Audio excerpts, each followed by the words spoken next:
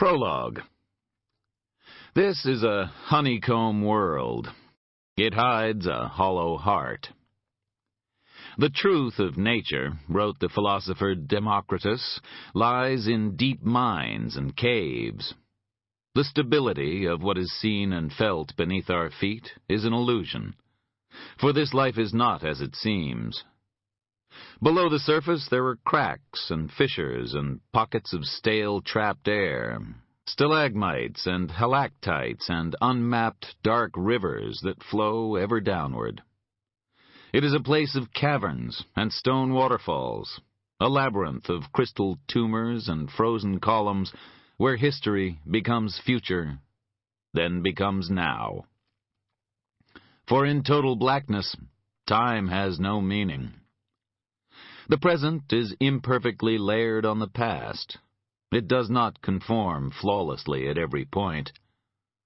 Things fall and die, and their decay creates new layers, thickening the surface crust and adding another thin membrane to cover what lies beneath.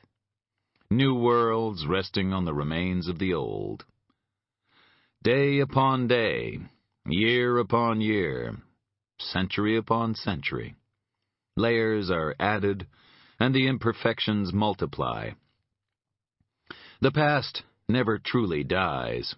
It is there, waiting, just below the surface of the now. We stumble into it occasionally, all of us, through remembrance and recall. We summon to mind former lovers, lost children, departed parents, the wonder of a single day when we captured, however briefly, the ineffable fleeting beauty of the world. These are our memories. We hold them close and call them ours, and we can find them when we need them. But sometimes that choice is made for us. A piece of the present simply falls away, and the past is exposed like old bone. Afterward, nothing can ever be the same again, and we are forced to reassess the form of what we believe to be true in the light of new revelations about its substance. The truth is revealed by a misstep, and the sudden sense that something beneath our feet rings false. The past bubbles out like molten lava, and lives turn to ash in its path. This is a honeycomb world. Our actions echo through its depths. Down here, dark life exists.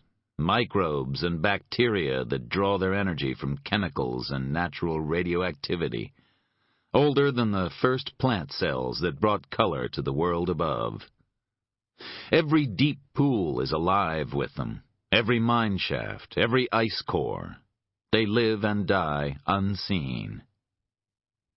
But there are other organisms, other beings, creatures that know only hunger, entities that exist purely to hunt and kill. They move ceaselessly through the hidden cavities, their jaws snapping at the endless night. They come to the surface only when they are forced to do so, and all living things flee from their path. They came for Alison Beck. Dr. Beck was 60 and had been performing abortions since 1974, in the immediate aftermath of Roe v. Wade. As a young woman, she had become involved in Planned Parenthood, following the rubella epidemic of the early 1960s, when thousands of American women delivered babies with serious birth defects. She had progressed to outspoken membership of NOW and the National Association for the Repeal of Abortion Laws, before the changes for which they fought enabled her to establish her own clinic in Minneapolis. Since then, she had defied Joseph Scheidler's pro-life action network, his sidewalk counselors and bullhorn mafia, and had stood head-to-head with Randall Terry when Operation Rescue tried to blockade her clinic in 1989. She had fought against the Hyde Amendment of '76, which cut off Medicaid funding for abortions, and had cried when the anti-abortionist C. Everett Koop became U.S. Surgeon General. On 3 separate occasions, butyric acid had been injected into the clinic walls by anti-abortion activists, forcing it to close its doors for days until the fumes had dispersed. The tires on her car had been slashed more times than she could count, and only the toughened glass on the clinic window had prevented an incendiary device housed in a fire extinguisher from burning the building to the ground. But in recent years, the strain of her profession had begun to tell, and she now looked much older than her years. In almost 3 decades, she had enjoyed the company of only a handful of men. David had been the first, and she had married him and loved him, but David was gone now. She had held him as he died, and she still kept the shirt he had worn on that day, the blood-stains like the shadows of dark clouds floating across its once pristine whiteness. The men who followed offered many excuses for departing, but in the end, all the excuses could be distilled down to one simple essence: fear. Allison Beck was a marked woman. She lived each day in the knowledge that there were those who would rather see her dead than have her continue her work, and few men were willing to stand beside such a woman. She knew the statistics off by heart. There had been 27 cases of extreme violence against American abortion clinics in the previous year, and 2 doctors had died. 7 abortion doctors and assistants had been killed in the preceding 5 years, and many others injured in bombings and shootings. She knew all of this because she had spent over 20 years documenting the incidences of violence, tracing common factors, establishing connections. It was the only way that she could cope with the loss of David, the only means she had of making sure that some small good might arise from the ashes of his death. Her research had been used to support the abortion providers' successful invocation of the RICO anti-racketeering laws in their fight against their opponents, alleging a nationwide conspiracy to close down clinics. It had been a hard-won victory. But slowly, another, more indistinct pattern had begun to emerge. Names recurring and echoing down the canyons of the years, figures half-glimpsed in the shadows of violent acts. The convergences were visible in barely half a dozen cases, but they were there. She was certain of it, and the others seemed to agree. Together, they were drawing closer and closer to the truth. But that brought with it its own dangers. Allison Beck had an alarm system in her home, linked directly to a private security firm, and 2 armed guards were always on duty at the clinic. In her bedroom closet was an American body armor bulletproof vest, which she wore while traveling to and from the clinic despite the discomfort involved. Its twin hung on a steel rail in her consulting room. She drove a red Porsche Boxster, her only true indulgence. She collected speeding tickets the way other people collected stamps. Allison was a conservative dresser. She typically wore a jacket, unbuttoned, which hung to mid-thigh level. Beneath the jacket, she wore pants with either a brown or a black belt, depending on the color of her ensemble. Attached to the belt was an Alessi holster containing a Car K40 covert pistol. The car held a 5-round magazine of .40 caliber ammunition.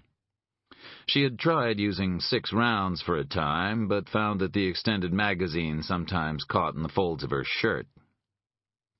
The car had an abbreviated grip that suited her small hands, for Allison Beck was just a shade over 5 feet tall and slightly built.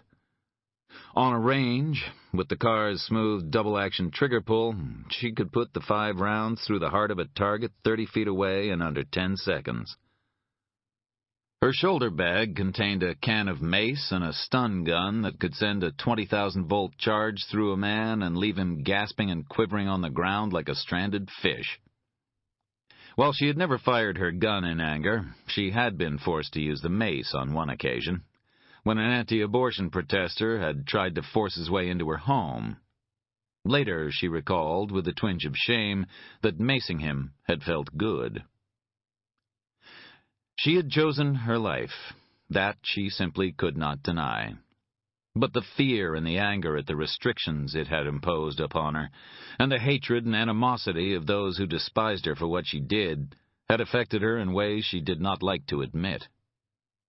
That November evening, with the mace in her hand and the short-bearded man howling and crying in her hallway, all of that tension and anger had exploded from her through the simple action of pressing a plastic button.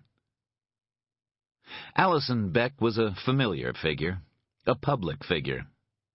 Although based in a leafy street in Minneapolis, she traveled twice each month to South Dakota, where she conducted a clinic at Sioux Falls. She appeared regularly on local and national television, campaigning against what she perceived as the gradual erosion of women's right to choose. Clinics were closing. She had pointed out on the local NBC affiliate only the previous week. And now, 83% of U.S. counties had no abortion services. 36 congressmen, 12 senators, and 4 governors were openly anti-choice. Meanwhile, the Roman Catholic Church was now the largest private health care provider in America, and access to abortion services, sterilization, birth control, and in vitro fertilization was becoming increasingly limited. Yet, faced with a pleasant, soft-spoken young woman from Right to Life of Minnesota, who concentrated on the health issues for women and the changing attitudes of a younger generation that could not remember the days before Roe v. Wade, Allison Beck had begun to feel that it was she, the campaigning doctor, who now sounded strident and intolerant, and that perhaps the tide was turning more than she realized. She admitted as much to friends in the days before she died. But something else had given her cause to feel afraid. She'd seen him again, the strange red-haired man, and she knew that he was closing in on her, that he intended to move against her and the others before they could complete their work. But they can't know, Mercier had tried to reassure her. We've made no move against them yet. I tell you, they know. I've seen him, and... Yes? I found something in my car this morning. What? What did you find? A skin. I found a spider skin. Spiders grow by shedding their old exoskeleton and replacing it with a larger, less constraining hide, a process known as ecdysis. The discarded skin, or exuvium, that Allison Beck had found on the passenger seat of her car belonged to a Sri Lankan ornamental tarantula, Poecilotheria fasciata, a beautifully colored but temperamental arachnid. The species had been specifically selected for its capacity to alarm. Its body was about 2.5 inches in length, marked with grays, blacks, and creams, and its leg span was almost 4 inches. Allison had been terrified, and that terror had only slightly abated when she realized that the shape beside her was not a living, breathing spider. Mercier had gone silent then, before advising her to go away for a time, promising that he would warn their associates to be vigilant. And so Allison Beck had, in that final week, decided to take her first vacation in almost 2 years. She intended to drive to Montana, stopping off along the way for the first week, before visiting an old college friend in Bozeman. From there, the two of them planned to travel north to Glacier National Park, if the roads were passable, for it was only April and the snows might not yet have completely melted. When Allison did not arrive on that Sunday evening as she had promised, her friend was mildly concerned. When, by late Monday afternoon, there was still no word from her, she phoned the headquarters of the Minneapolis PD. 2 patrol officers, Ames and Frayne, familiar with Allison from previous incidents, were assigned to check on her home at 604 West 26th Street. Nobody answered the doorbell when they rang, and the garage entrance was firmly locked. Ames cupped his hands and peered through the glass into the hallway. In the open doorway leading into the kitchen were 2 suitcases, and a kitchen chair lay on the floor with its legs toward the wall. Seconds later, Ames had slipped on his gloves, broken a side window, and, his gun drawn, entered the house. Frayne made his approach from the rear and came in through the back door. The house was a small 2-story, and it didn't take the policeman long to confirm that it was empty. From the kitchen, a connecting door led into the garage. Through the frosted glass, the lines of Alison Beck's Boxster were clearly visible. Ames took a breath and opened the door. The garage was dark. He removed his flashlight from his belt and twisted it on. For a moment, as its beams hit the car, he wasn't sure what he was seeing. He believed initially that the windshield was cracked, for thin lines spread in all directions across it, radiating from irregular clumps dotted like bullet holes across the glass, and making it impossible to see the interior of the car. Then, as he drew nearer the driver's door, he thought instead that the car had somehow filled with cotton candy, for the windows appeared to be coated on the inside with soft white strands. It was only when he shined a light close to the windshield and something swift and brown darted across the pane that he recognized it for what it was. It was spiderweb, its filaments gilded with silver by the flashlight's beam. Beneath the weave, a dark shape sat upright in the driver's seat. "Dr. Beck?" he called. He placed his gloved hand on the door handle and pulled. There came the sound of sticky strands breaking, and the silken web flailed at the air as the door opened. Something dropped at Ames's feet with a soft, barely audible thud. When he looked down, he saw a small brown spider making its way across the concrete floor toward his right foot. It was a recluse, about half an inch in length, with a dark groove running down the center of its back. Instinctively, Ames raised his steel-capped shoe and stamped down on it. For a brief moment, he wondered if his action constituted a destruction of evidence, until he looked into the interior of the car and realized that for all its effect, he might just as easily have stolen a grain of sand from the seashore, or pilfered a single drop of water from the ocean. Alison Beck had been stripped to her underwear and tied to the driver's seat. Gray masking tape had been wrapped around her head, covering her mouth and anchoring her to the seat. Her face was swollen almost beyond recognition, her body mottled with decay, and there was a square of exposed red flesh just below her neck where a section of skin had been removed. Yet the disintegration of her body was masked by the fragments of web that covered her in a tattered white veil, her face almost concealed beneath the dense pockets of thread. All around her, small brown spiders moved on arched legs, their palps twitching as they sensed the change in the air. Others remained huddled in dark recesses, orange egg sacs dangling beside them like bunches of poisonous fruit. The husks of drained insects speckled the snares, interspersed with the bodies of spiders that had been preyed upon by their own kind. Fruit flies flitted around the seats, and Ames could see decaying oranges and pears on the floor by Alison Beck's feet.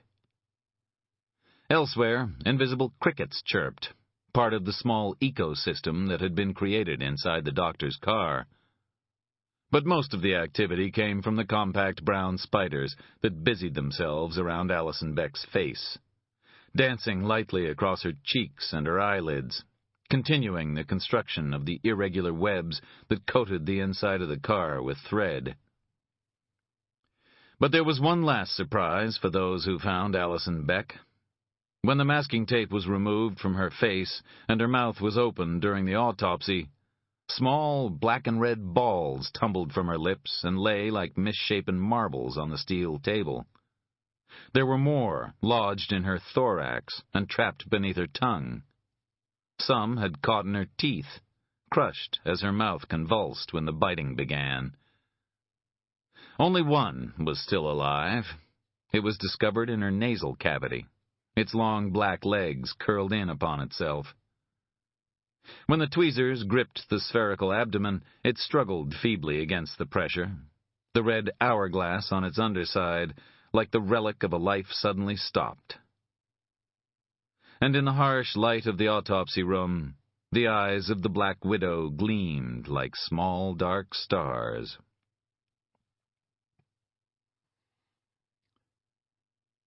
This is a honeycomb world.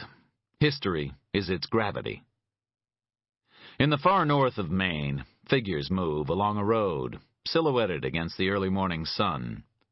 Behind them are a bulldozer and a cherry picker and two small trucks, the little convoy making its way along a county road toward the sound of lapping water. There is laughter and swearing in the air, and plumes of cigarette smoke rising to join with the morning fog.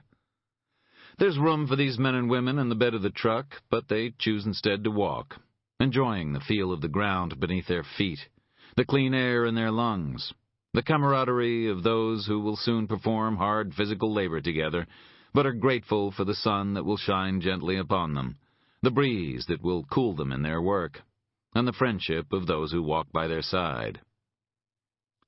There are two groups of workers here.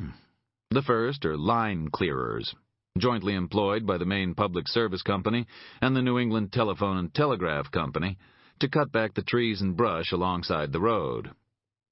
This is work that should have been completed in the autumn, when the ground was dry and clear, not at the end of April, when frozen, compacted snow still lay on the high ground and the first buds had already begun to sprout from the branches. But the line clearers have long since ceased to wonder at the ways of their employers, and are simply content that there is no rain falling upon them as they traipse along the blacktop. The second group consists of workmen employed by one Jean Beaulieu to clear vegetation from the banks of St. Froid Lake in preparation for the construction of a house. It is simply coincidence that both groups of men have taken to the same stretch of road on this bright morning, but they mingle as they go, exchanging comments about the weather and lighting one another's cigarettes. Just outside the little town of Eagle Lake, the workers turn west onto Red River Road, the Fish River flowing at their left, the red brick edifice of the Eagle Lake Water and Sewage District building to their right. A small wire fence ends where the river joins St. Froid Lake, and houses begin to appear along the bank. Through the branches of the trees, the glittering surface of the water can be glimpsed. Soon the noise of their passing is joined by another sound. On the ground above them, shapes appear from wooden kennels, gray animals with thick fur and keen, intelligent eyes. They are wolf hybrids, each chained to an iron ring outside its kennel, and they bark and howl as the men and women walk below them, their chains jangling as they strain to reach the intruders. The breeding of such hybrids is relatively common in this part of the state, a regional peculiarity surprising to strangers. Some of the workers stop and watch, one or two taunting the beasts from the safety of the road. But the wiser ones move on. They know that it is better to let these animals be. The work commences, accompanied by a chorus of engines and shouts, of picks and shovels breaking the ground, of chainsaws tearing at branches and tree trunks, and the smells of diesel fumes and sweat and fresh earth mingle in the air. The sounds drown out the rhythms of the natural world, the wood frogs clearing their throats, the calls of hermit thrushes and winter wrens, the crying of a single loon out on the water. The day grows short, the sun moving west across the lake. On Jean Beaulieu's land, a man removes his yellow hard hat, wipes his brow on his sleeve, and lights a cigarette before making his way back to the bulldozer. He climbs into the cab and slowly starts to reverse, the harsh buzz of the engine adding its guttural notes to the sounds of men and nature. The howling from above begins again, and he shakes his head wearily at the man and the cherry-picker nearby. This ground has lain undisturbed for many years. The grass is wild and long, and the bushes cling tenaciously to the hard earth. There is no reason for the man in the cab to doubt that the bank upon which he stands is solid, until an alien clamor intrudes on the rustling of the evergreens and the sawing of the clearers. The bulldozer makes a high, growling din, like an animal in panic, as huge quantities of earth shift. The howling of the hybrids increases in intensity, some turning in circles or wrenching against their chains as they register the new sounds. The roots of a white spruce are exposed as a section of the riverbank collapses, and the tree topples slowly into the water, sending ripples across the still surface of the lake. Beside it, the bulldozer seems to hang suspended for a moment, one track still clinging to the ground, the other poised over empty space, before it tumbles sideways, its operator leaping to safety, falling away from the vehicle as it turns and lands with a loud splash in the shallows. Men drop their tools and start running. They scramble to the new verge, where brown water has already rushed in to exploit the sudden expansion of the banks. Their colleague raises himself, shivering and soaked from the lake, then grins embarrassedly and raises a hand to let them know that he's okay. The men crowd the bank, looking at the stranded bulldozer. One or two cheer desultorily. To their left, another huge slab of earth crumbles and falls into the water. But they hardly notice. Their efforts are so focused on helping their comrade out of the cold water. But the man in the cherry picker is not looking at the bulldozer, or at the arms reaching out to pull the drenched figure from the lake. He stands unmoving, the chainsaw in his hands, and looks down on the newly exposed bank. His name is Lyle Dobbs. He has a wife and 2 children, and at this moment he desperately wishes that he were with them. He desperately wishes he were anywhere but staring down at the banks of St. Froid, at the darkened bones revealed among the tree roots and broken earth, and the small skull slowly disappearing beneath the cold waters of the lake. "Billy!" he shouts. Billy Lawton, the foreman of the clearing crew, turns away from the crowd of men by the shore, shaking his head in bemusement. "Yeah?" There's no further word for a moment. Lyle Dobbs's throat is suddenly too dry to produce a sound. He swallows, then resumes. "Billy, we got a cemetery round here?" Billy Lawton's brow furrows. From his pocket he takes a folded map and examines it briefly. He shakes his head at the other man. "No," he replies simply. Dobbs looks at him, and his face is pale. "Well, we do now." This is a honeycomb world. You must be careful where you step, and you must be ready for what you might find. Chapter 1. It was spring, and color had returned to the world. The distant mountains were transforming, the gray trees now cloaking themselves in new life, their leaves a faded echo of fall's riot. The scarlets of the red maples were dominant, but they were being joined now by the greenish-yellow leaves of the red oaks, the silver of the big-tooth aspens, and the greens of the quaking aspens, the birches and the beeches. Poplars and willows, elms and hazelnuts were all bursting into full bloom, and the woods were ringing with the noise of returning birds. I could see the woods from the gym at one city center, the tips of the evergreens still dominating the landscape amid the slowly transforming seasonals. Rain was falling on the streets of Portland, and umbrellas swarmed on the streets below, glistening darkly like the carapaces of squat black beetles. For the first time in many months, I felt good. I was in semi-regular employment. I was eating well, working out 3 or 4 days each week, and Rachel Wolfe was coming up from Boston the next weekend, so I would have someone to admire my improving physique. I hadn't had bad dreams for some time. My dead wife and my lost daughter had not appeared to me since the previous Christmas, when they touched me amid the falling snow and gave me some respite from the visions that had haunted me for so long. I completed a set of military presses and laid the bar down, sweat dripping from my nose and rising in little wisps of steam from my body. Seated on a bench, sipping some water, I watched the two men enter from the reception area, glance around, then fix on me. They wore conservative dark suits with somber ties. One was large, with brown wavy hair and a thick mustache, like a porn star gone to seed, the bulge of the gun and the cheap rig beneath his jacket visible to me in the mirror behind him. The other was smaller, a tidy, dapper man with receding, prematurely graying hair. The big man held a pair of shades in his hand, while his companion wore a pair of gold-rimmed eyeglasses with square frames. He smiled as he approached me. "Mr. Parker?" he asked, his hands clasped behind his back. I nodded, and the hands disengaged, the right extending toward me in a sharp motion like a shark making its way through familiar waters. "My name is Quentin Harold, Mr. Parker," he said. "I work for Mr. Jack Mercier." I wiped my own right hand on a towel to remove some of the sweat, then accepted the handshake.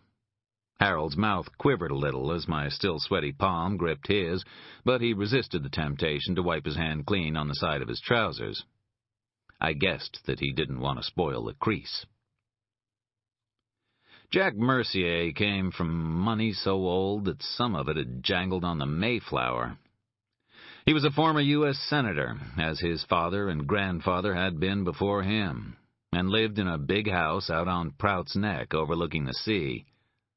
He had interests in timber companies, newspaper publishing, cable television, software, and the Internet. In fact, he had interests in just about anything that might ensure the Mercier's old money was regularly replenished with injections of new money. As a senator, he'd been something of a liberal, and he still supported various ecological and civil rights groups through generous donations. He was a family man.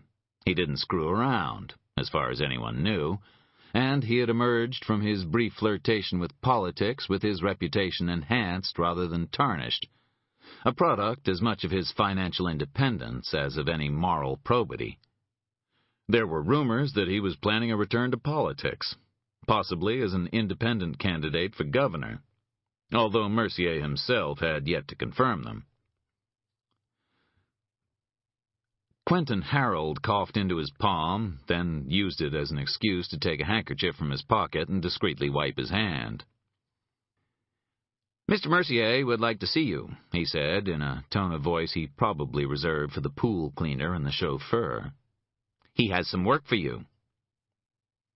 I looked at him. He smiled. I smiled back. We stayed like that, grinning at each other, until the only options were to speak or start dating. Harold took the first option. "Perhaps you didn't hear me, Mr. Parker," he said. "Mr. Mercier has some work for you." "And?" Harold's smile floundered. "I'm not sure what you mean, Mr. Parker." "I'm not so desperate for work, Mr. Harold, that I run and fetch every time somebody throws a stick." This wasn't entirely true. Portland, Maine wasn't such a wellspring of vice and corruption that I could afford to look down my nose at too many jobs. If Harold had been better looking and a different sex, I'd have fetched the stick and then rolled onto my back to have my belly rubbed if I thought it might have earned me more than a couple of bucks. Harold glanced at the big guy with the mustache. The big guy shrugged, then went back to staring at me impassively, maybe trying to figure out what my head would look like mounted over his fireplace. Harold coughed again. "I'm sorry," he said. "I didn't mean to offend you." He seemed to have trouble forming the words, as if they were part of someone else's vocabulary and he was just borrowing them for a time. I waited for his nose to start growing, or his tongue to turn to ash and fall to the floor. But nothing happened. "We'd be grateful if you'd spare the time to talk with Mr. Mercier," he conceded with a wince. I figured that I'd played hard to get for long enough, although I still wasn't sure they'd respect me in the morning. "When I'm finished up here, I can probably call out and see him," I said. Harold craned his neck slightly, indicating that he believed he might have misheard me. "Mr. Mercier was hoping that you could come with us now, Mr. Parker. Mr. Mercier is a very busy man, as I'm sure you'll understand. I stood up, stretched, and prepared to do another set of presses. Oh, I understand, Mr. Harold. I'll be as quick as I can. Why don't you gentlemen wait downstairs, and I'll join you when I'm done. You're making me nervous. I might drop a weight on you. Harold shifted on his feet for a moment, then nodded. We'll be in the lobby, he said. Enjoy, I replied, then watched them in the mirror as they walked away. I took my time finishing my workout, then had a long shower, and talked about the future of the Pirates with the guy who was cleaning down the changing room. When I figured that Harold and the porn star had spent enough time looking at their watches, I took the elevator down to the lobby and waited for them to join me.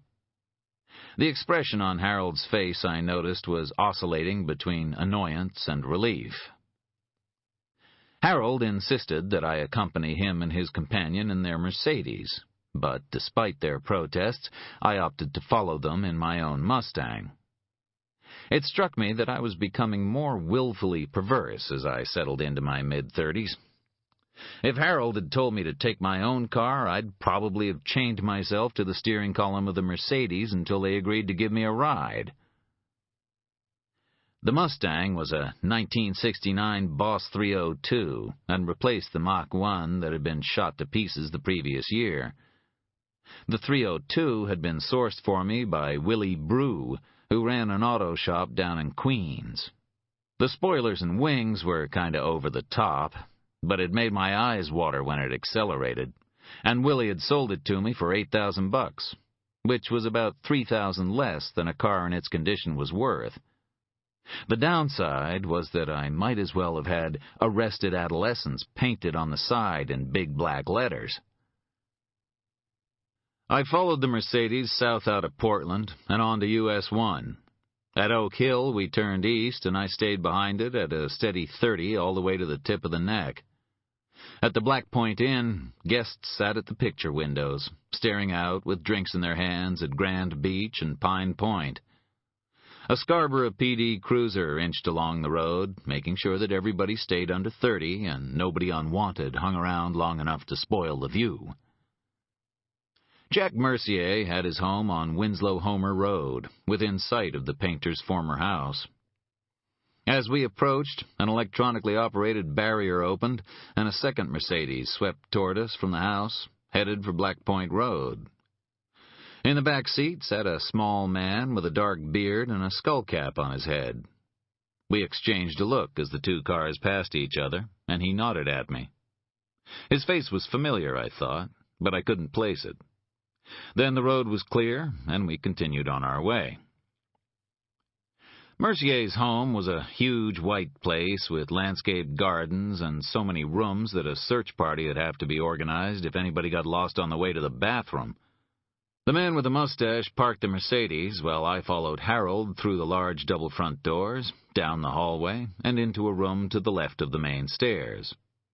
It was a library, furnished with antique couches and chairs. Books stretched to the ceiling on 3 walls. On the east-facing wall, a window looked out on the grounds and the sea beyond. A desk and chair beside it, and a small bar to the right.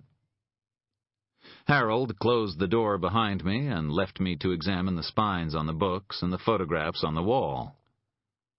The books ranged from political biographies to historical works, mainly examinations of the Civil War, Korea, and Vietnam. There was no fiction. In one corner was a small locked cabinet with a glass front. The books it contained were different from those on the open shelves. They had titles like Myth and History in the Book of Revelation, Apocalypse and Millennium in English Romantic Poetry, The Book of Revelation, Apocalypse and Empire, and The Apocalyptic Sublime. It was cheerful stuff. Bedtime reading for the end of the world. There were also critical biographies of the artists William Blake, Albrecht Dürer, Lucas Cranach the Elder, and Jean Duvet, in addition to facsimile editions of what appeared to be medieval texts. Finally, on the top shelf were 12 almost identical slim volumes, each bound in black leather with 6 gold bands inset on the spine in 3 equidistant sets of 2. At the base of each spine was the last letter of the Greek alphabet, Omega. There was no key in the lock, and the doors stayed closed when I gave them an experimental tug. I turned my attention to the photographs on the walls. There were pictures of Jack Mercier with various Kennedys, Clintons, and even a superannuated Jimmy Carter. Others showed Mercier in an assortment of athletic poses from his youth, winning races, pretending to toss footballs, and being carried aloft on the shoulders of his adoring teammates. There were also testimonials from grateful universities, framed awards from charitable organizations headed by movie stars, and even some medals presented by poor but proud nations. It was like an underachiever's worst nightmare. One more recent photograph caught my eye. It showed Mercier sitting at a table, flanked on one side by a woman in her 60s wearing a smartly tailored black jacket and a string of pearls around her neck. To Mercier's right was the bearded man who had passed me in the Mercedes, and beside him was a figure I recognized from his appearances on primetime news shows, usually looking triumphant at the top of some courthouse steps. Warren Ober, of Ober, Thayer & Moss, one of Boston's top law firms. Ober was Mercier's attorney, and even the mention of his name was enough to send most opposition running for the hills. When Ober, Thayer & Moss took a case, they brought so many lawyers with them to court that there was barely enough room for the jury. Even judges got nervous around them. Looking at the photograph, it struck me that nobody in it seemed particularly happy. There was an air of tension about the poses, a sense that some darker business was being conducted, and the photographer was an unnecessary distraction. There were thick files on the table before them, and white coffee cups lay discarded like yesterday's roses. Behind me the door opened, and Jack Mercier entered, laying aside on the table a sheaf of papers speckled with bar charts and figures. He was tall, 6'2" or 6'3", with shoulders that spoke of his athletic past, and an expensive gold Rolex that indicated his present status as a very wealthy man. His hair was white and thick, swept back from a perma-tanned forehead over large blue eyes, a Roman nose, and a thin, smiling mouth, the teeth white and even. I guessed that he was 65 by now, maybe a little older. He wore a blue polo shirt, tan chinos, and brown Sebagos. There was white hair on his arms, and tufts of it peeked out over the collar of his shirt. For a moment, the smile on his face faltered as he saw my attention focused on the photograph, but it quickly brightened again as I moved away from it. Meanwhile, Harold stood at the door like a nervous matchmaker. "Mr. Parker," said Mercier, shaking my hand with enough force to dislodge my fillings, "I appreciate you taking the time to see me." He waved me to a chair.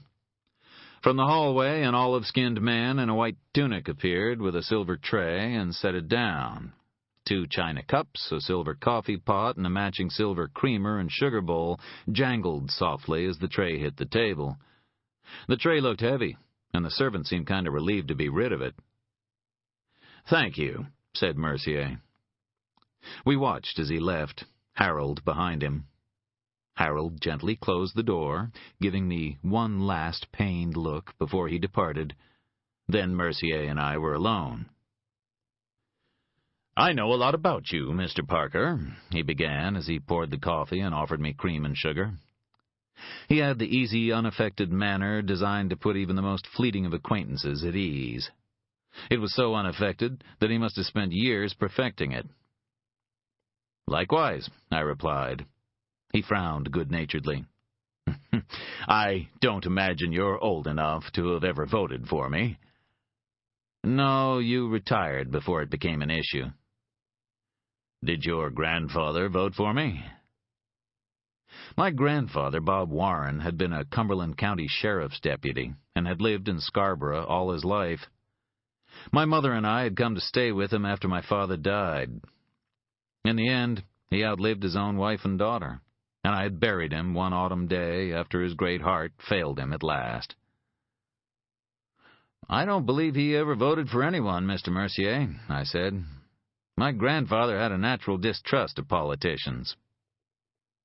The only politician for whom my grandfather ever had any regard was President Zachary Taylor, who never voted in an election and didn't even vote for himself. Jack Mercier grinned his big white grin again. "He might have been right. Most of them have sold their souls 10 times over before they're even elected. Once it's sold, you can never buy it back. You just have to hope that you got the best price for it." "And are you in the business of buying souls, Mr. Mercier? Or selling them?" The grin stayed fixed, but the eyes narrowed. "I take care of my own soul, Mr. Parker, and let other people do as they wish with theirs." Our special moment was broken by the entrance of a woman into the room. She wore a deceptively casual outfit of black pants and a black cashmere sweater, and a thin gold necklace gleamed dully against the dark wool. She was about 45, and wore it well. Her hair was blonde, fading to gray in places, but there was a hardness to her features that made her seem less beautiful than she probably thought she was.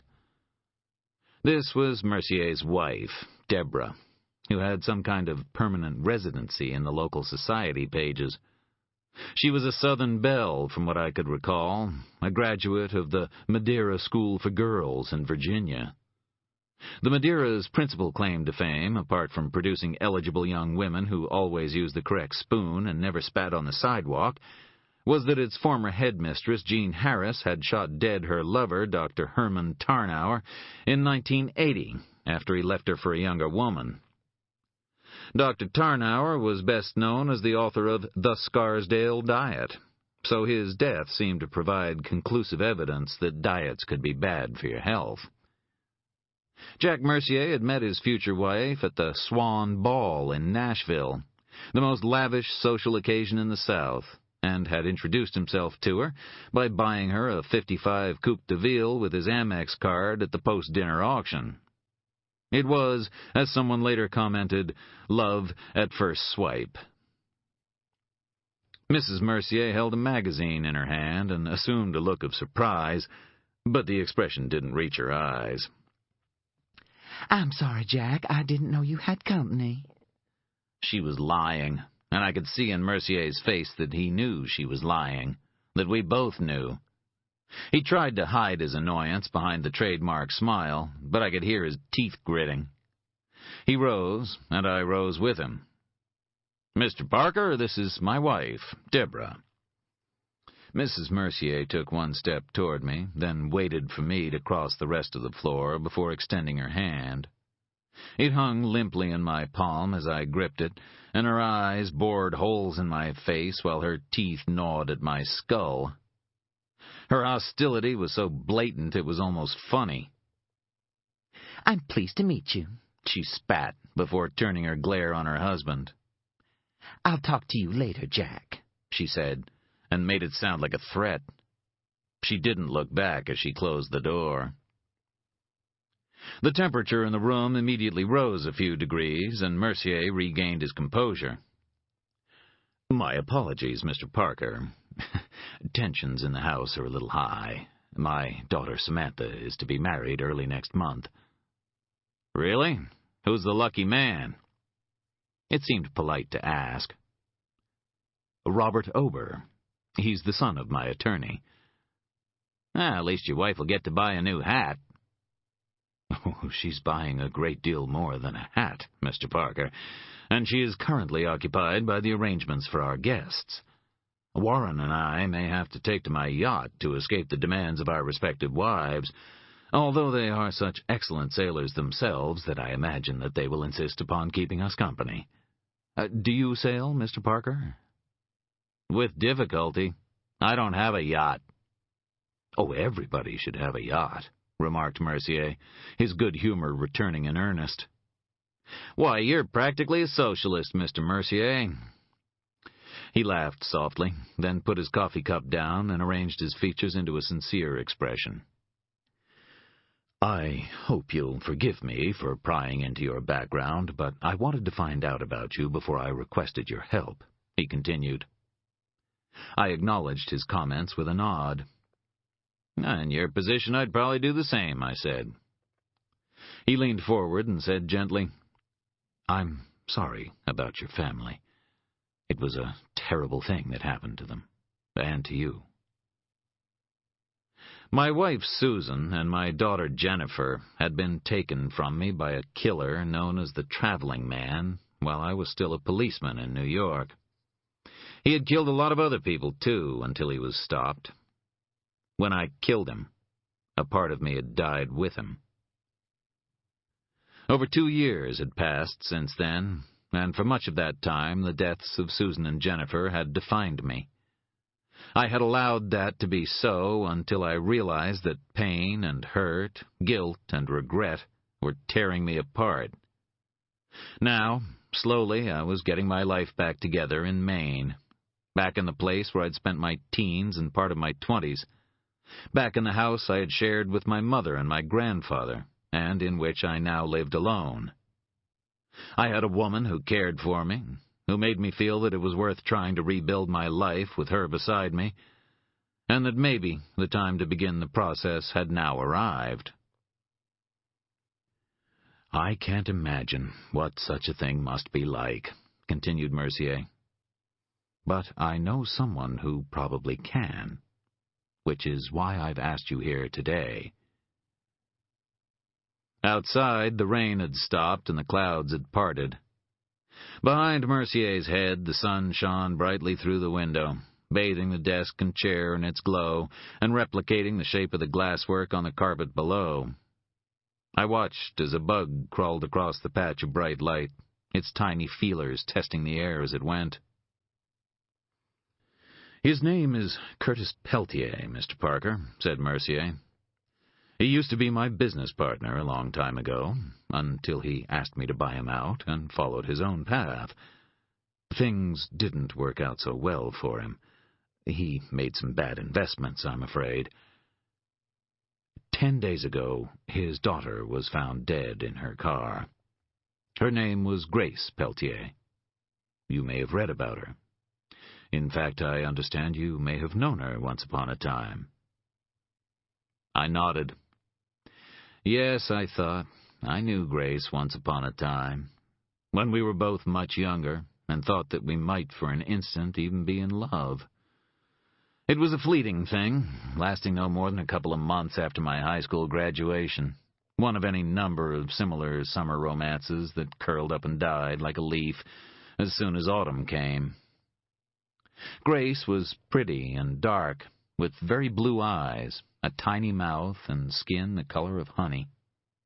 She was strong, a medal-winning swimmer, and formidably intelligent, which meant that despite her looks, a great many young men shied away from her. I wasn't as smart as Grace, but I was smart enough to appreciate something beautiful when it appeared before me. At least I thought I was. In the end, I didn't appreciate it or her at all. I remembered Grace mostly because of one morning spent at Higgins Beach, not far from where I now sat with Jack Mercier. We stood beneath the shadow of the old guest house known as the Breakers, the wind tossing Grace's hair and the sea crashing before us. She'd missed her period, she told me over the phone. 5 days late, and she was never late. As I drove down to Higgins Beach to meet her, my stomach felt like it was slowly being crushed in a vice. When a fleet of trucks passed by at the Oak Hill intersection, I briefly considered flooring the accelerator and ending it all. I knew then that whatever I felt for Grace Peltier, it wasn't love.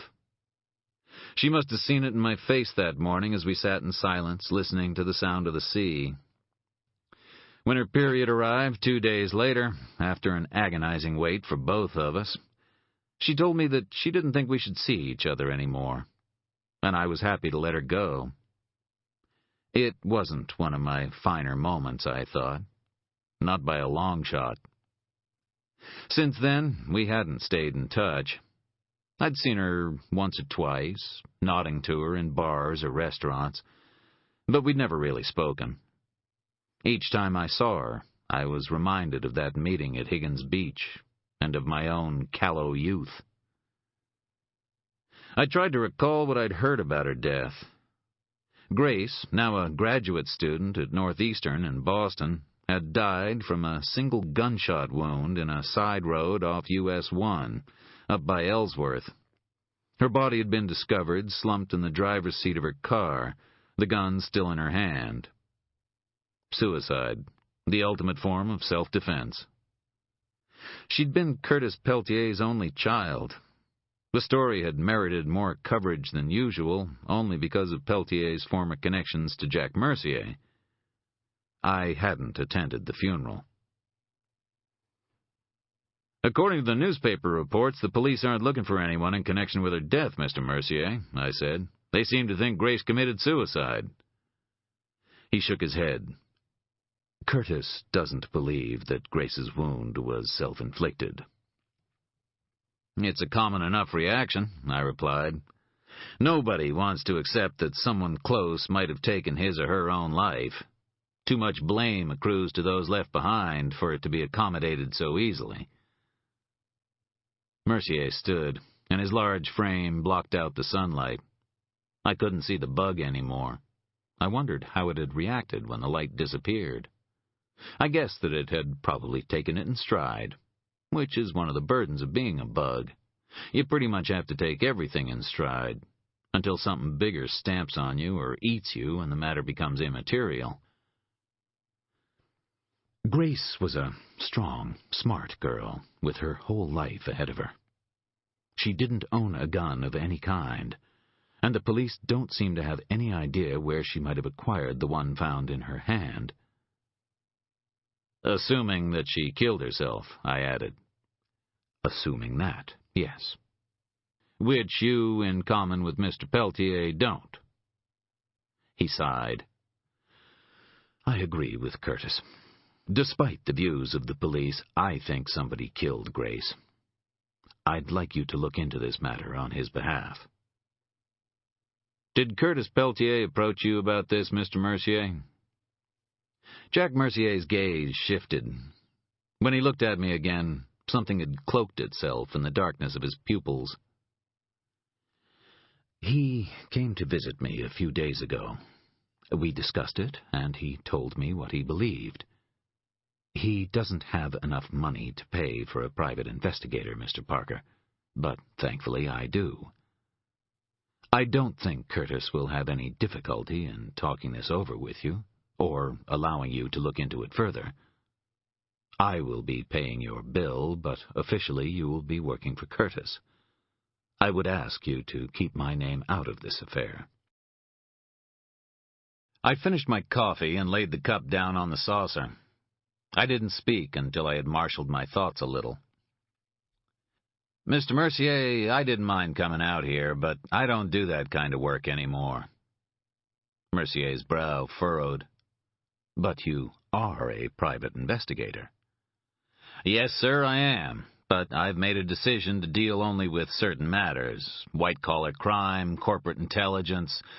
I don't take on cases involving death or violence. Do you carry a gun? No, loud noises scare me. But you used to carry a gun. That's right, I used to. Now, if I want to disarm a white-collar criminal, I just take away his pen. As I told you, Mr. Parker, I know a great deal about you. Investigating fraud and petty theft doesn't appear to be your style. In the past, you have involved yourself in more, colorful matters. Those kinds of investigations cost me too much. I'll cover any costs you may incur, and more than adequately. I don't mean financial cost, Mr. Mercier. He nodded to himself, as if he suddenly understood. You're talking moral, physical cost, maybe. I understand you were injured in the course of some of your work. I didn't reply. I'd been hurt, and in response I had acted violently, destroying a little of myself each time I did so. But that wasn't the worst of it. It seemed to me that as soon as I became involved in such matters, they caused a fissure in my world. I saw things, lost things, dead things. It was as if my intervention drew them to me, those who had been wrenched painfully, violently from this life. Once I had thought it was a product of my own incipient guilt, or an empathy I felt that passed beyond feeling and into hallucination. But now I believed that they really did know, and they really did come. Jack Mercier leaned against his desk, opened his drawer, and drew a black leather-bound folder from within. He wrote for a few seconds, then tore the check from the folder. This is a check for $10,000, Mr. Parker. All I want you to do is talk to Curtis. If you think that there's nothing you can do for him, then the money is yours to keep, and there'll be no hard feelings between us. If you do agree to look into this matter, we can negotiate further remuneration. I shook my head. Once again, it's not the money, Mr. Mercier, I began. He raised a hand to stop me. I know that. I didn't mean to offend you. No offense taken. I have friends in the police force in Scarborough and Portland and farther afield. Those friends tell me that you are a very fine investigator, with very particular talents. I want you to utilize those talents to find out what really happened to Grace, for my sake and for that of Curtis. I noticed that he had placed himself above Grace's father in his appeal. And once again I was conscious of a disparity between what he was telling me and what he knew. I thought, too, of his wife's unveiled hostility, my sense that she had known exactly who I was and why I was in her house, and that she bitterly resented my presence there. Mercier proffered the check, and in his eyes I saw something that I couldn't quite identify. Grief, maybe. Or even guilt. Please, Mr. Parker, he said, talk to him. I mean, what harm can it do? What harm can it do? Those words would come back to haunt me again and again in the days that followed. They came back to haunt Jack Mercier as well. I wonder if he thought of them in his final moments as the shadows drew around him, and those he loved were drowned in redness. Despite my misgivings, I took the check. And in that instant, unbeknownst to us both, a circuit was completed, sending a charge through the world around and beneath us. Far away, something broke from its hiding place beneath the dead layers of the honeycomb. It tested the air, probing for the disturbance that had roused it, until it found the source. Then, with a lurch, it began to move. The Search for Sanctuary, Religious Fervor in the State of Maine, and the Disappearance of the Aroostook Baptists. Extract from the postgraduate thesis of Grace Peltier, submitted posthumously in accordance with the requirements of the Master's Sociology Program, Northeastern University. To understand the reasons for the formation and subsequent disintegration of the religious group known as the Aroostook Baptists, it is important to first understand the history of the state of Maine. To comprehend why 4 families of well-intentioned and not unintelligent people should have followed an individual such as the Reverend Faulkner into the wilderness, never to be seen again, one must recognize that for almost 3 centuries, men such as Faulkner have gathered followers to them in this state, often in the face of challenges from larger churches and more orthodox religious movements. It may be said, therefore, that there is something in the character of the state's inhabitants, some streak of individualism dating back to pioneer times that has led them to be attracted to preachers like the Reverend Faulkner. For much of its history, Maine was a frontier state. In fact, from the time when the first Jesuit missionaries arrived in the 17th century to the mid-part of the 20th century, religious groups regarded Maine as mission territory. It provided fertile, if not always profitable ground for itinerant preachers, unorthodox religious movements, and even charlatans for the best part of 300 years. The rural economy did not allow for the maintenance of permanent churches and clergymen, and religious observance was oftentimes a low priority for families who were undernourished, insufficiently clothed, and lacking proper shelter. In 1790, General Benjamin Lincoln observed that few of those in Maine had been properly baptized, and there were some who had never taken communion. The Reverend John Murray of Boothbay wrote in 1763 of the inhabitants' inveterate habits of vice and no remorse, and thanked God that he had found one prayerful family and a humble professor at the head of it. It is interesting to note that the Reverend Faulkner was given to quoting this passage of Murray's in the course of his own sermons to his congregations. Itinerant preachers ministered to those who lacked their own churches. Some were outstanding, frequently having trained at York or Harvard. Others were less praiseworthy. The Reverend Mr. Jotham Sewell of Chesterville, Maine, is reported to have preached 12,593 sermons in 413 settlements, mostly in Maine, between 1783 and 1849. By contrast, the Reverend Martin Schaeffer of Broad Bay, a Lutheran, comprehensively cheated his flock before eventually being run out of town. Orthodox preachers found it difficult to achieve a foothold in the state, Calvinists being particularly unwelcome, as much for their unyielding doctrines as for their associations with the forces of government. Baptists and Methodists, with their concepts of egalitarianism and equality, found more willing converts. In the 30 years between 1790 and 1820, the number of Baptist churches in the state rose from 17 to 60.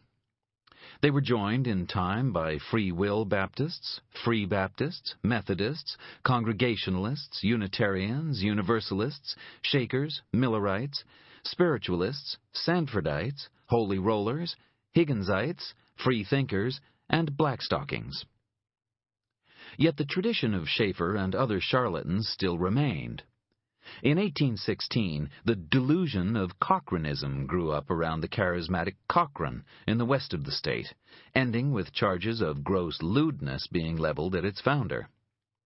In the 1860s, the Reverend Mr. George L. Adams persuaded his followers to sell their homes, stores, even their fishing gear, and to pass the money on to him to help found a colony in Palestine. 16 people died in the first weeks of the Jaffa Colony's foundation in 1866. In 1867, amid charges of excessive drinking and misappropriation of funds, Adams and his wife fled the short-lived Jaffa Colony, Adams later re-emerging in California, where he tried to persuade people to invest money in a 5-cent savings bank until his secretary exposed his past. Finally, at the turn of this century, the evangelist Frank Weston Sandford founded the Shiloh community in Durham. Sandford is worthy of particular attention because the Shiloh community clearly provided a model for what the Reverend Faulkner attempted to achieve more than half a century later. Sandford's cult-like sect raised huge sums of money for building projects and overseas missions, sending sailing vessels filled with missionaries to remote areas of the planet. His followers were persuaded to sell their homes and move to the Shiloh settlement at Durham, only 30 miles from Portland. Scores of them later died there from malnutrition and disease. It is a testament to the magnetism of Sandford, a native of Bodenham, Maine, and a graduate of the Divinity School at Bates College, Lewiston, that they were willing to follow him and to die for him. Sandford was only 34 when the Shiloh settlement was officially dedicated on October 2, 1896, a date apparently dictated to Sandford by God himself. Within the space of a few years, and funded largely by donations and the sale of his followers' property, there were over $200,000 worth of buildings on the land. The main building, Shiloh itself, had 520 rooms and was a quarter of a mile in circumference. But Sanford's increasing megalomania, he claimed that God had proclaimed him the second Elijah, and his insistence on absolute obedience began to cause friction. A harsh winter in 1902-3 caused food supplies to shrink, and the community was swept by smallpox. People began to die. In 1904, Sanford was arrested and charged on 5 counts of cruelty to children and 1 charge of manslaughter as a result of that winter's depredations. A guilty verdict was later overturned on appeal. In 1906, Sanford sailed for the Holy Land, taking with him 100 of the faithful in 2 vessels, the Kingdom and the Coronet. They spent the next 5 years at sea, sailing to Africa and South America, although their conversion technique was somewhat unorthodox. The 2 ships cruised the coast while Sanford's followers prayed continuously for God to bring the natives to him. Actual contact with potential converts was virtually nil. The Kingdom was eventually wrecked off the west coast of Africa, and when Sanford tried to force the crew of the Coronet to sail on to Greenland, they mutinied, forcing him to return to Maine. In 1911, Sanford was sentenced to jail for 10 years on charges of manslaughter arising from the deaths of 6 crewmen. Released in 1918, he set up home in Boston and allowed subordinates to take care of the day-to-day running of Shiloh. In 1920, after hearing testimony of the terrible conditions being endured by the children of the community, a judge ordered their removal. Shiloh disintegrated, its membership falling from 400 to 100 in an incident that became known as the Scattering. Sanford announced his retirement in May 1920 and retreated to a farm in upstate New York, from which he attempted unsuccessfully to rebuild the community. He died, age 85, in 1948. The Shiloh community still exists today, although in a very different form from its original inception, and Sanford is still honored as its founder. It is known that Faulkner regarded Sanford as a particular inspiration. Sanford had shown that it was possible to build an independent religious community using donations and the sale of the assets of true believers. It is therefore both ironic and strangely apt that Faulkner's attempt at establishing his own religious utopia, close to the small town of Eagle Lake, should have ended in bitterness and acrimony, near starvation and despair, and finally, the disappearance of 20 people, among them Faulkner himself. End of CD 1.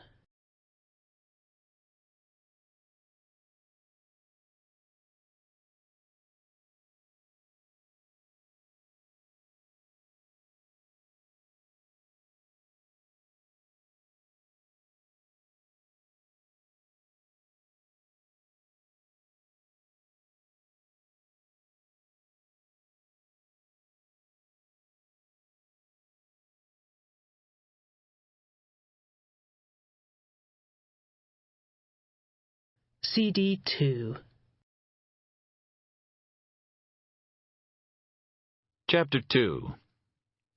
The next morning I sat in my kitchen shortly after sunrise, a pot of coffee and the remains of some dry toast lying beside my power book on the table.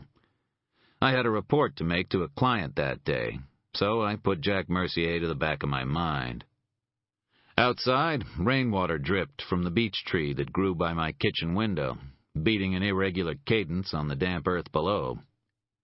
There were still 1 or 2 dry brown leaves clinging to the tree's branches, but they were now surrounded by green buds, old life preparing to make way for the new. A nuthatch puffed out its red breast and sang from its nest of twigs. I couldn't see its mate, but I guessed that he was close. There would be eggs laid in the nest before the end of May, and soon a whole family would be waking me in the mornings.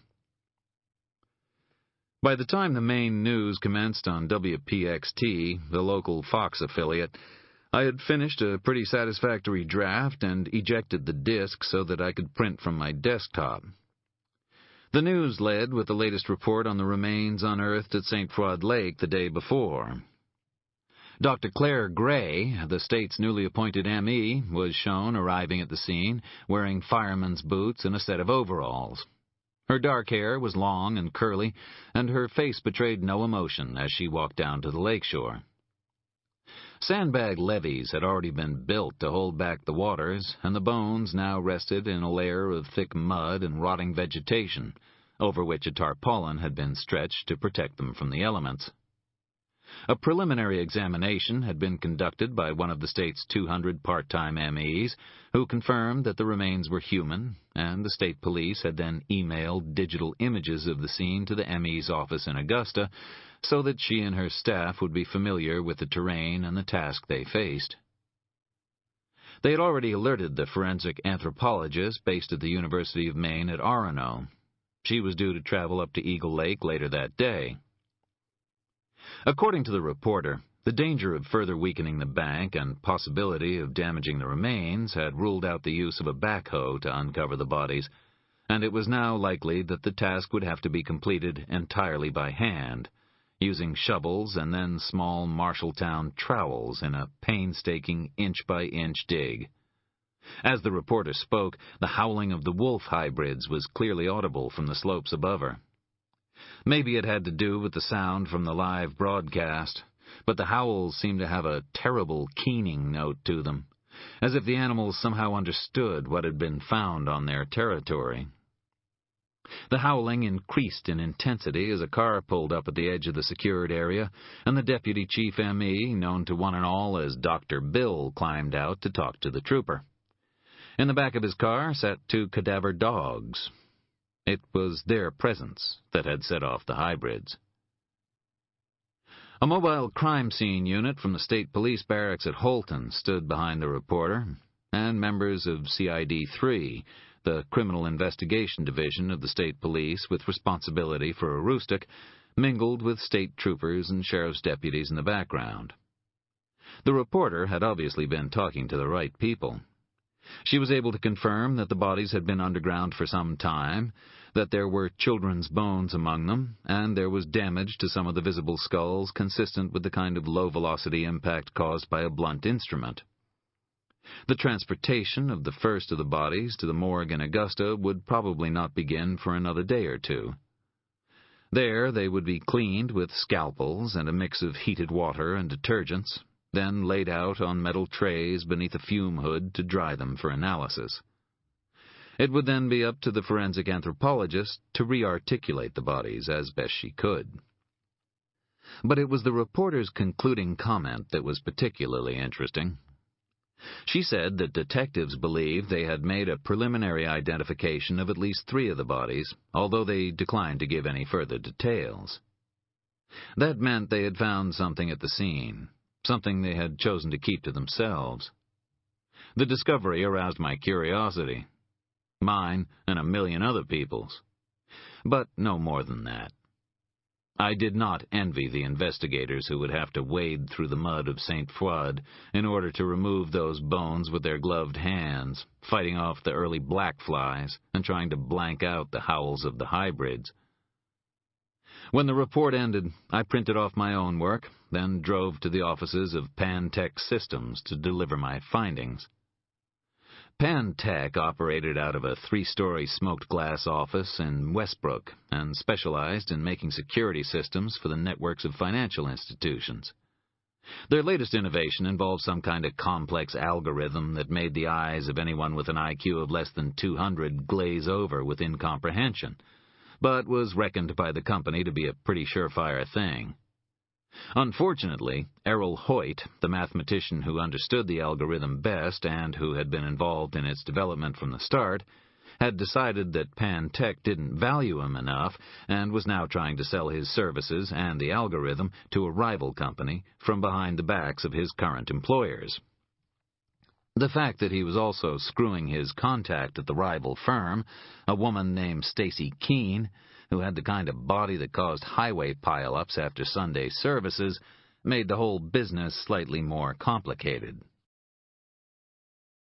I had monitored Hoyt's cell phone transmissions using a cellmate cellular radio monitoring system, aided by a cellular gain antenna. The cellmate came in a neat brushed aluminum case containing a modified Panasonic phone, a DTMF decoder, and a Marantz recorder. I simply had to enter the number of Hoyt's cellular, and the cellmate did the rest. By monitoring his calls, I had traced Hoyt and Keene to a rendezvous at the Days Inn out on the main mall road.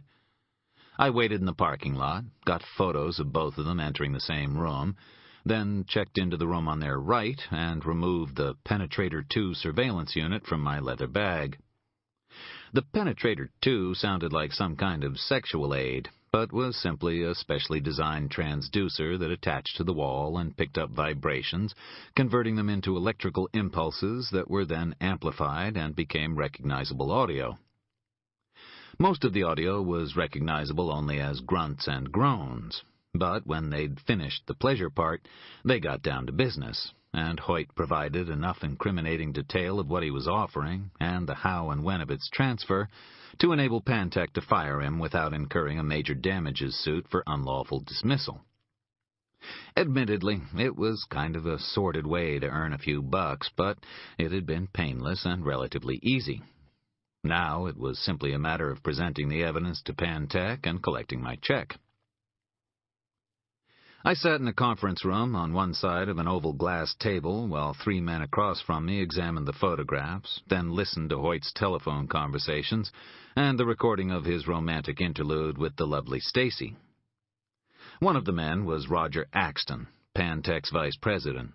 The second was Philip Voigt, head of corporate security. The third man had introduced himself as Marvin Gross, the personnel director. He was short and reedily built, with a small belly that protruded over the belt of his pants and made him look like he was suffering from malnutrition. It was Gross, I noticed, who held the checkbook. Eventually, Axton reached across with a plump finger and killed the tape. He exchanged a look with Voigt, then stood. That all seems to be in order, Mr. Parker. Thank you for your time and efforts. Mr. Gross will deal with the matter of payment. I noticed that he didn't shake my hand, but simply departed from the room with a swish of silk like a wealthy dowager. I guessed that if I'd just listened to the sounds of two strangers having sex, I wouldn't want to shake hands with the guy who'd made the tape either. Instead, I sat in silence while Gross's pen made a scratching noise on the checkbook. When he had finished, he blew softly on the ink and carefully tore away the check.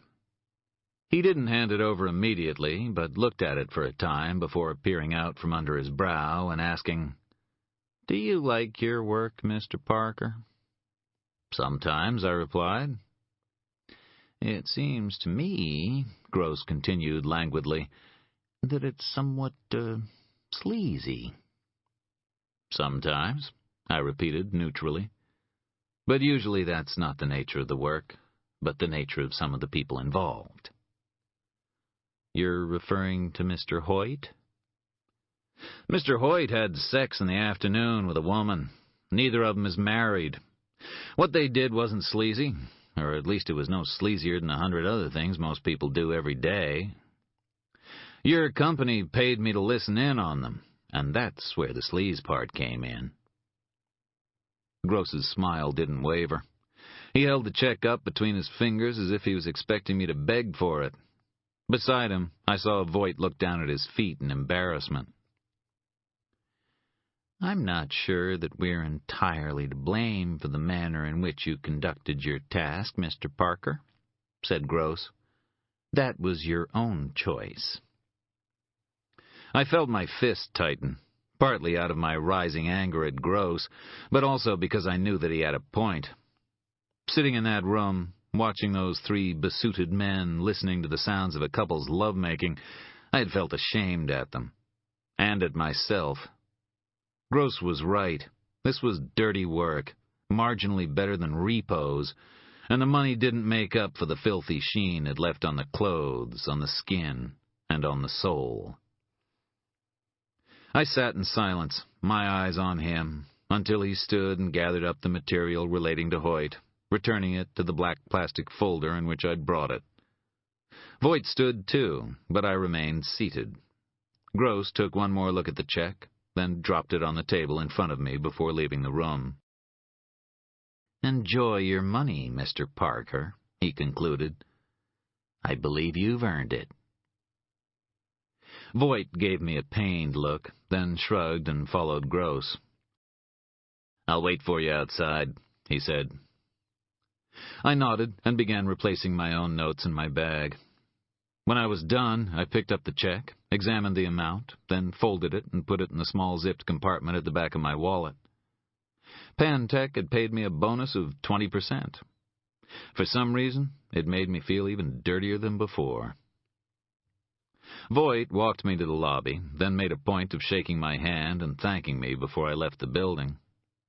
I walked through the parking lot, past the lines of reserved spaces with the names of their owners marked on small tin plates nailed to the parking lot's surrounding wall. Marvin Gross's car, a red Impala, occupied space number 20. I removed my keys from my pocket and flicked open the little knife I kept on the keychain.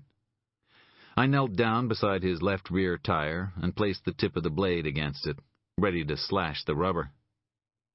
I stayed like that for maybe 30 seconds, then stood and closed the knife, leaving the tire undamaged. There was a tiny indentation where the blade had touched it, but nothing more. As Gross had intimated, following couples to motel rooms was the poor cousin of divorce work, but it paid the bills and the risks were minimal. In the past, I had taken on jobs out of a sense of charity, but I quickly realized that if I kept doing things for charity, then pretty soon charities would be doing things for me. Now, Jack Mercier was offering me good money to look into Grace Peltier's death. But something told me that the money would be hard-earned. I had seen it in Mercier's eyes. I drove into the center of Portland and parked in the garage at Cumberland and Preble, then headed into the Portland public market. The Port City Jazz Band were playing in one corner, and the smells of baking and spices mingled in the air. I bought some skim milk from Smiling Hill Farm and venison from Bailey Hill, then added fresh vegetables and a loaf of bread from the Big Sky Bread Company. I sat for a time by the fireplace, watching the people go by and listening to the music. Rachel and I would come here next weekend, I thought, browsing among the stalls, holding hands, and the scent of her would linger on my fingers and palms for the rest of the day. With the arrival of the lunchtime crowds, I headed back toward Congress, then cut down Exchange Street toward Java Joe's in the Old Port. As I reached the junction of Exchange and Middle, I saw a small boy seated on the ground at Tommy's Park on the opposite side of the street. He was wearing only a check shirt and short pants, despite the fact that it was a cool day. A woman leaned over him, obviously talking to him, and he stared up at her intently. Like the boy, the woman was dressed for very different weather. She wore a pale summer dress decorated with small pink flowers, the sunlight shining through the material to reveal the shape of her legs, and her blonde hair was tied back with an aquamarine bow. I couldn't see her face, but something tightened in my stomach as I drew nearer. Susan had worn just such a dress, and had tied her blonde hair back with an aquamarine bow. The memory made me stop short as the woman straightened and began to walk away from the boy in the direction of Spring Street.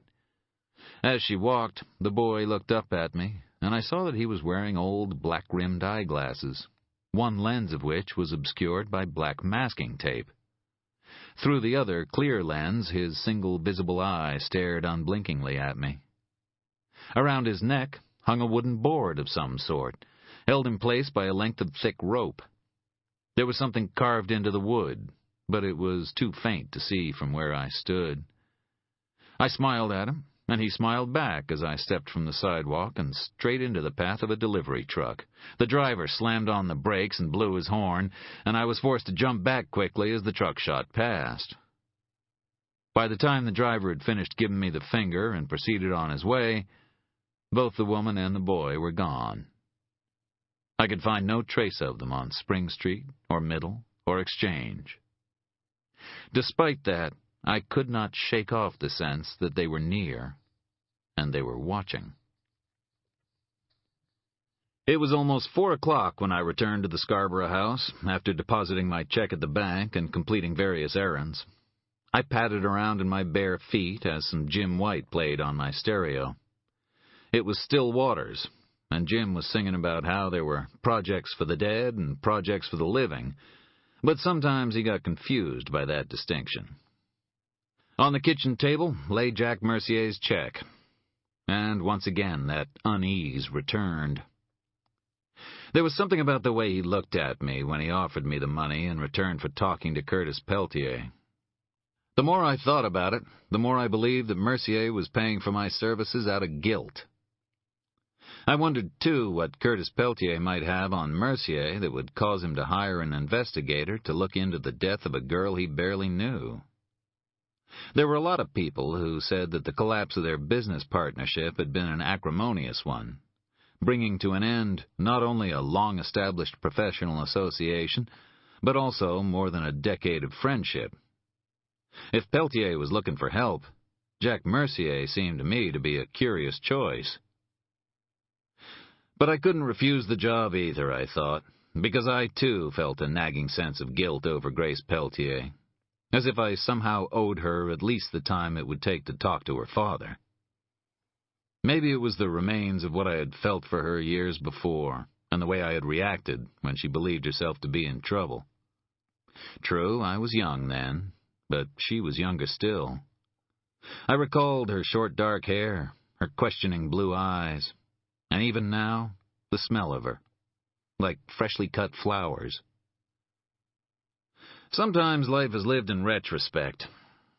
I sat at the kitchen table and looked at Jack Mercier's check for a long time. Finally, still undecided, I folded it and placed it on the table beneath a vase of lilies I'd bought on impulse as I was leaving the market. I cooked myself a dinner of chicken with chilies and ginger, and watched TV while I ate, but I barely took in a fraction of what I was seeing. When I had finished, and the dishes were washed and dried, I called the number Jack Mercier had given to me the day before. A maid answered on the third ring, and Mercier was on the line seconds later. "It's Charlie Parker, Mr. Mercier. I've decided. I'll look into that matter." I heard a sigh on the other end of the phone. It might have been relief. It might also have been resignation. "Thank you, Mr. Parker," was all he said. Maybe Marvin Gross had done me a favor by calling me a sleazebag, I thought. That night, as I lay in bed thinking of the small boy with the darkened lens and the blonde-haired woman who had stood over him, the scent of the flowers in the kitchen seemed to fill the house, becoming almost oppressive. I smelled them on my pillow and on the sheets. When I rubbed my fingers together, I seemed to feel grains of pollen like salt on my skin.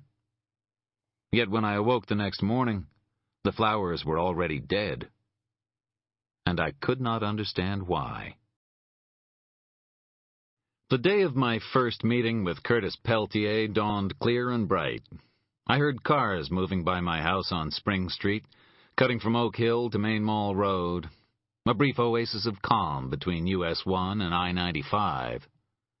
The nuthatch was back, and the breeze created waves in the fir trees at the edge of my property, testing the resilience of the newly extended needles. My grandfather had refused to sell any of his land when the developers came to Scarborough, looking for sites for new homes in the late 70s and early 80s, which meant that the house was still surrounded by forest until the trees ended at the interstate. Unfortunately, what remained of my semi-rural idyll was about to come to an end. The U.S. Postal Service was planning to build a huge mail processing center off nearby Mussey Road, on land including the Grondon Quarry and the Nielsen Farm parcels. It would be 9 acres in size, and over 100 trucks a day would eventually be entering and leaving the site. In addition, there would be air traffic from a proposed air freight facility. It was good for the town, but bad for me. For the first time, I'd begun to consider selling my grandfather's house.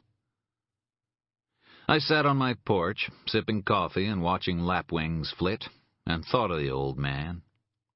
He'd been dead for almost 6 years now, and I missed his calm, his love of people, and his quiet concern for the vulnerable and the underprivileged. It had brought him into the law enforcement community, and had just as surely forced him out of it again, when his empathy for the victims became too much for him to bear. A second check for $10,000 had been delivered to my house during the night, but despite my promise to Mercier, I was still uneasy. I felt for Curtis Peltier, I truly did. But what he wanted, I didn't think I could give him. He wanted his daughter back, the way she used to be, so that he could hold her to him forever. His memory of her had been tainted by the manner of her death, and he wanted that stain removed. I thought, too, of the woman on exchange. Who wears a summer dress on a cold day? When the answer came to me, I pushed it away as a thing unwanted. Who wears a summer dress on a cold day? Someone who doesn't feel the cold. Someone who can't feel the cold. I finished my coffee and caught up on some paperwork at my desk, but Curtis Peltier and his dead daughter kept intruding on my thoughts, along with the small boy and the blonde woman. In the end, it all came to weights on a scale, my own inconvenience measured against Curtis Peltier's pain. I picked up my car keys and drove into Portland. Peltier lived in a big brownstone on Danforth Street, close by the beautiful Italianate Victoria mansion, which his home resembled in miniature. I guessed that he had bought it when times were good, and now it was probably all that he had left. This area of Portland, encompassing parts of Danforth, Pine, Congress, and Spring Streets, was where prosperous citizens made their homes in the 19th century. It was natural, I suppose, that Peltier should have gravitated toward it when he became a wealthy man. The house looked impressive from the outside, but the gardens were overgrown and the paint was peeling from the door and window frames. I'd never been inside the house with Grace.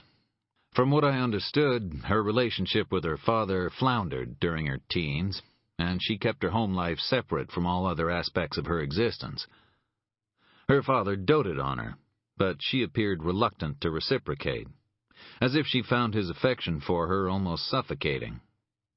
Grace was always extraordinarily strong-willed, with a determination and inner strength that sometimes led her to behave in ways that were hurtful to those around her, even if she had not intended to cause them pain.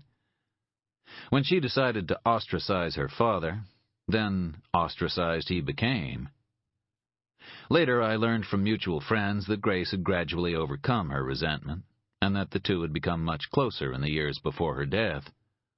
But the reason for the earlier distance between them remained unclear. I rang the bell and heard it echo through the big house. A shape appeared at the frosted glass, and an old man opened the door, his shoulders too small for his big red shirt, and a pair of black suspenders holding his tan trousers up over his thin hips. There was a gap between his trousers and his waist. It made him look like a small, sad clown. "Mr. Peltier?" I asked. He nodded in reply. I showed him my ID. "My name's Charlie Parker. Jack Mercier said you might be expecting me." Curtis Peltier's face brightened a little, and he stood aside to let me in, while tidying his hair and straightening his shirt collar with his free hand. The house smelled musty. There was a thin layer of dust over some of the furniture in the hall and in the dining room to the left.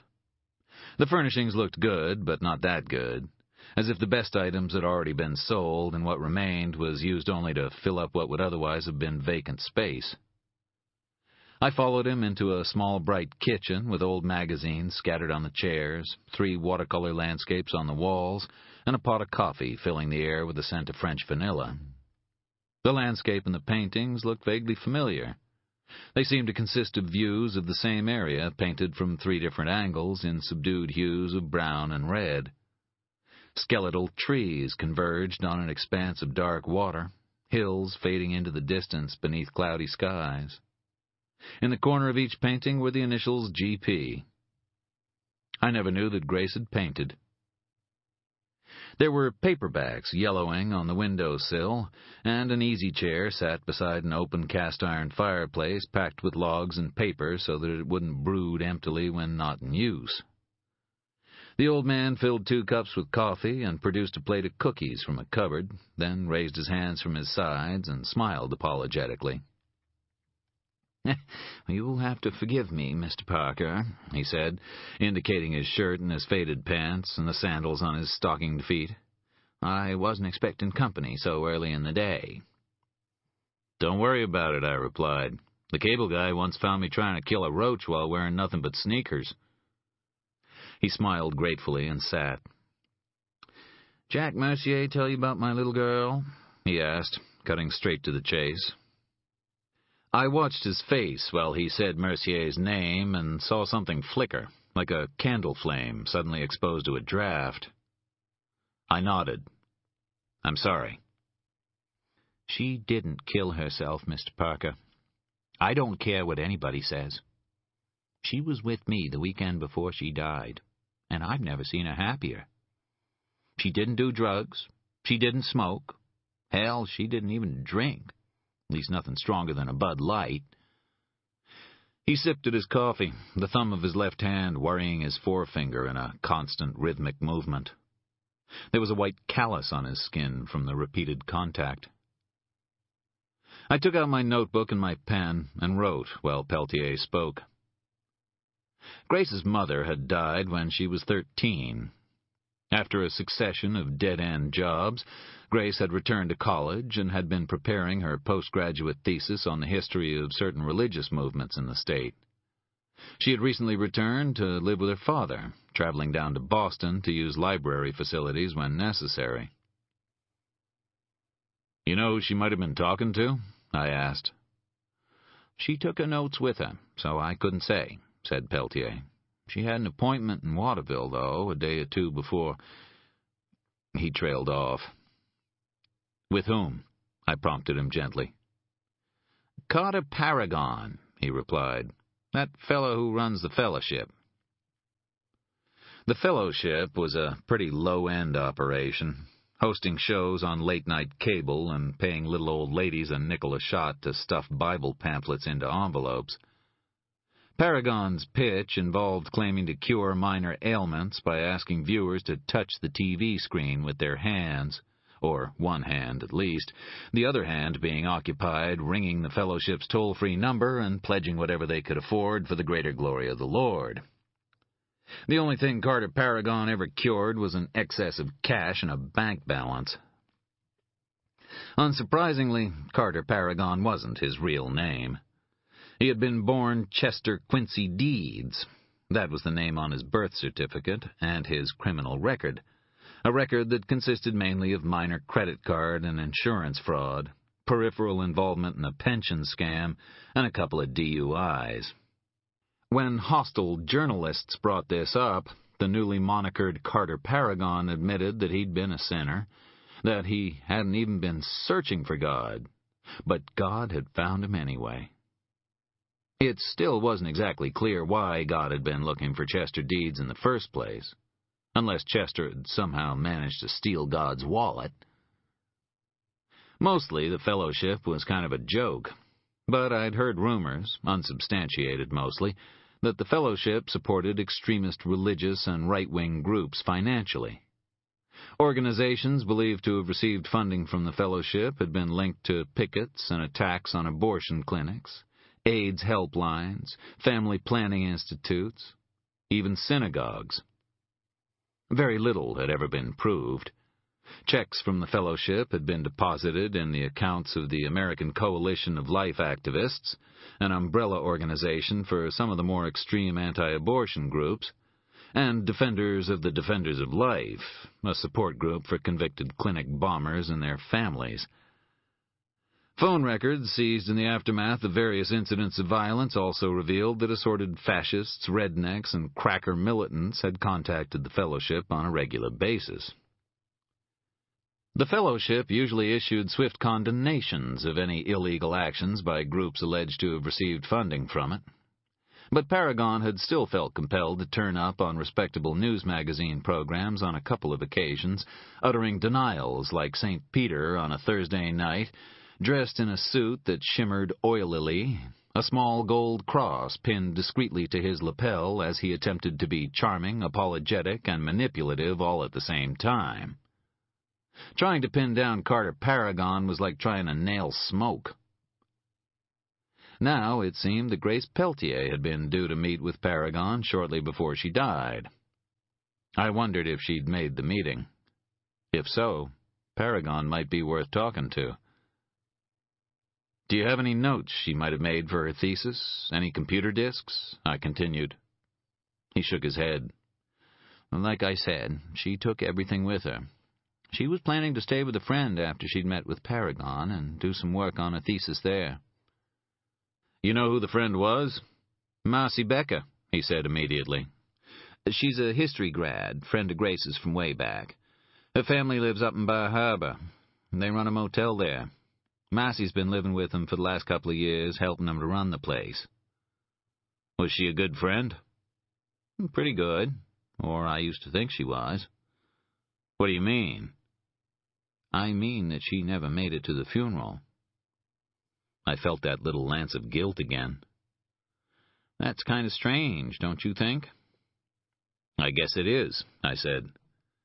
"Did she have any other close friends who didn't show for the service?" He thought for a moment. "Well, there's a girl called Allie Wynne, younger than Grace. She came up here a couple of times. They seemed to get on well together. Grace shared an apartment with her when she was in Boston, and she used to stay with her when she traveled down to study. She's a student at Northeastern, too, but works part-time in a fancy restaurant in Harvard, the Pudding something." "Upstairs at the Pudding?" He nodded. "That's the one." It was on Holyoke Street, close by Harvard Square. I added the name to my notebook. "Did Grace own a gun?" I asked. "No." "Are you sure?" "Positive. She hated guns." "Was she seeing anybody?" "Not that I know of." He sipped his coffee, and I found him watching me closely over the rim of the cup, as if my last question had caused a shift in his perception of me. "I recall you, you know," he said softly. I felt myself flush red, and instantly I was more than a decade and a half younger, dropping Grace Peltier off outside this same house and then driving away, grateful that I would never have to look at her or hold her again. I wondered what Peltier knew about my time with his daughter, and I was surprised and embarrassed at my concern. "I told Jack Mercier to ask for you," he continued. "You knew Grace. I thought maybe you might help us because of that." "That was a long time ago," I answered gently. "Maybe," he said, "but it seems like only yesterday to me that she was born. Her doctor was the worst doctor in the world. He couldn't deliver milk, but somehow, despite him, she managed to come wailing into the world. Everything since then, all of the little incidents that made up her life, seemed to have occurred in the blink of an eye. You look at it like that, and it wasn't so long ago, Mr. Parker. For me, in one way, she was barely here at all. Will you look into this? Will you try to find out the truth of what happened to my daughter?" I sighed. I felt as if I was heading into deep waters, just as I had begun to like the feel of the ground beneath my feet. "I'll look into it," I said at last. "I can't promise anything, but I'll do some work on it." We spoke a little more of Grace and of her friends, and Peltier gave me copies of the phone records for the last couple of months, as well as Grace's most recent bank and credit card statements, before he showed me to her bedroom. He left me alone in there. It was probably too soon for him to spend time in a room that still smelled of her, that still contained traces of her existence. I went through the drawers and closets, feeling awkward as my fingers lifted and then replaced items of clothing, the hangers in the closets chiming sadly as I patted down the jackets and coats they held. I found nothing except a shoebox containing the mementos of her romantic life, cards and letters from long-departed lovers, and ticket stubs from dates that had obviously meant something to her.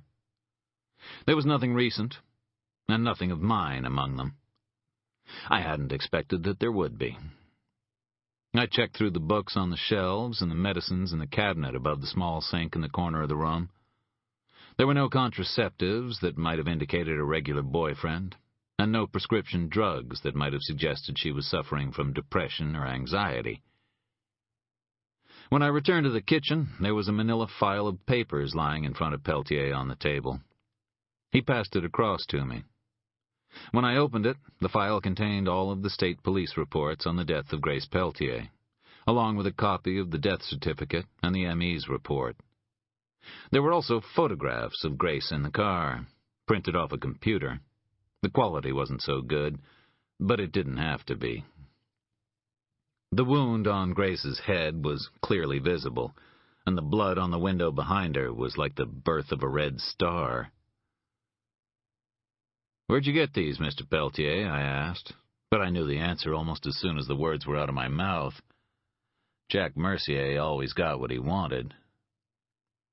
"I think you know," he replied. He wrote his telephone number on a small pad and tore the page out. "You can usually get me here, day and night. I don't sleep much these days." I thanked him. Then he shook my hand and walked me to the door. He was still watching me as I climbed into the Mustang and drove away. I parked on Congress and took the reports into Kinko's to photocopy them, a precaution that I had recently started to take with everything from tax letters to investigation notes, with the originals retained at the house and the copies put into storage, in case the originals were lost or damaged. Copying was a small amount of trouble and expense to go to for the reassurance that it offered. When I'd finished, I went to Coffee by Design and started to read the reports in detail. As I did, I found myself growing more and more unhappy with what they contained. The police report listed the contents of the car, including a small quantity of cocaine found in the glove compartment and a pack of cigarettes that was lying on the dashboard. Fingerprint analysis revealed 3 sets of prints on the pack, only one of them belonging to Grace. The only prints on the bag of coke were Grace's. For someone who didn't smoke or take drugs, Grace Peltier seemed to be carrying a lot of narcotics in her car. The certificate of death didn't add much else to what I already knew, although one section did interest me. Section 42 of the State of Maine Certificate of Death requires the ME to ascribe the manner of death to one of 6 causes. In order, these are natural, accident, suicide, homicide, pending investigation, and could not be determined. The ME had not ticked suicide as the manner of Grace Peltier's death.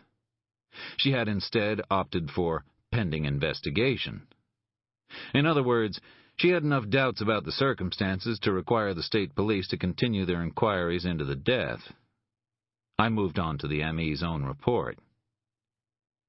The report noted Grace's body measurements, her clothing, her physique and state of nutrition at the time of death, and her personal cleanliness. There were no signs of self-neglect indicative of mental disorder or drug dependency of any kind. The analysis of her ocular fluid found no traces of drugs or alcohol taken in the hours before her death, and urine and bile analysis also came up negative, indicating that she had not ingested drugs in the 3 days preceding her death either.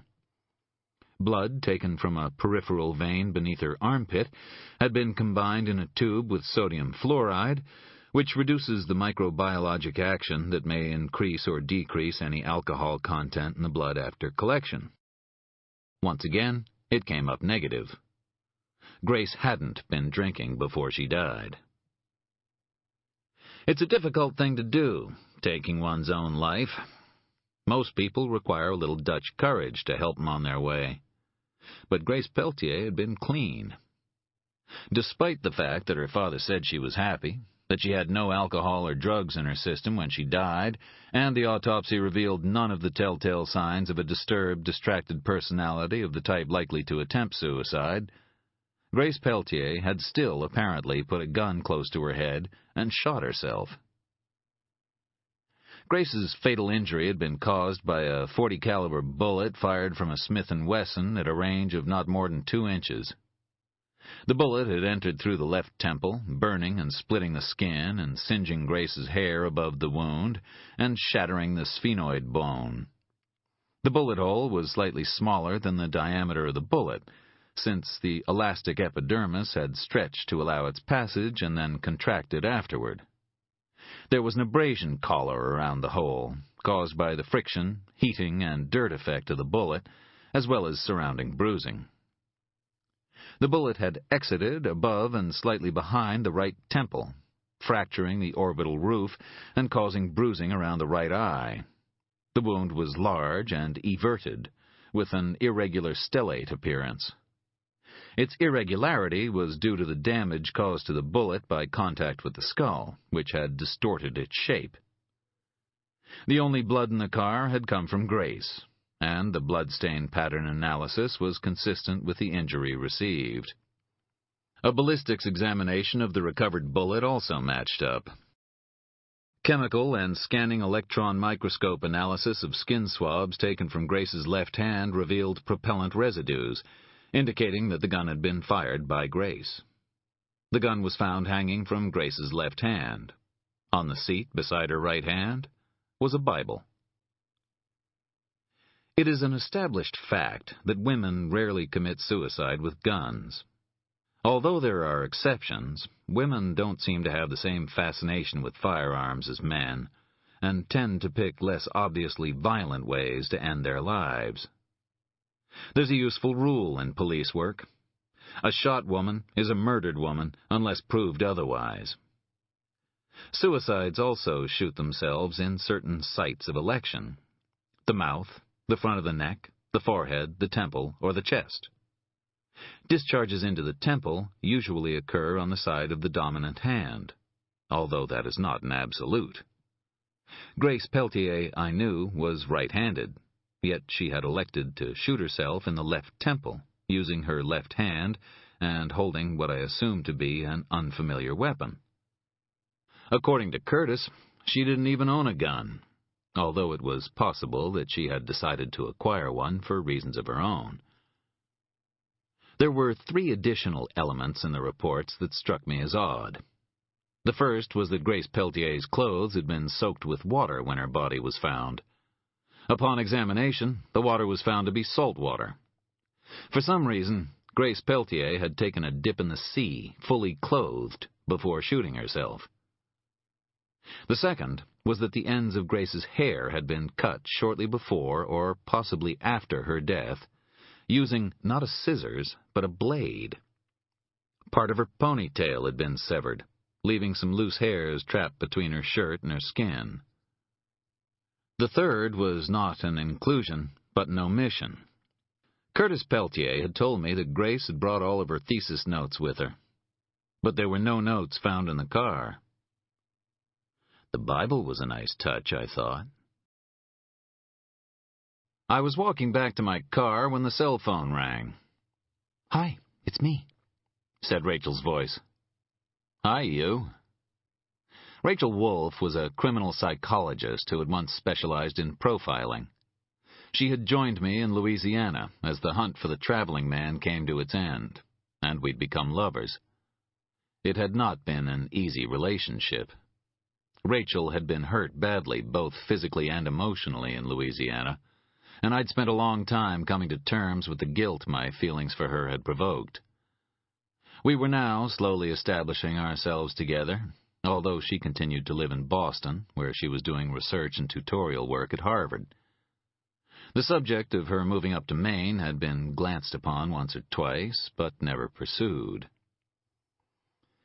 "I've got bad news. I can't come up next weekend.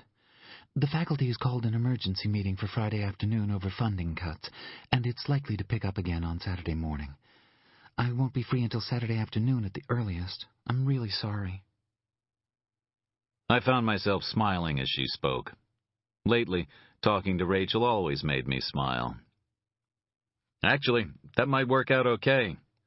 Louie's been talking about heading up to Boston for a weekend. If he can convince Angel to come along, I can link up with them while you're tied up in meetings, then we can spend the rest of the time together. Angel and Louie were, in no particular order, gay, semi-retired criminals, silent partners in a number of restaurants and auto shops, a threat to decent people everywhere, and possibly to the fabric of society itself, and polar opposites in just about every imaginable way, with the exception of a shared delight in mayhem and occasional homicide. They were also, not entirely coincidentally, my friends. Cleopatra opens at the Wang on the 4th, probed Rachel. I think I can probably hustle a pair of tickets. Rachel was a huge fan of the Boston Ballet and was trying to convert me to its joys.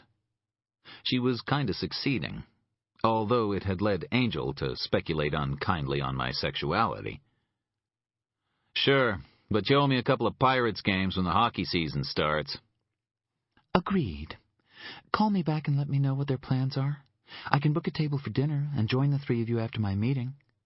And I'll look into those tickets. Anything else? How about lots of rampant, noisy sex? The neighbors will complain. Are they good looking? Very. Well, if they get jealous, I'll see what I can do for them. Why don't you see what you can do for me first? Okay, but when I wear you out, I may have to go elsewhere for my own pleasure. I couldn't be sure, but I thought her laughter had a distinctly mocking tone as she hung up. When I got back to the house, I called a number on Manhattan's Upper West Side using the landline. Angel and Louie didn't like being called on a cell phone because, as the unfortunate Hoyt was about to learn to his cost, cell phone conversations could be monitored or traced, and Angel and Louie were the kind of individuals who sometimes dealt in delicate matters upon which the law might not smile too gently. Angel was a burglar, and a very good one, although he was now officially, quote-unquote, resting on the joint income he had acquired with Louie. Louie's current career position was murkier. Louie killed people for money, or he used to. Now he sometimes killed people, but money was less of a concern for him than the moral imperative for their deaths. Bad people died at Louie's hands, and maybe the world was a better place without them. Concepts like morality and justice got a little complicated where Louie was concerned. The phone rang 3 times, and then a voice with all the charm of a snake hissing at a mongoose said, "Yeah?" The voice also sounded a little breathless. "It's me. I see you still haven't got to the chapter on phone etiquette in that Miss Manners book I gave you." "I put that piece of shit in the trash," said Angel. "Guy who laces his shoes with string is probably still trying to sell it on Broadway." Your breathing sounds labored. Do I even want to know what I interrupted? "Elevator's busted. I heard the phone on the stairs. I was at an organ recital." "What were you doing? Passing around the tin cup?" "Funny." I don't think he meant it. Louie was obviously still engaged in an unsuccessful attempt to expand Angel's cultural horizons. You had to admire his perseverance. And his optimism. "How was it?" "Like being trapped with the Phantom of the Opera for 2 hours. My head hurts." "You up for a trip to Boston?" "Louie is. He thinks it's got class. Me, I like the order in New York. Boston is like the whole of Manhattan below 14th Street, you know? With all them little streets that cross back over one another. It's like the Twilight Zone down in the village. I didn't even like visiting when you lived there." "You finished?" I interrupted. "Well, I guess I am now, Mr. Fucking Impatient."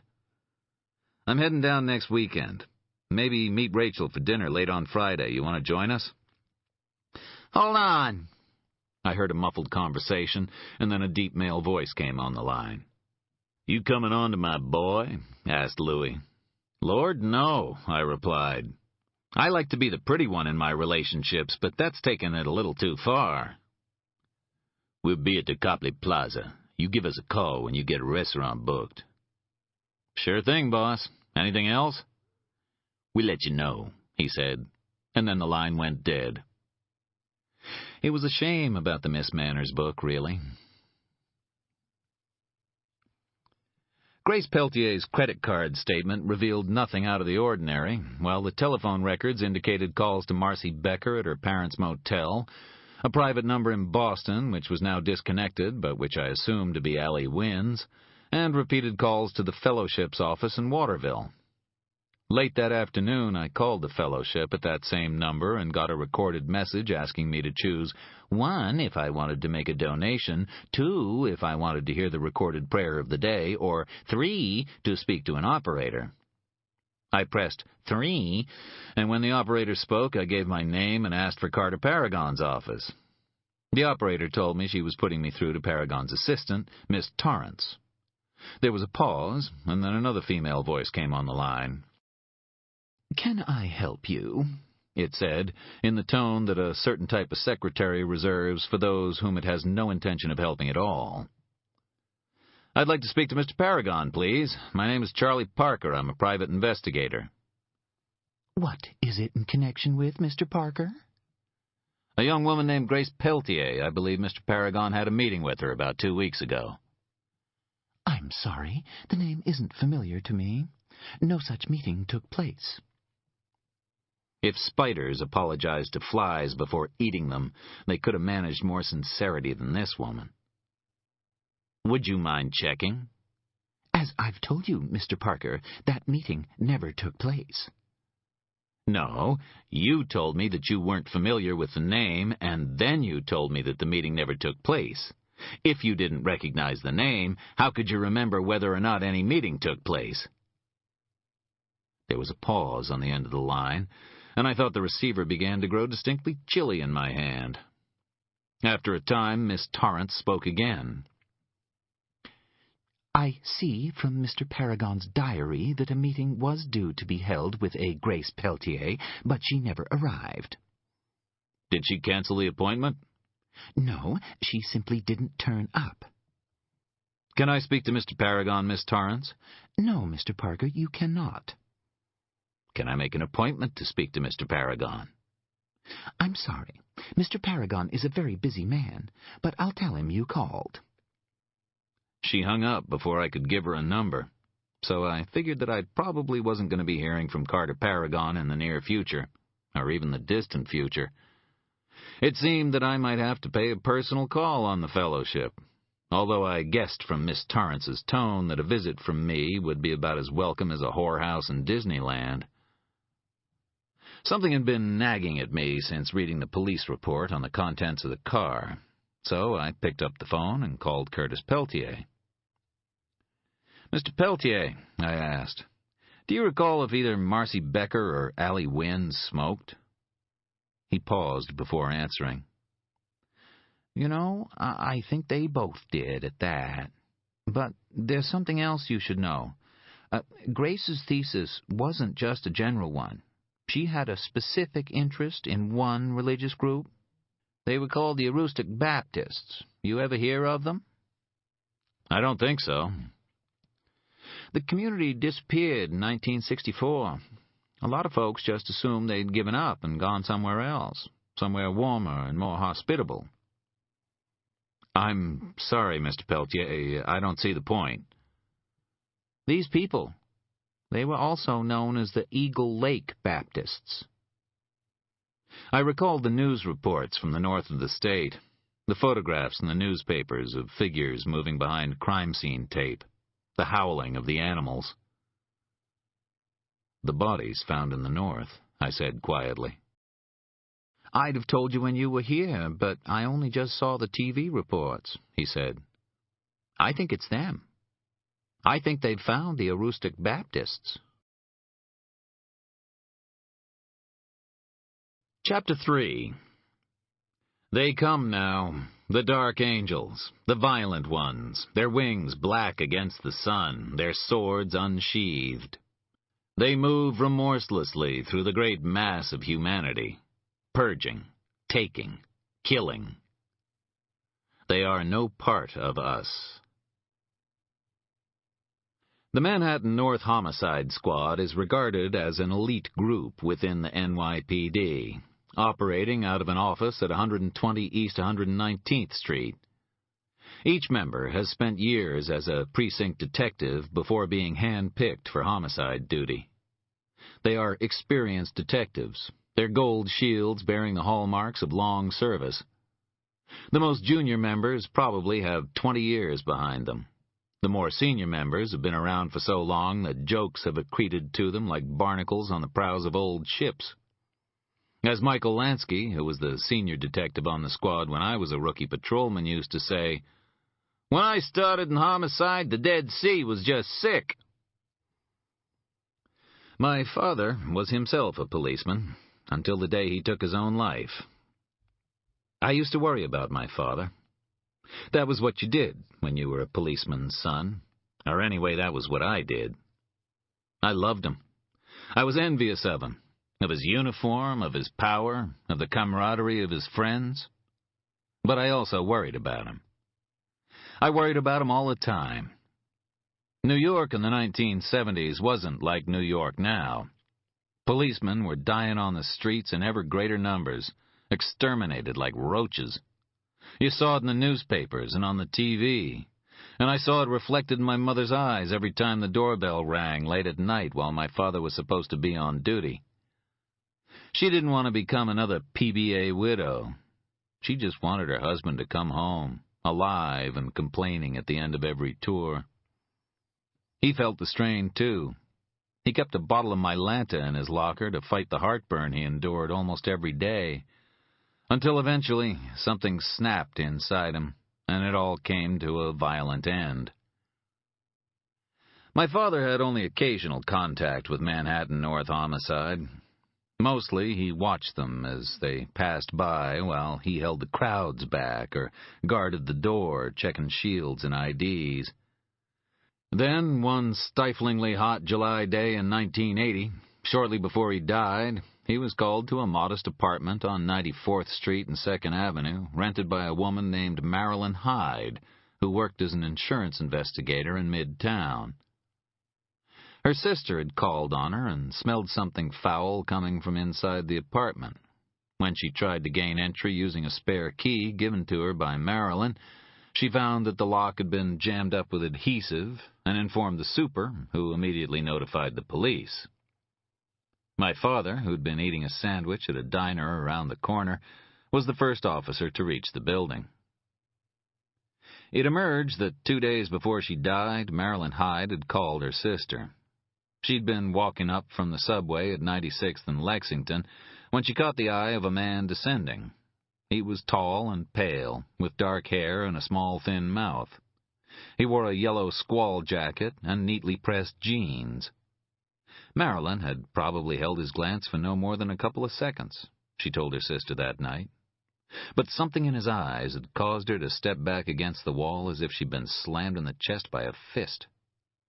She felt a dampness on the legs of her pantsuit, and when she looked down, she realized she'd lost control of herself. The following morning, she called her sister again and expressed concern that she was being followed. She couldn't say by whom exactly. It was just a feeling she had. Her sister told her to talk to the police, but Marilyn refused, arguing that she'd no proof that she was being shadowed and had seen nobody acting suspiciously in her vicinity. That day, she left work early, pleading sickness, and returned to her apartment. When she didn't turn up for work the next morning and didn't answer her phone, her sister went to check on her, setting in train the chain of events that led my father to her door. The hallway was quiet, since most of the other tenants were at work or out enjoying the summer sun. After knocking, my father unholstered his weapon and kicked the door in. The AC in the apartment had been turned off, and the smell hit him with a force that made his head reel. He told the super and Marilyn Hyde's sister to stay back, then made his way through the small living area, past the kitchen and the bathroom, and into the apartment's only bedroom.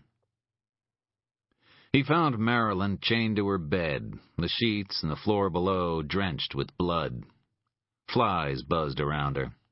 Her body had swollen in the heat, the skin stained a light green at her belly, the superficial veins on the thighs and shoulders outlined in deeper greens and reds like the tracery in autumn leaves.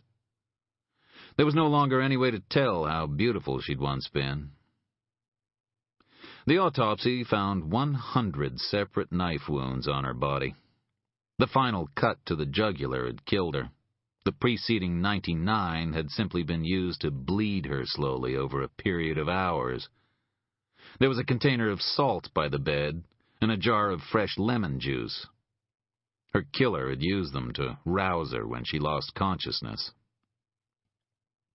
That evening, after my father returned home, the smell of the soap he had used to wash away the traces of Marilyn Hyde's death still strong upon him, he sat at our kitchen table and opened a bottle of Coors. My mother had left as soon as he came home, anxious to meet up with friends whom she'd not seen in many weeks. His dinner was in the oven, but he did not touch it. Instead, he sipped from the bottle and did not speak for a long time. I sat across from him, and he took a soda from the refrigerator and handed it to me, so that I would have something to drink with him.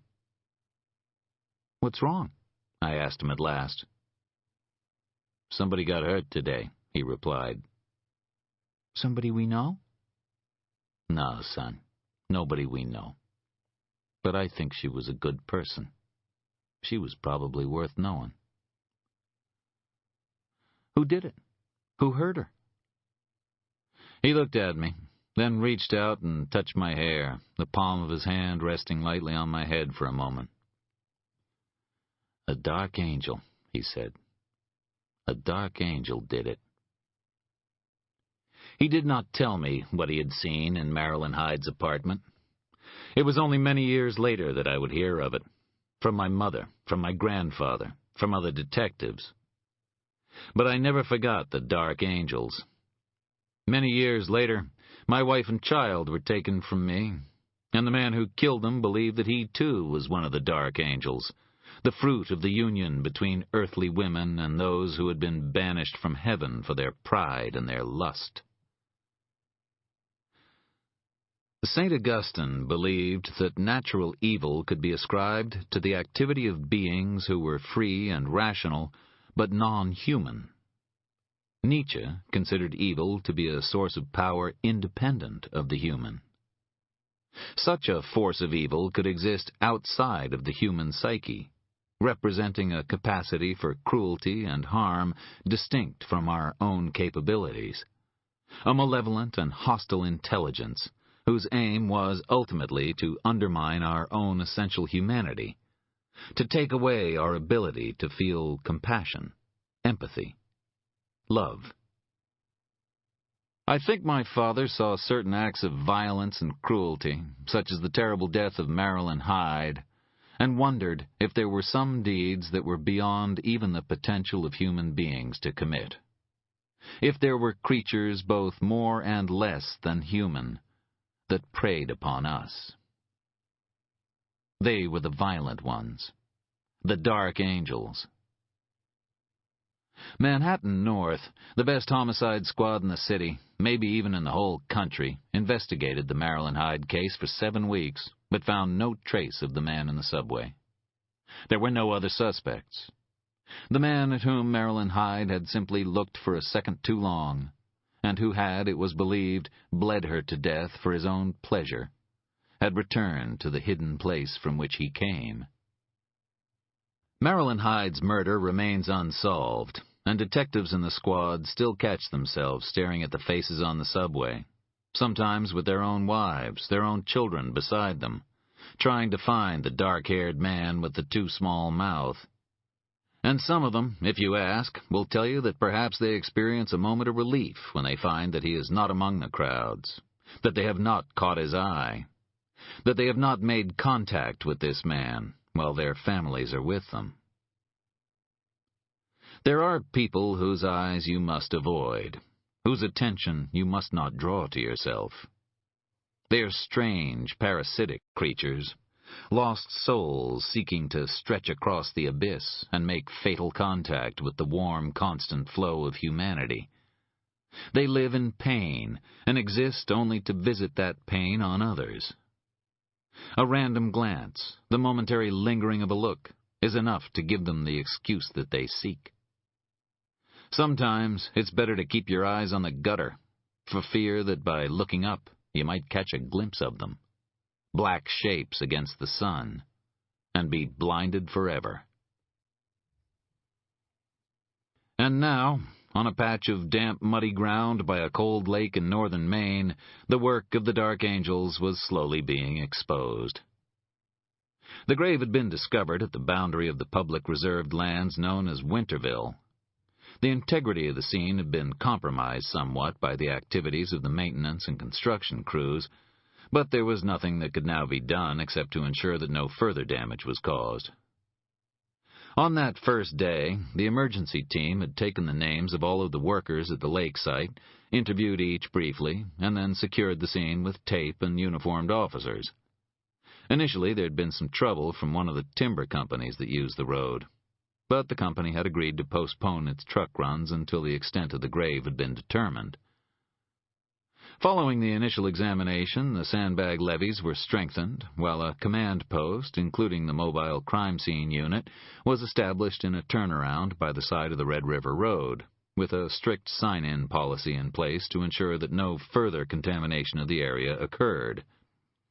A pathway through the scene was created and marked with tape, after which a walking tour of the ground was made with a video camera to indoctrinate the police officers who would take no direct role in the investigation. The scene was photographed. Overall views first, to preserve the essential history of the scene at the moment of discovery, then orientation shots of the visible bones, followed by close-ups of the bones themselves. The camcorder was brought into play again, this time detailing the scene instead of merely recording it. Sketches were made, a 3-foot-long metal stake indicating the center point from which all measurements of distance and angles would be made. The boundaries of Red River Road were marked and recorded, in case any widening might occur in the future to alter the territory, and GPS equipment was used to make a satellite estimation of the crime scene location. Then, the light by now almost gone, the investigative team dispersed following a final meeting, leaving state troopers and sheriff's deputies to guard the scene.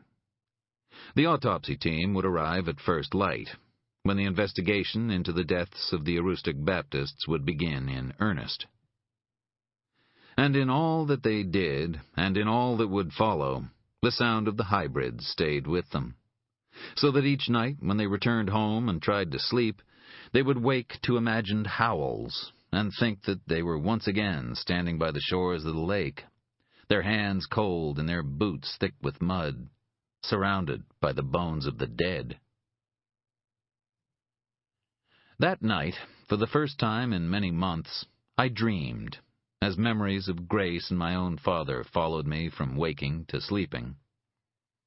In my dream, I stood on a patch of cleared land with bare trees at its verge and frozen water glittering coldly beyond. There were fresh mounds of earth scattered randomly on the ground, and the dirt seemed to shift as I watched, as if something was moving beneath it. And in the trees, shapes gathered, huge, black, bird-like figures with red eyes that gazed with hunger upon the shifting earth below. Then one unfurled its wings and dived, but instead of making for the earth, it flew toward me. And I saw that it was not a bird, but a man, an old man with flowing gray hair and yellow teeth and nodes on his back from which the leathery wings erupted. His legs were thin, his ribs showed through his skin, and his wrinkled male organ bobbed obscenely as he flew down. He hovered before me, the dark wings beating at the night. His gaunt cheeks stretched, and he spat the word at me. "Sinner!" he hissed. His wings still flapping, he tore at a pile of earth with his claw-like feet until he revealed a patch of white skin that glowed translucently in the moonlight. His mouth opened, and his head descended toward the body, which writhed and twisted against him as he bit into it, blood flowing over his chin and pooling on the ground below. Then he smiled at me, and I turned away from the sight to find myself reflected in the waters before me. I saw my own face twinned with the moon, bleeding whitely into my naked shoulders and chest. And from my back, huge dark wings unfurled themselves and spread behind me, covering the surface of the lake like thick black ink and stilling all life beneath. End of CD 2.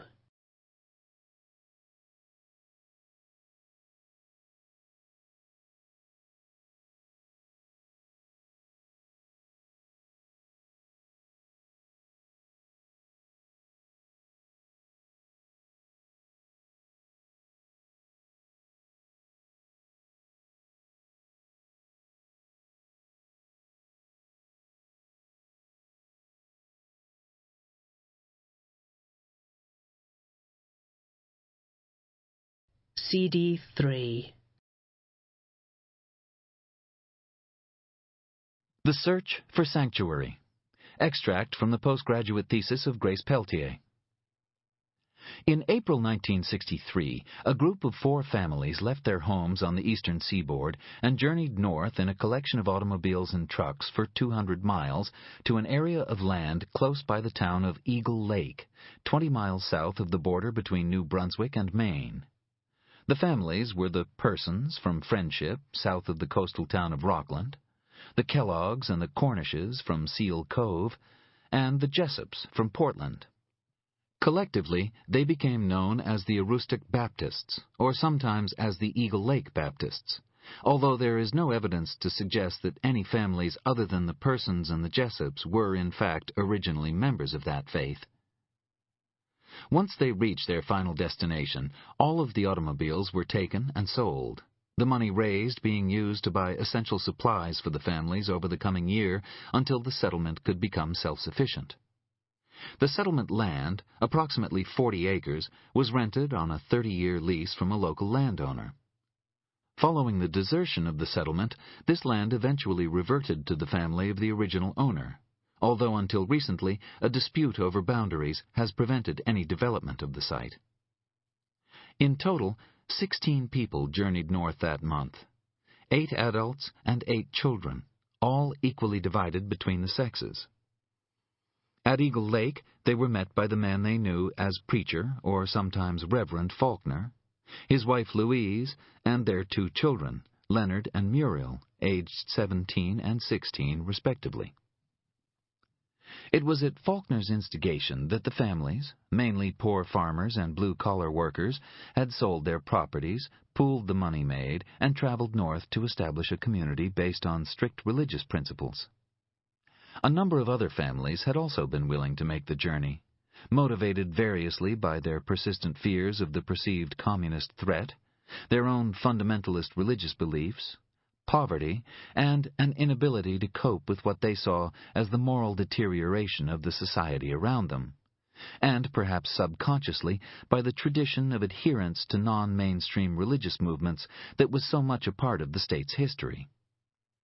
These additional applicants had been rejected on the basis of family size and the ages and sexes of their children. Faulkner stipulated that he wanted to create a community where families could intermarry, strengthening the bonds between them over generations, and that he therefore required equal numbers of male and female partners of similar age. The families he chose were, to a greater or lesser degree, estranged from their own relatives and appeared to be untroubled by the thought of being cut off from the outside world. The Aroostook Baptists arrived in Eagle Lake on April 15, 1963. By January 1964, the settlement had been abandoned. No trace of the founding families or of the Faulkners was ever found again. Chapter 4. I slept late the next morning, but didn't feel refreshed when I woke. The memory of my dream was still vivid, and despite the cool of the night, I had sweated under the sheets. I decided to grab breakfast in Portland before paying a visit to the fellowship's offices. But it wasn't until I was in my car that I noticed that the red marker on the mailbox had been raised. It was a little early for a delivery, but I didn't think anything more of it. I walked down the drive and was about to reach for the mailbox when something lithe and dark scurried across the tin. It was a small brown spider, with an odd violin-shaped mark on its body. It took me a moment or two to recognize it for what it was. A fiddleback, one of the recluses. I drew my hand away quickly. I knew that they could bite, although I'd never seen one this far north before. I used a stick to knock it away, but as I did so, another set of thin legs pushed at the crack of the mailbox flap, and a second fiddleback squeezed its way out, then a third. I moved around the mailbox carefully and saw more spiders, some creeping along its base, others already rappelling slowly to the ground on lengths of silken thread. I took a deep breath and flipped the mailbox catch open with the stick. Hundreds of tiny spiders tumbled out, some falling instantly to the grass below, others crawling and fighting their way across the inside of the flap, clinging to the bodies of those below them. The interior was alive with them. In the center of the box itself stood a small cardboard packing crate with air holes in its side, spiders spilling from the holes as the sunlight hit them. I could see dead spiders lying curled in the crate or littered around the corners of the mailbox, their legs curled into their abdomens as their peers fed on them. I backed away in disgust, trying not to think of what would have happened had I thrust my hand unthinkingly into the semi-darkness. I went to my car and took the spare gas can from the trunk, then retrieved a Zippo from the glove compartment. I sprinkled the gas both inside and outside the mailbox, and on the dry earth surrounding it, before lighting a roll of newspaper and tossing it in. The mailbox went up instantly, tiny arachnids falling aflame from the inferno. I stepped back as the grass began to burn, and moved to the garden hose. I attached it to the outside faucet and wet the grass to contain the fire, then stood for a time and watched the mailbox burn. When I was content that nothing had survived, I doused it in water, the tin hissing at the contact and steam rising into the air. After it had cooled, I put on a pair of calfskin gloves and emptied the remains of the spiders into a black bag, which I threw in the garbage can outside my back door. Then I stood for a long time at the edge of my property, scanning the trees and striking at the invisible spiders I felt crawling across my skin. I ate breakfast in Bentlif's on Portland Street and plotted my plan of action for the day. I sat in one of the big red booths upstairs, the ceiling fan gently turning as blues played softly in the background. Bentlif's has a menu so calorific that Weight Watchers should place a permanent picket on the door. Gingerbread pancakes with lemon sauce, orange graham French toast, and lobster Benedict are not the kind of breakfast items that contribute to a slim waistline, although they're guaranteed to raise the eyebrows of even the most jaded dietitian. I settled for fresh fruit, wheat toast, and coffee, which made me feel very virtuous, but also kind of sad. The sight of the spiders had taken away most of my appetite anyhow. It could have been kids playing a joke, I supposed, but if so, then it was a vicious, deeply unpleasant one. Waterville, the site of the Fellowship's office, was midway between Portland and Bangor. After Bangor, I could head east to Ellsworth and the area of US 1 where Grace Peltier's body had been discovered. From Ellsworth, Bar Harbor, home of Grace's good friend but funeral absentee Marcy Becker, was only a short drive to the coast.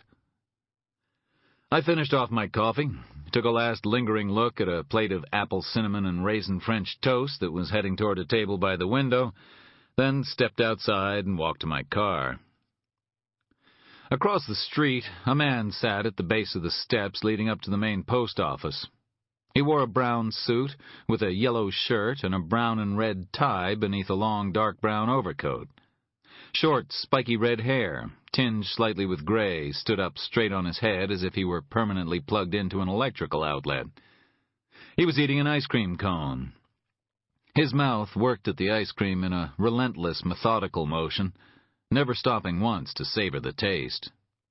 There was something unpleasant, almost insect-like, about the way his mouth moved, and I felt his eyes upon me as I opened the car door and sat inside. When I pulled away from the curb, those eyes followed me. In the rear view, I could see his head turn to watch my progress, the mouth still working like the jaws of a mantid. The Fellowship had its registered office at 109A Main Street, in the middle of Waterville's central business district.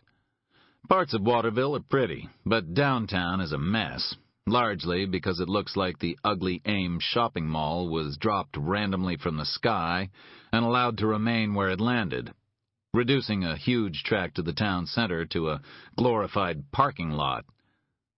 Still, enough brownstone blocks remain to support a sign welcoming visitors to the joys of downtown Waterville, among them the modest offices of the Fellowship.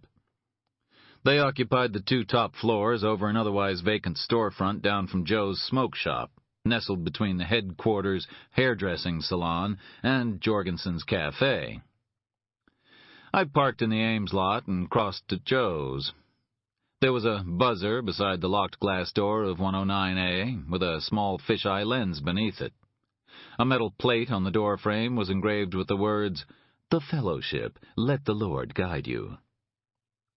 A small shelf to one side held a sheaf of pamphlets. I took one and slipped it into my pocket, then rang the buzzer and heard a voice crackle in response.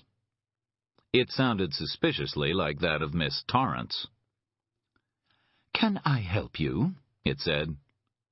"I'm here to see Carter Paragon," I replied. "I'm afraid Mr. Paragon is busy."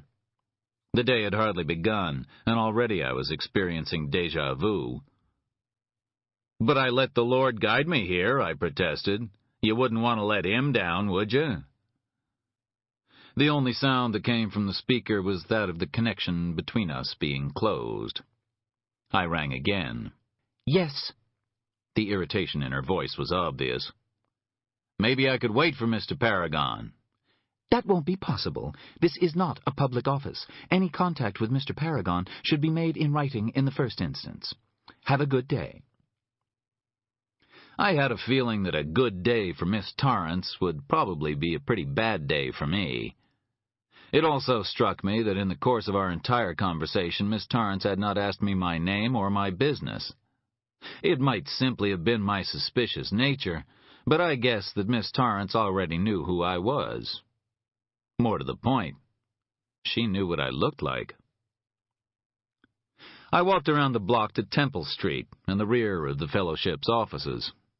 There was a small parking lot, its concrete cracked and overgrown with weeds, dominated by a dead tree beneath which stood 2 tanks of propane. The back door of the building was white, and the windows were screened, while the black iron fire escape looked so decrepit that any occupants might have been better advised to take their chances with the flames. It didn't look like the back door to 109A had been opened in some time, which meant that the occupants of the building entered and left through the door on Main Street. There was one car in the lot, a red 4x4 Explorer. When I peered in the window, I saw a box on the floor containing what looked like more religious pamphlets bound with rubber bands. Using my elementary deduction skills, I guessed that I'd found the Fellowship's wheels.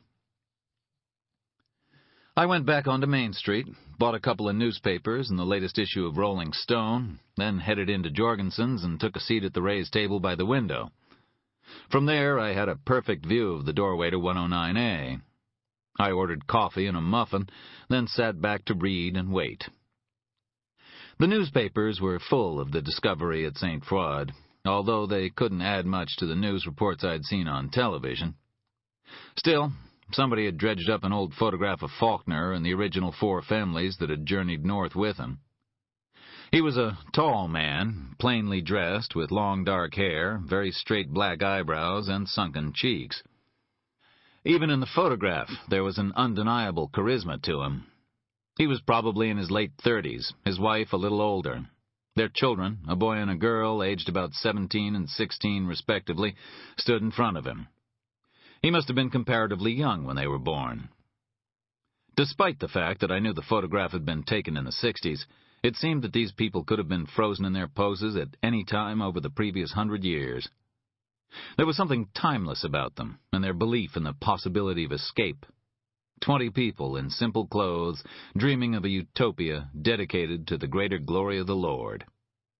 According to a small caption, the land for the community had been granted to them by the owner, himself a religious man, for the sum of $1 per acre per annum, paid in advance for the term of the lease. By moving so far north, the congregation's privacy was virtually guaranteed. The nearest town was Eagle Lake to the north, but it was then already in decline, the mills closing and the population depleted. Tourism would eventually rescue the area, but in 1963, Faulkner and his followers would have been left largely to their own devices.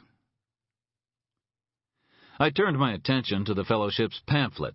It was basically one long sales pitch designed to elicit the appropriate response from any readers, namely to hand over all of the loose change they might have on their person at the time, plus any spare cash that might be making their bank statements look untidy. There was an interesting medieval illustration on the front, depicting what looked like the Last Judgment. Horned demons tore at the naked bodies of the damned, while God looked on from above, surrounded by a handful of presumably very relieved good folk. I noticed that the damned outnumbered the saved by about 5 to 1. All things considered, those didn't look like very good odds on salvation for most of the people I knew. Beneath the illustration was a quotation. "And I saw the dead, small and great, stand before God, and the books were opened, and another book was opened, which is the book of life, and the dead were judged out of those things which were written in the books, according to their works." Revelation 20:12. I laid aside the pamphlet, kind of relieved that I'd bought Rolling Stone. I spent the next hour deciding who among the good and not so good of modern music was unlikely to be taking up salvation space in the next world. I'd made a pretty comprehensive list when, shortly after 1:30, a woman and a man came out of the fellowship's offices. The man was Carter Paragon. I recognized the slicked-back dark hair, the shiny gray suit, and the unctuous manner. I was just surprised that he didn't leave a silver trail behind him as he walked. The woman with him was tall and probably about the same age as Paragon, early 40s, I guessed. She had straight dark brown hair that hung to her shoulders, and her body was hidden beneath a dark blue wool overcoat. Her face was hardly conventionally pretty. The jaw was too square, the nose too wide, and the muscles at her jaws looked overdeveloped, as if her teeth were permanently gritted. She wore white pancake makeup and bright red lipstick, like a graduate of clown school, although if she was, nobody was laughing. Her shoes were flat, but she was still at least 5'10" or 5'11", and towered over Paragon by about 4 inches. The look that passed between them as they made their way toward Temple Street was strange. It seemed that Paragon deferred to her, and I noticed that he stepped back quickly when she turned away from the door after checking the lock, as if afraid to get in her way. I left $5 on the table, then walked out onto Main and strolled over to the Mustang. I'd been tempted to tackle them on the street, but I was curious to see where they were going. The red Explorer emerged onto Temple, then drove past me through the lot, heading south. I followed it at a distance until it came to Kennedy Memorial Drive, where it turned right onto West River Road. We passed Waterville Junior High and the Pine Ridge Golf Course before the Explorer took another right onto Webb Road. I stayed a couple of cars behind as far as Webb, but the Explorer was the only car to make the right. I hung back as much as I could, and thought that I'd lost them when an empty stretch of road was revealed after I passed the airfield. I made a U-turn and headed back the way I'd come, just in time to see the Explorer's brake lights glow about 200 yards on my right. It had turned up 8 Rod Road and was now entering the driveway of a private house. I arrived in time to see the black steel gates close and the red body of the 4x4 disappearing around the side of a modest 2-story white home with black shutters on the windows and black trim on the gable. I parked in front of the gates, waited for about 5 minutes, and then tried the intercom on the gatepost, I noticed that there was another fisheye lens built in, so I covered it with my hand. "Yes?" came Miss Torrance's voice. "UPS delivery," I said. There was a silence for a few moments as Miss Torrance tried to figure out what had gone wrong with her gate camera before her voice told me that she'd be right out. I was kind of hoping that she might have let me in, but I settled for keeping my hand on the camera and my body out of sight. It was only when Miss Torrance was almost at the gate that I stepped into view. She didn't look too pleased to see me, but then I couldn't imagine her looking too pleased to see anyone. Even Jesus would have got a frosty reception from Miss Torrance. "My name is Charlie Parker. I'm a private detective. I'd like to see Carter Paragon, please." Those words were assuming the status of a mantra, with none of the associated calm. Miss Torrance's face was so hard it could have mined diamonds. "I've told you before, Mr. Paragon isn't available," she said. "Well, Mr. Paragon certainly is elusive," I replied. "Do you deflate him and put him in a box when he's not needed?" "I'm afraid I have nothing more to say to you, Mr. Parker. Please go away, or I'll call the police. You are harassing Mr. Paragon." "No," I corrected. "I would be harassing Mr. Paragon if I could find him. Instead, I'm stuck with harassing you, Miss Torrance. It is Miss Torrance, isn't it? Are you unhappy, Miss Torrance? You sure look unhappy. In fact, you look so unhappy that you're starting to make me unhappy." Miss Torrance gave me the evil eye. "Go fuck yourself, Mr. Parker," she said softly. I leaned forward confidentially. "You know, God can hear you talk that way." Miss Torrance turned on her heel and walked away. She looked a whole lot better from the back than she did from the front, which wasn't saying much. I stood there for a time, peering through the bars like an unwanted party guest.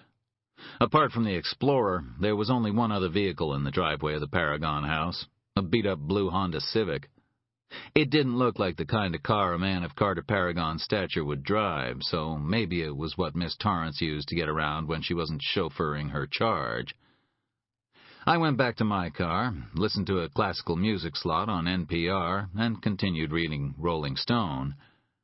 I'd just begun to wonder if I was optimistic enough to buy 100 rubbers for $29.99 when a white Acura pulled up behind me.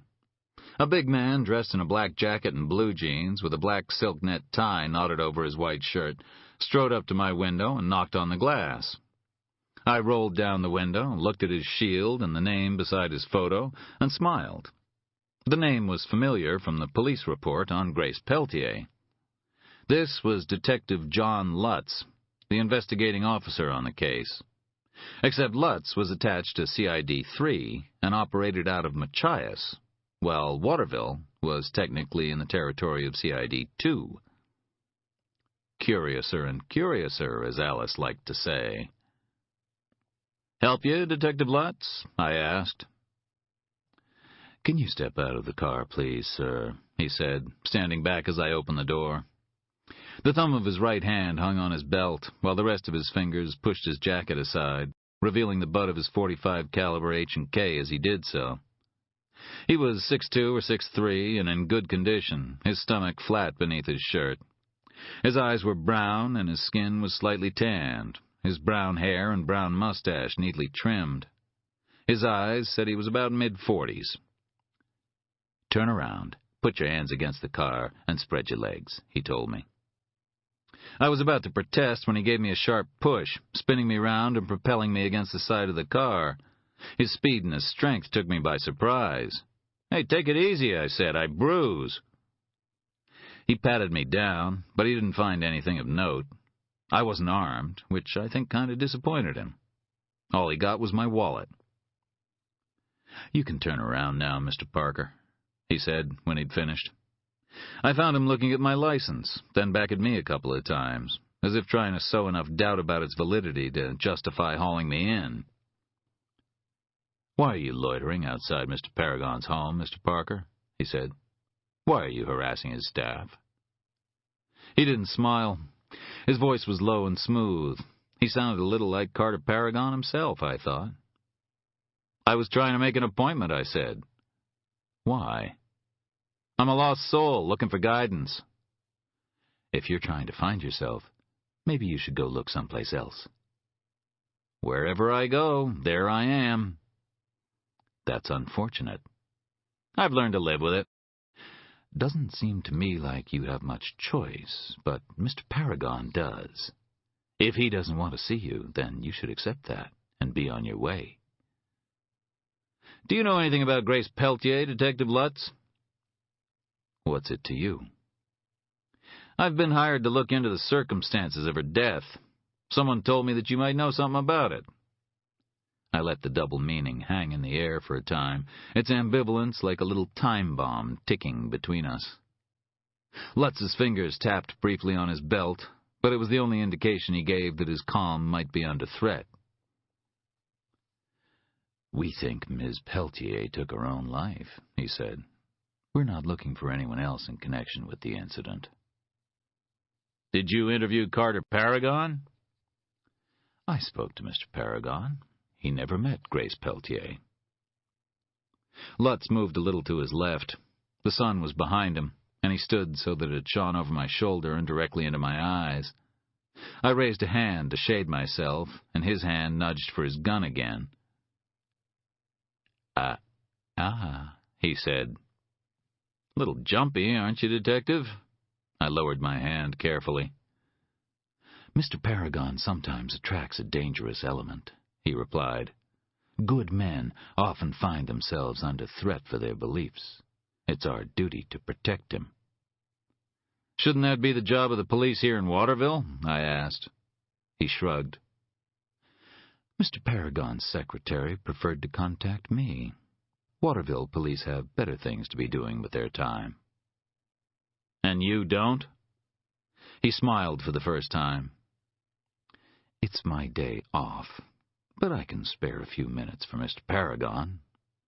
The law never rests.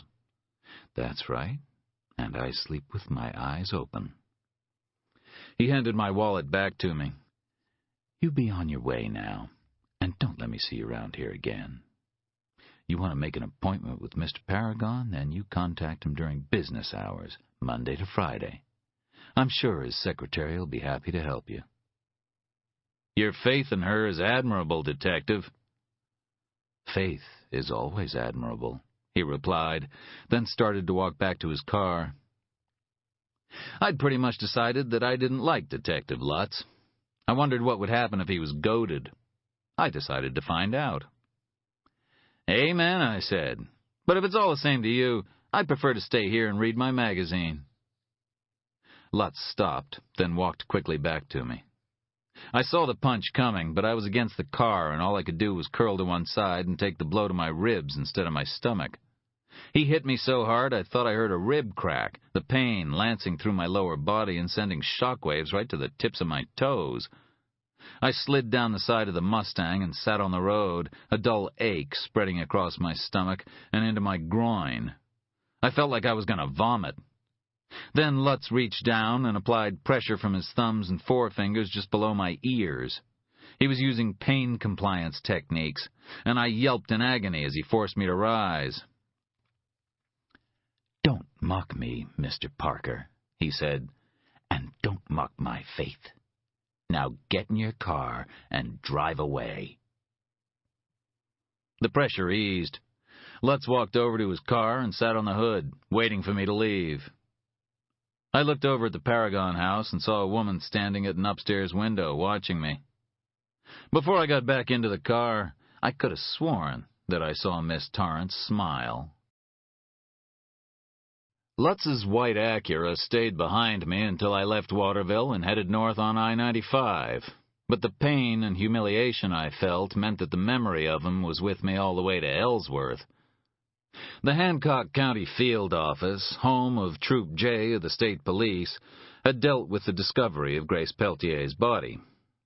It was a small building on US 1, with a pair of blue state trooper cars parked outside. A sergeant named Fortin told me that her body had been found by Trooper Voisin on a site named Happy Acres, which was scheduled to be developed for new housing. Voisin was out on patrol, but Fortin told me that he'd contact him and ask him to meet me at the site. I thanked him, then followed his directions north until I came to Happy Acres. A company called Estate Executives was advertising it as the future setting for roads and views, although currently there were only rutted tracks and the main view was of dead or fallen trees. There was still some tape blowing in the wind where Grace's car had been found, but that apart, there was nothing to indicate that a young woman's life had come to an end in this place. Still, when I looked around, something bothered me. I couldn't see the road from where I was standing. I went back to the Mustang and drove it up the track until it was in more or less the same position that Grace's car must have occupied. I turned on the lights, then walked down to the road and looked back. The car still wasn't visible, and I couldn't see its lights through the trees. As I stood by the roadside, a blue cruiser pulled up beside me, and the trooper inside stepped out. "Mr. Parker?" he asked. "Trooper Voisin?" I extended a hand, and he took it. He was about my height and age, with receding hair, an aw-shucks smile, and a small triangular scar on his forehead. He caught me looking at it and reached up to rub it with his right hand. "A lady hit me on the head with a high-heeled shoe after I pulled her over for speeding," he explained. "I asked her to step from the car. She stumbled, and when I reached over to help her, I caught her heel in my forehead. Sometimes it just don't pay to be polite." "Like they say," I said, "shoot the women first." His smile faltered a little, then regained some of its brightness. "You from away?" he asked. From away. I hadn't heard that phrase in quite some time. Around these parts, from away meant any place more than a half-hour's drive from wherever you happened to be standing at the time.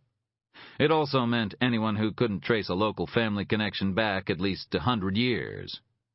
There were people whose grandparents were buried in the nearest cemetery who were still regarded as from away, although that wasn't quite as bad as being branded a rusticator, the locals' favorite term of abuse for city folks who came down east in order to get in touch with country living. "Scarborough," I answered. "Huh." Voisin sounded unimpressed. He leaned against his car, removed a quality light from a pack in his shirt pocket, then offered the pack to me. I shook my head and watched as he lit up. Quality lights. He'd have been better off throwing the cigarettes away and trying to smoke the packaging. "You know," I said, "if we were in a movie, smoking a cigarette would automatically brand you as a bad guy." "Is that so?" he replied. "I'll have to remember that." "Take it as a Crime Stopper's tip." Somehow, largely through my own efforts, the conversation appeared to have taken a slightly antagonistic turn. I watched while Voisin appraised me through a cloud of cigarette smoke, as if the mutual dislike we instinctively felt had become visible between us. "Sergeant says you want to talk to me about the Peltier woman," said Voisin at last. "That's right. I hear you were first on the scene." He nodded. "There was a lot of blood, but I saw the gun in her hand and thought, suicide. First thing I thought, and as it turns out, I was right." "From what I hear, the verdict may still be open." He blanked me, then shrugged. "Did you know her?" he asked. "A little," I replied, "from way back." "I'm sorry." He didn't even try to put any emotion into the words. "What did you do after you found her?" "Called it in, then waited." "Who arrived after you?" "Another patrol, ambulance. Doc pronounced her dead at the scene." "Detectives?" He flicked his head back like a man who suddenly realizes he's left out something important. It was a curiously theatrical gesture. Sure, CID." "You remember his name?" "Lutz, John Lutz." "He get here before or after the second patrol?" Voisin paused. I saw him watching me carefully through the cigarette smoke before he replied. "Before," he said at last.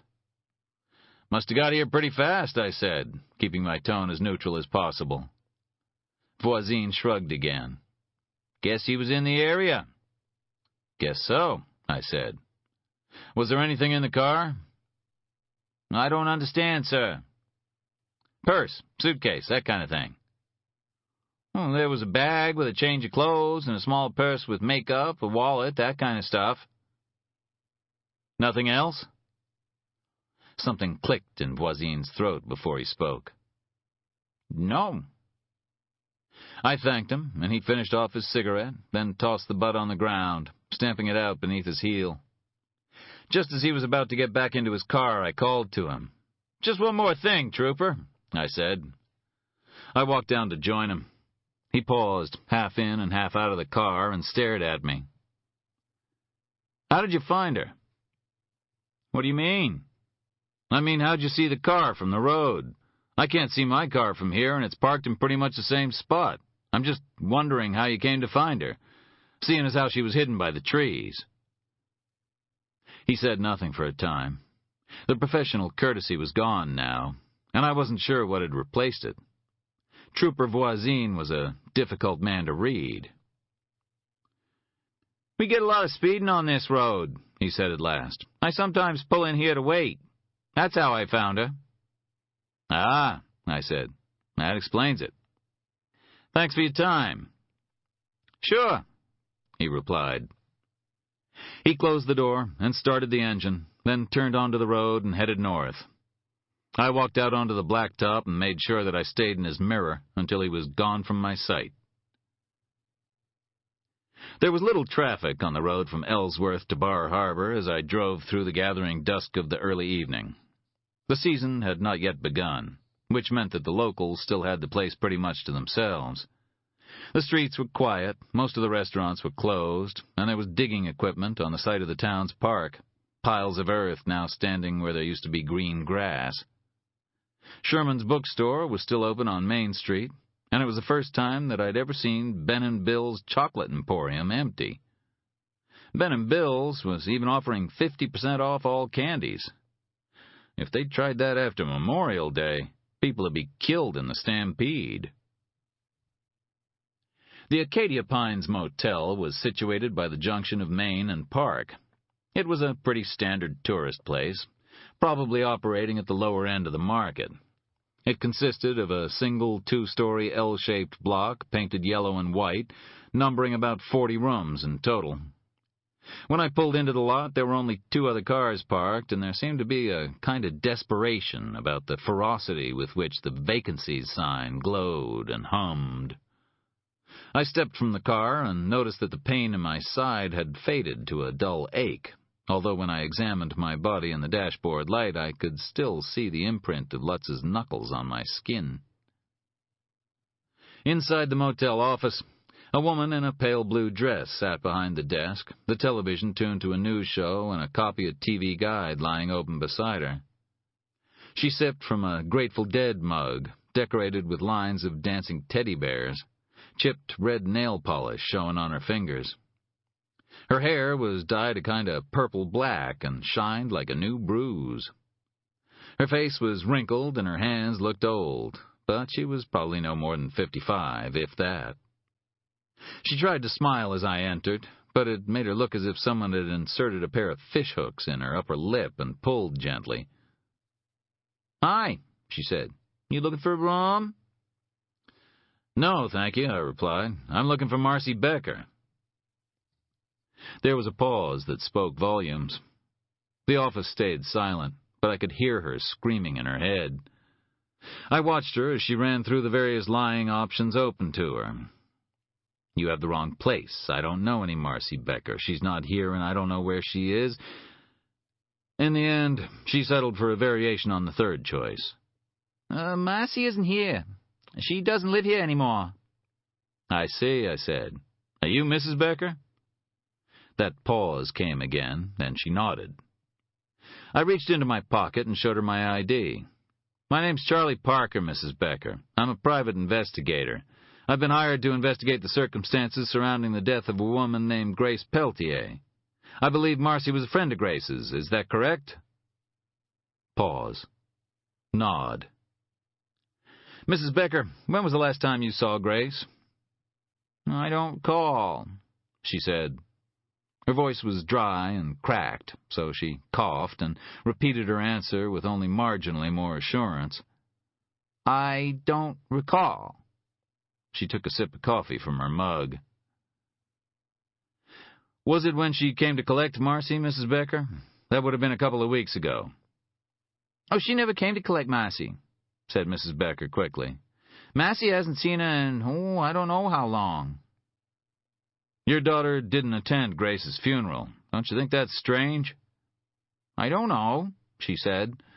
I watched her fingers slide beneath the counter and saw her arm tense as she pressed the panic button.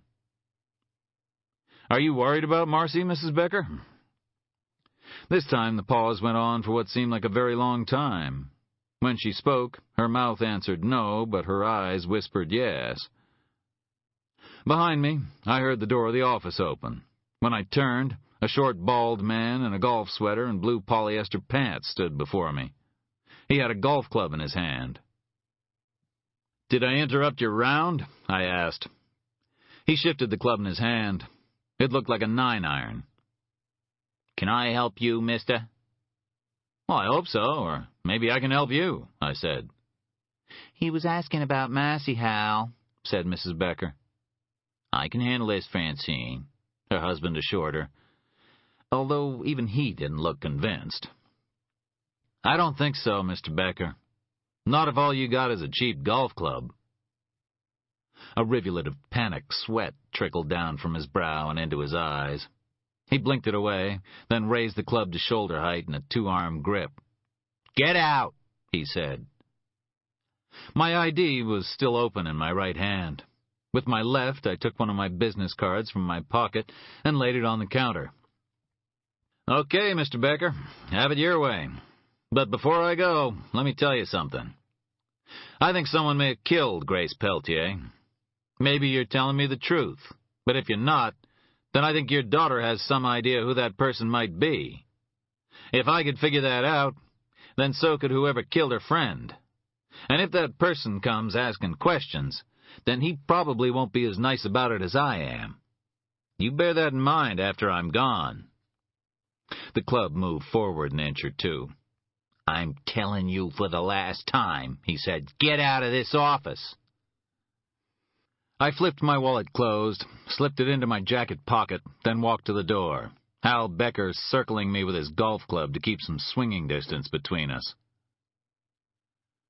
"I have a feeling you'll be calling me," I said, as I opened the door and stepped into the lot.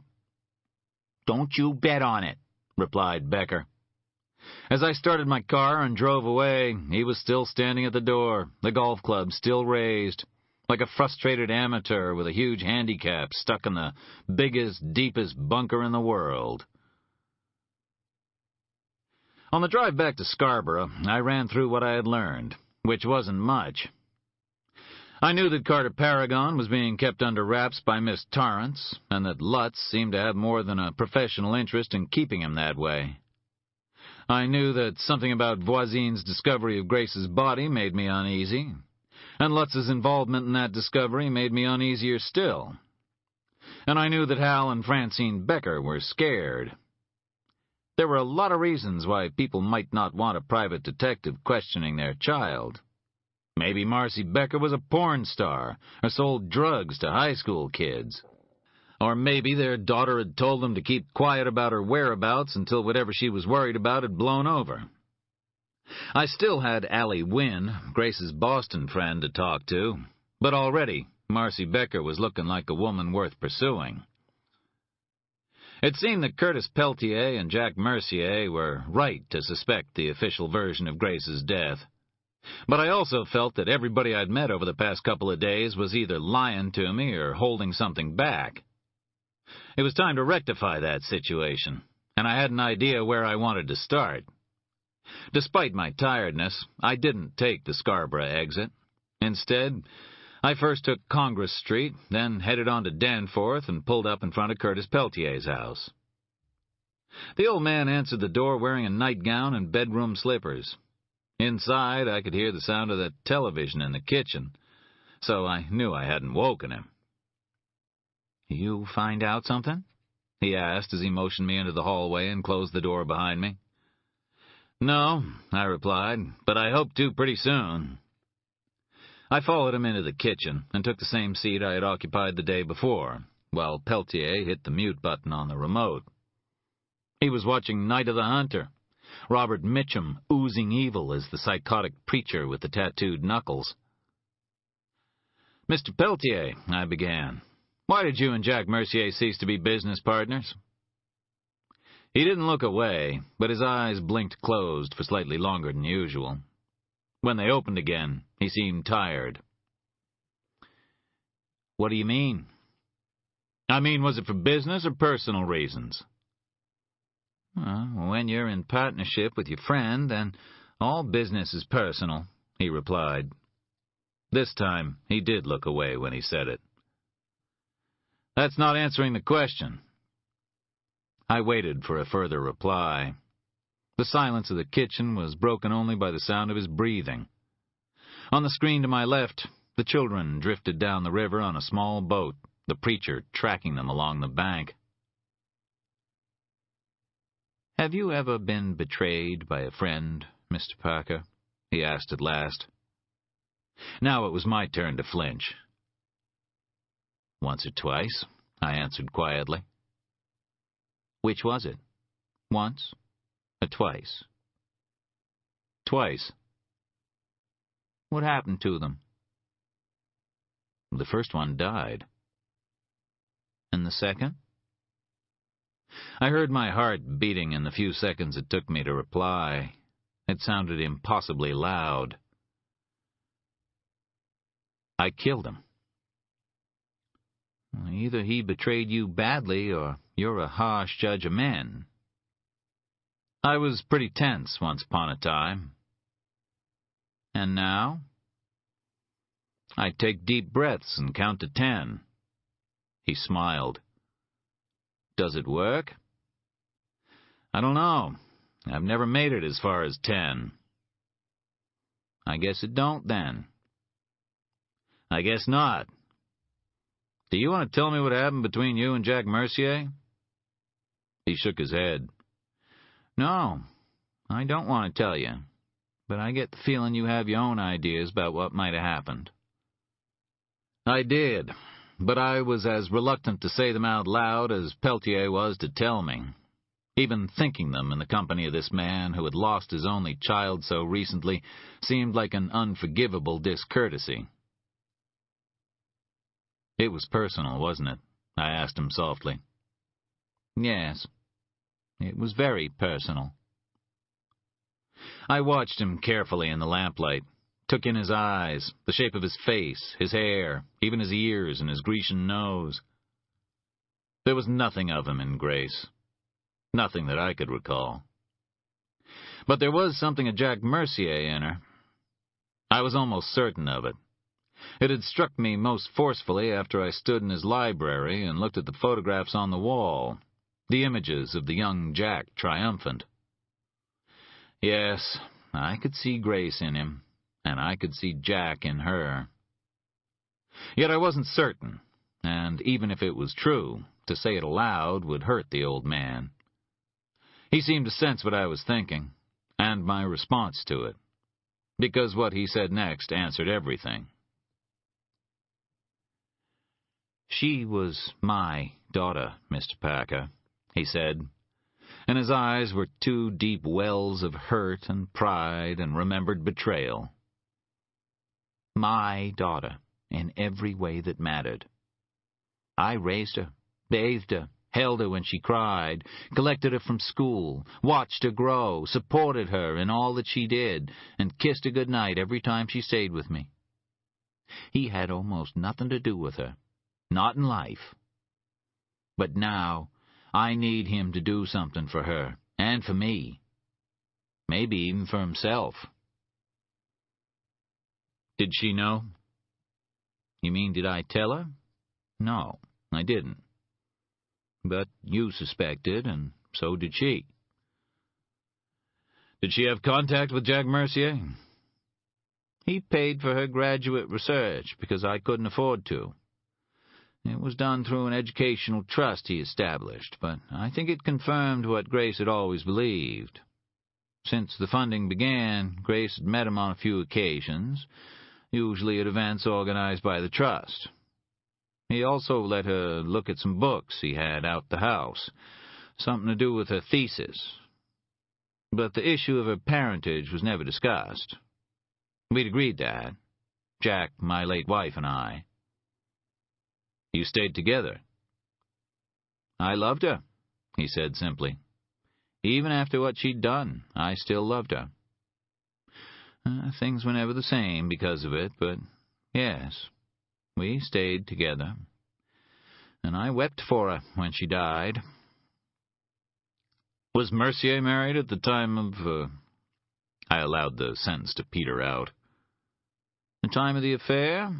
He finished. No, he met his wife a few years later. They were married a year or so after that again. Do you think she knew about Grace?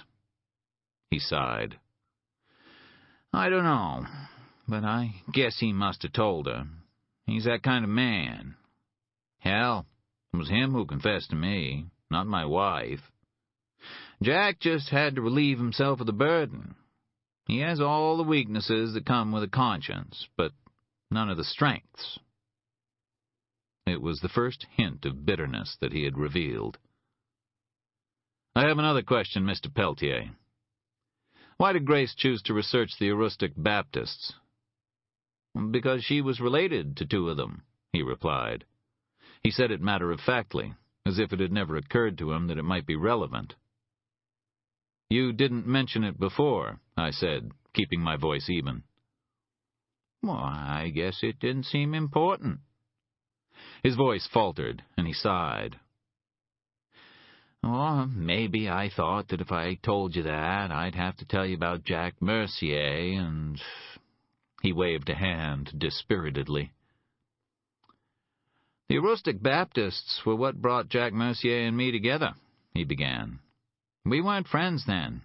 We met at a lecture on the history of Eagle Lake, first and last we ever attended.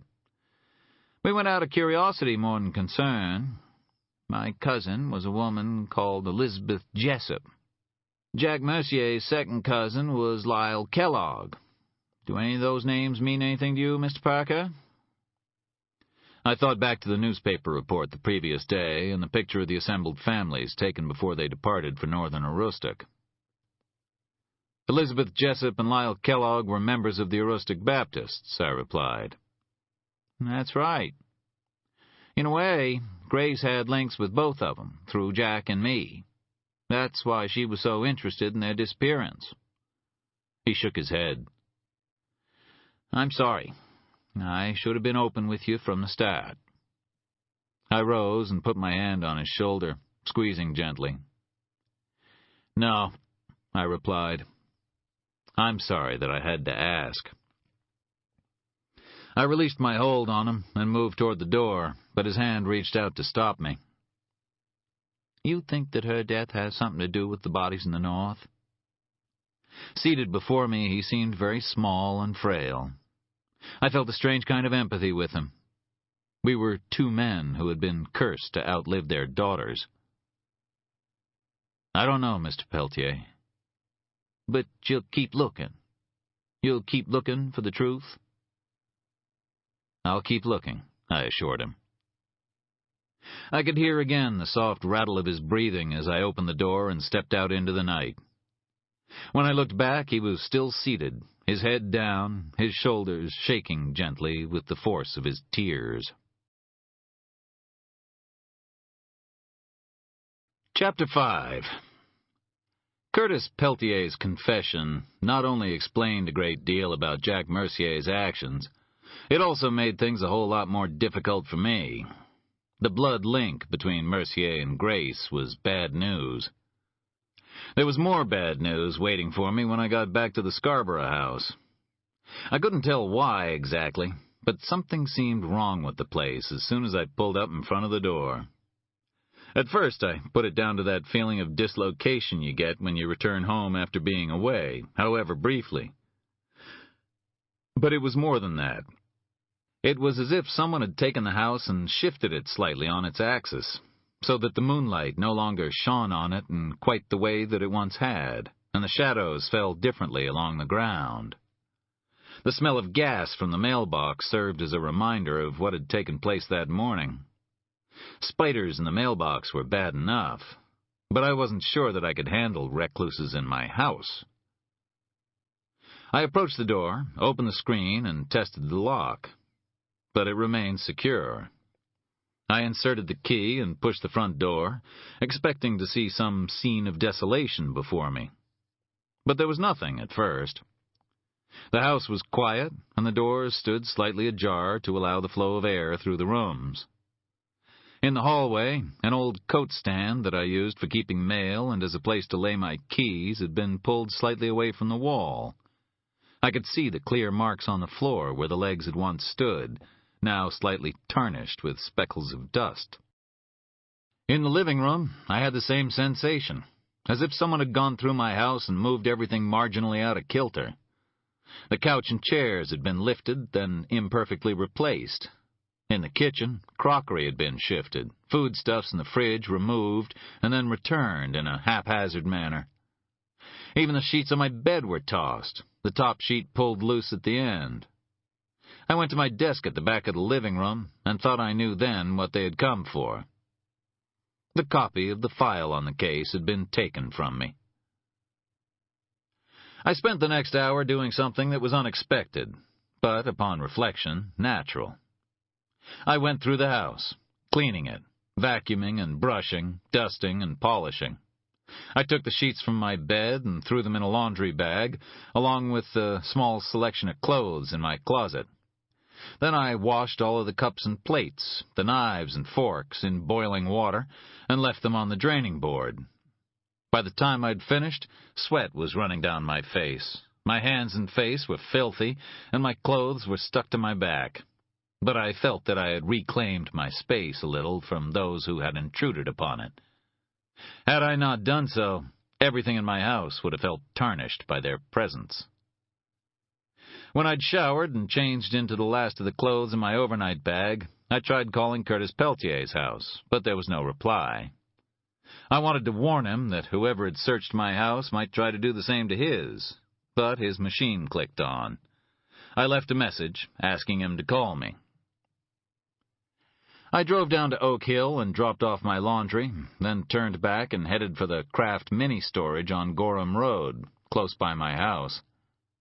I used my key to open one of the storage bays I kept there, still filled with some old possessions of my grandfather's, along with items I'd kept from the Brooklyn home I had shared briefly with Susan and Jennifer. In the bright light, I sat on the edge of the packing crate and went through the police reports one by one, concentrating in particular on those prepared by Lutz as the detective responsible for the investigation into Grace Peltier's death. His involvement in the case didn't fill me with a great sense of reassurance, but I could still find nothing in his reports to justify my suspicions of him. He'd done a perfectly adequate job, even to the extent of interviewing the elusive Carter Paragon. When I returned to the house, I went to my bedroom and removed an 18-inch section of the baseboard from behind the chest of drawers. I took a bundle wrapped in oilcloth from out of the gap I had made. 2 other bundles, one larger, one smaller, also lay inside, but I didn't touch them. I took the bundle into the kitchen, lay a newspaper on the table, and unwrapped the gun. It was a third-generation Smith & Wesson Model 1076, a 10mm version developed especially for the FBI. I had owned a similar model for a year until I lost it in a lake in northern Maine while running for my life. In some ways, I'd been glad to see the last of that gun. I'd done terrible things with it, and it had come to represent all that was worst in me. Yet, 2 weeks after I lost it, a new 1076 had arrived for me, sent by Louis and delivered by one of his emissaries, a huge black man in a Klan Killer T-shirt. Louis called me an hour or 2 after its delivery. "I don't want it, Louis," I told him. "I'm sick of guns, and especially this gun." "Yeah, you feel that way now, but this was your gun," he said. "You used it because you had to use it, and you was good with it. Maybe a day will come when you'll be glad you have it." Instead of throwing it away, I wrapped it in oilcloth. I did the same thing with my father's .38 Colt Detective Special and a 9mm Heckler & Koch semi-automatic, for which I didn't have a permit. Then I had cut away the section of baseboard and placed the guns safely in the space I'd made for them. Out of sight, out of mind. Now I released the magazine, using the catch at the left side of the butt. I pulled back the slide in case there was a round in the chamber, still sticking to the old safety routine. I inspected the chamber through the ejection port, then released the slide and pulled the trigger. For the next 30 minutes, I cleaned and oiled the gun, then loaded it and sighted at the door. Even fully loaded, it weighed a little over 2.5 pounds. I tested its lines with my thumb, ran my finger over the serial number on the left-hand side of the frame, and felt inexplicably afraid. There is a dark resource within all of us, a reservoir of hurt and pain and anger upon which we can draw when the need arises. Most of us rarely, if ever, have to delve too deeply into it. That is as it should be, because dipping into it costs, and you lose a little of yourself each time, a small part of all that is good and honorable and decent about you. Each time you use it, you have to go a little deeper, a little further down into the blackness. Strange creatures move through its depths, illuminated by a burning light from within, and fueled only by the desire to survive and to kill. The danger in diving into that pool, in drinking from that dark water, is that one day you may submerge yourself so deeply that you can never find the surface again. Give in to it, and you're lost forever. Looking at the gun, feeling the power of it, its base, unarguable lethality, I saw myself standing at the verge of those dark waters and felt the burning on my skin, heard the cool lapping of the waves calling me to fall into their depths. I did not look down, for fear of what I might see reflected on the surface. In an effort to pull myself away, I rose and checked my messages. There was one from Rachel, phoning to say hi. I returned her call immediately, and she picked up on the second ring. "Hey, you," she said. "I got those tickets for the Wang." Great. That doesn't sound very enthusiastic. I haven't had such a good day. I got assaulted by a policeman for mocking his belief system, and someone threatened to take my head off with a 9-iron. "And you're usually so naturally charming," she said, before her voice grew serious. "You want to tell me what's going on?" I told her a little of what I knew, or suspected so far. I didn't mention Marcy Becker, Allie Wynne, or the 2 policemen. I didn't like talking about it over the phone, or in a house so recently violated by strangers. "Are you going to continue with this?" I paused before answering. Beside me, the Smith & Wesson gleamed dully in the moonlight. "I think so," I answered quietly. She sighed. "Guess I should cancel those tickets, then." "Nah, don't do that." Suddenly, I wanted to be with Rachel more than anything else in the world. And anyway, I still had to talk to Allie Wynne. "We'll meet up, as arranged." "You're sure?" "Never been more sure of anything." "Okay, then. You know I love you, Parker, don't you?" She'd taken to calling me Parker sometimes, simply because nobody else close to me ever called me that. "I love you, too." "Good. Then take care of your damn self." And with that, she hung up. The second message on the machine was distinctly unusual. "Mr. Parker," said a male voice, "my name is Arthur Franklin. I'm an attorney. I have a client who is anxious to speak with you." Arthur Franklin sounded kind of nervous, as if there was somebody standing in the shadows behind him, brandishing a length of rubber hose. "I'd appreciate it if you'd call me as soon as you can." He'd left a home telephone number, so I called him back. When I told him who I was, relief burst from him like air from a punctured tire. He must have said thank you 3 times in as many seconds. My client's name is Harvey Regal, he explained, before I had a chance to say anything further. He's a filmmaker. His studio and distribution arm is in California, but he has recently come to live and work in Maine. Unfortunately, the state of California has taken issue with the nature of his art, and extradition proceedings are now in train. More to the point, certain individuals outside the law have also taken some offense at Mr. Regal's art, and my client now believes that his life is in danger. We have a preliminary hearing tomorrow afternoon at the federal courthouse, after which my client will be available to talk to you. He came up for air at last, giving me an opportunity to interrupt. I'm sorry, Mr. Franklin, but I'm not sure that your client's my concern, and I'm not taking on any new cases. Oh, no, replied Franklin. You don't understand. This is not a new case. This is in the nature of assistance with your current case. What do you know about my caseload? Oh, dear, said Franklin. I knew this wasn't a good idea. I told him, but he wouldn't listen. Told whom? Franklin let out a deep breath that quivered on the verge of tears. Perry Mason he wasn't. Somehow, I got the feeling that Harvey Regal was going to be getting some California sunshine in the near future. I was told to call you, continued Franklin, by a certain individual from Boston. He's in the comic book business.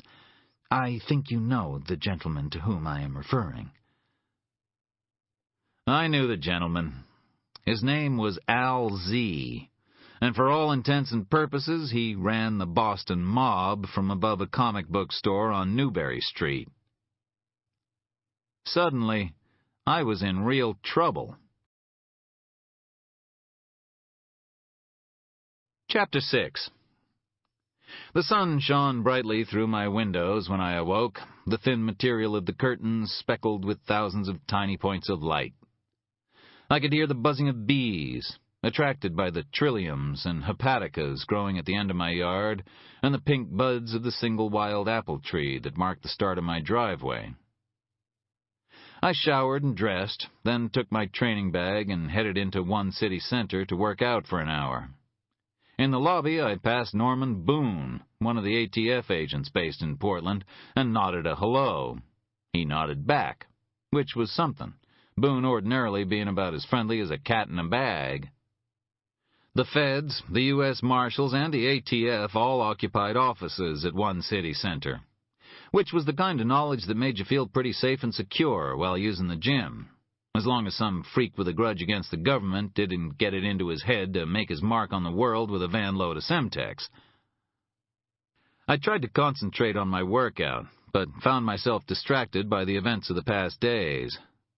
Thoughts of Lutz and Voisin and the Beckers flashed through my mind, and I was conscious of the Smith & Wesson in its Milt Sparks summer special holster, which now lay in my locker.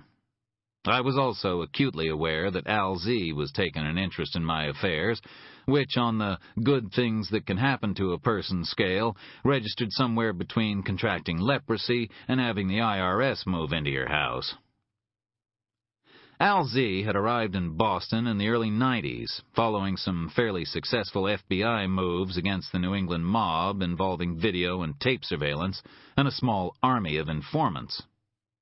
While Action Jackson Salami and Baby Shanks Monocchio, of whom it was once said that if there were any flies on 'em they were paying rent, ostensibly jostled for control of the outfit, each dogged by surveillance and whispered rumors that one or both of them could be informing for the feds, Al Z tried to restore stability behind the scenes, dispensing advice and impartial discipline in roughly equal measures.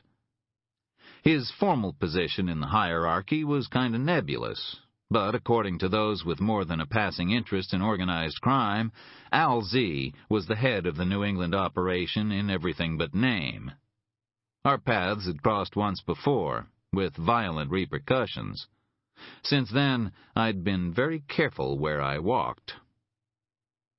After I left the gym, I headed up Congress to the library of the Maine Historical Society, where I spent an hour going through whatever they had on Faulkner and the Aroostook Baptists. The file was close at hand and still warm from the latest round of media photocopying, but it contained little more than sketchy details and yellowed newspaper clippings. The only article of any note came from an edition of Down East magazine, published in 1997. The author was credited only as G.P. A call to Down East's office confirmed that the contributor had been Grace Peltier. In what was probably a dry run for her thesis, Grace had gathered together details of the four families and a brief history of Faulkner's life and beliefs, most of it accumulated from unpublished sermons he'd given, and the recollections of those who had heard him preach. To begin with, Faulkner was not a real minister. Instead, he appeared to have been ordained by his flock. He was not a premillenarianist, one of those who believed that chaos on earth is an indication of the imminence of the second coming, and that the faithful should therefore do nothing to stand in its way. Throughout his preaching, Faulkner had shown an acute awareness of earthly affairs, and encouraged his followers to stand against divorce, homosexuality, liberalism, and just about anything else the 60s were likely to throw up. In this, he showed the influence of the early Protestant thinker John Knox. But Faulkner was also a student of Calvin. He was a believer in predestination. God had chosen those who were saved before they were even born, and it was therefore impossible for people to save themselves no matter what good deeds they did on earth. Faith alone led to salvation. In this case, faith in the Reverend Faulkner, which was seen to be a natural consequence of faith in God. If you followed Faulkner, you were one of the saved. If you rejected him, then you were one of the damned. It all seemed pretty straightforward.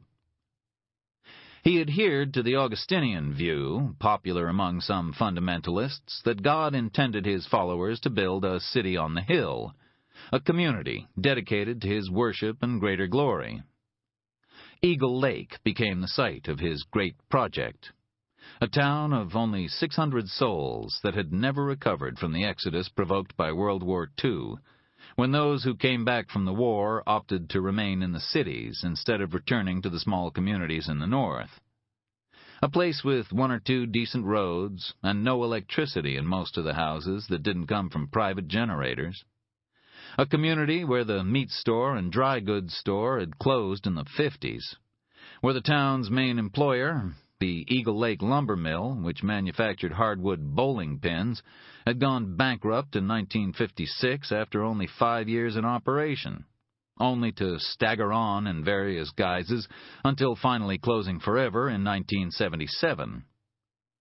A hamlet of mostly French Catholics, who regarded the newcomers as an oddity and left them to their own devices, grateful for whatever small sums they spent on seeds and supplies. This was the place Faulkner chose, and this was the place in which his people died. End of CD 3.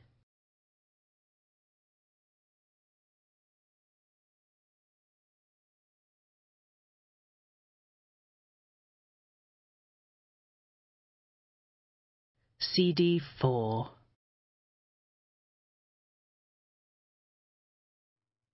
And if it seems strange that 20 people could just arrive somewhere in 1963 and be gone less than a year later, never to be seen again, then it was worth remembering that this is a big state, with 1 million or so people scattered over its 33,000 square miles, most of it forest. Whole New England towns had been swallowed up by the woods, simply ceasing to exist. They were once places with streets and houses, mills and schools, where men and women worked, worshipped, and were buried.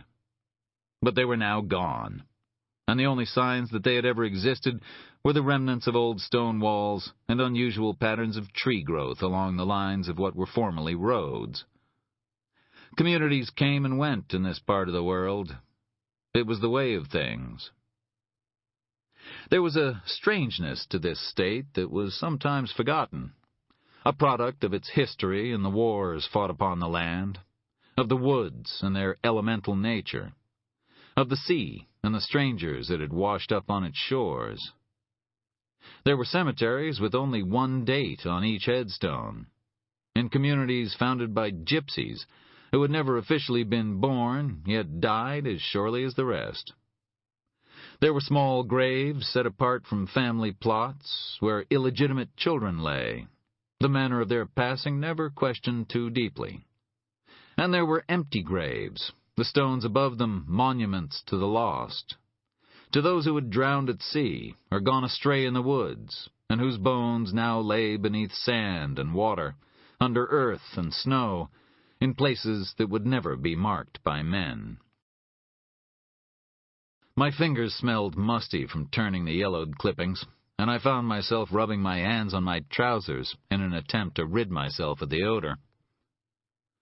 Faulkner's world didn't sound like any that I wanted to live in, I thought, as I returned the file to the librarian. It was a world in which salvation was taken out of our hands, in which there was no possibility of atonement. A world peopled by the ranks of the damned, from whom the handful to be saved stood aloof.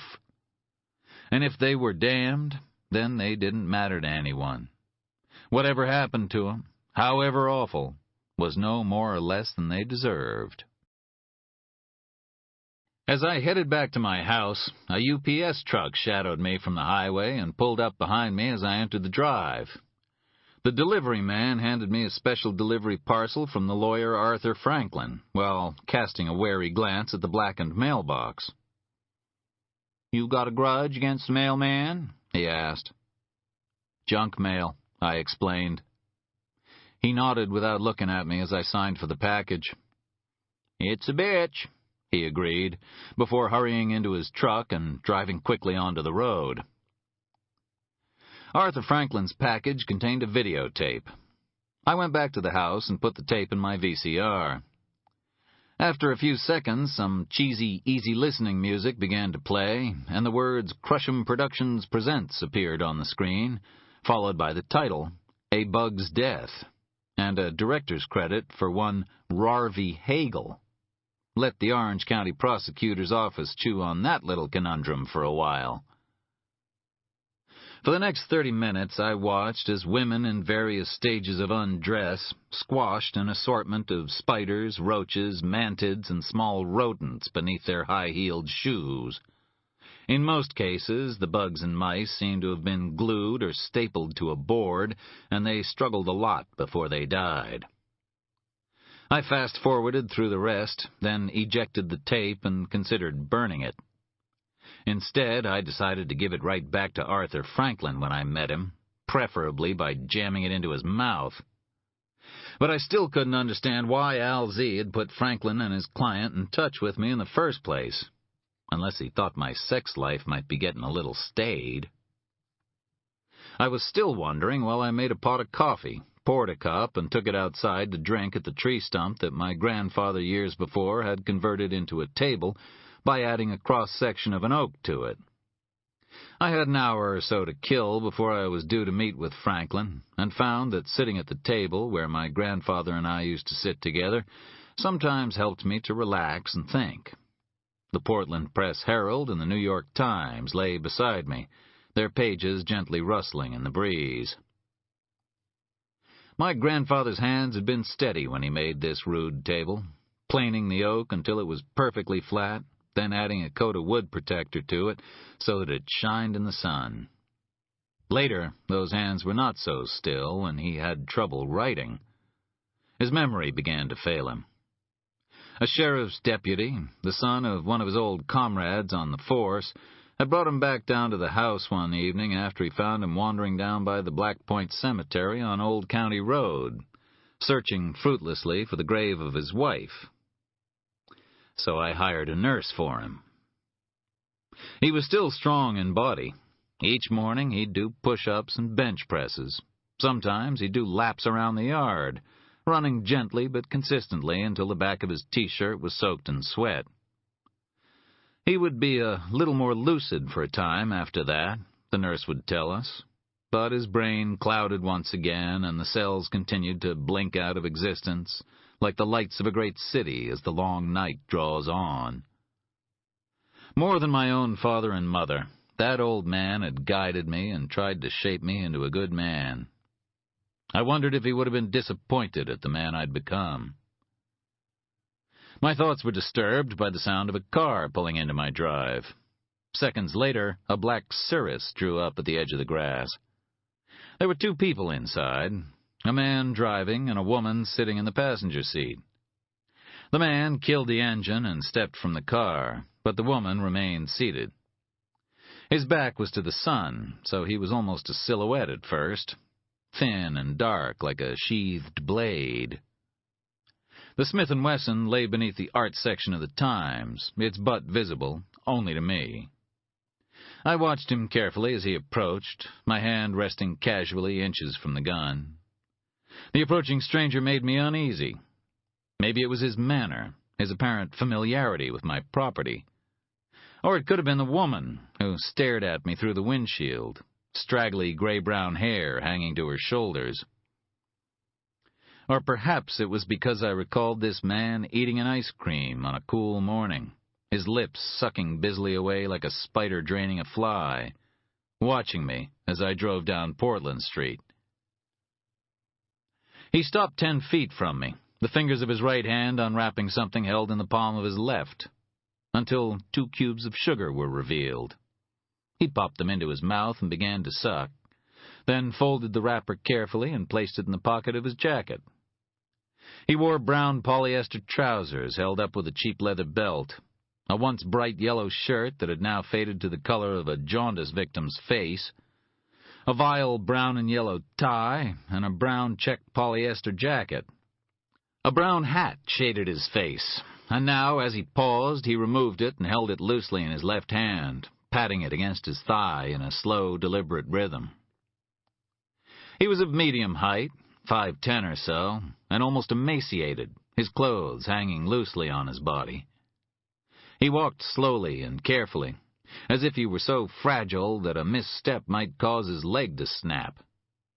His hair was wiry, a combination of red and gray through which patches of pink skin showed. His eyebrows were also red, as were the lashes. Dark brown eyes that were far too small for his face peered out from beneath strange hoods of flesh, as if the skin had been pulled down from his forehead and up from his cheeks and then stitched in place by the corners of his eyes. Blue-red bags swelled up from below, so that his vision appeared to be entirely dependent on 2 narrow triangles of white and brown by the bridge of his nose. That nose was long and elongated at the tip, hanging almost to his upper lip.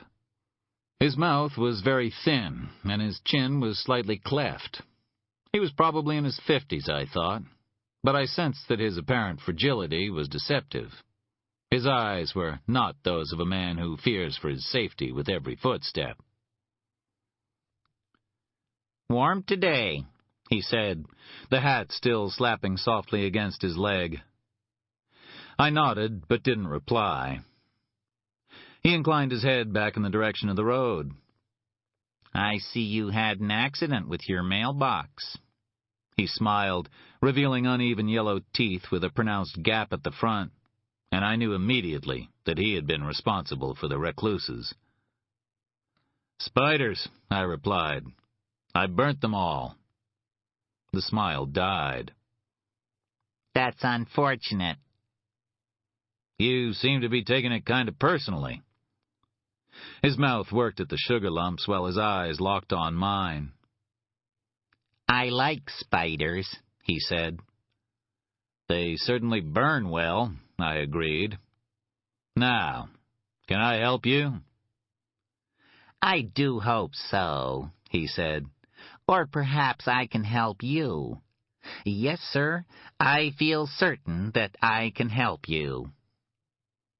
His voice had an odd nasal quality that flattened his vowels and made his accent difficult to place, a task complicated further by the formal locutions of his speech.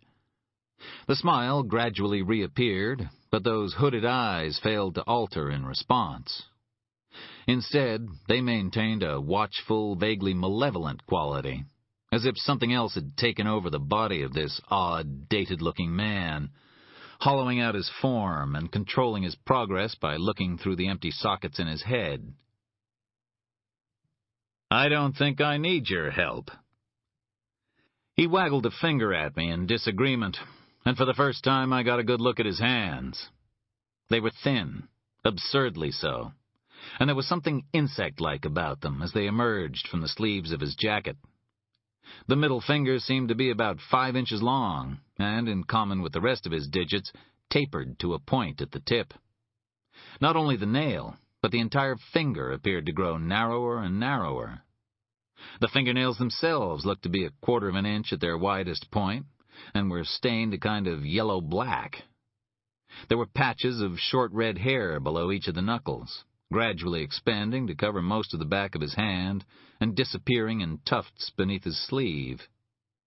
They gave him a strange feral quality. "Now, sir," he said, his fingers waving the way an arachnid will sometimes raise its legs when it finds itself cornered.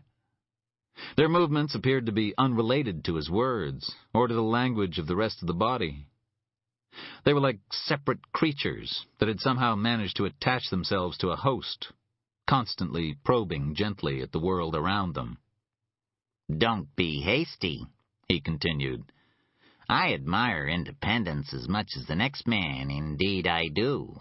It is a laudable attribute in a man, sir. A laudable attribute, make no mistake about that, but it can lead him to do reckless things. Worse, sir, worse, it can lead him to interfere with the rights of those around him, sometimes without him even knowing."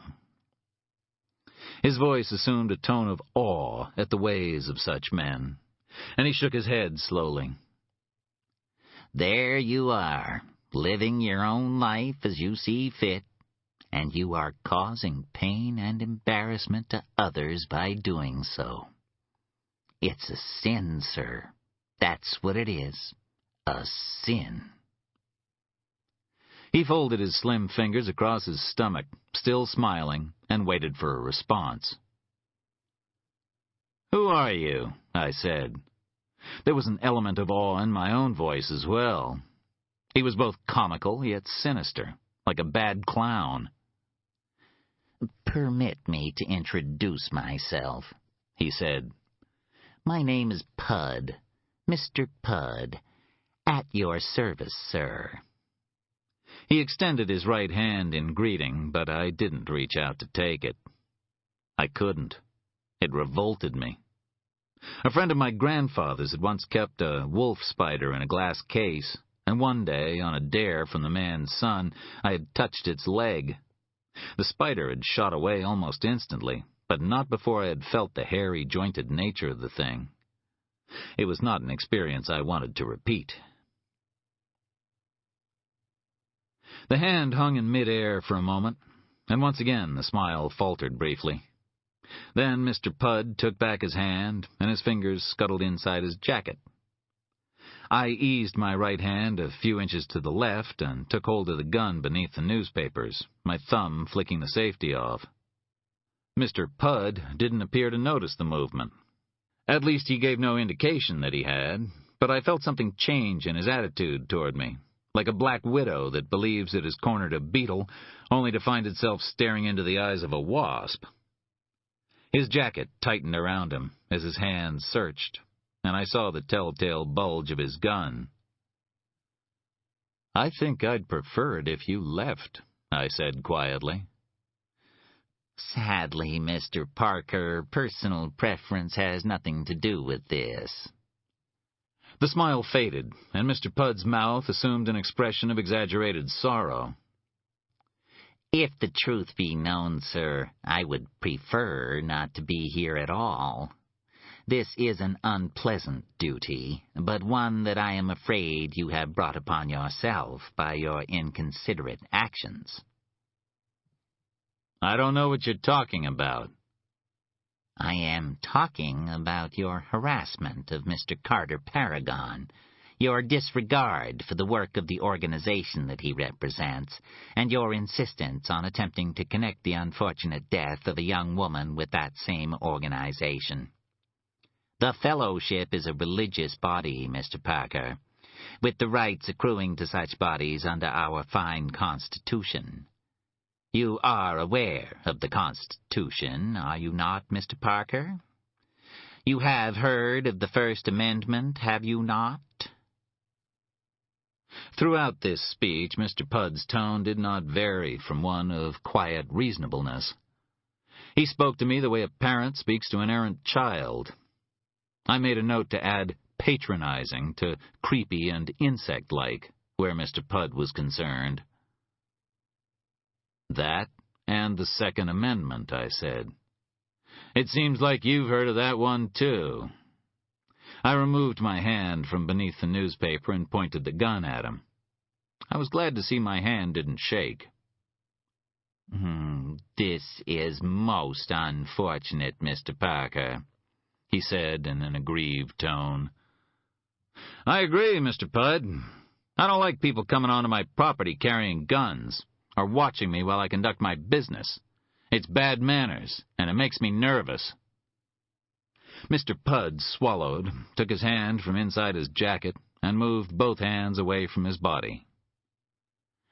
I meant you no offense, sir, but the servants of the Lord are afflicted with enemies on all sides. Surely God will protect you better than a gun. The Lord helps those who help themselves, Mr. Parker, he replied. I don't think the Lord approves of breaking and entering, I said, and Mr. Pudd's eyebrow raised slightly. Are you accusing me of something? Why? Do you have some to confess? Not to you, Mr. Parker. Not to you. Once again his fingers danced slowly in the air, but this time there appeared to be purpose in the movement, and I wondered what it meant. It was only when I heard the car door open and the shadow of the woman advanced across the lawn that I knew. I stood quickly and moved back, raising the gun to shoulder height in a two-handed grip and aiming it at Mr. Pudd's upper body. The woman approached from behind his left shoulder. She didn't speak, but her hand was inside her thigh-length black coat. She wore no makeup, and her face was very pale. Beneath her coat, she wore a black pleated skirt that hung almost to her ankles, and a simple white blouse unbuttoned at the top, with a black scarf knotted around her neck. There was something deeply unpleasant about her looks, an ugliness from within that had seeped through her pores and blighted her skin. The nose was too thin for the face, the eyes too big and too white, the lips strangely bloated. Her chin was weak and receded into layers of flesh at her neck. No muscles moved in her face. Mr. Pudd turned his head slightly toward her, but kept his eyes on me. You know, my dear, I think Mr. Parker is frightened of us. The woman's expression didn't change. She just kept moving forward. Tell her to back off, I said softly. But I found that it was I who was taking another step back.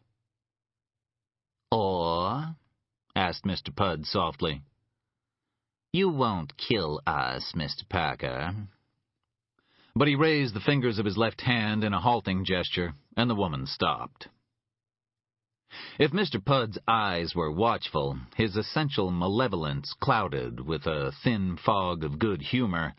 His partner's eyes were like those of a doll, glassy and expressionless. They remained fixed on me, and I realized that despite the gun in my hand, I was the one in danger of harm. Take your hand out of your coat, slowly, I told her, my aim now shifting from the man to the woman, then back again as I tried to keep them both under the gun. And it better be empty when it appears. She didn't move until Mr. Pudd nodded once. Do as he says, he said. She responded immediately, taking her empty hand from her coat carefully, but without any fear. Now tell me, Mr. Pudd, I said, just exactly who are you? I represent the Fellowship, he said. I am asking you on its behalf to cease your involvement in this matter. And if I don't? Then we may have to take further action. We could involve you in some very expensive and time-consuming litigation, Mr. Parker. We have excellent lawyers. Of course, that is only one of the options open to us. There are others. This time, the warning was explicit. I see no reason for conflict, I said, mimicking his own tone and mannerisms.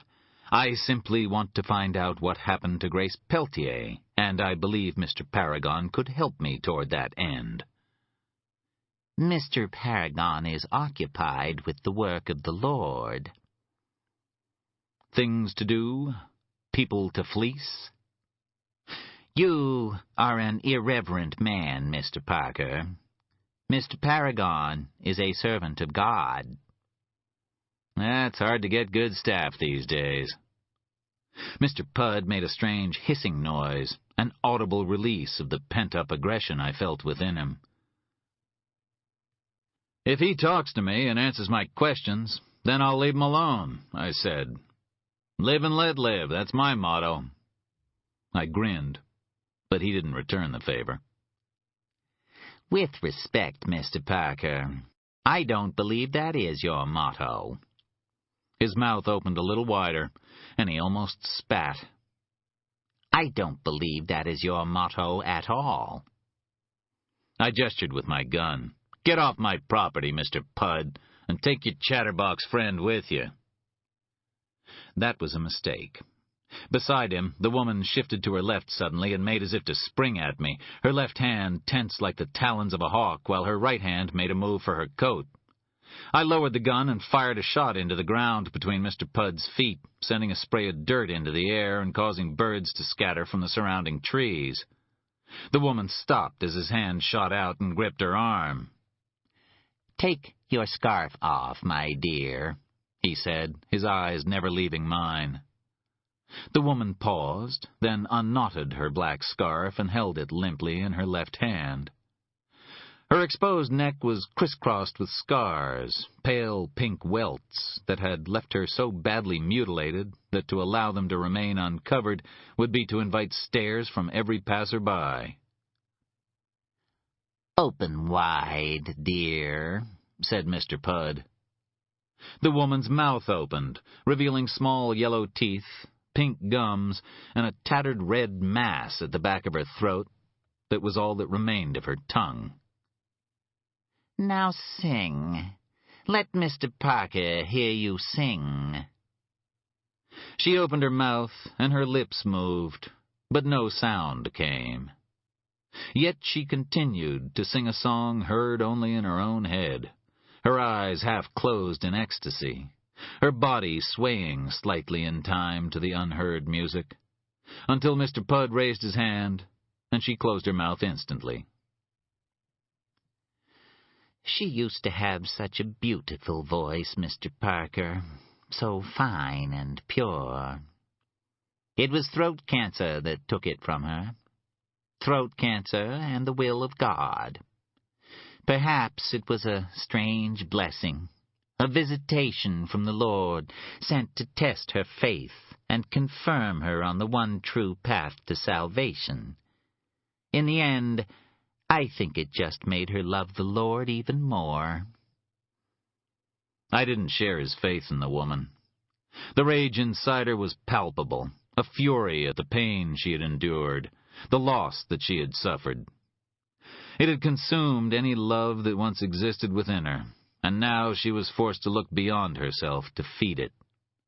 The pain would never ease, but the burden could be made more bearable by inflicting a taste of it on others. But, Mr. Pudd concluded, I like to tell her it was because her voice made the angels jealous. I had to take his word for it. I didn't see anything else about her that might have aroused the envy of angels. Well, I said, at least she still has her looks. Mr. Pudd didn't respond, but for the first time real hatred appeared in his eyes. It was a passing thing, gone as quickly as a mayfly, to be replaced with his habitual look of false good humor. But what had flickered briefly in his eyes burst into glorious savage flame in those of the woman.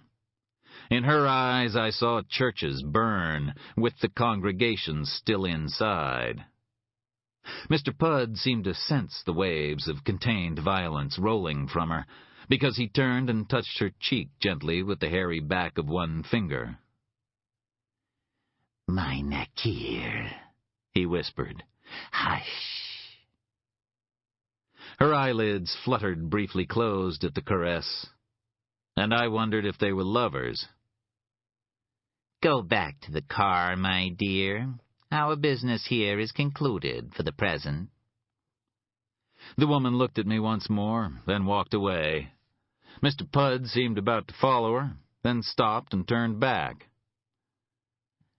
"You are unwise to pursue this. I advise you for the last time to cease your involvement in this affair." "Sue me," I said. But Mr. Pudd only shook his head. "No, it's gone far beyond that, I'm afraid. I fear we shall be seeing each other again under less favorable circumstances for you." He raised his hands. "I am going to reach into my pocket, Mr. Packer, for my business card." Without waiting for a reply, he took a small silver case from the right-hand pocket of his jacket. He flipped open the case and removed a white business card, holding it gently by one corner. Once again, he extended his hand, but this time it didn't falter. He waited patiently until I was forced to reach for it. As I took it, he shifted his hand slightly, and the tips of his fingers brushed against mine. Involuntarily, I shied away from the contact, and Mr. Pudd nodded slightly, as if I had somehow confirmed a suspicion he had. The card said only Elias Pudd in black Roman letters. There was no telephone number, no business address, no occupation. The back of the card was completely blank. "Your card doesn't say a lot about you, Mr. Pudd," I remarked. "On the contrary, it says everything about me, Mr. Parker. I fear that you are simply not reading it correctly." "All it tells me is that you're either cheap or a minimalist," I responded. "You're also irritating, but it doesn't say that on your card either." For the first time, Mr. Pudd truly smiled, his yellow teeth showing and his eyes lighting up. "Oh, but it does, in its way," he said, and chuckled once. I kept the gun trained on him until he'd climbed into the car, and the strange pair had disappeared in a cloud of dust and fumes that seemed to taint the very sunlight that shone through it. My fingers began to blister almost as soon as they'd driven away.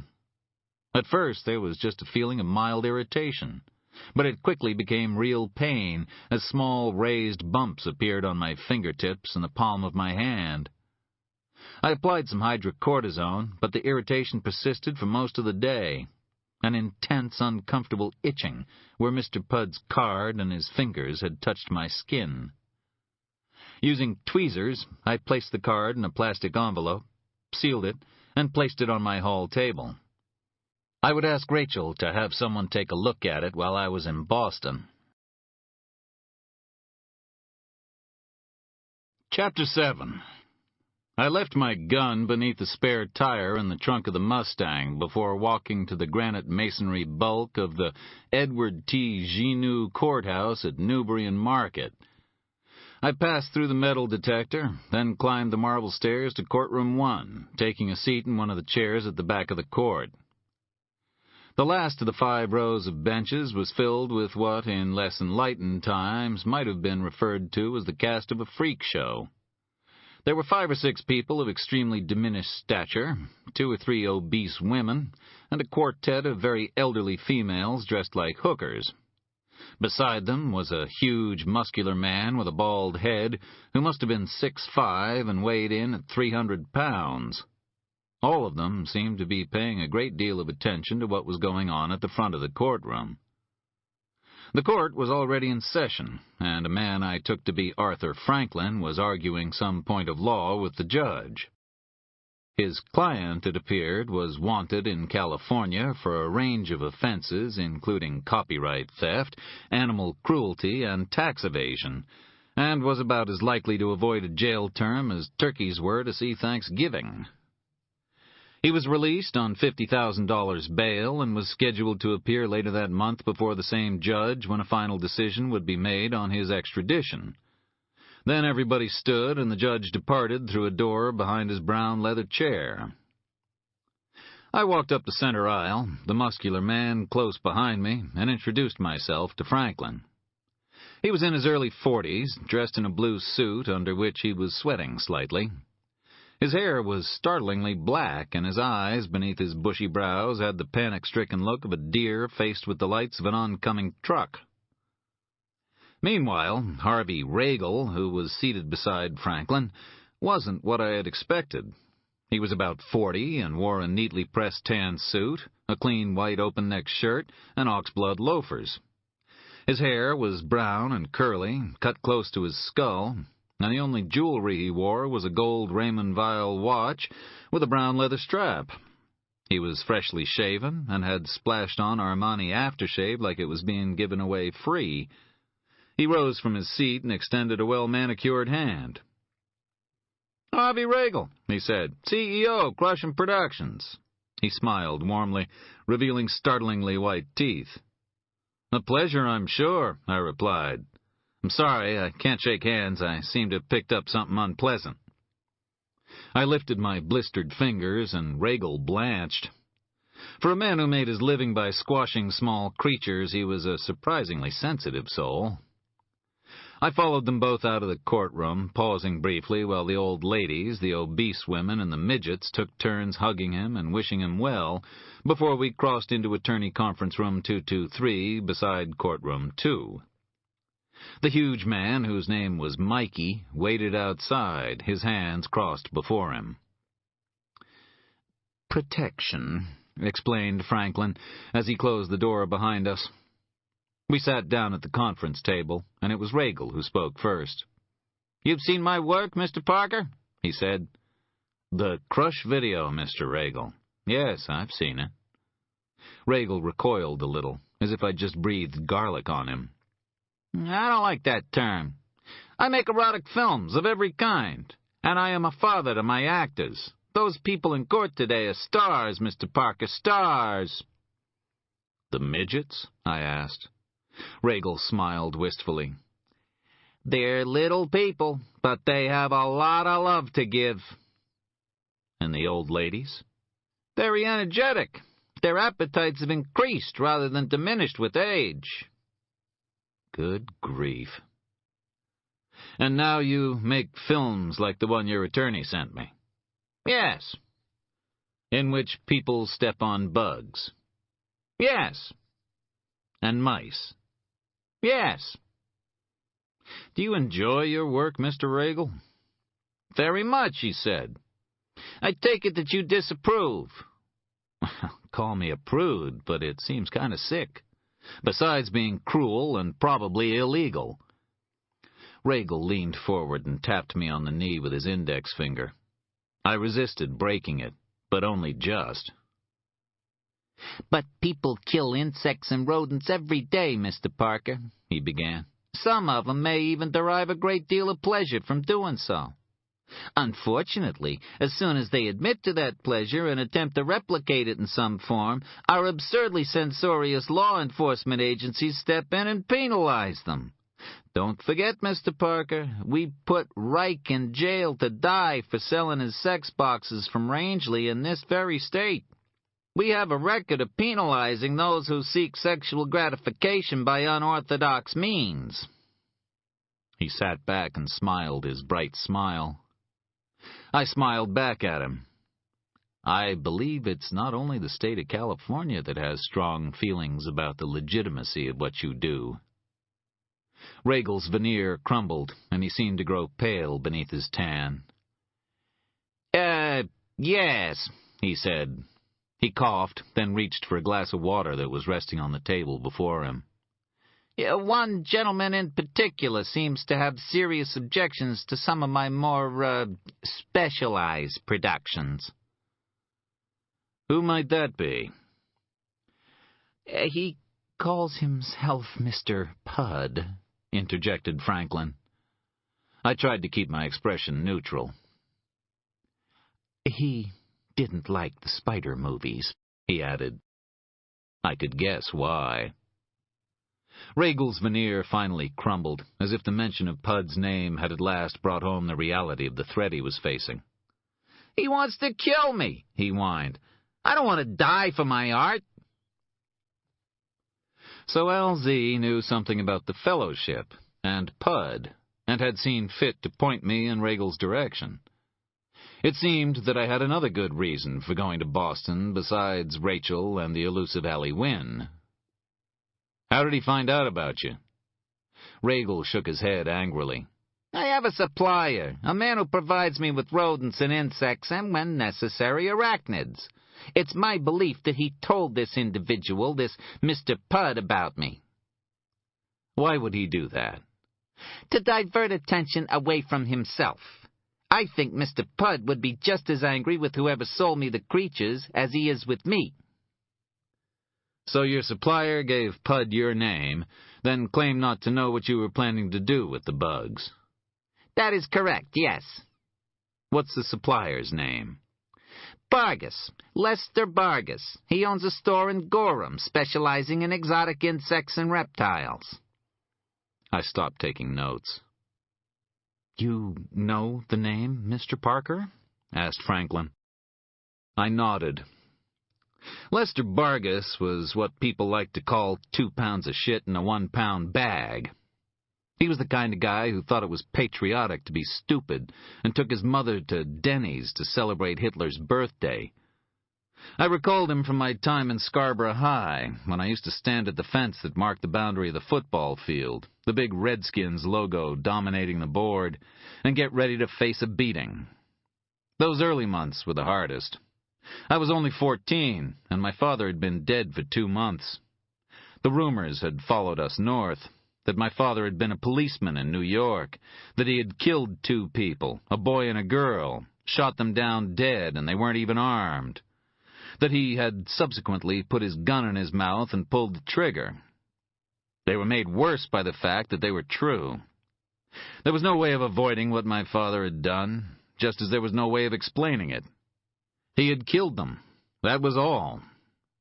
I don't know what he saw when he pulled the trigger on them. They were taunting him, trying to make him lose his temper with them, but they couldn't have known what they would cause him to do. Afterward, my mother and I had run north, back to Scarborough, back to her father, who had once been a policeman himself, and the rumors had snapped at our heels like black dogs. It took me a while to learn how to defend myself, but I did. My grandfather showed me how to block a punch and how to throw one back in a single controlled movement that would draw blood every time. But when I think back on those first months, I think of that fence and a circle of young men closing on me, and Lester Bargus with his freckles and his brown square-cut hair, sucking spit back into his mouth after he'd begun to drool with the joy of striking out another human being from the security of the pack. Had he been a coyote, Lester Bargus would have been the runt that hangs at the margins of the group, lying down on its back when the stronger ones turned on it, yet always ready to fall on the weak and the wounded when the frenzy struck. He tortured and bullied and came close to rape in his senior year. He didn't even bother to take his SATs. A new scale would have been needed to measure the depths of Bargus's ignorance. I had heard that Bargus now ran a bug store in Gorham, but it was believed to be merely a front for his other interest, which was the illegal sale of weapons. If you needed a clean gun quickly, then Lester Bargus was your man, particularly if your political and social views were so right-wing they made the Klan look like the ACLU. Are there a lot of stores that supply bugs, Mr. Regal? Not in this state, no. But Vargas is also regarded as a considerable authority nationally. Herpetologists and arachnologists consult with them on a regular basis. Regal shuddered. Although not, I should add, in person. Mr. Vargas is a particularly unpleasant individual. And you're telling me all this because... Franklin intervened. Because my client is certain that Mr. Pudd will kill him if someone doesn't stop him first.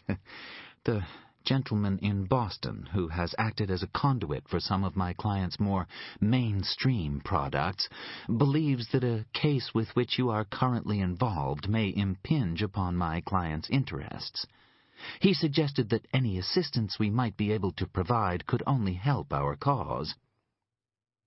And all you have is Lester Vargas? Franklin shrugged unhappily. Has Pudd tried to contact you? In a way. My client has been sequestered in a safe house in Standish. The house burnt down. Someone threw an incendiary device through the bedroom window.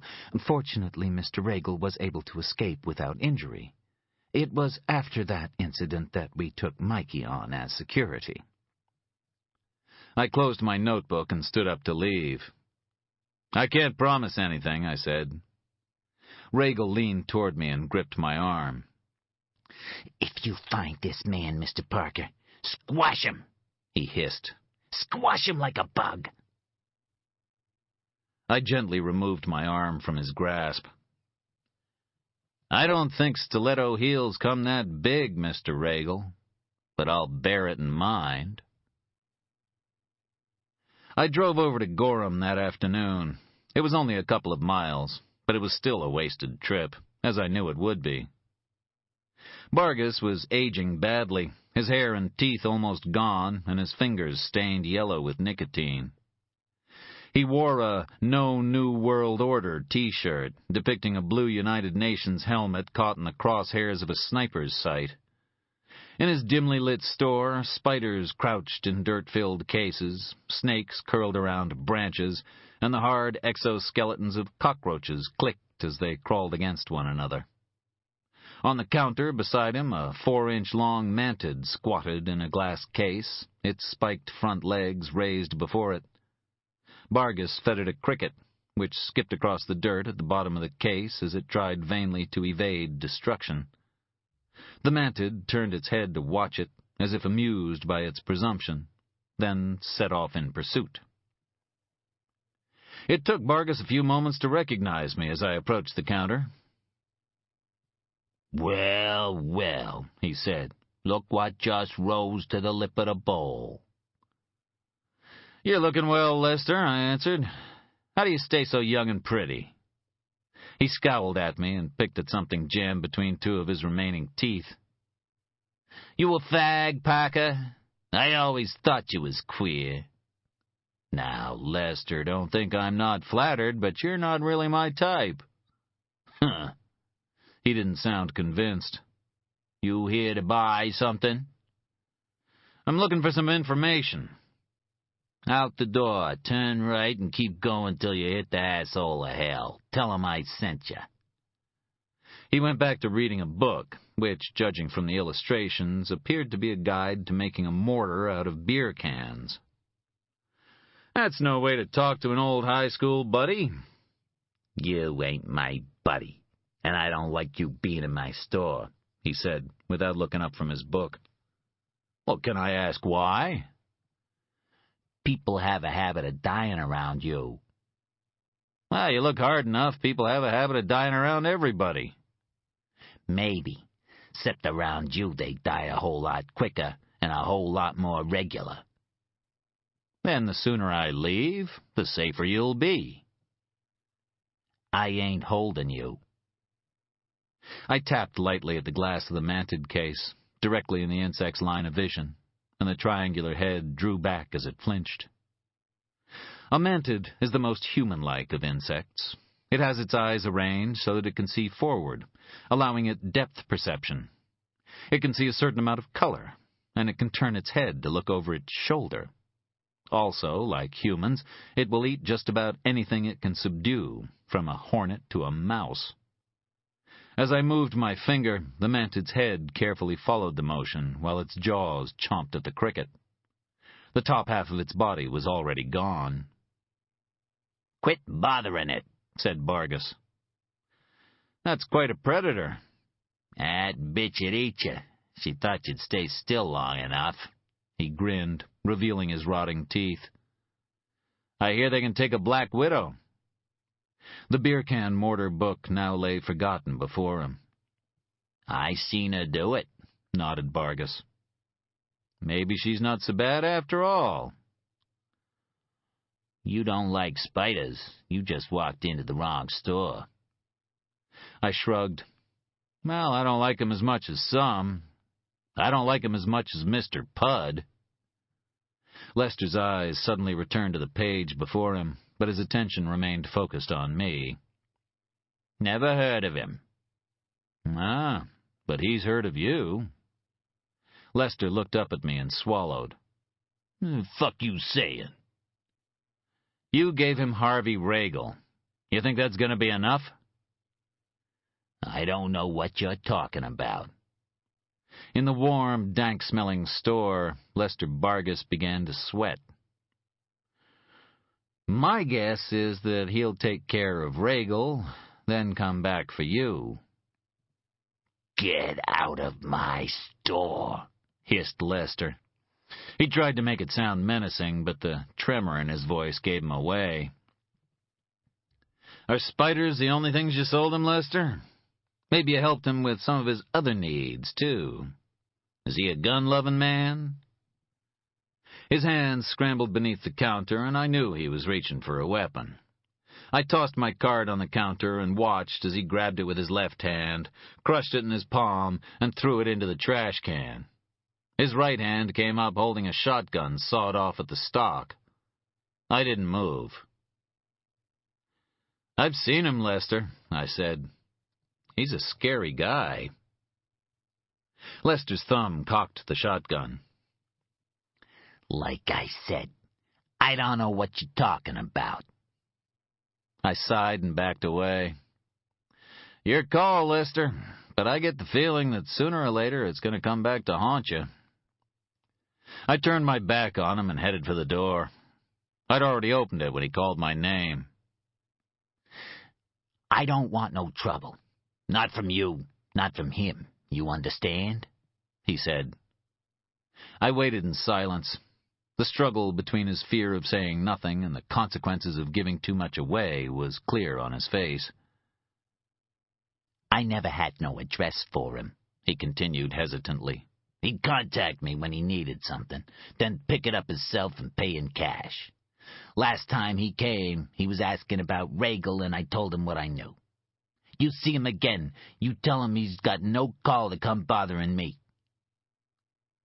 Confessing seemed to have restored some of his confidence, because his habitual ugly sneer returned. "And I was you, I'd find me another line of work. The kind of fella you're asking about don't like being asked about. You get my meaning? The kind of fella you're asking about. He kills people, get involved in his business." That evening I felt no desire to be in the house or to cook for myself. I secured all of the windows, placed a chain on the back door, and put a broken matchstick above the front door.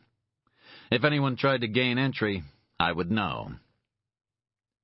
I drove into Portland and parked at the junction of Cotton and Forest in the Old Port, then walked down to Sapporo on Commercial Street, the sound of the sea in my ears.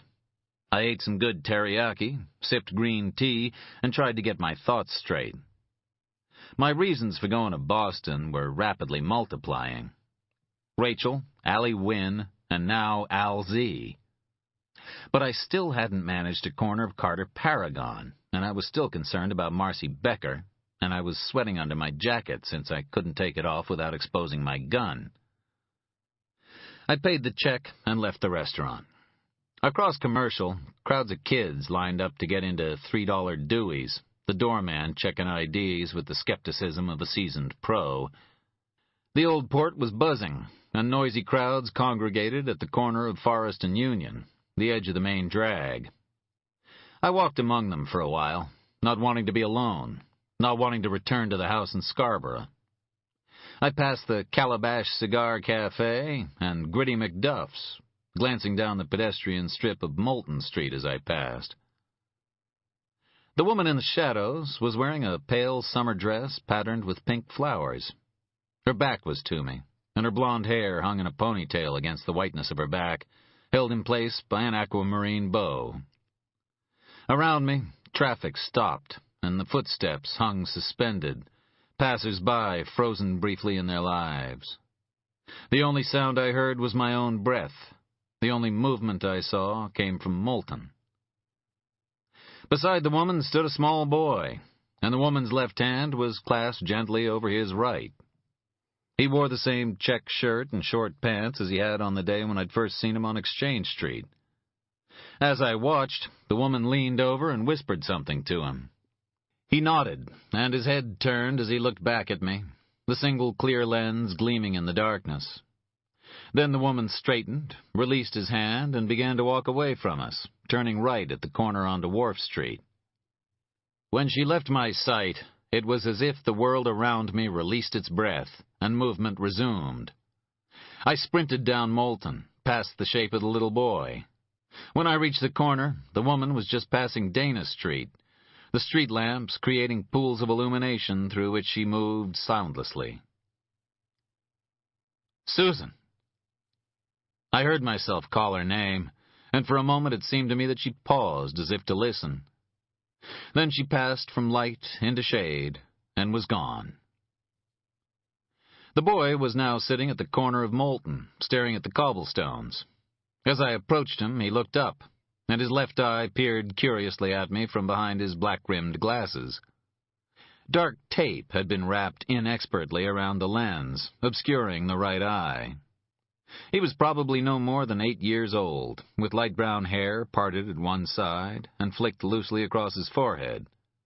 His pants were almost stiff with mud in places, and his shirt was filthy. Most of it was obscured by the block of wood, maybe 18 inches by 5 inches and an inch thick, that hung from the rope around his neck. Something had been hacked into the wood in jagged, childish letters, probably with a nail, but the grooves were filled with dirt in places, conspiring with the darkness to make it almost impossible to read. I squatted down in front of him. "Hi," I said. He didn't seem scared. He didn't look hungry or ill. He was just there. "Hi," he replied. "What's your name?" I asked. "James," he said. "Are you lost, James?" He shook his head. "Then what are you doing out here?" "Waiting," he said simply. "Waiting for what?" He didn't reply. I got the feeling that I was supposed to know, and that he was a little surprised that I didn't. "Who was the lady you were with, James?" I asked. "The summer lady," he answered. "Does she have a name?" He waited for a moment or two before replying. When he did, all the breath seemed to leave my body, and I felt lightheaded and afraid. "She said you'd know her name."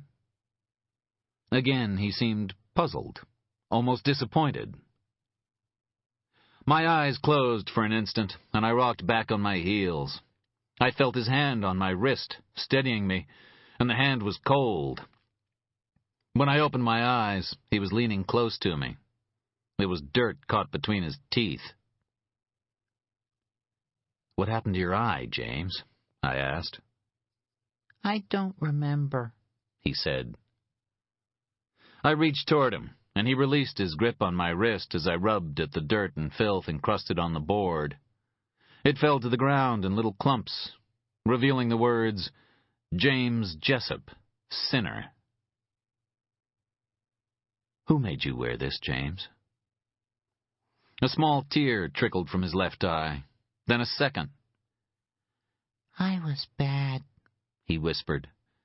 "We were all bad." but the tears fell only from one eye, and only the dirt on his left cheek was streaked with moisture. My hands were trembling as I reached for his glasses. I took the frames gently in each hand and slowly removed them. He didn't try to stop me, his single visible eye regarding me with absolute trust. And when I took the glasses away, a hole was revealed where his right eye had been, the flesh torn and burnt, and the wound dry, as if it were an old injury that had long since stopped bleeding, or even hurting. "I've been waiting for you," said James Jessup. "We've all been waiting for you." I rose and backed away from him, the glasses dropping to the ground as I turned. And I saw them all. They stood watching me, men and women, young boys and girls, all with wooden boards around their necks. There were a dozen at least, maybe more. They stood in the shadows of Wharf Street and at the entrance to Commercial, wearing simple clothes designed to be worn on the land, pants that wouldn't tear at the first misstep in the dirt, and boots that would not let in the rain or be pierced by a stone. Catherine Cornish, sinner. Verna Kellogg, sinner. Frank Jessup, sinner. Billy Person, sinner. The others were farther back, their names on the boards harder to read. Some of them had wounds to their heads. Verna Kellogg's skull had been split open, and the open wound extended almost to the bridge of her nose. Billy Person had been shot through the forehead. A flap of Catherine Cornish's skin hung forward from the back of her head, obscuring her left ear. They stood and regarded me, and the air around them seemed to crackle with a hidden energy. I swallowed, but my throat was dry, and the effort made it ache. "Who are you?" I asked. But even as they faded away, I knew. I stumbled backward, the bricks behind me cold against my body, and I saw tall trees and men wading through mud and bone. Water lapped against a sandbag levee, and animals howled. And as I stood there trembling, I closed my eyes tight and heard my own voice start to pray. "Please, Lord," it said, "please don't let this begin again." Chapter 8. The next day, I drove down to Boston in about 2 hours, but got snarled up in the city's horrific traffic for almost another hour. They were calling Boston's never-ending roadworks the Big Dig, and signs dotted around various large holes in the ground promised, "It'll be worth it." If you listened hard enough, you could hear millions of voters hissing that it had better be. Before I left, I called Curtis Peltier at home. He'd been out to dinner with some friends the night before, he told me, and when he got back, the police were at his house. "Someone tried to break in the back door," he explained. "Some kids heard the noise and called the police. Probably damned junkies from Kennedy Park or Riverton." I didn't think so. I told him about the missing notes. "You think there was something important in them?" "Maybe," I replied, although I couldn't think what it might be. I suspected that whoever took them, Mr. Pudd or some other person as yet unknown, simply wanted to make things as difficult as possible for me. I told Curtis to look after himself, and he assured me that he would. Shortly before noon, I reached Exeter Street, just off Commonwealth Avenue, and parked outside Rachel's building. She was renting in a 4-story brownstone across the street from where Henry Lee Higginson, the founder of the Boston Symphony Orchestra, once lived. On Commonwealth, people jogged and walked their dogs or sat on the benches and took in the traffic fumes. Close by, pigeons and sparrows fed before paying their respects to the statue of the sailor historian Samuel Eliot Morrison, who sat on his plinth with the vaguely troubled look of a man who's forgotten where he parked his car. Rachel had given me my own key to the apartment, so I dumped my overnight bag, bought some fruit and bottled water in DeLuca's Market at Fairfield, and headed up Commonwealth Avenue until I reached the public garden between Arlington and Charles. I drank my water, ate my fruit, and watched children playing in the sunlight and dogs chasing frisbees. I wanted a dog, I thought.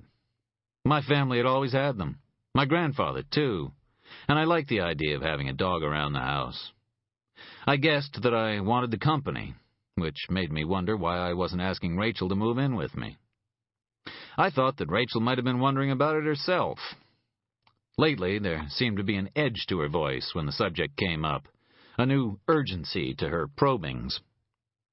She'd been patient for over 14 months now, and I guessed that she was feeling the strain of being trapped in relationship limbo.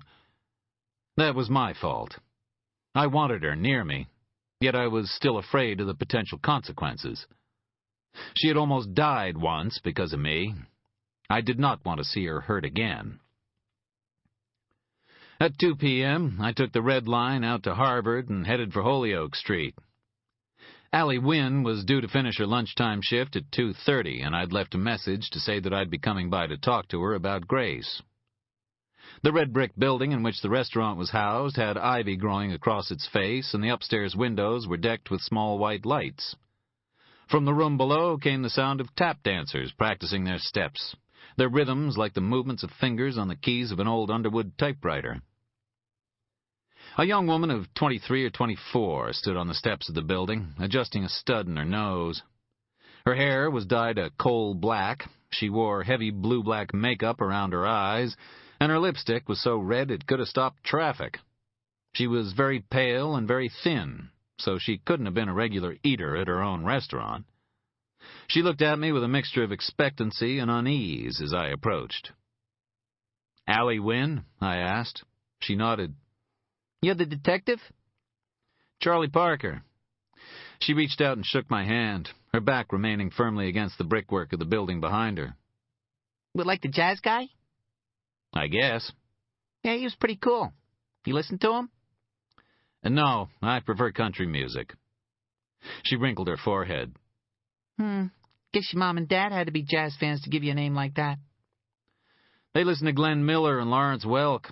I don't think they even knew who Charlie Parker was. Do people call you Bird? Sometimes.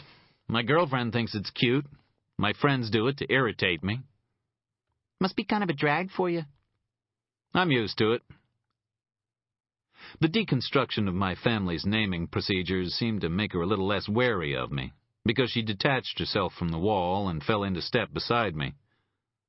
We walked down to the Au Bon Pain at Harvard Square, where she smoked 4 cigarettes and drank 2 espressos in 15 minutes. Allie Wynne had so much nervous energy, she made electrons seem calm. "Did you know Grace well?" I asked when she was about halfway through cigarette number 2. She blew out a stream of smoke. Sure, pretty well. We were friends. Her father told me that she used to live with you, and that she stayed with you sometimes even after she moved out. She used to come down on weekends to use the library. I let her crash on my couch. Grace was fun. Well, she used to be fun. When did she stop being fun? Allie finished number 2 and lit number 3 with a matchbook from the Grafton pub. About the time she started a graduate thesis? On the Aroostook Baptists? The cigarette made a lazy arc. Whatever. She was obsessed with them. She had all of these letters and photographs belonging to him. She'd lie on a couch, put some mournful shit on the stereo, and stay like that for hours, just going through them over and over again. Can you get me another coffee? I did as I was asked. I figured that she wasn't going to run away until she'd finished her cigarette. "You ever worry about the effects of too much caffeine?" I asked when I returned. She tugged at her nose stud and smiled. Nah, I'm hoping to smoke myself to death first. There was something very likable about Allie Wynne, despite the veneer of Susie and the Banshees era cool. The sunlight made her eyes sparkle, and the right side of her mouth was permanently raised in an amused, faux cynical grin. She was all front. The cigarette smoke didn't stay in her mouth long enough to give a gnat a nicotine buzz. and her makeup was too carefully applied to be truly scary. I guessed that she probably inspired fear, lust, and irritation in her male classmates, all in roughly equal measure. Allie Wynne could have wrapped the world around her little finger if she'd had the self-confidence to do it. It would come, in time. "You were telling me about Grace," I prompted, as much to get myself back on track as Allie. Yeah, sure. There's not much more to tell. It was like the whole family history thing was draining her, sucking the life from her. It was all Elizabeth this and Lyle that. She became a real drag. She was obsessed by Elizabeth Jessup. I don't know. Maybe she thought Elizabeth's spirit had entered into her or something. "Did she think Elizabeth was dead?" Allie nodded. "Did she say why?" She just had a feeling, that was all. Anyway, like I said, it was all getting too heavy. I told her she couldn't stay anymore, because my roomie was complaining, which was like a total lie. That was in February. She stopped coming, and we didn't really talk much between then and... She let the end of the sentence hang, then stubbed a cigarette out angrily. "I suppose you think I'm a bitch," she said softly when the last trace of smoke had disappeared. "No, I don't think you're a bitch at all." She didn't look at me, as if afraid that my expression might give the lie to my words. "I was gonna go up to the funeral, but I didn't. I hate funerals. Then I was gonna send a card to her dad. He was a nice old guy, but I didn't do that either."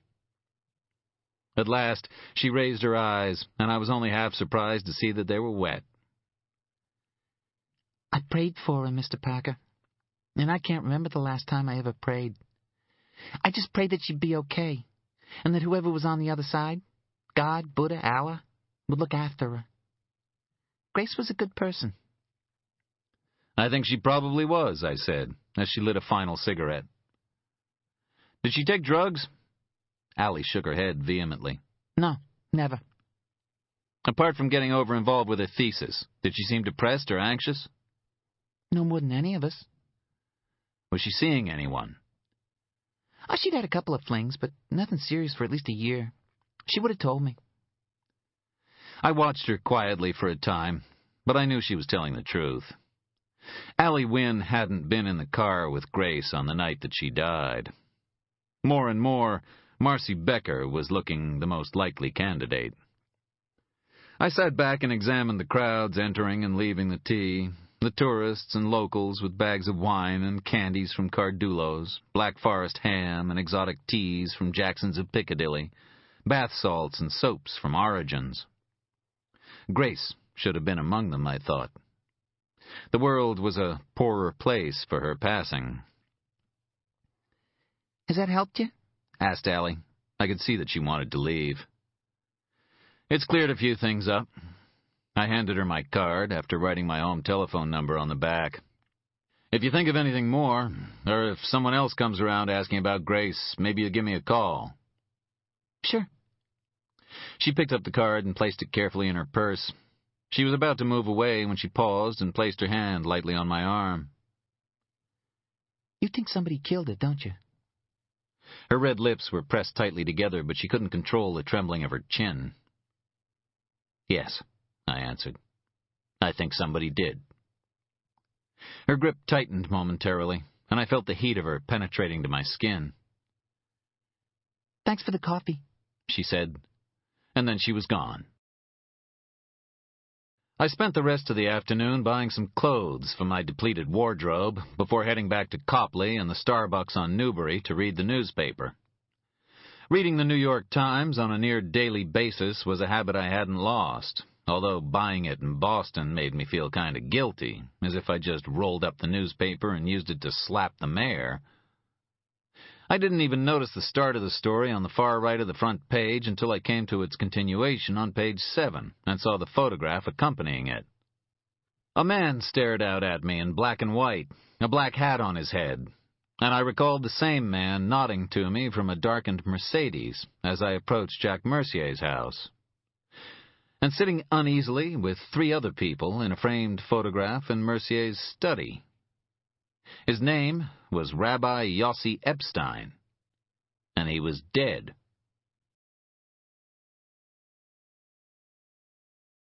End of CD 4.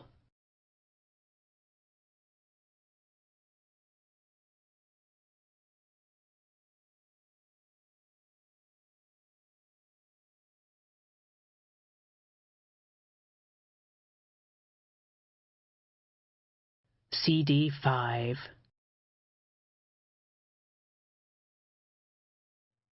According to the police report, Rabbi Yossi Epstein left the Eldridge Street Shul at 7:30 p.m. on a cool Tuesday evening, the flow of traffic on the Lower East Side changing, altering in pitch as commuters were replaced by those whose reasons for being in the city had more to do with pleasure than business. Epstein wore a black suit and a white shirt, but he was far from being the traditionalist that his exterior suggested. There were those in the shul who had long whispered against him. He tolerated homosexuals and adulterers, they said. He was too ready to take his place before the television cameras, they argued, too quick to smile and pander to the national media. He was too concerned with the things of this world and too little concerned with the promise of the next. Epstein had made his name in the aftermath of the Crown Heights disaster, pleading for tolerance, arguing that the Jewish and black communities should put aside their differences, that poor blacks and poor Jews had more in common with each other than with the wealthier members of their own tribes. He'd been injured in the riots that followed, and a picture of him in the Post, blood streaming from a wound in his head, had brought him his first taste of celebrity, due to the photo's unfortunate and unintended similarity to representations of the suffering Christ. Epstein had also been involved with the B'nai Jeshurun Temple up on 89th Street and Broadway, founded by Marshall T. Meyer, whose mentor had been the conservative firebrand Abraham Joshua Heschel. It was easy to see why someone with Epstein's views might have been attracted to Meyer, who had fought with the Argentine generals in his efforts to find disappeared Jews. Since Meyer's death in 1993, 2 Argentine rabbis had continued his work in New York, including the provision of a homeless shelter and encouraging the establishment of a gay congregation. B'nai Jeshurun was even twinned with a congregation in Harlem, the New Canaan Baptist Church, whose preacher sometimes spoke at the synagogue. According to the Times, Epstein had fallen out with B'nai Jeshurun and had taken to holding twice-monthly services at the old Oranzance Center on the Lower East Side. One of the reasons for the split with the B'nai Jeshurun appeared to be Epstein's growing involvement in anti-Nazi groups, including the Center for Democratic Renewal in Atlanta and Searchlight in Britain. He had established his own organization, the Jewish League for Tolerance, staffed mainly by volunteers, and run from out of a small office in Clinton Street, above a disused Jewish bookstore. According to the Times, Epstein was believed to have received considerable funding in recent weeks to enable him to commence a series of investigations into organizations suspected of anti-Semitic activities, among them the usual suspects: fanatics with Aryan prominent in their names, and splinter groups from the Klan, who had left because the Klan now frowned on burning down synagogues and chaining blacks to the back axles of pickup trucks. Whatever his critics might have said about him, Yossi Epstein was a brave man, a man of conviction, a man who worked tirelessly to improve the lives not only of the city's Jews, but of his other fellow citizens. He was found dead in his apartment at 11 p.m. on Wednesday night, apparently after suffering some kind of seizure. The apartment, in which he lived alone, had been ransacked, and his wallet and address book were missing. Foul play was suspected, according to the report, a suspicion increased by another incident earlier that night. At 10 p.m., the office of the Jewish League for Tolerance was firebombed. A young volunteer, Sarah Miller, was working there at the time, printing off addresses for a mailing the following day. She was 3 days short of her 19th birthday when the room around her became an inferno. She was still on the critical list, with burns over 90% of her body. Epstein was due to be buried at Pine Lawn Cemetery in Long Island that day, following the prompt autopsy. There was one more detail that caught my attention. In addition to his work on right-wing organizations, Epstein was reported to be preparing a legal challenge to the religious tax exemption given by the IRS to a number of church groups. Most of the names were unfamiliar to me, except for one, the Fellowship, based in Waterville, Maine. The law firm employed by Epstein to handle the case was Ober, Thayer, and Moss of Boston, Massachusetts. It was hardly a coincidence that the firm also took care of Jack Mercier's legal affairs and that Warren Ober's son was soon to be married to Mercier's daughter. I read through the piece again, then called Mercier's home. A maid took the call, but when I gave my name and asked to be put through to Mr. Mercier, another female voice came on the line. It was Deborah Mercier. "Mr. Parker," she said, "my husband is not available. Perhaps I can help you?" "I don't think so, Mrs. Mercier. I really need to speak to your husband." There was a pause in the conversation long enough to make our feelings about each other clear, and then Deborah Mercier concluded, "In that case, perhaps you'd be kind enough not to phone the house again. Jack is not available at present, but I'll make sure he hears that you called." With that, she hung up, and I got the feeling that Jack Mercier would never know that I had called him. I had never met Rabbi Yossi Epstein, and knew nothing more about him than what I had just read. But his activities had awakened something that lay curled in its web until Epstein caused one of the strands to twitch, and the sleeping thing roused itself and came after him, then tore him apart, before it returned to the dark place in which it lived. In time, I would find that place. Chapter 9. I returned to Rachel's apartment, showered, and in an effort to cheer myself up for the evening ahead, put on some of my sharp new purchases. A black Joseph Abboud coat that made me look like I was auditioning for the second remake of Nosferatu, black gabardine pants, and a black DKNY V-neck. Screaming fashion victim, I walked down to the Copley Plaza Hotel and into the Oak Bar. Outside, the traffic on Copley melted away, the sound of horns and engines smothered by the red curtains of the Oak. The 4 big ceiling fans sighed the air, and the ice in the raw bar glittered in the dim light. Louis was already sitting at a table by the window, his long frame folded into one of the bar's comfortable red chairs. He was wearing a black wool suit with a white shirt and black shoes. His dark head was no longer shaven, and he had grown a small, vaguely satanic beard, which, if anything, rendered him even more intimidating than before. In the past, when he had been bald and devoid of facial hair, people crossed the street to avoid him. Now they probably felt the urge to book a trip somewhere safe and quiet, like Kosovo or Sierra Leone. There was a presidential martini on the table before him, and he was smoking a Monte Cristo No. 2. That was about $55 worth of vices. He blew a stream of blue smoke at me in greeting. I ordered a virgin cocktail and shrugged off my coat, ostentatiously showing Louis the label as I did so. "Yeah, very impressive," he said unconvincingly. "Not even last season's. You so cheap your hourly rate probably got 99 cents at the end." "Where's the insignificant other?" I asked, ignoring him. "Buying some clothes. Airline lost his bag." "They're doing him a favor. You pay them to lose it?" "Didn't have to. Baggage handlers probably refused to touch it. Piece of shit probably walked to LaGuardia by itself. How you doing?" "Pretty good." "Still hunting pen pushers?" Louis didn't entirely approve of my move into the area of white-collar criminals. He felt that I was wasting my talents. I decided to let him go on thinking it for a while. "The money's okay, and they don't tend to kick up a fuss," I replied, although one of them called me a bad name once. Close to the door, heads began to turn, and one of the waiters almost dropped a tray of drinks in shock. Angel entered, dressed in a yellow and green Hawaiian shirt, a yellow tie, a powder blue jacket, stonewashed jeans, and a pair of red boots so bright they throbbed.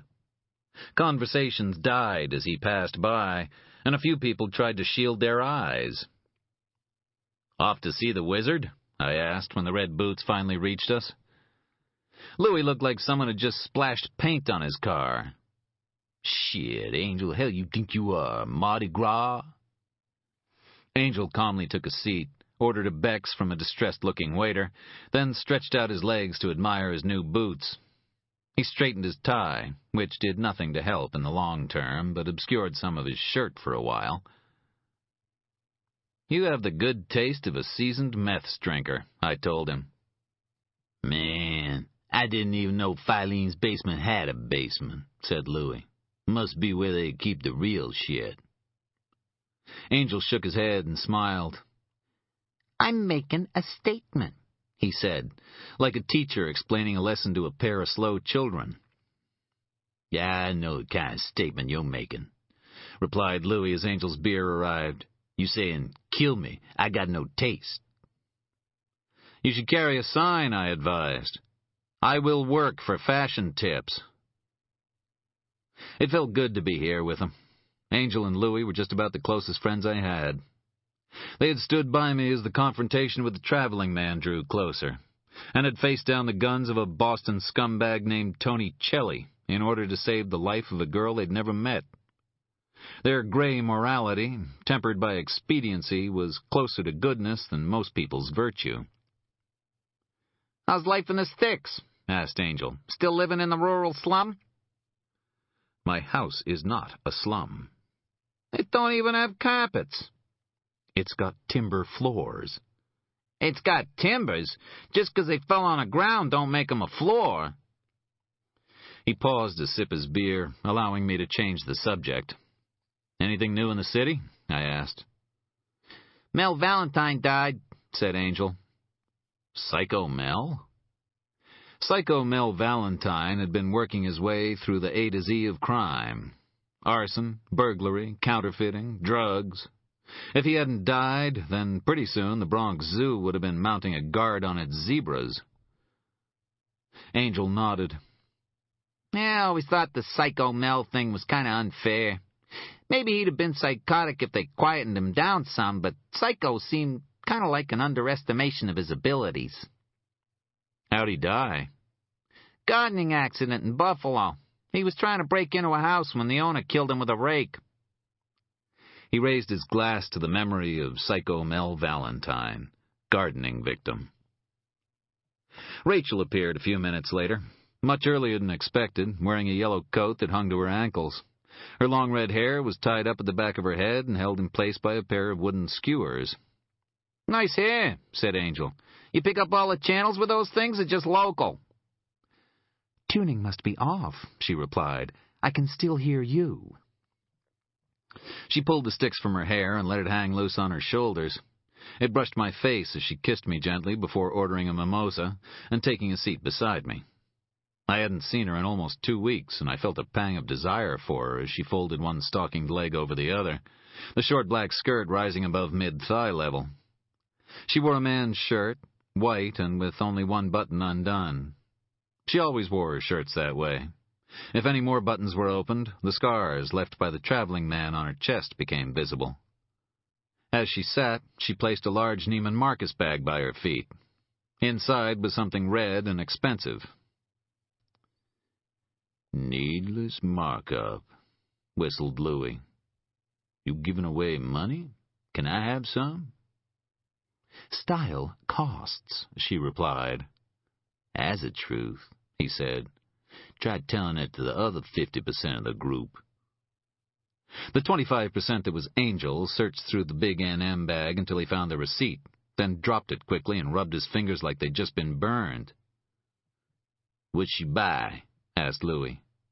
"A house," he said. "Maybe 2. She stuck her tongue out at him. "You're early," I said. "You sound disappointed. I disturb a conversation on football or monster trucks?" "Stereotyping," I replied. "And you a psychologist." We talked for a time, then crossed the street to the Anago at the Lenox, and spoke about nothing and everything for a couple of hours over venison and beef and oven-roast salmon. Then, when the coffee arrived, and while the other 3 sipped Armagnacs, I told them about Grace Pelletier, Jack Mercier, and the death of Yossi Epstein. "And you think these old guys are right? That Grace Pelletier didn't kill herself?" asked Angel when I'd finished. Things just don't fit. Mercier could probably put pressure on the investigation through Augusta, but that would draw attention to himself, and he doesn't want that. Which is why he hired you, said Angel, to stir things up. Maybe, I replied, but I felt that there was more to it than that, although I couldn't say what. So what do you think happened to Grace? Asked Rachel. Speculating, I'd say that Marcy Becker might have been the other person in the car with Grace for most of her trip north. But Marcy Becker is missing, and she left in enough of a hurry to forget a pack of cigarettes that was probably sitting on the dashboard in front of her. Yeah, and maybe left a bag of coke as well, said Angel. Yeah, it's possible, but I don't think so.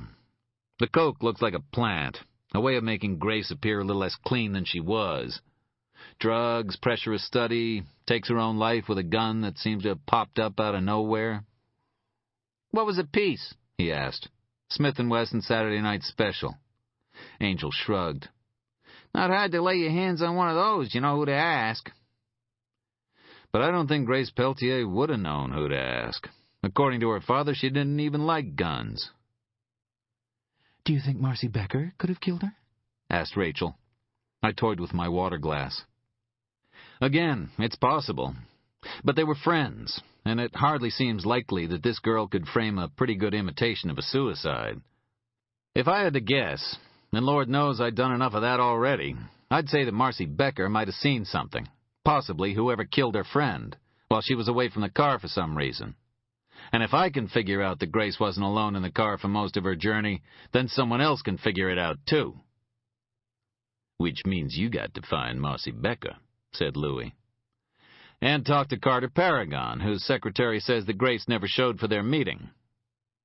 And how does Epstein's death fit in all this?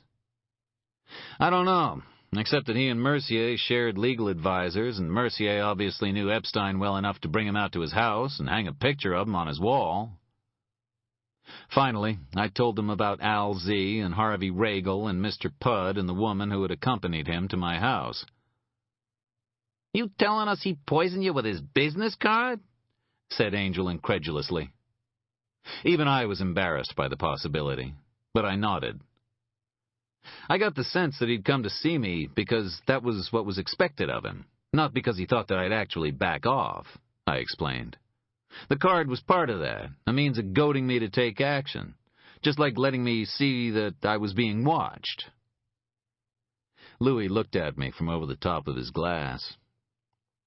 Man wanted to take a look at you, he said quietly. See what he was up against.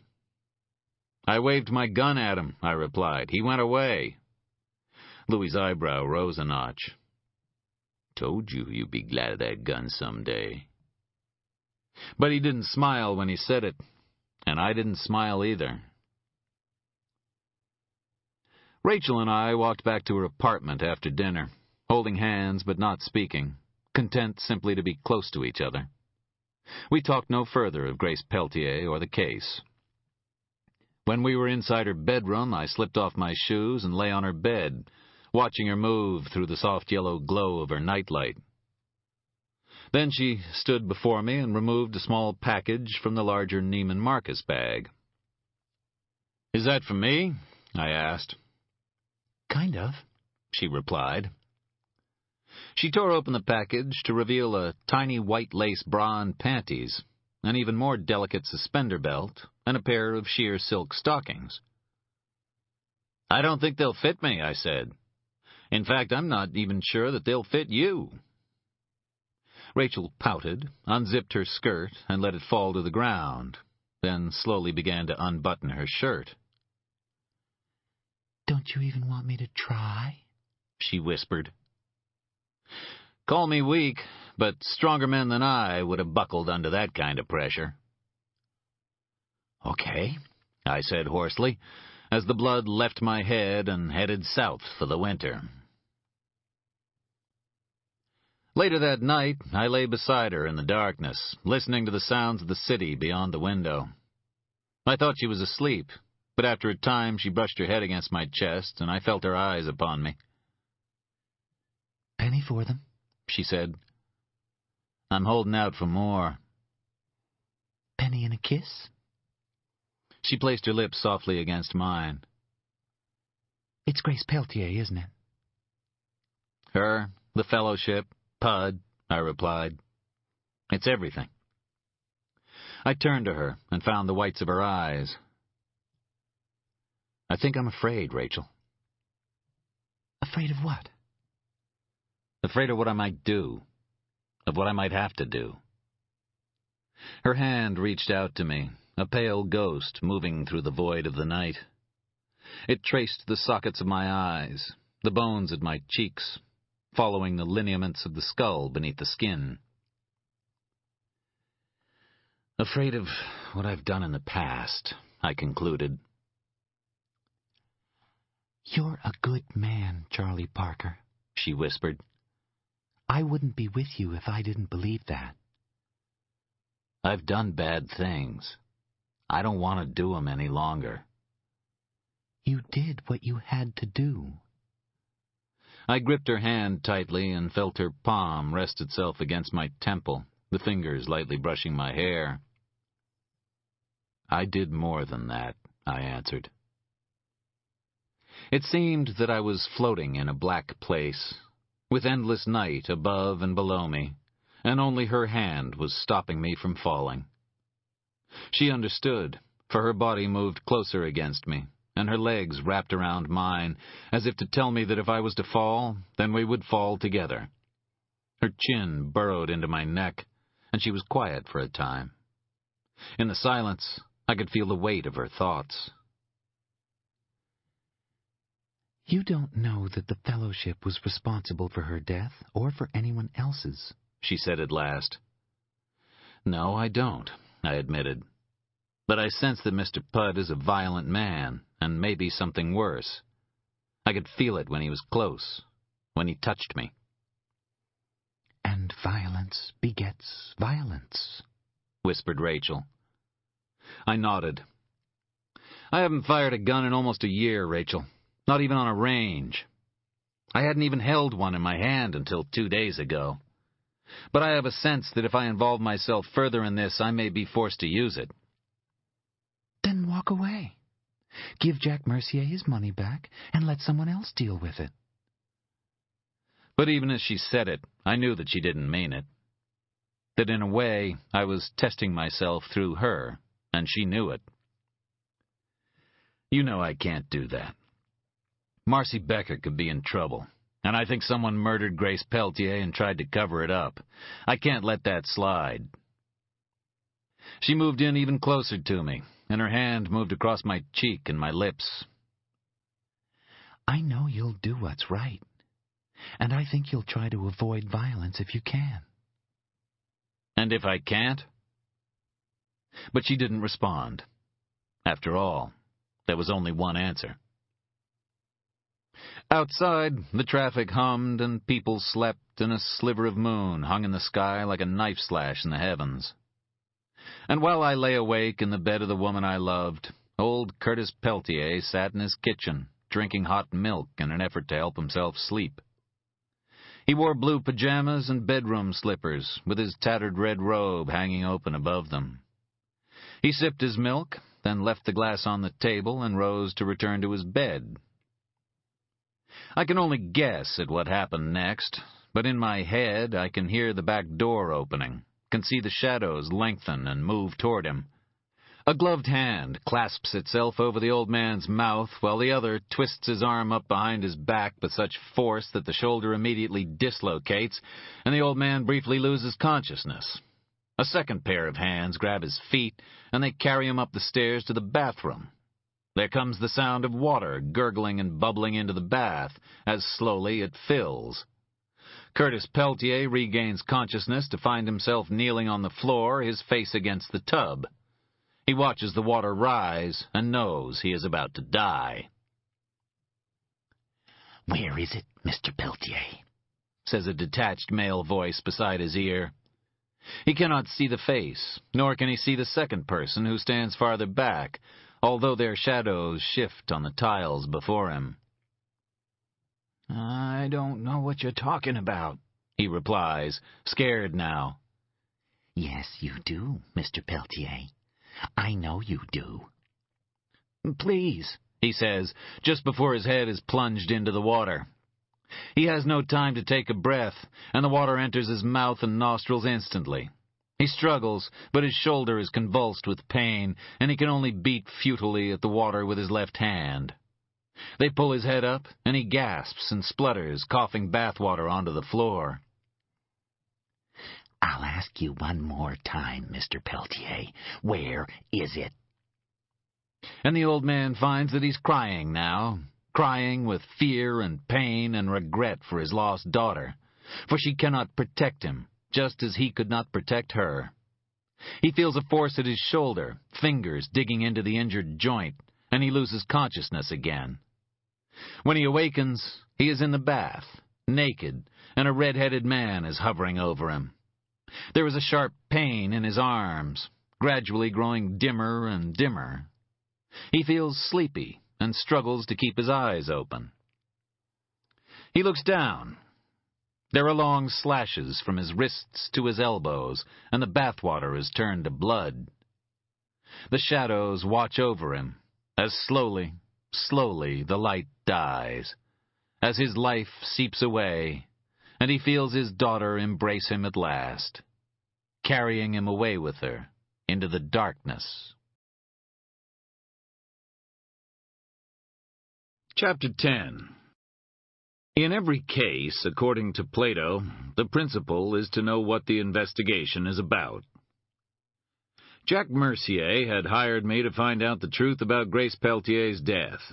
While out at his house, I had seen Yossi Epstein, who appeared to be involved in moves against the fellowship that were sponsored by Mercier. Yossi Epstein was now dead, and his offices had been burned to the ground.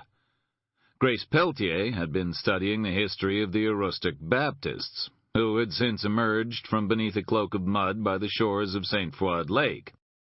She had for some reason found it necessary to try to contact Carter Paragon in the course of her research, once again raising the specter of the fellowship.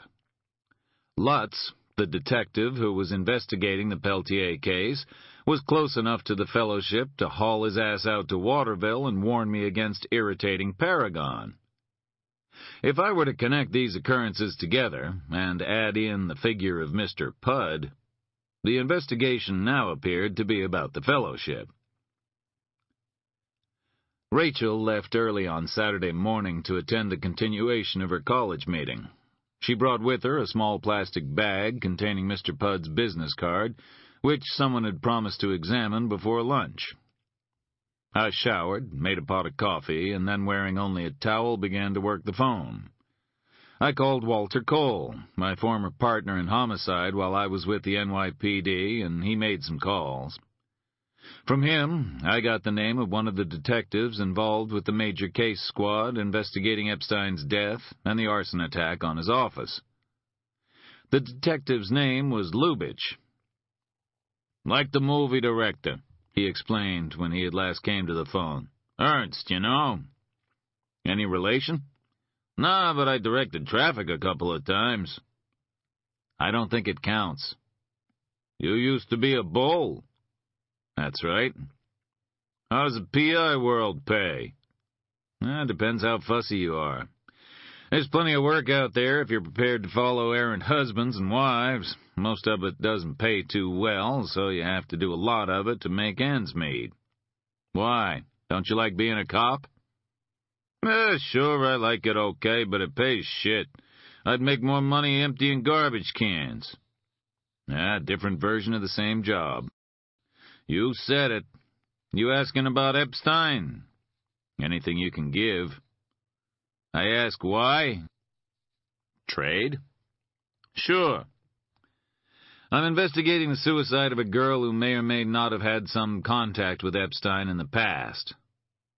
Name? Grace Peltier. CID 3 up in Machias have it. When'd she die? About 2 weeks ago. What links her to Epstein? I didn't see any harm in turning up the heat under the fellowship if I could. Anyway, Lutz's interview with Paragon was contained in the case records. The fellowship.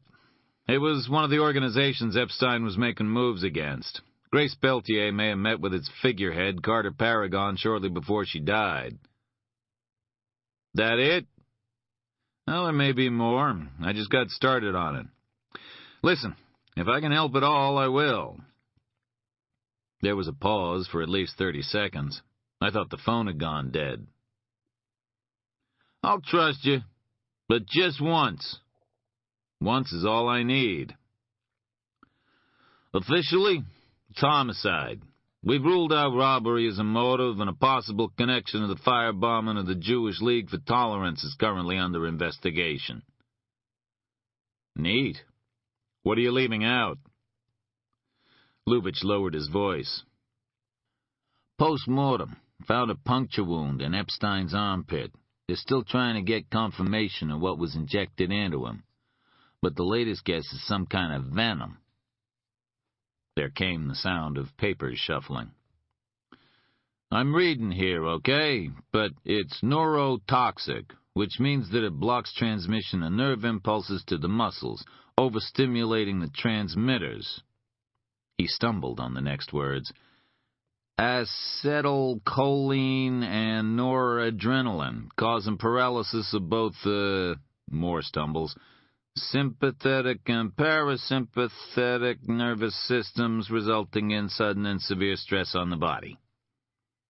Lubitsch took a deep breath. In layman's terms, the venom caused acceleration of heartbeat, increase in blood pressure, breathing difficulties, and muscle paralysis. Epstein suffered a massive heart attack within 2 minutes. He was dead within 3.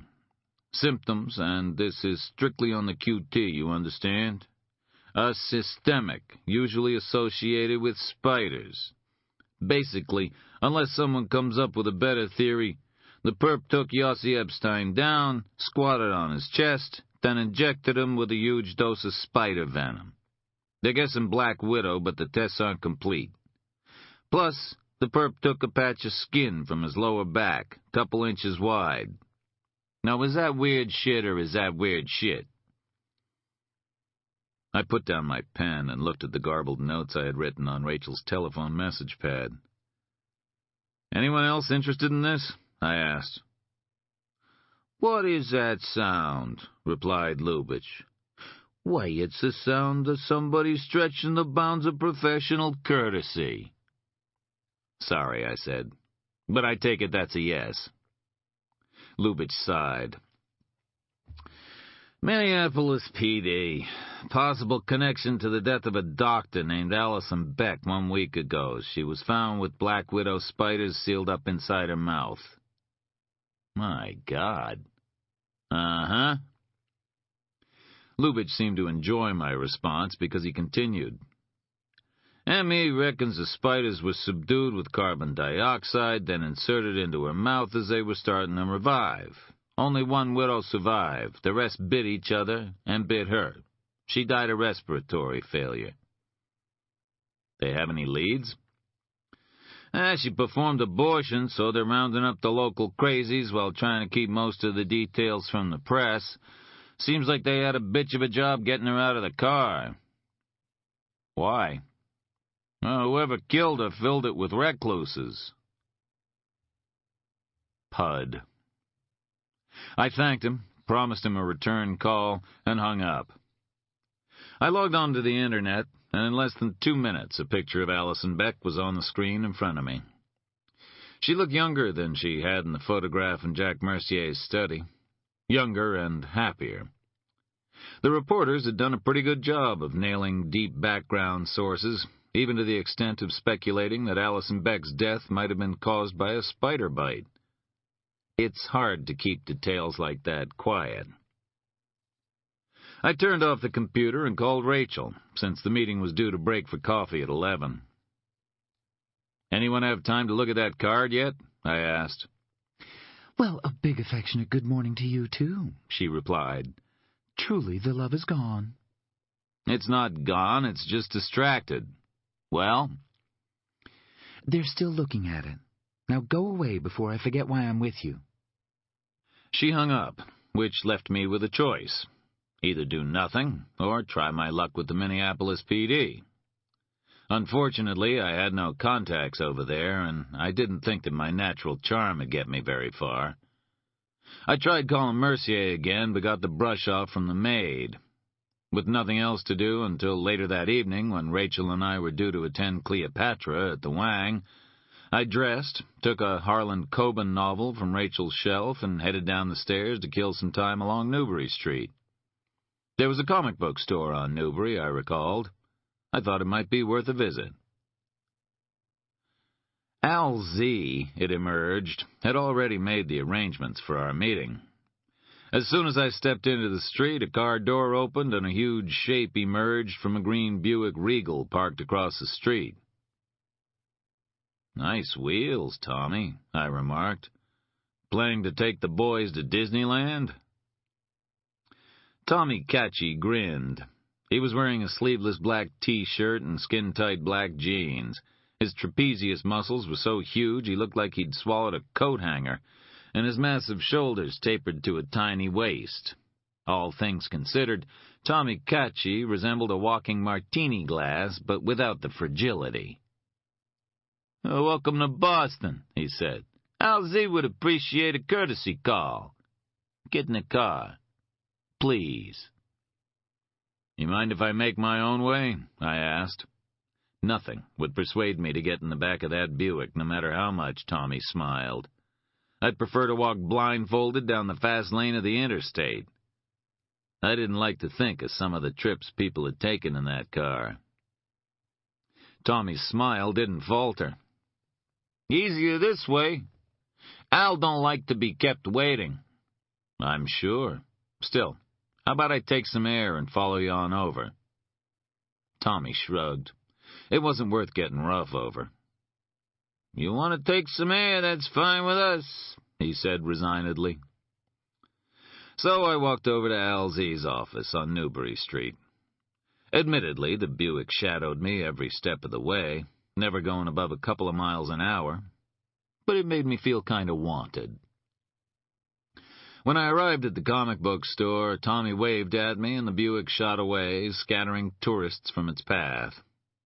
I rang the buzzer, gave my name, then pushed the door and walked up the bare stairs to Al Z's office. It hadn't changed a whole lot since the last time I was there. It was still bare boards and peeling paint. There were still 2 gunmen inside the door, and there was still nowhere to sit apart from a worn red sofa against one wall and the chair behind Al Z's desk, a chair currently occupied by Al Z himself. He wore a black suit, a black shirt, and a black tie, and his gray hair was slicked back from his skull, making his thin face look even more cadaverous than it usually did. A pair of hearing aids were visible in his small pointed ears. Al Z's hearing had been failing in recent years. It must have been all those guns going off around him. "I see you broke out your summer wardrobe," I said. He looked down at his clothes as if seeing them for the first time. "I was at a funeral," he said. "You arrange it?" "Nah, just paying my last respects to a friend. All my friends are dying. Soon I'll be the only one left." I noticed that Al Z seemed pretty certain he was going to outlive his friends. Knowing Al Z, I figured he was probably right. He gestured at the sofa. "Take a seat. I don't get so many visitors. Can't understand why, this place looking so welcoming and all. I got Spartan tastes." He smiled and leaned back in his chair. "Well, this is just my lucky day. First a funeral, then it turns out I'm a stop on the Charlie Parker Goodwill tour. Next thing you know, my dick'll drop off and my plants'll die." "I'll be sorry to see your plants go." Al Z stretched his long body in his chair. It was like watching a snake uncoil. "And how is the elusive Louis? We don't hear much about him now. Seems like the only person he kills for these days is you." "The only person he ever killed for was himself," I replied. "Whatever. The only reason you can still take the subway when you visit New York is because your associate will whack anyone who makes a move on you. I think he'd even whack me if he had to, and I consider myself to be a pretty nice guy, all things considered. Well, most things considered. He shook his head in bemusement. Now, what can I do for you, apart from letting you walk out of here alive? I hoped he didn't mean it. Alzy and I had had our run-ins in the past. At one point, he'd given me 24 hours to live if I didn't find some money that had been stolen from under the nose of the underboss, Tony Celli. I found the money, so I was still alive. But Tony Clean was dead. I had watched Alzy kill him. The only aspect of it that bothered Alzy was the cost of the bullet. A lot of Tony's men had died in Dark Hollow, due in no small part to the efforts of Louis and me. But Tony was the only made man to be killed, and since Alzy had killed him, that took a lot of heat off us. We, in turn, had taken the heat off Alzy by returning the money Tony had stolen with interest. My relationship with Alzy could have been used to define complicated in the dictionary. Since the end of the Celli affair, Alzy had been keeping tabs on me. He knew enough about my business to learn that I was investigating the fellowship, and that somehow the man named Mr. Pudd was tied into its workings. As I recall, I pointed out gently, you invited me along. Alzy pretended to be taken aback. So I did. It must have been a moment of weakness. He immediately dispensed with the small talk. I hear that you may be sticking your nose into the affairs of the fellowship. Why would that be of interest to you? A lot of things are of interest to me. How did you enjoy meeting Mr. Regal? He's a worried man. He thinks somebody's trying to kill him. I fear Mr. Regal may be about to suffer grievously for his art. He gestured at the two gunmen. They left the room and closed the door behind them.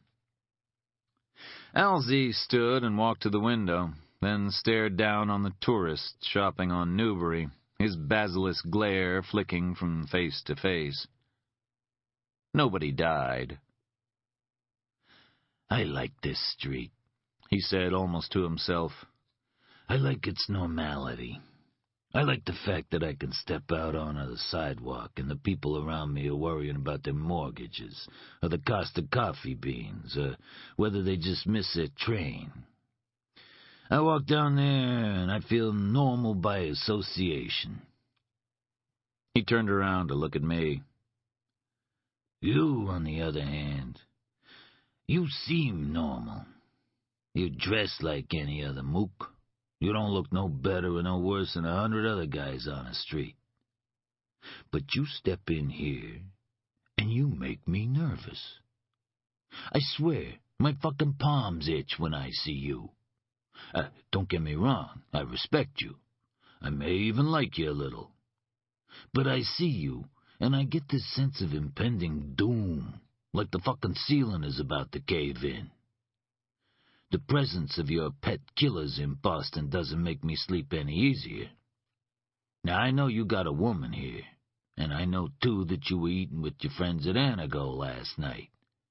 You had the beef, by the way. It was good. For $35, it better be real good.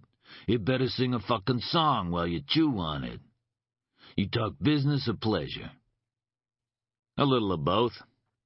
He nodded. That's what I thought. You want to know why I pointed Regal toward you?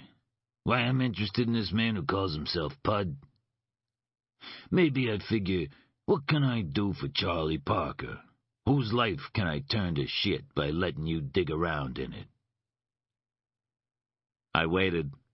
I wasn't sure where the conversation was going, but the turn that it suddenly took surprised me. Or maybe it's something else, he continued, and the tone of his voice changed. It now sounded a little querulous. It was an old man's voice. Al Z turned away from the window and walked over to the sofa, seating himself only a few feet away from me. His eyes, I thought, were haunted. You think one good action can make up for a lifetime of evil acts? He asked. That's not for me to judge, I replied. A diplomatic answer, but not the truth. You judge, Parker. That's what you do, and I respect you because you act on your judgment, just like me. We're two of a kind, you and I. Try again. I shrugged. Maybe, if it's an act of genuine repentance, but I don't know how the scales of judgment are weighted. You believe in salvation? I hope for it. Then you believe in reparation, too. Reparation is the shadow cast by salvation. He folded his hands in his lap. They were very white and very clean, as if he spent hours each day scraping the dirt from the wrinkles and cracks on his skin. I'm getting old. I looked around at the graveside this morning, and I saw dead men and women. Between them all, they have maybe a couple of years to live. Pretty soon we're all gonna be judged, and we'll all be found wanting. The best we have to hope for is mercy. And I don't believe you get mercy in the next life if you haven't shown it in this one. And I'm not a merciful man, he concluded. I have never been a merciful man. I waited, watching as he twisted the wedding ring on his finger. His wife had died 3 years before, and he had no children. I wondered if he had hopes of meeting her again in some other life. Everybody deserves a chance to make amends for his life, he said softly. Nobody has a right to take that away. His eyes flicked back to the window, drawn by the light. I know something of the fellowship, and of the man it sends to do its business, he said. Mr. Pudd. Yeah, he's a charmer. You've met him? There was surprise in Al Z's voice. I've met him. Then your days may be numbered, he said simply. I know about him because it's my business to know. I don't like unpredictability, unless I figure that it's worth gambling on it to use for my own ends. That's why you're still alive. That's why I didn't kill you when you came looking for Tony Clean. And that's why I didn't kill you even after you and your friends took out most of Tony's crew in that snowhole town 2 winters ago.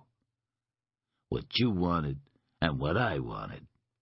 He moved his right hand, palm down, in a balancing motion. Plus, you found the money, and that bought you your life. Now, maybe I figured that we could have another meeting of minds on Pudd. I don't care if he kills you, Parker. I'd miss you, sure. You brighten things up, you and your friends. But that's as far as it goes. Still, if you kill him, then that would be a good thing for everybody. Why don't you kill him yourself? Because he hasn't done anything to bring himself to the immediate attention of me or my associates. He leaned forward. But that's like noticing a black widow in the corner of the room and figuring that you'll leave it alone because it hasn't bitten you yet. The spider analogy, I knew, was deliberate. Al Z was an interesting man. And there's more to this than Pudd. There are other people in the shadows. They need to be fleshed out, too. But if I go against Pudd for no reason other than the fact that I think he's evil and dangerous, and that assumes that I could find him, and that the people I sent after him could kill him, which I doubt, then the others in the background would move against me, and I'd be dead. I don't doubt it for 1 second. In fact, I think that the moment I made a move against Pudd, he'd kill me. That's how dangerous he is. So you'll use me to draw him out? LZ actually laughed. Nobody uses you, I think, unless you want it. You're going after Pud for your own reasons, and nobody in my organization will stand in your way. I've even tried to point you in the right direction with our pornographer friend. If you corner this man, and we can assist you in finishing him off without calling any attention to ourselves, then we will. But my advice to you is to move everybody you care about out of his reach, because he will kill them, and then he will try to kill you. He smiled conspiratorially. But I also hear that you may have some competition in trying to finish off Pud. It seems that some old Jews have got tired of torchings and killings, and that the death of the rabbi in New York this week was the last straw. I tell you, don't mess with the fucking Jews.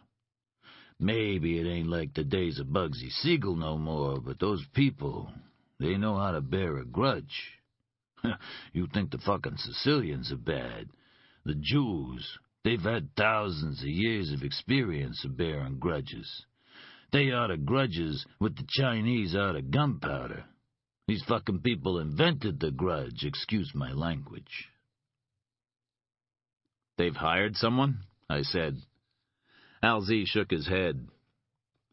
Money isn't the prime motivator where this man is concerned. He calls himself the Golem. He's Eastern European Jewish, naturally. Never met him, which is probably a good thing. Way I understand it, anyone who meets him winds up dead. The day I see him, I'm gonna be kissing St. Peter's ring and apologizing for having an attack of selective amnesia where the Ten Commandments were concerned. He twisted at his own wedding ring again, the light from the window reflecting on it and sending tiny spears of golden light shooting across the wall. The guy you want to talk to is Mickey Shine, Michael Scheinberg. We called him Mickey the Jew. He's retired now, but he used to be part of Joey Barbosa's crew until Joey started ratting people out. I heard that maybe he was the one killed Joey in San Francisco in '76. He ended up working for Action Jackson for a time and got tired of the whole racket and bought a flower shop in Cambridge. He took a pen and scribbled an address on a piece of paper, tore it from the pad, and handed it to me. Mickey Shine, he said. His eyes were distant, and there was a sepia tint of nostalgia to his voice. You know, we went drinking, summer of '68. Started out in Alphabet City. And I don't remember anything else until I woke up in this Turkish bath wearing only a towel. I was lying on a slab, surrounded by tiles. I swear, I thought I was in the fucking morgue. Mickey Shine. When you talk to him, you tell him I remember that night. I will, I said. I'll ask someone to call ahead, said LZ. Barbosa was hit 4 times with a shotgun. You go waltzing in there with a gun at your shoulder asking about Mickey Shine's past, you're likely to find out how Barbosa felt, if you get my meaning. I thanked him, then stood up to leave. By the time I reached the door, he'd resumed his seat at his desk, his hand still toying with the gold band. We're two of a kind, you and I, he repeated as I paused at the door. What kind is that? You know what kind, he replied. One good act, I said gently. But I wasn't sure that'd be enough. LZ's business was based on drugs and whores, porn and theft, intimidation, and wasted, blighted lives. If you believe in karma, then those things add up. If you believe in God, then maybe you shouldn't be doing those things in the first place. I, too, had done things that I regretted. I'd taken lives. I'd killed an unarmed man with my bare hands. Maybe LZ was right. Perhaps we were two of a kind, he and I. LZ smiled. As you say, one good act.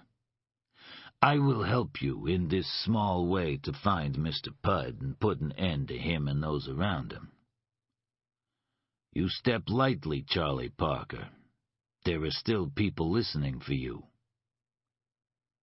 When I left, he had resumed his seat, and his hands were once again steepled beneath his chin, his face hovering over them like that of some malicious, pitiless god. Chapter 11. Mickey Shine was about 5'6", bald, with a silver ponytail and a silver beard, both of which were designed to distract from the fact that he didn't have more than 6 hairs above the level of his ears. Unfortunately, when your name is Mickey Shine and the bright lights of your store reflect the dazzling brilliance of your skull, then cultivating a goatee and opting to grow your hair long at the back aren't exactly fail-safe options in the distraction stakes.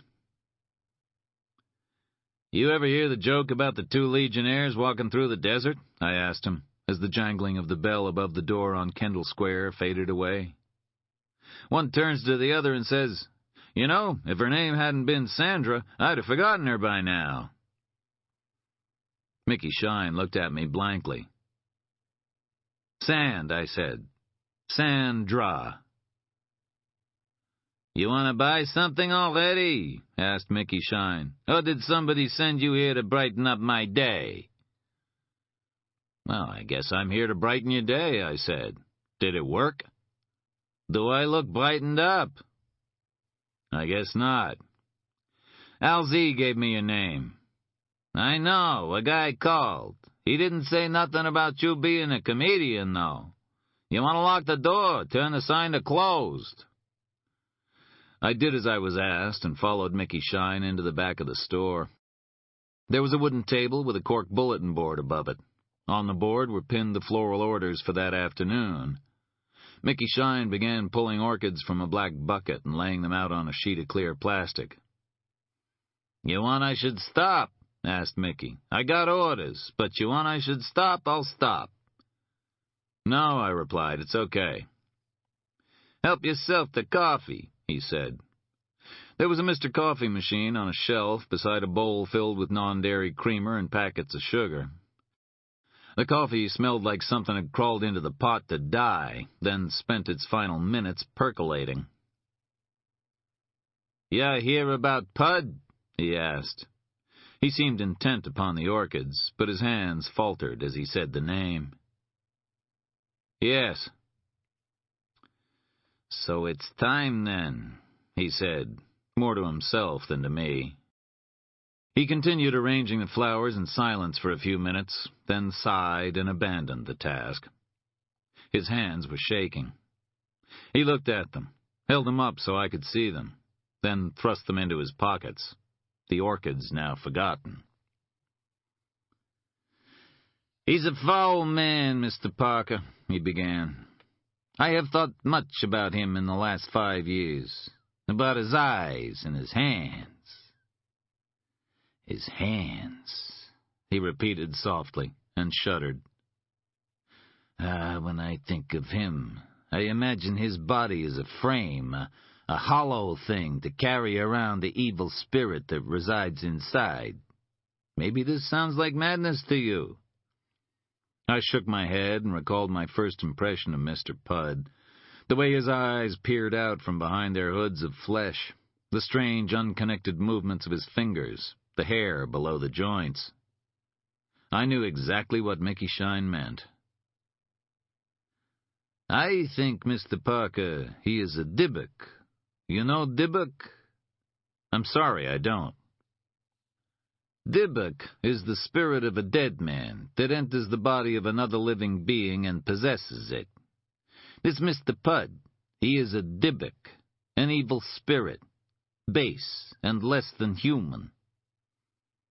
"How do you know of him?" "I took a contract is how I know. It was after I left, when the old ways started to fall apart. I was a Jew, a and Jews do not make the book, Mr. Parker. I was not a made man, so I thought I would walk away.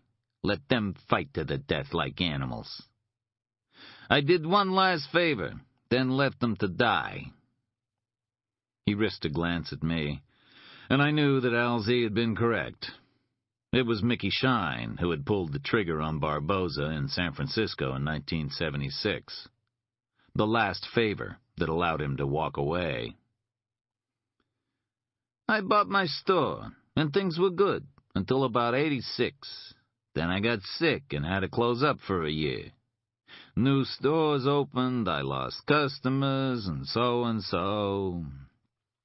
He puffed up his cheeks and let his breath out in one loud, long exhalation. I heard that there was a paper on a man, a strange, thin man who killed out of some misguided religious purpose, or so they said. Doctors in abortion clinics, homosexuals, even Jews.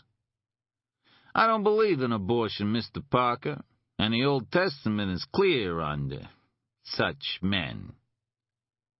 He tried not to catch my eye, and I guessed that Alzee had told him a little about Angel and Louis, warning him to watch his mouth. But killing these people isn't the answer, he resumed, with all the assurance of a man who was killed for a living. I took the paper. I hadn't fired a gun in many years, but the old instincts, they die hard. He was rubbing at his arm again, I noticed, and his eyes had grown distant, as if he was drawing back from the memory of some ancient hurt. And you found him, I said. No, Mr. Parker. He found me. The frequency and force of the rubbing increased, harder and harder, faster and faster. I found out he was based somewhere in Maine, so I traveled up there to look for traces of him. I was in a motel in Bangor, the city? It's a dump. I was asleep and I woke to a noise in the room. I reached for my gun, but it wasn't there. And then something hit me on the head, and when I came to, I was in the trunk of a car. My hands and feet were tied with wire, and there was tape on my mouth. I don't know how long we drove, but it felt like hours. At last, the car stopped, and after a time, the trunk opened. I was blindfolded, but I could see a little beneath the fold. Mr. Pudd was standing there in his mismatched old man's clothes. There was a light in his eyes, Mr. Parker, like I've never seen. He stopped and put his head in his hands, then ran them back over his bald head, as if all he had intended to do in the first place was smooth down whatever straggling hairs remained there. I almost lost control of my bladder, Mr. Parker. I am not ashamed to tell you this. I am not a man who scares easily, and I have faced down death many times. But the look in this man's eyes, and the feel of his hands on me, his nails, it was more than I could take. He lifted me from the car. He's strong, very strong, and dragged me along the ground. We were in dark woods, and there was a shape beyond him, like a tower. I heard a door open, and he pulled me into a shack with 2 rooms. The first had a table and chairs, nothing more, and there were bloodstains on the floor, dried into the wood. There was a case on the table, with holes in the top, and he picked it up as he passed and carried it with him. The other room was tiled, with an old bathtub and a filthy, busted toilet. He put me in a tub, then hit me again on the head. And while I lay stunned, he cut my clothes with a knife, so that the front of my body from my neck to my ankles was exposed. He smelled his fingers, Mr. Parker, and then he spoke to me. "You stink of fear, Mr. Scheinberg," was all he said. The store around us receded and disappeared. The noise of the traffic faded away, and the sunlight shining through the windows seemed to dim. Now there was only the sound of Mickey Shine's voice, the stale, damp smell of the old hut, and the soft exhalations of Mr. Pudd's breath as he sat on the edge of the toilet bowl, placed the case on his lap, and removed the lid. There were bottles in the box, some small, some large. He held one up in front of me. It was thin, and the stopper had small holes. And I saw the spider inside. I hate spiders, always have, ever since I was a boy. It was a little brown spider, but to me, lying in that tub and smelling of my own sweat and fear, it looked like an 8-legged monster. Mr. Pudd, he said nothing, just shook the jar, then unscrewed the top and dropped the spider on my chest.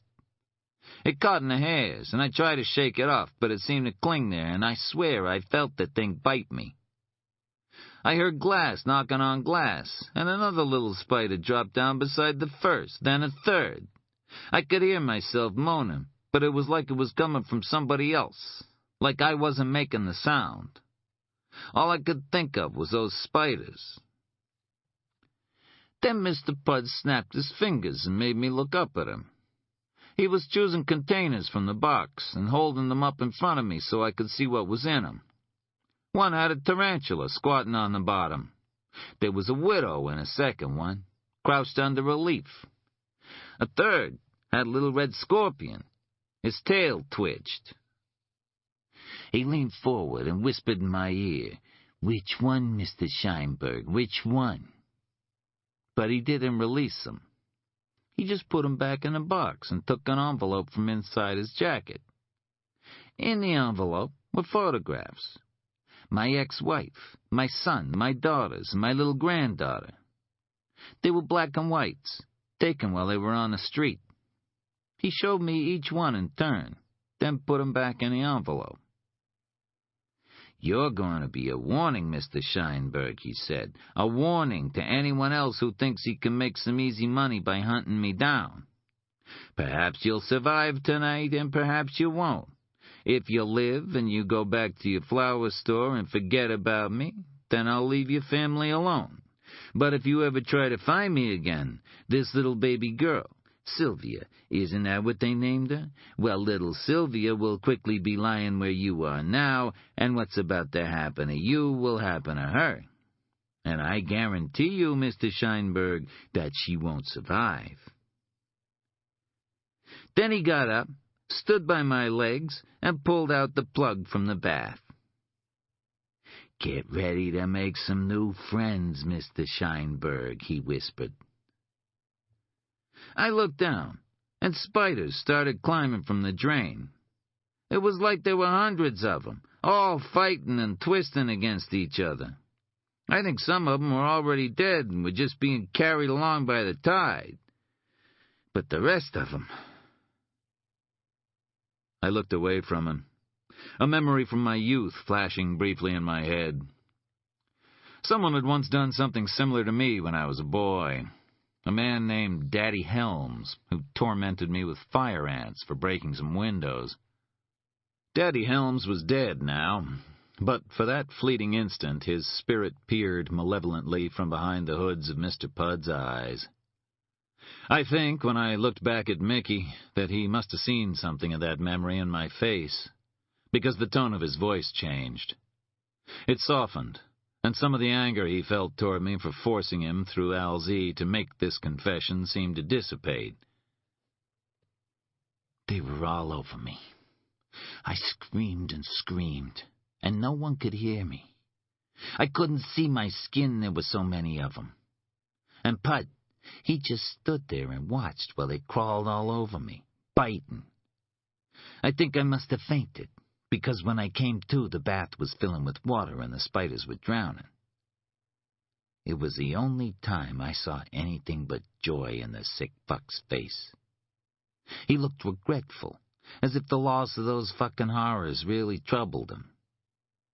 And when they were all dead, he pulled me from the bath and took me back to the trunk of the car and drove me away from that place.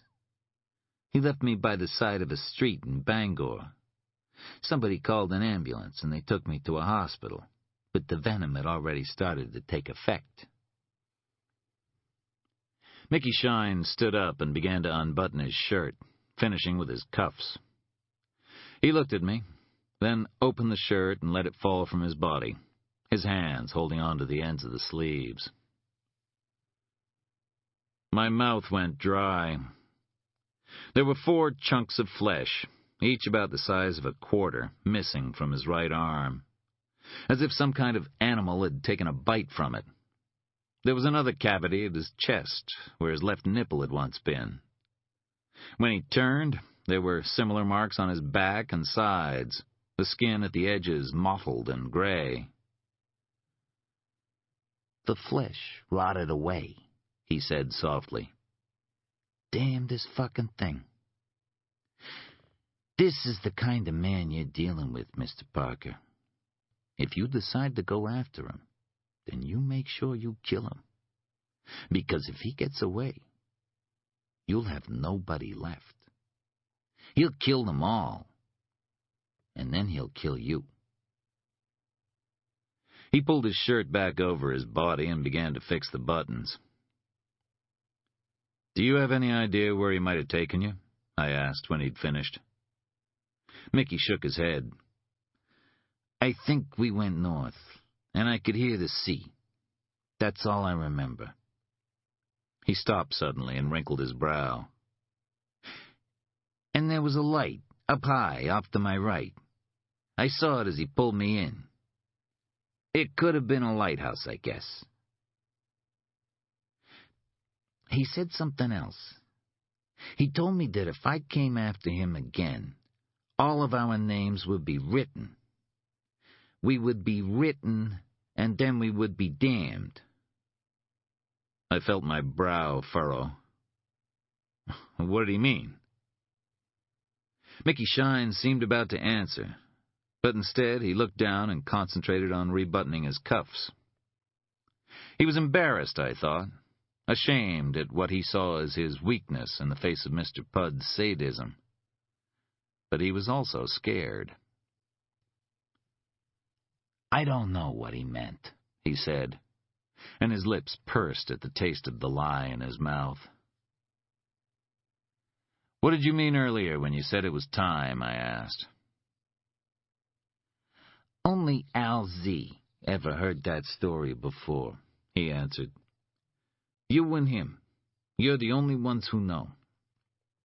I was supposed to be a mute witness to what Pudd could do, what he would do to anyone who came after him. I wasn't supposed to talk. I was just supposed to be.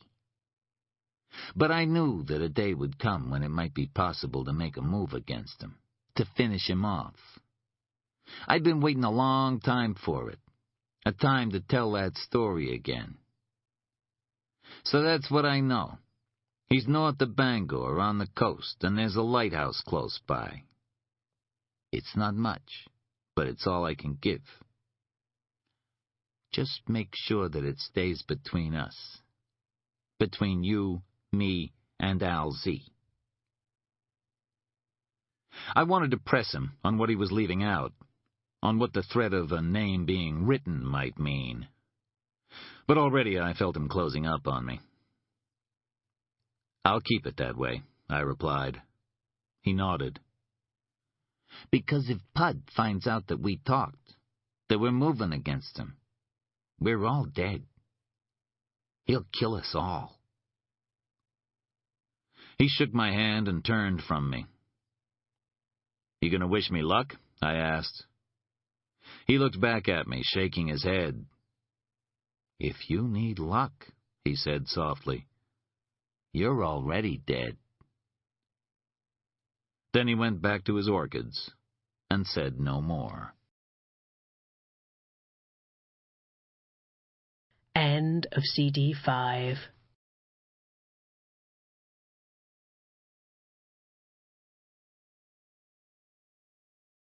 CD 6. Part 2. Judge not the preacher, for he is thy judge. George Herbert, The Church Porch. The search for sanctuary. Extract from the postgraduate thesis of Grace Peltier. There are few surviving photographs of Faulkner, certainly none taken after 1963, and few records of his past, so our knowledge of him is largely limited to the evidence of those who heard him speak or encountered him in the course of one of his healing missions. He was a tall man with long dark hair and a high forehead, blue eyes beneath dark straight eyebrows, and pale, almost translucent skin. He dressed in the garb of a working man: jeans, rough cotton shirts, boots, except when he was preaching. At those times he favored a simple black suit with a white collarless shirt buttoned to the neck. He wore no jewelry, and his only concession to religious adornment was an ornate gold crucifix that hung around his neck as he spoke. Those who had the opportunity to examine it closely describe it as extremely finely made, with tiny faces and limbs carved into the body of the cross. The face of the Christ figure was almost photographically detailed, with the sufferings of the crucified man so clear and minutely rendered as to be disturbing, his agony beyond doubt. I have been able to find no record of Faulkner in any of the established schools of divinity, and inquiries to churches, major and minor, have also failed to yield any clue as to the origins of his religious education, if any. His earlier life is barely documented, though we do know that he was born Aaron David Faulkner, the illegitimate son of Reese Faulkner and Embeth Thule of Montgomery, Alabama, in 1924. He was an undersized child with seriously impaired sight in his left eye that would later render him unsuitable for military service, but he began to grow quickly in his mid-teens. According to those neighbors who remember him, this physical growth was accompanied by a similar development in his personality, from shy and somewhat awkward to dominant and imposing. He lived alone with his mother until her death shortly before his 16th birthday. Following her funeral, Aaron Faulkner left Montgomery and never returned. The next 4 years, up to the time of his marriage, are a blank, with some possible exceptions. An Aaron Faulkner was charged with assault in Columbia, South Carolina in 1941, following an incident in which a prostitute named Elsa Barker was apparently pelted with rocks, sustaining injuries to her head and back. Barker failed to appear in court to give evidence, and her statement to the police being deemed unreliable, the case was dismissed. No trace of Elsa Barker was ever found again. One other incident is worthy of note. In 1943, a family of 3 named Vogel from Liberty, Mississippi, went missing from their farm. They were found, 2 days after the search began, buried in a shallow grave 1 mile from their property. Quicklime had been used on the bodies. According to police reports, a young drifter had been staying with them in the days prior to their disappearance. The Vogels had taken him in because he seemed to be a religious man. None of the neighbors ever saw him or met him, but they recalled his name: Aaron. After their deaths, it was found that the Vogels were unmarried and their daughter was illegitimate. Among those questioned in the course of the investigation was Aaron Faulkner, following his apprehension at a motel in Vicksburg. He was released after 3 days due to lack of evidence. While there is no direct link between the deaths of the Vogels and the attack on and subsequent disappearance of the prostitute Elsa Barker, it is my contention that both incidents display signs of a violent response to perceived sexual transgression, possibly linked to sublimated sexual desire. Respectively, the Vogels' unmarried relationship and the birth of their illegitimate daughter, with its echoes of Faulkner's own parentage, and the activities of Barker. I believe that Faulkner's later attempts to restrain and regulate sexual relationships at the Eagle Lake community represent a similar pattern of behavior.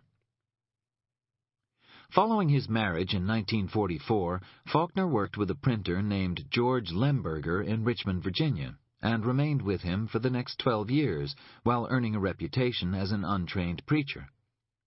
A dispute over his preaching activities, combined with allegations that Faulkner had forged Lemberger's signature on a check, eventually led to his departure from Lemberger's printing firm in early 1957, and he subsequently went north, accompanied by his wife and 2 children. For some time between 1958 and 1963, he eked out a living as an itinerant preacher, eventually establishing small congregations of worshippers in the main towns from which the original group of 16 was drawn. He supplemented his income by working at various times as a printer, a laborer, and a fisherman. Faulkner initially made his headquarters in a rooming house on Montgomery Street in Portland, Maine, owned by a cousin of the Jessops. He conducted services in the dining room, sometimes preaching to as many as 30 people. It was as a result of those first lengthy sermons that his reputation spread, leading to Faulkner enjoying a small but extremely devoted following. Faulkner was not a preacher in the hellfire and brimstone mode. Instead, he drew his listeners to him with a tone of quiet insinuation, gradually worming his way into their consciousness. If this description appears unnecessarily pejorative, it should be noted that the retrospective recollections of those to whom I spoke are largely negative where Faulkner is concerned.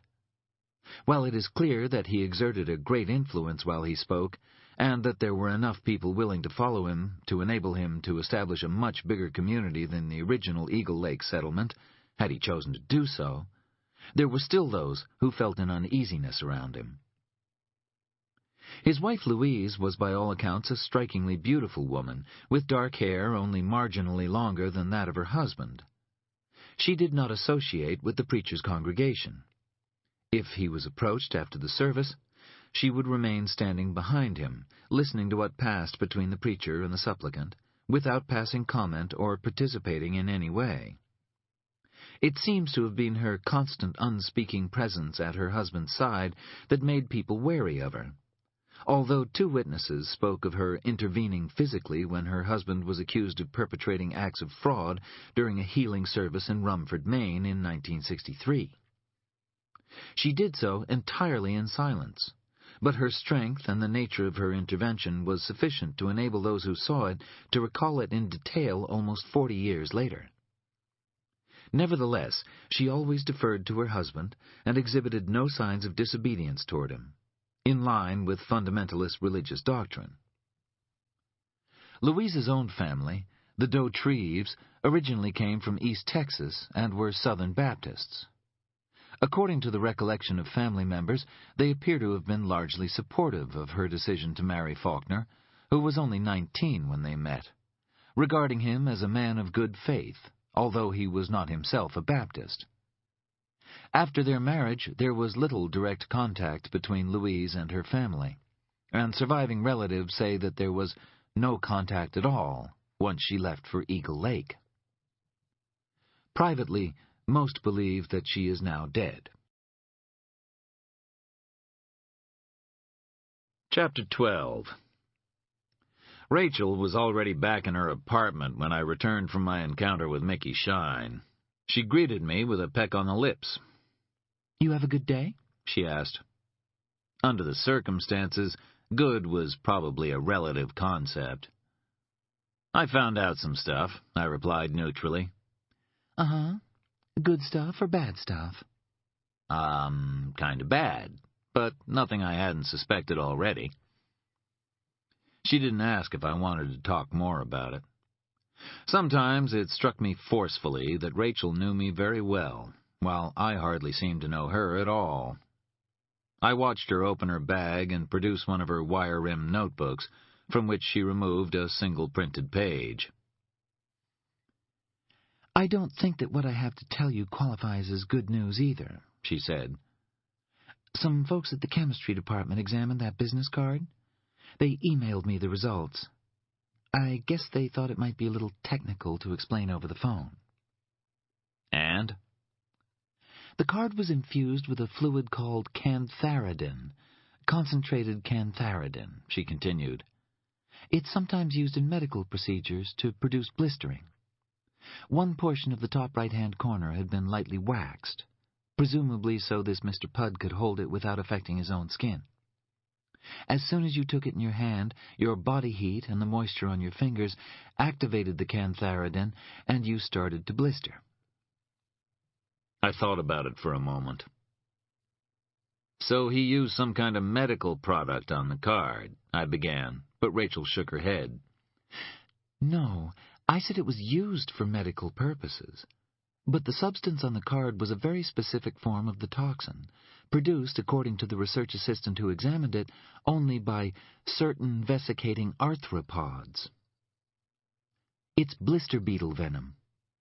The man who gave it to you must have harvested the venom, concentrated it, then applied it to the card.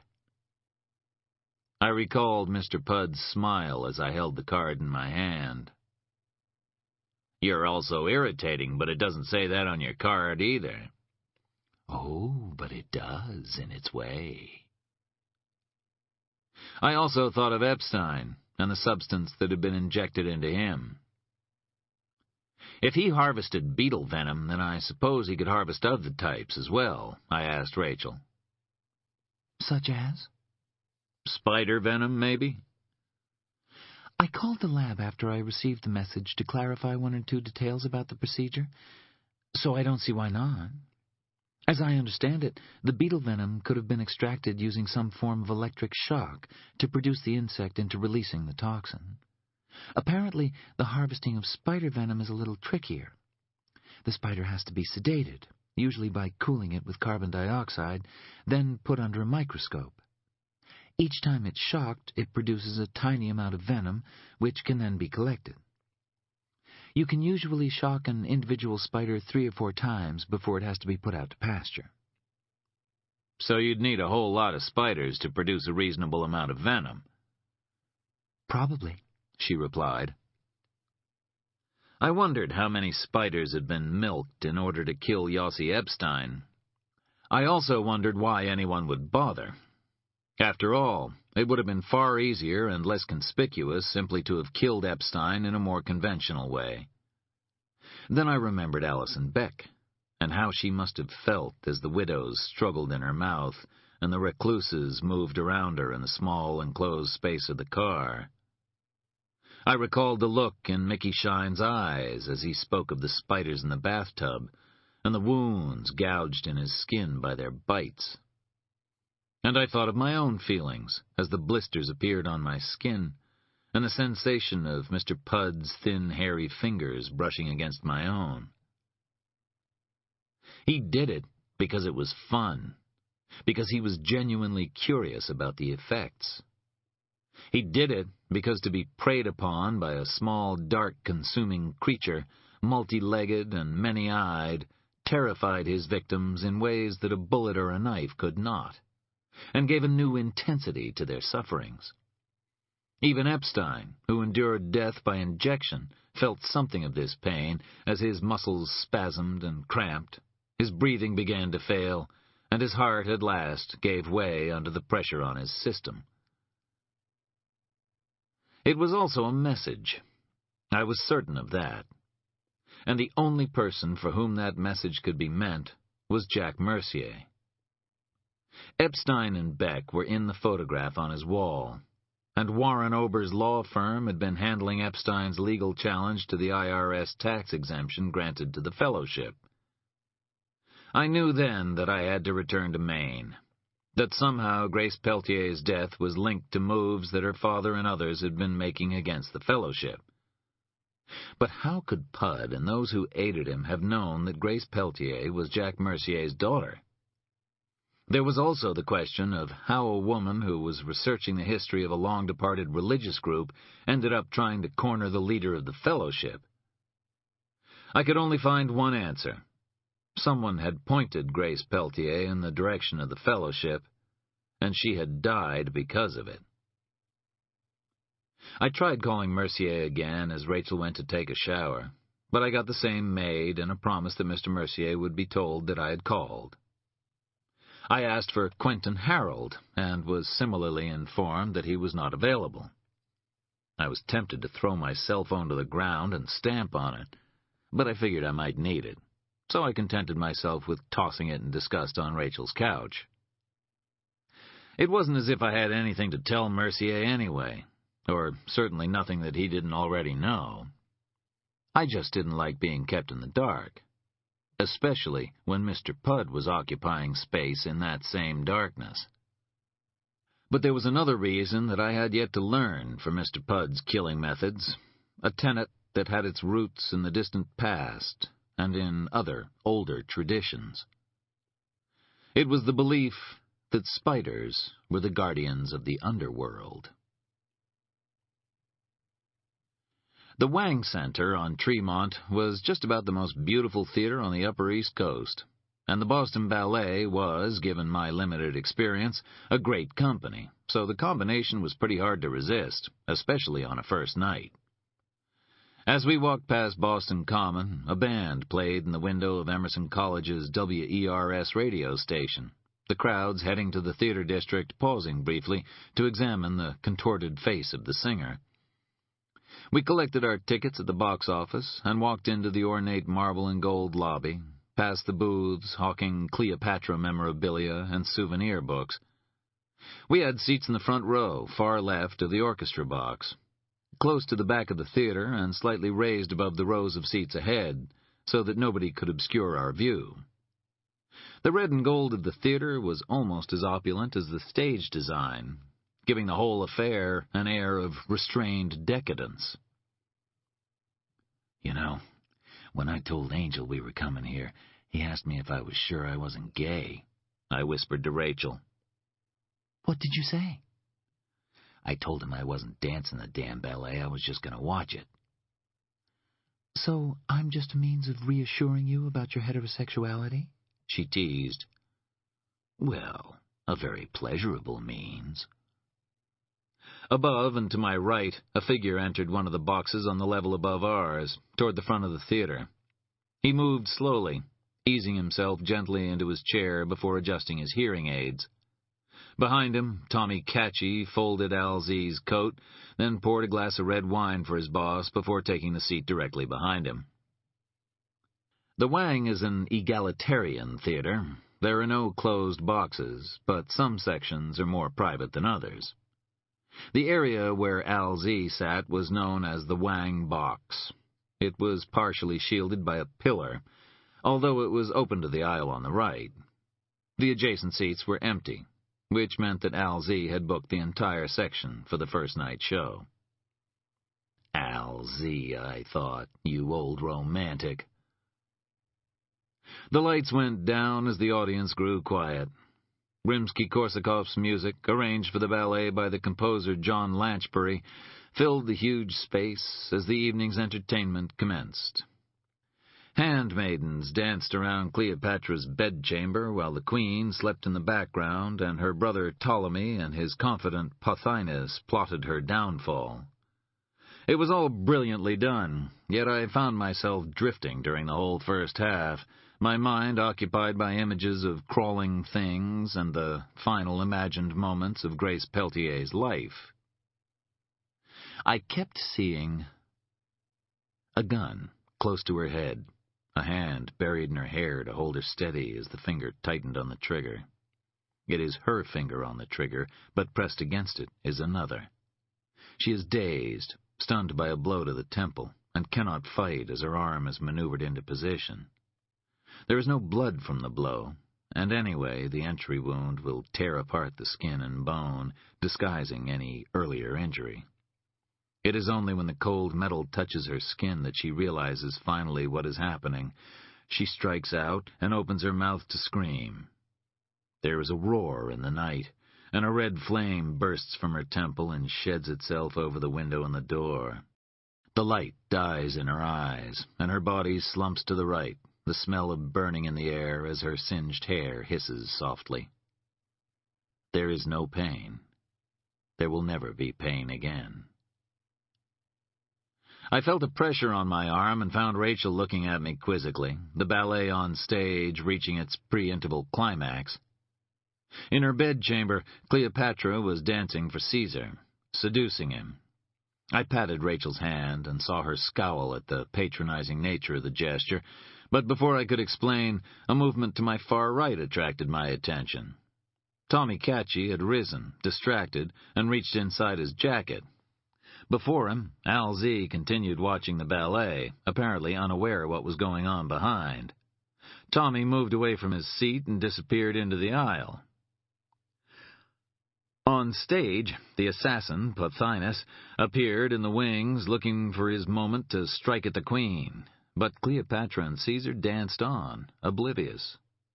The music swelled as a figure took the seat behind Al-Z. But it was not Tommy Catchy. Instead, it was thinner, more angular. Al-Z remained engrossed in the action, his head moving in time to the music, his mind filled with images of escape as he sought briefly to forget the darker world he had chosen to inhabit. A hand moved and something silver gleamed. Pothinus shot out from the wings, sword in hand, but Caesar was quicker, and his sword impaled Pothinus through the stomach. And in the box above, Al-Z's body tensed, and something red shot from his mouth as the figure leaned over him, one hand on his shoulder, the other close to the base of his skull. From behind, it would appear as if they were talking, nothing more. But I had seen the blade flash, and I knew what had happened. Al-Z's mouth was wide open, and as I watched, Mr. Pudd's gloved hand closed upon it, and he held him as he shook and died. Then Mr. Pudd seemed to stare down to where I sat before draping Al-Z's coat across the old man's shoulders and receding into the shadows. On stage, the curtain was falling, and the audience had burst into applause, but I was already moving. I climbed over the edge of the orchestra box and ran up the aisle, the doors flying open noisily before me. To my left, a flight of stairs, topped by the Eagle clock, led up to the next level. I took them two at a time, brushing aside an usher as I drew my gun. "Call an ambulance," I said as I passed, "and the police." I heard the sound of his footsteps echoing on the marble as I reached the top of the stairs, my gun raised ahead of me. An exit door stood open, and the counterweighted fire escape, which descended under body weight, was rising back up. Below me was a loading dock, from which a car was already speeding, a silver Mercury Sable. Its side faced me as it turned onto Washington Street, so I didn't get the license number. But there were two figures inside. Behind me, the seats were emptying for the intermission, and one or two people glanced out the open door. These doors were all alarmed, so security would be up here soon to find out who had opened them and why. I retreated inside and moved to the area where Al-Z still sat. His head hung down, his chin on his chest, the coat draped loosely across his shoulders to hide the bulge of the blade's handle. The handle anchored him to his seat, preventing him from falling face down. Blood flowed from his mouth and drenched the front of his white dress shirt. Some of it had fallen into his wineglass in a final, terrible act of consecration. I couldn't see Tommy Catchy. Behind me, two Wang Center security staff appeared, but they backed off at the sight of the gun in my hands. "You call the police?" They nodded. Across the aisle to my right, a door stood slightly ajar. I gestured to it. "What's in there?" "VIP lounge," one of the security guards answered. I looked down to the base of the door and saw what looked like the toe of a shoe in the gap. Gently, using my elbow, I pushed it open. Tommy Catchy lay face down on the floor, his head to one side, and the edge of the wound at his throat clearly visible. There was a lot of blood on the floor and on the walls. He had probably been taken from behind when he left his seat and entered the lounge. Beyond him was a bar with some couches and chairs, but the room looked empty. I stepped back into the aisle as two blue uniforms appeared behind me, advancing with their weapons drawn. I heard the order to drop my gun amid the audience's cries of surprise and fear. I immediately did as I was told, and the two cops descended on me. "I'm a private detective," I said, as one of them pushed me against the wall and frisked me while the other checked out Tommy Catchy, then moved toward the body in the front row. "It's Al-Z," I told him when he came back, and I felt a kind of sadness for the old thug. "He won't be bothering you again." I was interviewed at the scene by a pair of detectives named Karras and McCann. I told them all that I had seen, although I didn't tell them what I knew of Mr. Pudd. Instead, I described him in as much detail as I could, and said that I had recognized LZ from a previous case. What case would that be? Asked McCann. Some trouble last year in a place called Dark Hollow. When I mentioned Dark Hollow, the scene of Tony Celli's death at the hands of the man now dead beside us, their faces cleared. McCann even offering to buy me a drink at some unspecified date in the future. Nobody mourned Tony Celli's passing.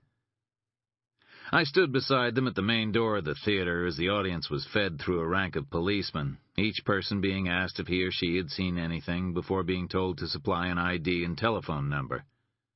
At police headquarters, I gave a statement sitting beside McCann's messy desk, then left my cell phone number and Rachel's address in case they needed to speak to me again. After they let me go, I tried calling Mickey Shine at the florist's, but there was no reply, and I was told that his home number was unlisted. Another call, and 5 minutes later I had a home telephone number and address for one Michael Scheinberg at Bowden Street, Cambridge. There was no reply from that number either. I left a message, then hailed a cab and took a ride out to Cambridge. I asked the cab to wait as I stepped out onto the tree-lined street. Mickey Shine lived in a brownstone apartment block, but there was no answer when I tried his bell. I was considering breaking and entering when a neighbor appeared at a window. He was an elderly man in a sweater and baggy blue jeans, and his hand shook from some nervous condition as he spoke. "You looking for Mickey?" "Yes, I am." "You a friend of his?" "From out of town." "Well, sorry, but he's gone. Left about an hour ago." "He say where he was going?" "No, sir. I just saw him leave. Looks like he may be gone for a couple of days. He had a suitcase with him." I thanked him and got back in the cab. The news of LZ's death would have traveled fast, and there would be a lot of speculation as to who might have been behind it. But Mickey knew.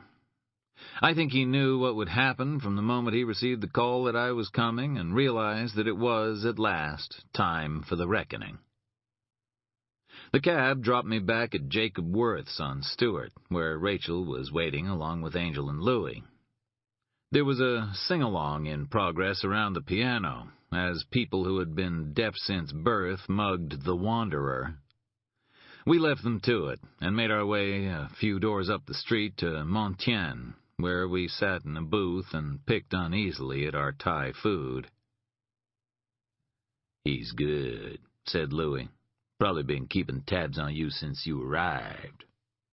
I nodded. "Then he knows about Scheinberg. And you two. And Rachel. I'm sorry." "It's a game with him," said Louie. "You know that, don't you?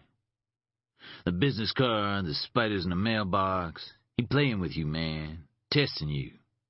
He know who you are, and he liked the idea of going up against you." Angel nodded in agreement. "Yeah, you got a reputation now. Only surprise is that every psycho from here to Florida hasn't caught a bus and headed for Maine to see just how good you really are." "That's not very reassuring, Angel." "Hey, you want reassurance, call a priest." Nobody spoke for a time, until Louie said, "I guess you know we'd be joining you in Maine." Rachel looked at me. "I'll be coming too." "My guardian angels," I said. I knew better than to argue with any of them. I was glad, too, that Rachel would be close. Alone, she was vulnerable. Yet once again, I found this beautiful, empathetic woman reading my thoughts. "Not for protection, Parker," she added. Her face was serious, and her eyes were hard. "I'm coming because you'll need help with Marcy Becker and her parents, and maybe with the Merciers, too.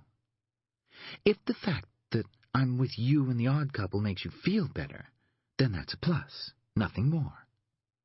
I'm not here just so you can save me." Angel smiled at her with both admiration and amusement. "You're so butch," he hissed at Rachel. "Give you a gun and a vest and you could be a lesbian icon." "Bite me, Stubby," she replied. It seemed to have been decided. I raised a glass of water, and they each lifted their beers in response. "Well," I said, "welcome to the war." Chapter 13. The next morning, the front page of the Herald was dominated by a pretty good picture of Al Z, slumped in his seat at the Wang, beside the headline, "Gangland Leader Slain." There are few words that newspaper sub-editors like better than gangland and slain, except maybe sex and puppy, and the Herald had opted to display them in a point size so large there was barely enough room for the story. Tommy Catchy's throat had been cut from left to right. The wound was so deep that it had severed both of the common carotid arteries and the external and internal jugulars, virtually decapitating him. Mr. Pudd had then stabbed Al Z through the back of the head with a long, thin blade which punctured his cerebellum and sliced into his cerebral cortex. Finally, using a small, very sharp knife, he had made an angled incision about 3/4 of the way up the middle finger of Al Z's right hand and sliced off the top joint. I learned this not from the Herald, but from Sergeant McCann, who rang me on my cell phone as I sat at Rachel's breakfast table reading the newspapers. Rachel was in the bathtub, humming Al Green songs out of key. "Guy had some balls, taking out 2 men in a public place," commented McCann. "There were no cameras on the fire exit, so we got no visual apart from your description. Some guy in the loading bay took the license. Came from an Impala, stolen 2 days ago in Concord, so zilch there. The killer had to gain access to the VIP lounge using a key card, so we figure he came prepared with one he made himself. It's not that hard to run one up. You know what you're doing. Al Z went to every first night. He may have been a mean, crooked son of a bitch, but he had class. And he always sat in and near those seats, so it wasn't too difficult to guess where he'd be. As for the missing finger joint, we're guessing it's a calling card, and we're checking VICAP for equivalent MOs." He asked me if I remembered anything else from the previous night. I knew it wasn't simply a courtesy call, but I told him that I couldn't help him. He asked me to stay in touch, and I assured him that I would. McCann was right. Pudd had taken a huge risk to get to Al Z. Maybe he had no choice. There was no way to get at Al Z in his office or his home, because he was always surrounded by his people, and his windows were designed to repel anything smaller than a warhead. At the theater, with Tommy behind him and hundreds of people around him, he could have been forgiven for feeling secure. But he had underestimated the tenacity of his killer. When the opportunity presented itself, Pudd seized it. It struck me that Pudd might also be tying up loose ends, and there were only so many reasons why someone felt compelled to do that. Primary among them was as a preparation for disappearance, to ensure that there was nobody left to continue the hunt. My guess was that if Pudd chose to disappear, then nobody would ever find him. He had survived this long, even with a price on his head, so he could vanish like dew after sunrise if he chose. Something else bothered me. It looked like bugs weren't the only things that Pudd liked to collect. He also wanted skin and bone, removing joints and sections of skin from each of his victims. His taste in souvenirs was distinctive, but Pudd didn't strike me as the kind of man who would mutilate dead bodies just so he could put the pieces in jars and admire them. There had to be a better reason. I sat at the breakfast table, the newspapers now abandoned, and wondered if I should simply turn over all I knew to the police. Not that what I knew was a great deal, but the deaths of Epstein, Beck, Al Z, and Grace Peltier were all connected, linked either to the fellowship itself or to actions that Grace's biological father, Jack Mercier, was taking against it. It was about time for a serious face-to-face talk with Mr. Mercier. and I didn't think that either of us was going to enjoy it very much. I was about to pack my bag in preparation for my return to Scarborough when I got my second call of the morning, and from a not entirely unexpected source. It was Mickey Shine. Caller ID could only tell me that the number he was calling from was private and concealed. "You see the papers?" he asked. "I was there," I told him. "You know who did it?" "I think it was our mutual acquaintance." There was a silence on the other end of the line. "How'd he find out about your meeting with Al?" "He may have been keeping tabs on us," I conceded. "But it could also be that he was aware of Alzie's interest in him for some time, and that my investigation precipitated a course of action he'd been planning for some time."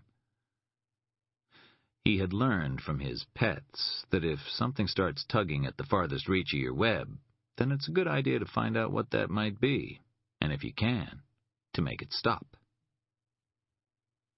"You weren't out at your apartment last night," I continued. "I checked up on you." "I left town as soon as I heard. Somebody called me about Al's death, a friend from way back, and I knew it had to be Pud. Nobody else would dare make a move like that against Al Z." "Where are you?" "New York." "Think you can lose yourself there, Mickey?" "I have friends down here. I'll make some calls, see what they can do for me." "We need to talk some more before you disappear. I get the feeling you haven't told me all that you know." I thought he would demur. Instead, he admitted, "Some I know, some I'm just guessing." "Meet me. I'll come down to you." "I don't know." "Mickey, are you going to keep running from this guy for the rest of your life? That doesn't sound like much of an existence." "It's better than being dead." He didn't sound too sure. "You know what he's doing, don't you?" I asked him. "You know what the threat of being written means. You've figured it out." He didn't reply immediately, and I half expected to hear the connection being ended. "The cloisters," he said suddenly. 10 tomorrow. There's an exhibition in the Treasury you might want to take a look at before I get there. It'll answer some of your questions, and I'll try to fill in the gaps. But you're not there at 10, and I walk away. You'll never see me again." With that, he hung up. I booked a ticket on the Delta shuttle to LaGuardia, then called Angel and Louie at the Copley. Rachel and I met them for coffee in a Starbucks on Newbury before I caught a cab to Logan. I was in New York by 1:30 p.m. and checked into a double room in the Larchmont on West 11th Street in the Village.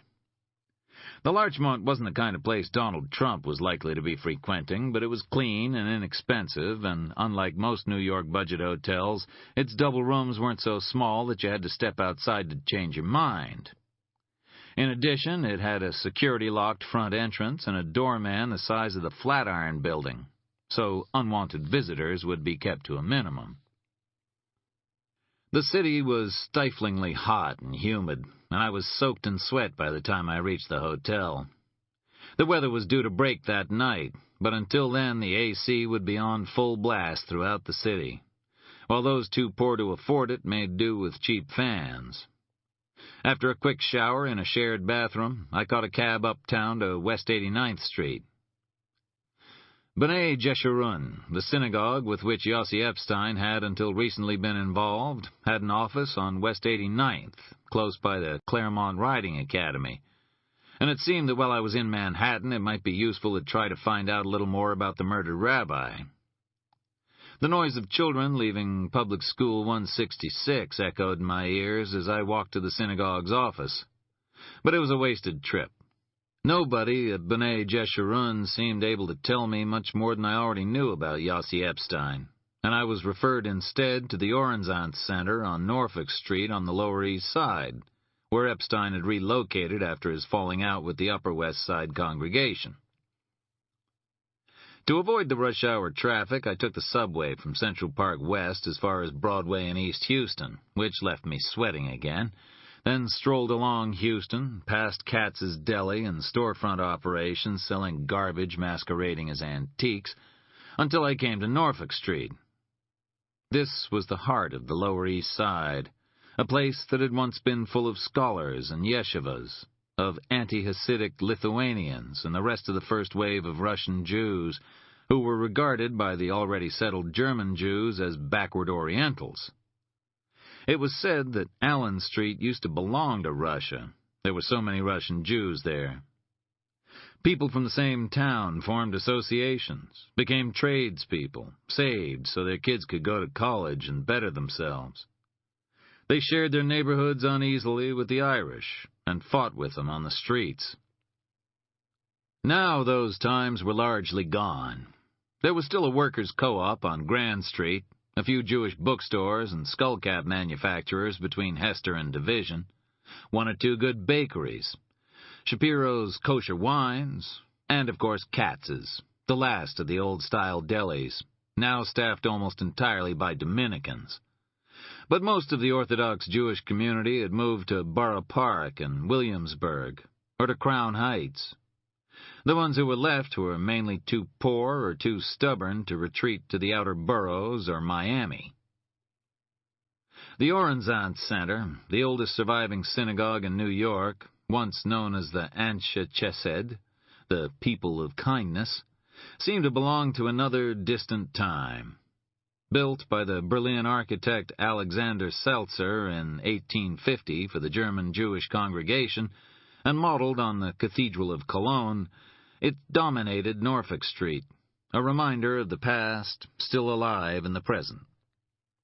I entered through a side door, walked along a dark entrance lobby, and found myself in the main neo-Gothic hall among elegant pillars and balconies. Dim light filtered in through the windows, turning the interior to the color of old bronze and casting shadows over flowers and white ribbons, the remnants of a wedding held some days earlier. In one corner, a small man with white hair, dressed in blue coveralls, was sweeping paper and broken glass into a corner. He stopped his work as I walked over to him. I produced my ID and asked if there was anybody who might be willing to talk about Yossi Epstein. "Nobody here today," he said. "Come back tomorrow." He resumed his sweeping. "Maybe there's somebody I can call," I persisted. "Call tomorrow." I wasn't getting very far on looks and charm alone. "Mind if I take a look around?" I asked, and without waiting for a reply, began to walk toward a small flight of stairs leading down to the basement. I found a locked door with a card pinned to it expressing sorrow at the death of Epstein. A bulletin board to one side listed times of services and Hebrew classes, as well as a series of lectures on the history of the area. There wasn't much more to see, so after 10 minutes or so of unsuccessful snooping around the rest of the basement, I brushed the dust from my jacket and walked back up the stairs. The old guy with the broom had disappeared. Instead, there were two men waiting for me. One was young, with a black skull cap that looked too small for his head, and a head that looked too small for his shoulders. He wore a dark shirt and black jeans, and judging by his expression, wasn't one of the people of kindness. The man beside him was older, with thinning gray hair and a thick beard. He was dressed more traditionally than his friend, white shirt and black tie beneath a black suit and overcoat, but didn't look significantly kinder. "Are you the rabbi?" I asked him. "No, we are not connected with the Orenzant Center," he replied before adding, "You think everyone who dresses in black is a rabbi?" "Does that make me anti-Semitic?" "No, but carrying a gun into a synagogue might." "It's nothing personal, or even religious." The older man nodded. "I'm sure it's not, but it pays to be careful with such matters. I understand you are a private detective. May I see some form of identification, please?" I raised my hand and slowly reached into my inside pocket for my wallet. I gave it to the young guy, who handed it and turned to the older man. He examined it for a good minute, then folded it and handed it back to me. "And why is a private detective from Maine asking about the death of a New York rabbi?" "I think Rabbi Epstein's death may be connected to a case I'm investigating. I hoped that somebody might be able to tell me a little more about him. He's dead, Mr. Parker. What more do you need to know?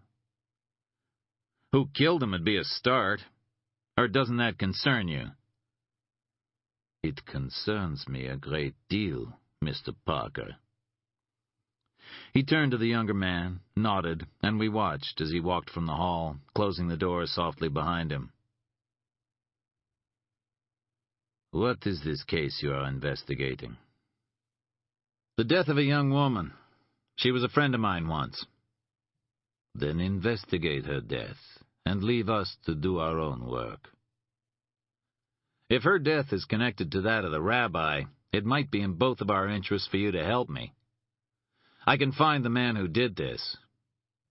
The man, he repeated, emphasizing the second word. You seem very certain that it was a man. I know who he is, I said simply. Then we both know, he replied. The matter is in hand. Steps have been taken to deal with it. What steps? An eye for an eye, Mr. Parker. He will be found. He drew closer to me, and his eyes softened slightly. This is not your concern. Not every unlawful death is fuel for your anger. He knew who I was. I could see it in his face, my past reflected back upon me in the mirrors of his eyes. There had been so much newspaper coverage of the deaths of Susan and Jennifer, and the final violent end of the traveling man, that there would always be those who remembered me. Now, in this old synagogue, I felt my personal loss exposed once again, like a mote of dust caught in the sunlight pouring through the windows above. The woman is my concern, I said. If the rabbi's death is connected, then that becomes my concern too. He shook his head and gripped my shoulder lightly.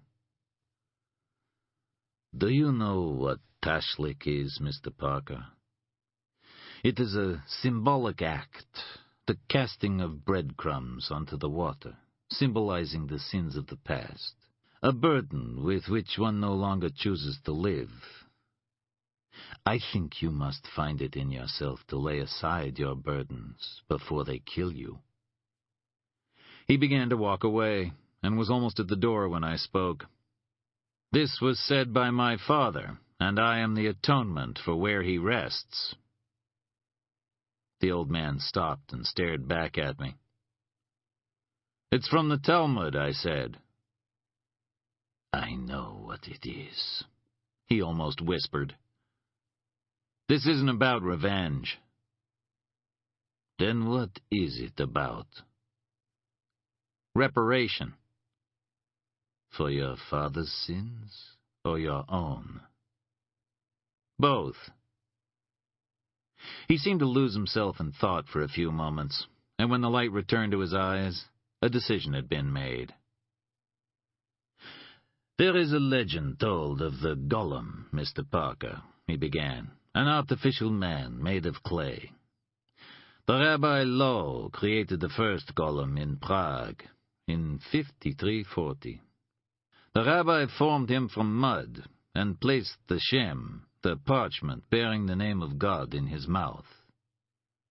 The rabbi is justified in legend for creating a creature capable of defending Jews against the pogroms, against the wrath of their enemies. Do you believe that such a creature can exist, that justice can be served by its creation? I believe that men like him can exist, I replied, but I don't think justice always plays a part in their creation, or is served by their actions. Yes, perhaps a man, said the old Jew softly. And perhaps justice, if it is divinely inspired. We have dispatched our golem. Let the will of God be done. In his eyes I could see the ambivalence of his response to what had been set in train. They had sent one killer to track another, unleashing violence against violence, with all the risks that such an act entailed. "Who are you?" I asked. "My name is Ben Epstein," he answered, "and I am the atonement for where my son rests." The door closed gently behind him, its sound in the empty synagogue like a breath exhaled from the mouth of God. Lester Bargus is alone behind the counter of the store on the day he dies, the same day on which I meet Yossi Epstein's father. Jim Gould, who works for Bargus part-time, is out back field-stripping a pair of stolen H&K semi-automatics, so there's nobody in the rear storeroom, where a pair of TV screens show the interior of the store from two angles, one from a visible camera above the door, the other from a lens hidden inside the shell of a portable stereo kept on a shelf beside the register. Lester Bargus is a careful man, but not careful enough. His store is mic'd, but Lester Bargus doesn't know that. The only people who know are the ATF agents who've been monitoring Bargus's illegal gun operation for the best part of 11 days. But on this particular day, business is slow, and Bargus is idly feeding crickets to his pet mantid when the door opens. Even on the oddly angled black and white recordings made by the cameras, the new arrival seems strangely out of place. He's dressed in a black suit, shiny black shoes, and a thin black tie over a white shirt. On his head he wears a black hat, and a long black coat hangs to the middle of his calves. He's tall, 6'2" or 6'3", and well-built. His age is harder to gauge. He could be anything from 40 to 70. But it is only when the few clear images obtained by the cameras are frozen and enhanced that his strangeness becomes truly apparent. The skin is stretched taut on his face, and he appears to be almost entirely without flesh. The striations of the tendons in his jaw and neck clearly visible through his skin, his cheekbones, like shards of glass below dark eyes. He has no eyebrows. The ATF agents who later examine the tape suspect at first that he may simply be so fair that his hair does not show up. But when the images are enhanced, they reveal only slightly roughened skin above his eyes, like old scar tissue. His appearance obviously shocks Lester Bargus. On the tape, he can be seen taking a step back in surprise. He's wearing a white T-shirt with a Smith & Wesson logo on the back, and blue jeans with a lot of room around the crotch and the ass. Maybe he's hoping to grow into them. "Help ya?" His voice on the recording is cautious but hopeful. Especially on a slow day, a sale is a sale, even if it does come from a freak. "I am looking for this man." The accent makes it clear that English is only his second language, possibly even a third. He sounds European, not German, but Polish maybe, or Czech. Later, an expert will identify it as Hungarian, with Yiddish inflections to certain words.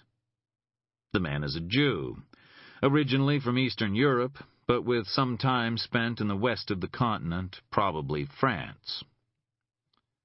He takes a photograph from his pocket and pushes it across the counter toward Lester Bargus. Lester doesn't even look at the photograph. All he says is, "I don't know him." "Look at it." And his tone tells Lester Bargus that it doesn't matter what he does or does not say from now on, because nothing can save him from this man. Lester reaches out and touches the photograph for the first time, but only to push it away. His head does not move. He still has not looked at the photograph. But while his left hand is in sight, his right is moving to grasp the shotgun that rests on the shelf beneath the counter. He has almost certainly reached it when the gun appears. Firearms will later identify it as a Jericho 941, made in Israel. Lester Bargus's right hand returns to the counter along with his left, and both hands start to tremble in unison. "For the last time, Mr. Bargus, look at the photograph." This time, Lester does look down. He spends some time staring at the photograph, weighing up his options. It's obvious that he knows the man in the picture, and that the gunman is aware of this fact because the gunman wouldn't be there otherwise. On the tape, it's almost possible to hear Lester gulp. Where do I find this man? During the whole encounter, the expression on the gunman's face is not altered. It is as if the skin is so tight across his skull that merely to talk requires a huge effort. The palpable menace of the man is obvious even from the black and white recording. Lester Vargas, forced to deal with him face to face, is terrified beyond belief. It is audible in his voice when he speaks what will be his second-to-last sentence on this earth. "You'll kill me if I tell you," says Vargas. "I will kill you if you don't." Then Lester Vargas says his last words, and they reveal a prescience that I didn't think Lester would ever have. "You're gonna kill me anyhow," he says. And something in his voice tells the gunman that this is all he is ever going to get out of Lester. "Yes," says the gunman. "I am." The shots sound incredibly loud after the conversation that has just taken place, but also distorted and muted as the sound levels fail to cope with them. Lester Vargas jolts as the first bullet takes him in the chest, then keeps bucking and spasming as the rest of the shots tear into him, the static-ridden thunderclaps coming again and again until it seems that they will never end. There are 10 shots. Then there is a noise and a movement from the left of the picture as part of Jim Gould's body appears in the frame. 2 more shots come, and Gould falls across the counter as the gunman springs across it and darts into the rear of the store. By the time the ATF agents reach the scene, he is gone. On the counter, now soaked with Lester Vargas's blood, the photograph remains. It is a picture of a group of demonstrators outside an abortion clinic in Minnesota. There are men and women holding placards, some obviously screaming their protests as police try to hold them back, while others stand open-mouthed in shock. To the right of the picture, the body of a man lies slumped against a wall as medics crowd around him. There is black blood on the pavement and on the wall behind him. At the fringe of the group, another man has been caught in the act of walking away, his hands in the pockets of his overcoat, tiny hoods of skin shrouding his eyes as he looks back toward the dying man, his face inadvertently revealed to the camera. A red circle has been drawn around his head. In the photograph, Mr. Pudd is smiling. The man who killed Lester Vargas had flown into Logan Airport one day earlier and entered the country on a British passport, claiming to be a businessman interested in buying stuffed animals. The address he gave to immigration officials was later revealed to be the site of a recently demolished Chinese restaurant in Balham, South London. The name on the passport was Clay Demon. He was the Golem. Chapter 14. That night, as the bodies of Lester Vargas and Jim Gould were taken to the morgue, I headed over to Chumley's on Bedford, the village's best bar. Technically, it was between Barrow and Grove, but even people who'd been going there for the best part of a decade still had trouble finding it on occasion. There was no name outside, just a light over the big door with the metal grate. Chumley's had started life as a speakeasy during Prohibition, and it had maintained its low profile for over 70 years. On weekends, it tended to attract the kind of young bankers and communists who all wore blue shirts with their suits, on the grounds that nonconformists like them had to stick together. But during the week, Chumley's was still recognizable as the bar that Salinger, Scott Fitzgerald, Eugene O'Neill, Orson Welles, and William Burroughs used to frequent as a change from the White Horse or Marie's Crisis. The clouds hung low over the village as I walked, and there was a terrible stillness in the air that seemed to communicate itself to the people on the streets. Laughs were subdued, couples bickered. The crowds emerging from the subway wore tense, fractious expressions, their shoes too tight, their shirts too thick. Everything felt damp to the touch, as if the city itself were slowly perspiring, expelling filth and waste through every crack in every sidewalk, every fissure in every wall. I looked to the sky and waited for the thunder, but none came. Inside Chumley's, the Labradors lounged uneasily on the sawdust-strewn floor, and people stood at the tiny bar or disappeared into the darkened alcoves at the far end of the room. I took a seat at one of the long benches by the door and ordered a hamburger and a Coke. Hamburgers, ribs, and deep-fried fish being what Chumley's did best. It seemed like a long time since I'd been back in the village, as if decades rather than years had passed from the day that I left my apartment to travel back to Maine. Old ghosts waited for me on these corners. The traveling man at the corner of St. Mark's in the East Village, the phone booth still marking the place where I had stood after he sent me my daughter's remains in a jar. The corner bistro, where Susan and I used to meet when we were dating. The Elephant and Castle, where we had brunch on Sundays in the early months of our relationship, heading uptown afterward to walk in Central Park or browse in the museums. Even Chumley's was not immune, for were these not the same dogs that Susan used to stroke while she waited for her drink? The same dogs that Jennifer once held after her mother told her how beautiful they were, and we took her to meet them as a treat? All of these places were potential bubbles of hurt waiting to be pricked, releasing the memories sealed within. I should have felt pain, I thought. I should have felt the old agony. But instead, I experienced only a strange, desperate gratitude for this place, for the two old, fat dogs, and for the unsullied memories with which they had left me. For some things should never be allowed to fade away. It was both good and proper that they should be recalled, that a place should be found for them in the present and the future, so that they became a precious part of oneself, something to be treasured instead of something to be feared. To remember Susan and Jennifer as they once were, and to love them for it, was no betrayal of Rachel and of what she meant to me.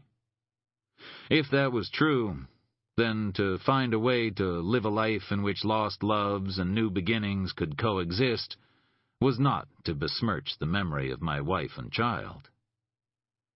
And in the quiet of that place, I lost myself for a time, until one of the Labradors waddled sleepily over and nosed at my hand for attention, his dog jowls shedding warm spit on my jeans, and his soft eyes closing happily beneath the weight of my hand. I had found a copy of the Portland Press-Herald in Barnes & Noble at Union Square, and while I ate, I scanned the pages for reports on Eagle Lake. There were two. One was a description of the ongoing difficulties in uncovering the remains, but the main piece announced the suspected identities of two of the dead. They were Lyle Cornish and Verna Kellogg, and they were both homicide victims. Lyle Cornish had died from a gunshot wound to the back of the head. Verna Kellogg's skull had been crushed, apparently with a rock. Slowly, the truth about the fate of the Aroostook Baptists was being revealed. They had not dispersed, scattering themselves to the four winds and taking with them the seeds of new communities. Instead, they had been murdered and consigned to a mass grave on a patch of undeveloped land.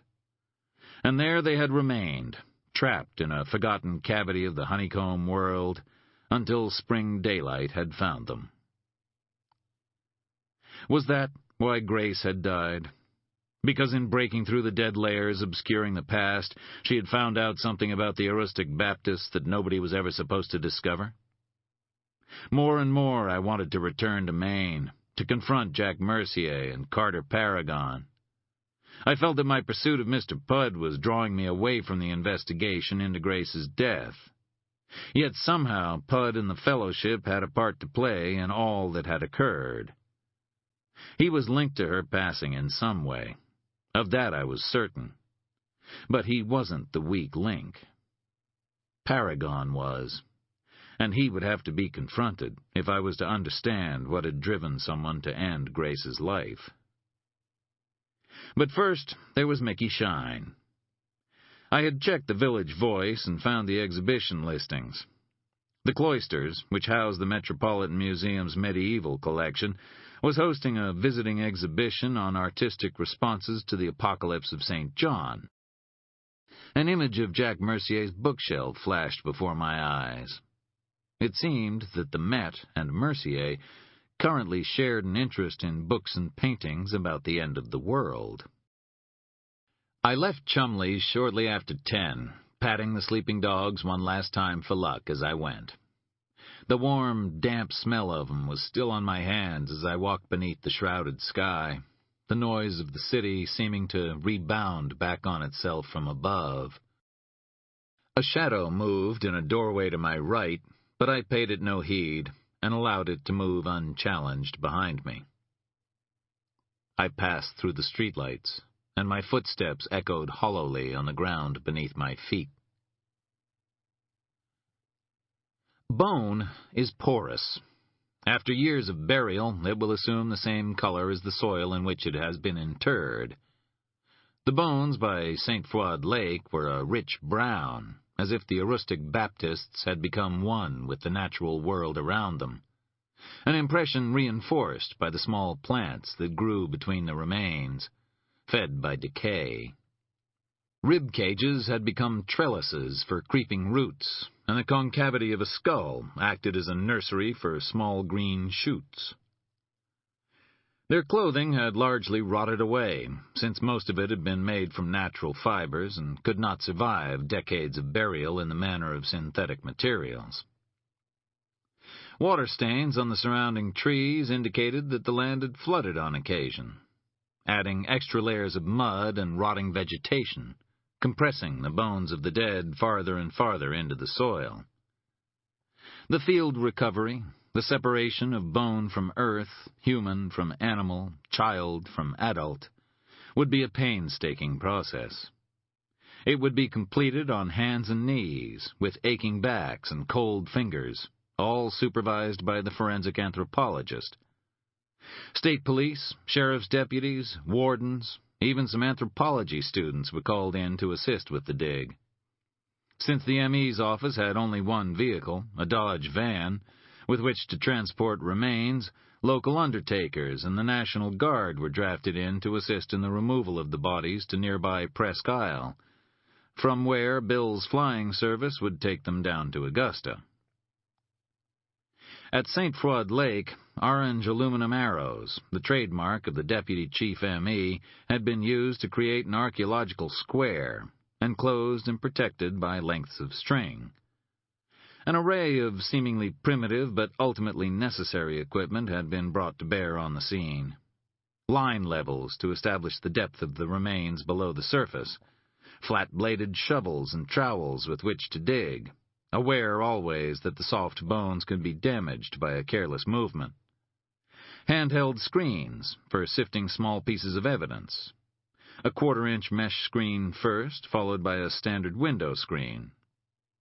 Tapes, graph paper for drawing a site map depicting the area as seen from above, the position of the remains being added to the map as they were uncovered. Plastic bags, bright blue heavy-duty body bags, and waterproof pens. Metal detectors to search for guns or other metallic debris.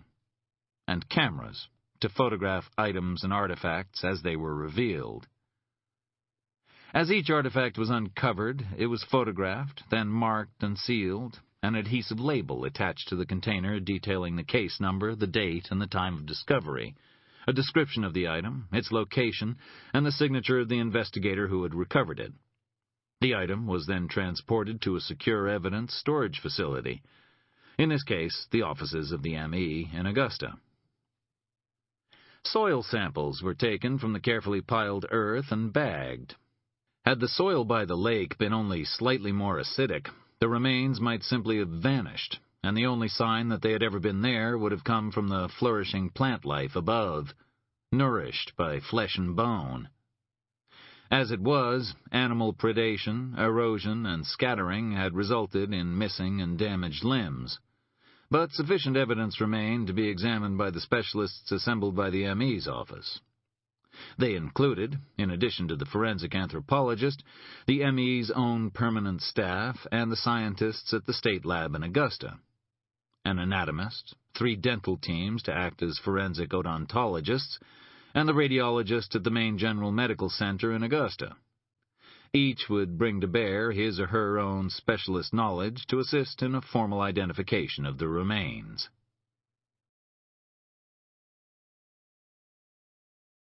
End of CD 6.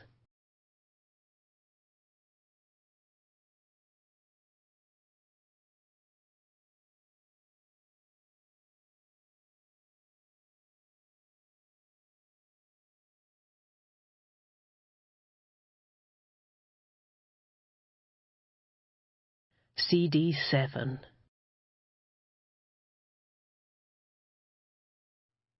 The remains had been identified as human by an examination of the intact bones, and the sex of the victims would be confirmed by further examinations of the skull, pelvis, femur, sternum, and teeth, where teeth could be found. Age estimates of those victims under the age of 25, accurate to within 1 year or so, would be made from teeth, where teeth remained, and from the appearance and fusion of the ossification centers and epiphyses, the end parts of the long bones, which grow separately from the shaft in early life. In the case of older bones, radiological examinations of the trabecular pattern in the head of the humerus and femur, which remodels with age, would be used, in addition to changes in pubic symphysis. Height would be calculated by measuring the femur, tibia, and fibula of the victims, arm bones being less reliable in such cases. Dental remains would be used to make a preliminary racial determination, dental characteristics associated predominantly with particular races, enabling the likelihood of the victims being Caucasoid, Negroid, or Mongoloid to be assessed. Finally, dental records, radiological examination of the remains for evidence of fractures, and comparative DNA tests would all be brought to bear in an effort to make positive identifications of the personal identities of the victims. In this case, facial reconstruction and photosuperimposition, the overlaying of a photograph of the suspected victim over a transparency of the skull, now largely done on screen, might have assisted the investigation since photographs existed of the suspected victims. But the state had made no budgetary provisions for photosuperimposition techniques, mainly because those with their hands on the purse strings didn't really understand what it was. They didn't understand the mechanics of DNA testing either, but then they didn't have to. They just knew that it worked. But in this case, the investigators had assistance from an unexpected and bizarre source. Around the neck of each victim was found the remains of a wooden board. Some had decayed badly, although it was believed that electronic scanners, electrostatic detection apparatuses, or low-angle light could reveal traces of whatever had been indented on the wood. But others, particularly on the higher ground, were still semi-intact. One of them lay below the head of a small boy buried beside a fir tree. The roots of the tree had grown through and around his remains, and his recovery would be one of the most difficult to achieve without damaging the bones. Beside him was another smaller skeleton, preliminarily identified as a female of about 7 years, for the metopic suture along the frontal bone of her skull had not yet fully disappeared. The bones of their hands were intermingled, as if they had clasped each other in their final moments. The boy's bones lay semi-exposed, the skull clearly visible, the mandible detached and lying to one side. There was a small hole where the occipital and parietal bones met at the back of his head, but no corresponding exit wound in the frontal bone, although a small fragment appeared to have been dislodged from the supraorbital foramen, the ridge of bone above the right eye, by the emerging bullet. The indentation on the block of wood by his skull, hacked into the grain with a child's hand, read, James Jessup, Sinner. The Search for Sanctuary. Extract from the postgraduate thesis of Grace Peltier. It is unclear when the first signs of difficulty began to appear in the new settlement. Each day the community rose and prayed at first light, then assisted in the completion of the houses and farm structures for the settlement, some of which were built of clapboard from old Sears Roebuck mail-order kits originating from the 1930s. Faulkner retained control of the finances, and food was limited, since the preacher believed in the benefits of fasting. Prayers were said 4 times daily, with Faulkner preaching one sermon at breakfast and a second following the main meal in the evening. Details of day-to-day life for the Aroostook Baptists were obtained by talking to local people who had some limited contact with the community, and from occasional letters sent by Elizabeth Jessup, Frank Jessup's wife, to her sister Lena in Portland. These letters were, in effect, smuggled out of the settlement. Elizabeth reached an agreement with the landowner whereby, for a small fee, he would check the hollow of an oak tree at the verge of the settlement every Tuesday and ensure that whatever mail found there was posted. He also agreed to collect and deliver any responses received. Elizabeth paints a picture of a harsh but joyful first 3 months, filled with a sense that the Aroostook Baptists were like the pioneers of another age, creating a new world where there had once been wilderness. The houses, although basic and somewhat drafty, were built quickly, and the families had brought some simple furnishings with them in trailers. They raised pigs and chickens and had 5 cows, one of which was with calf. They grew potatoes. This area of Aroostook was prime potato-growing country. Broccoli and peas, and harvested apples from the trees on the property. They used rotting fish to fertilize the land, and stored the produce they had brought with them in underground caverns dug beneath the banks, where the spring water kept the air at the same low temperature all year round, acting as a natural refrigerator. The first signs of tension arose in July, when it became apparent that the Faulkners and their children were keeping themselves apart from the other families. Faulkner took a larger share of the produce as the leader of the community, and he refused to release any of the funds that the families had brought with them, a sum amounting to at least $20,000. Even when Laurie Person, the daughter of Billy and Olive Person, took seriously ill with influenza, Faulkner insisted that she be treated within the community. It was left to Catherine Cornish, who had some rudimentary medical skills, to treat the girl. According to Elizabeth's letters, Laurie barely survived. Animosity grew toward the Faulkners. Their children, whom Faulkner insisted should be called only Adam and Eve, bullied the younger members of the community. Elizabeth refers darkly to random acts of cruelty perpetrated on both animals and humans by the Faulkner children.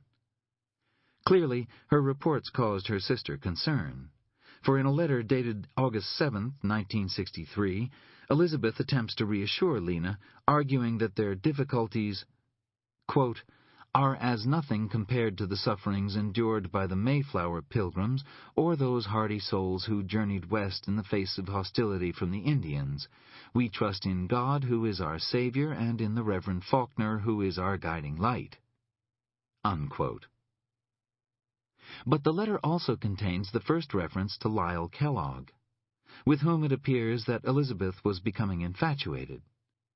It seems that the relationship between Frank Jessup and his wife was predominantly non-sexual, although whether as a result of marital strife or some physical incapacity is not known. In fact, the affair between Lyle and Elizabeth may already have begun by the time of the August letter, and had certainly progressed enough by November for Elizabeth to describe him to her sister as "this wonderful man." It is my view that this affair, and its repercussions once it became known within the community, contributed greatly to the disintegration of the settlement. What is also clear, from the subsequent letters of Elizabeth Jessup, is that Louise Faulkner played a major role in this disintegration, a role that appears to have surprised Elizabeth, and may, in the end, have brought Louise into bitter conflict with her own husband. Chapter 15. The passenger elevator at the 190th Street subway station was decorated with pictures of kittens and puppies. 2 potted plants with stars and stripes sprouting from the soil hung from the ceiling, and a small stereo unit played relaxing music. The elevator operator, Anthony Washington, who was responsible for the unusual ambiance of the 190th Street elevator, sat at a small desk in a comfortable chair and greeted many of the passengers by name. The MTA once tried to make Anthony strip his elevator of its decorations, but a campaign by the press and the public forced the transit authority to back down. The paint flaked from the ceiling of the 190th Street station. It smelled of urine, and there was a steady stream of dirty water running between the tracks. All things considered, those who used the subway were pretty grateful for Anthony's efforts, and felt that the MTA should be pretty damn grateful too. It was just after 9:15 a.m. when Anthony Washington's elevator reached ground level and I emerged at the entrance to Fort Tryon Park. The weather had broken. The thunder had commenced shortly after dawn, the rains following within the hour. It had now been falling continuously for almost 4 hours. Warm, hard rain that had caused umbrellas to sprout up like mushrooms across the city. There was no bus waiting at the curb to take visitors to the cloisters, although it hardly mattered, since I seemed to be the only person heading in that direction. I wrapped my coat around me and began to walk up Margaret Corbin Drive. Outside the small cafe on the left of the road, a group of sanitation men huddled together, sheltering from the rain while drinking cups of coffee. Above them loomed the remains of Fort Tryon, which defended itself against Hessian troops during the War of Independence with the aid of Margaret Corbin herself, the first American woman to take a soldier's part in the battle for liberty. I wondered if Margaret Corbin was tough enough to stand against the troops of junkies and muggers who now roamed the scene of her triumph, and figured that she probably was. Seconds later, the bulk of the cloisters was before me, the New Jersey shoreline to my left, traffic streaming across the George Washington Bridge. John D. Rockefeller, Jr. had given this land to the city and reserved the hilltop for the construction of a museum of medieval art, which was eventually opened in 1938. Portions of 5 medieval cloisters were integrated into a single modern building, itself reminiscent of medieval European structures. My father had first taken me there as a child, and it had never ceased to amaze me since. Surrounded by its high central tower and battlements, its arches and pillars, you could briefly feel like a knight-errant, as long as you ignored the fact that you were only looking out at the woods of New Jersey, where the only damsels in distress were likely to be robbery victims or unwed mothers. I walked up the stairs to the admissions area, paid my $10, and stepped through the entrance door into the Romanesque hall. There were no other visitors in the rooms. The comparatively early hour and the bad weather had kept most of them away, and I guessed that I was one of only a dozen or so people in the whole museum. I passed slowly through the Fuente-Dueña Chapel, pausing to admire the apse and the huge crucifix hanging from the ceiling, then made my way through the St. Guillaume and Cuja cloisters toward the Gothic chapel and the stairs to the lower level. I had about 10 minutes before I was due to meet Mickey Shine, so I headed for the treasury, where the museum stored its manuscripts. I entered through the modern glass doors and stood in a room ringed by panels from the choir stalls at Jumièges Abbey. The manuscripts were stored in glass cases and opened at particularly fine examples of the illuminator's art. I stopped for a time at a beautiful Book of Hours, but most of my attention was reserved for the visiting exhibits. The Book of Revelation had been the subject of manuscript illumination since the 9th century, and while apocalypse cycles had originally been produced for monasteries, They were also being made for wealthy secular patrons by the 13th century. Some of the finest examples had been gathered together for this exhibition, and images of judgment and punishment filled the room. I spent some time looking at various medieval sinners being devoured, torn apart, or tormented on spikes. Or, in the case of the Winchester Psalter depiction of Hell Mouth, all three at once, while a dutiful angel locked the doors from the outside. Before passing on to examples of Dürer's woodcuts, Cranach's work for Martin Luther's German translation of the New Testament, and Blake's visions of red dragons, until I eventually reached the item at the center of the display. It was the Cloisters Apocalypse, dating from the early part of the 14th century, and the illustration on the opened page was almost identical to that which I had found on the Fellowship's literature. It depicted a multi-eyed beast with long, vaguely arachnid legs slaughtering sinners with a spear, while Christ and the saints looked on impassively from the right-hand corner of the page. According to the explanatory note in the case, the beast was killing those whose names did not appear in the Lamb of God's Book of Life. Below it was a translation of an illustrator's note added in Latin in the margins. For if the names of the saved are to be recorded in the book of life, shall not also the names of the damned be written, and in what place may they be found? I heard the echo of the threat made by Mr. Pudd against Mickey Shine and his family. Their names would be written. The question, as the illuminator had posed, was written where? It was now 10, but I could see no sign of Mickey Shine. I left the treasury, walked through the glass gallery, and opened a small unmarked door that led out into the Tria cloister. The only sound, apart from the fall of the rain, came from the trickling of water in the fountain at the center of the marble arcades, dominated in turn by a limestone cross.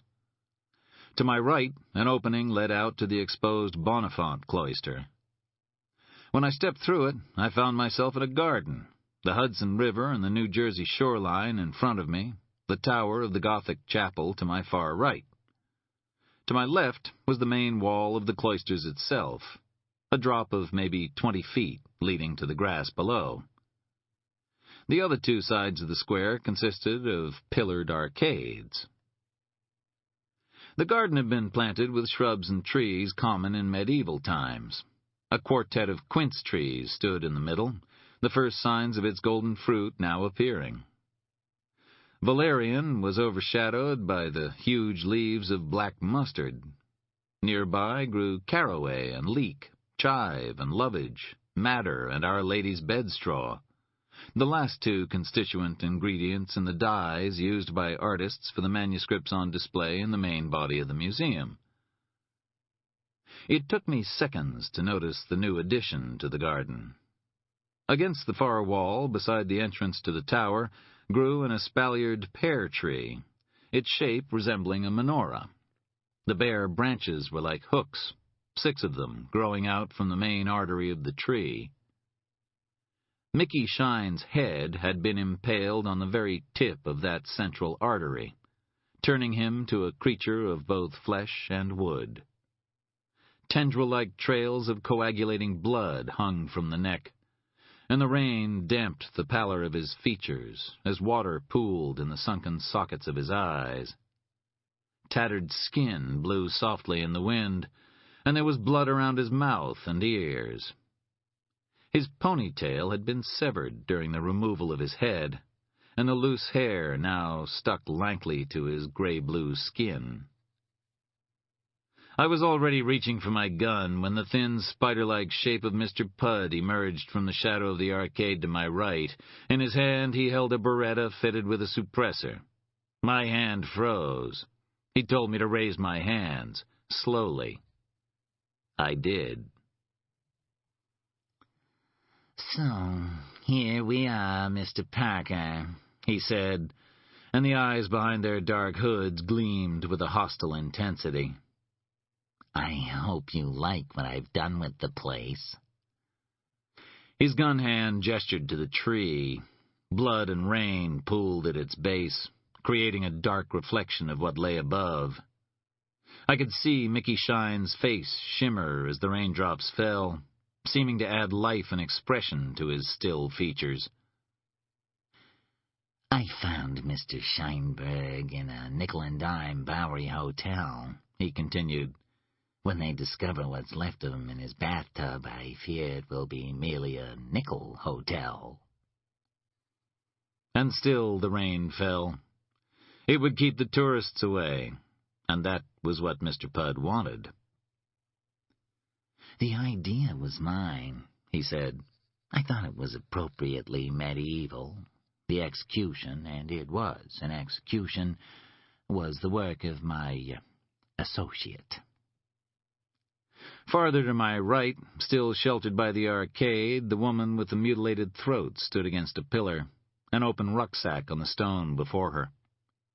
She was watching us impassively, like Judith after disposing of the head of Holofernes. He struggled a great deal, elaborated Mr. Pudd, almost distractedly. But then we did start from the back.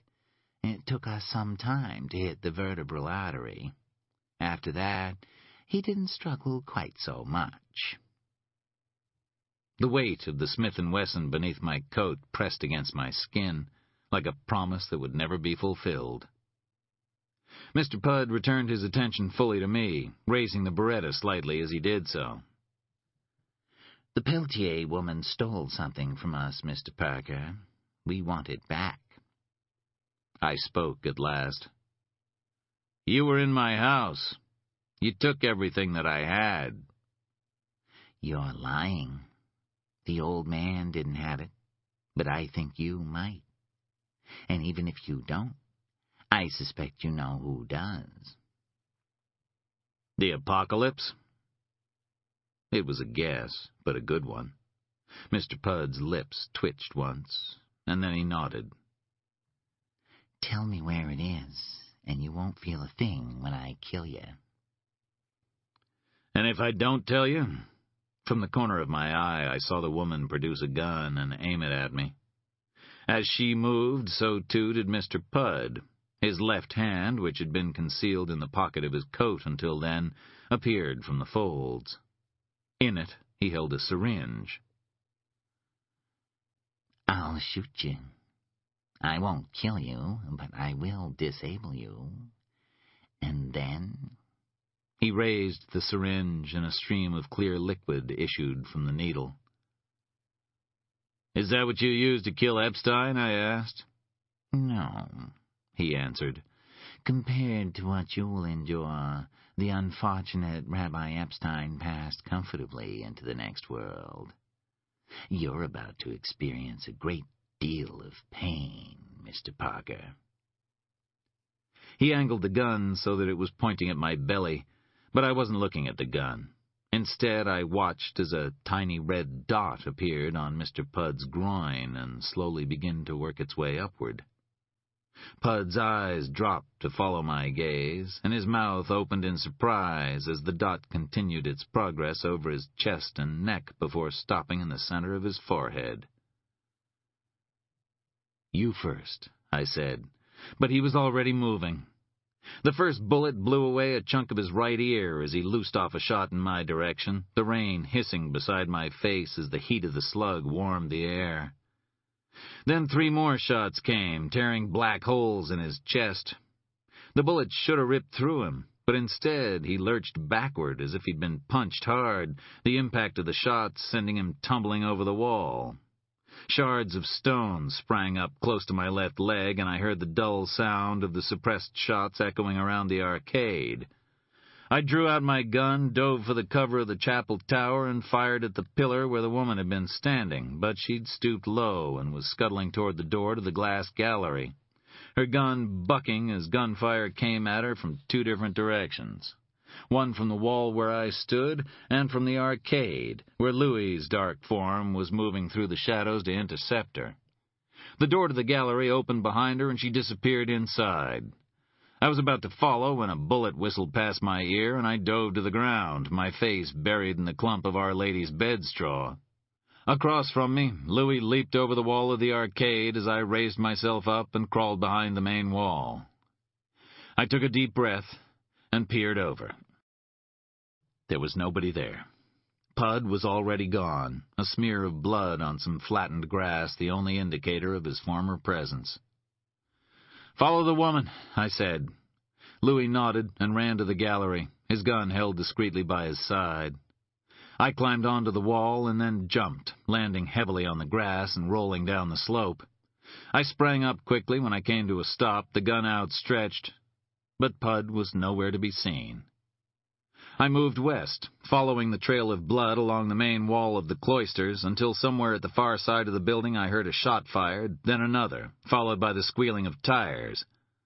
Seconds later, a blue Voyager sped down Margaret Corbin Drive.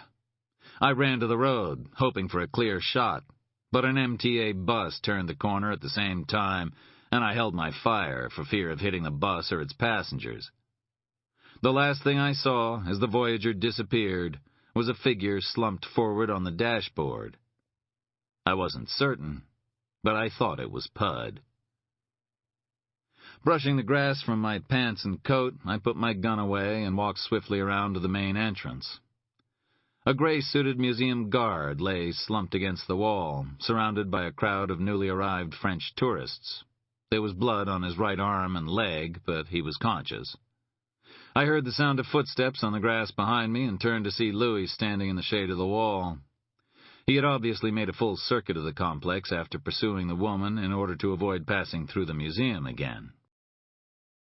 "Call 911, he said, staring up the road the Voyager had taken.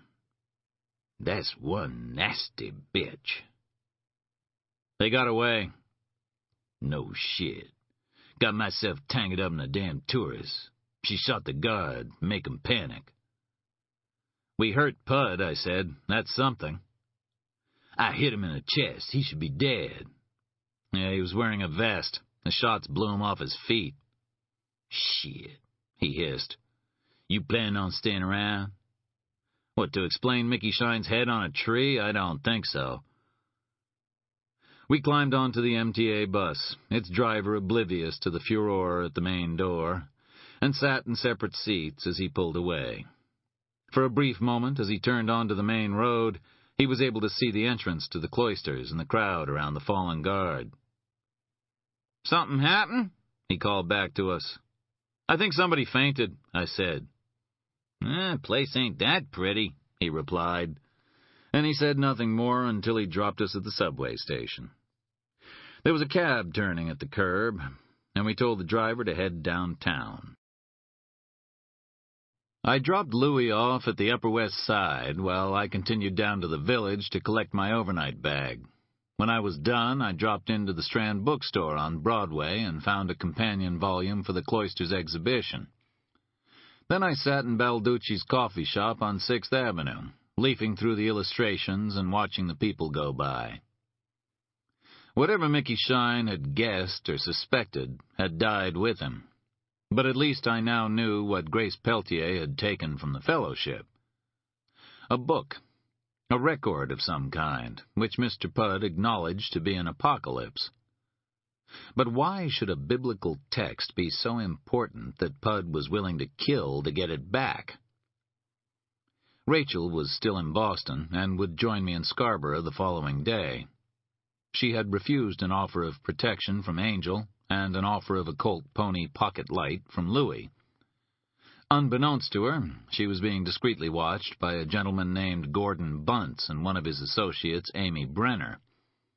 They'd given me a professional discount, but they were still eating up Jack Mercier's advance. Meanwhile, Angel was already in Scarborough. He had checked into the Black Point Inn at Prout's Neck, which gave him the freedom to roam around the area without attracting the attention of the Scarborough PD. I'd given him a National Audubon Society field guide to New England. Armed with a pair of binoculars, he was now officially the world's least likely bird watcher. He had been monitoring Jack Mercier, his house, and his movements since the previous afternoon. Outside Balducci's, a black Lexus SC400 pulled up to the curb. Louis was sitting in the driver's seat. When I opened the door, Johnny Cash was solemnly intoning the words to Soundgarden's Rusty Cage. "Nice car," I said. "Your bank manager recommend it?" He shook his head sorrowfully. "Man, I tell you, you need class like a junkie need a hit." I dumped my bag on the leather back seat. It made a satisfyingly dirty sound, although it was nothing compared to the sound Louis made when he saw the market left on his upholstery. As we pulled away from the curb, Louis took a huge contraband Cuban cigar from his jacket pocket and proceeded to light up. Thick blue smoke immediately filled the air. "Hey," I said. "Fuck you mean, hey?" "Don't smoke in the car." "It's my car." "Your secondary fumes are a danger to my health." Louis choked on a mouthful of smoke before raising one carefully plucked eyebrow in my direction. "You've been beaten up, shot twice, drowned, electrocuted, frozen, injected with poisons, 3 of your damn teeth been kicked out of your head by an old man everybody thought was dead, and you worried about secondary smoke? Secondary smoke ain't no danger to your health. You a danger to your health." With that, he returned his attention to his driving. I let him smoke the cigar in peace. After all, he had a point. The Search for Sanctuary. Extract from the postgraduate thesis of Grace Peltier.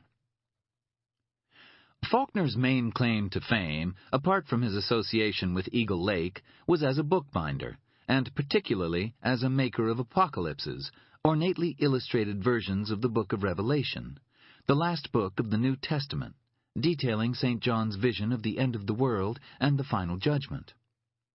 In creating these works, Faulkner was part of a tradition dating back to the Carolingian period, to the 9th and 10th centuries, when the earliest surviving illustrated apocalypse manuscripts were created on the European continent.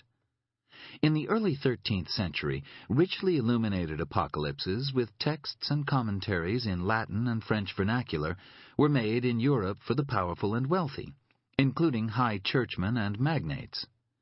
They continued to be created even after the invention of printing, indicating a continued resonance to the imagery and message of the book itself. There are 12 Faulkner apocalypses extant, and according to the records of Faulkner's supplier of gold leaf, it is unlikely that Faulkner made more than this number. Each book was bound in hand-tooled leather, inlaid with gold, and illustrated by hand by Faulkner, with a distinctive marking on the spine. 6 horizontal gold lines, set in 3 sets of 2, and the final letter of the Greek alphabet, Omega.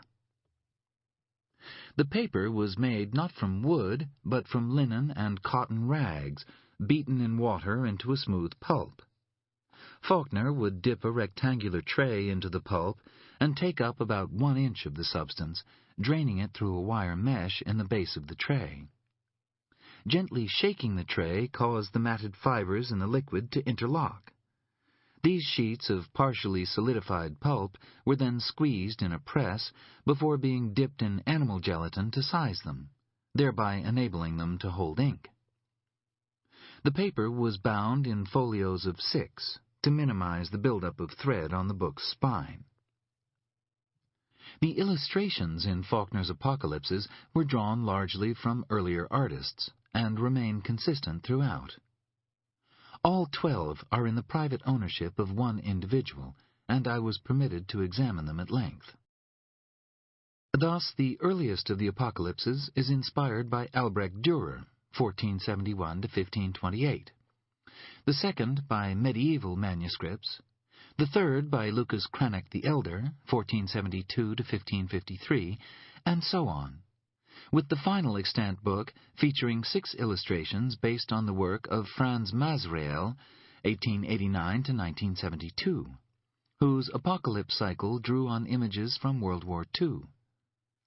According to those who had dealings with him, it appears that Faulkner was attracted to apocalyptic imagery because of its connotations of judgment, not because he believed it foretold a second coming or a final reckoning. For Faulkner, the reckoning had already begun. Judgment and damnation were an ongoing process. Faulkner's apocalypses were created strictly for wealthy collectors, and the sale of them is believed to have provided much of the seed funding for Faulkner's community. No further versions made by Faulkner's hand have appeared since the date of the foundation of the Eagle Lake settlement. Chapter 16. Louis dropped me at my house before heading for the Black Point Inn. I checked in with Gordon Bunce to make sure Rachel was okay, and a quick call to Angel confirmed that nothing out of the ordinary had occurred at the Merciers, with the exception of the arrival of the lawyer Warren Ober and his wife. He had also spotted 4 different types of tern and 2 plovers. I arranged to meet up with both Angel and Louis later that night. I'd been checking my messages pretty regularly while in Boston and New York, but there were 2 new ones since that morning. The first was from Arthur Franklin, asking if the information his pornographer client Harvey Regal had proffered was proving useful. In the background, I could hear Regal's whining voice, "I'm a dead man! You tell him that! I'm a dead man!" I didn't bother to return the call. The second message came from ATF agent Norman Boone. Ellis Howard, the deputy chief over in Portland PD, once told me that Boone smelled like a French whore, but with none of the associated charm. He had left his home and cell phone numbers. I got him at home. "It's Charlie Parker. How can I help you, Agent Boone?" "Why, thank you for returning my call, Mr. Parker. It's only been..." At the other end of the line, I could imagine him ostentatiously checking his watch. 4 hours. I was out of town. You mind telling me where? Why, did we have a date? Boone sighed dramatically. Talk to me now, Mr. Parker. Talk to me tomorrow at One City Center. I should warn you that I'm a busy man, and my patience is likely to be more strained by tomorrow morning. I was in Boston, visiting an old friend. An old friend, as I understand it, who ended up with a hole in his head halfway through a performance of Cleopatra. I'm sure he knew how it ended. She dies, in case you hadn't heard. He ignored me. Was your visit in any way connected to Lester Vargas? I didn't pause for a second, although the question had thrown me. Not directly. But you visited Mr. Vargas shortly before you left town? Damn. Yeah, Lester and I go way back. Then you'll be heartbroken to hear he is no longer with us. Well, heartbroken maybe isn't the word. And the ATF's interest in all this is... Mr. Vargas made little money selling spiders and giant roaches, and a lot of money selling automatic weapons and other assorted firearms to the kind of people who have swastikas on their crockery. It was natural that he would come to our attention. My question is, why did he come to your attention? I was looking for somebody. I thought Lester might have known where he was. Is this an interrogation, Agent Boone? It's a conversation, Mr. Parker. If we did it tomorrow, face-to-face, then it would be an interrogation. Even with a telephone line separating us, I had to admit that Boone was good. He was closing in on me, leaving me with almost no room to turn. I was not going to tell him about Grace Peltier, because Grace would bring me on to Jack Mercier, and possibly the Fellowship, and the last thing I wanted was the ATF going Waco on the Fellowship. Instead, I decided to give him Harvey Regal. All I do know is that a lawyer named Arthur Franklin called me and asked me to speak to his client. Who's his client? Harvey Regal. He makes porn movies with bugs in them. Al Z's people used to distribute some of them. It was Boone's turn to be thrown. Bugs? The hell are you talking about?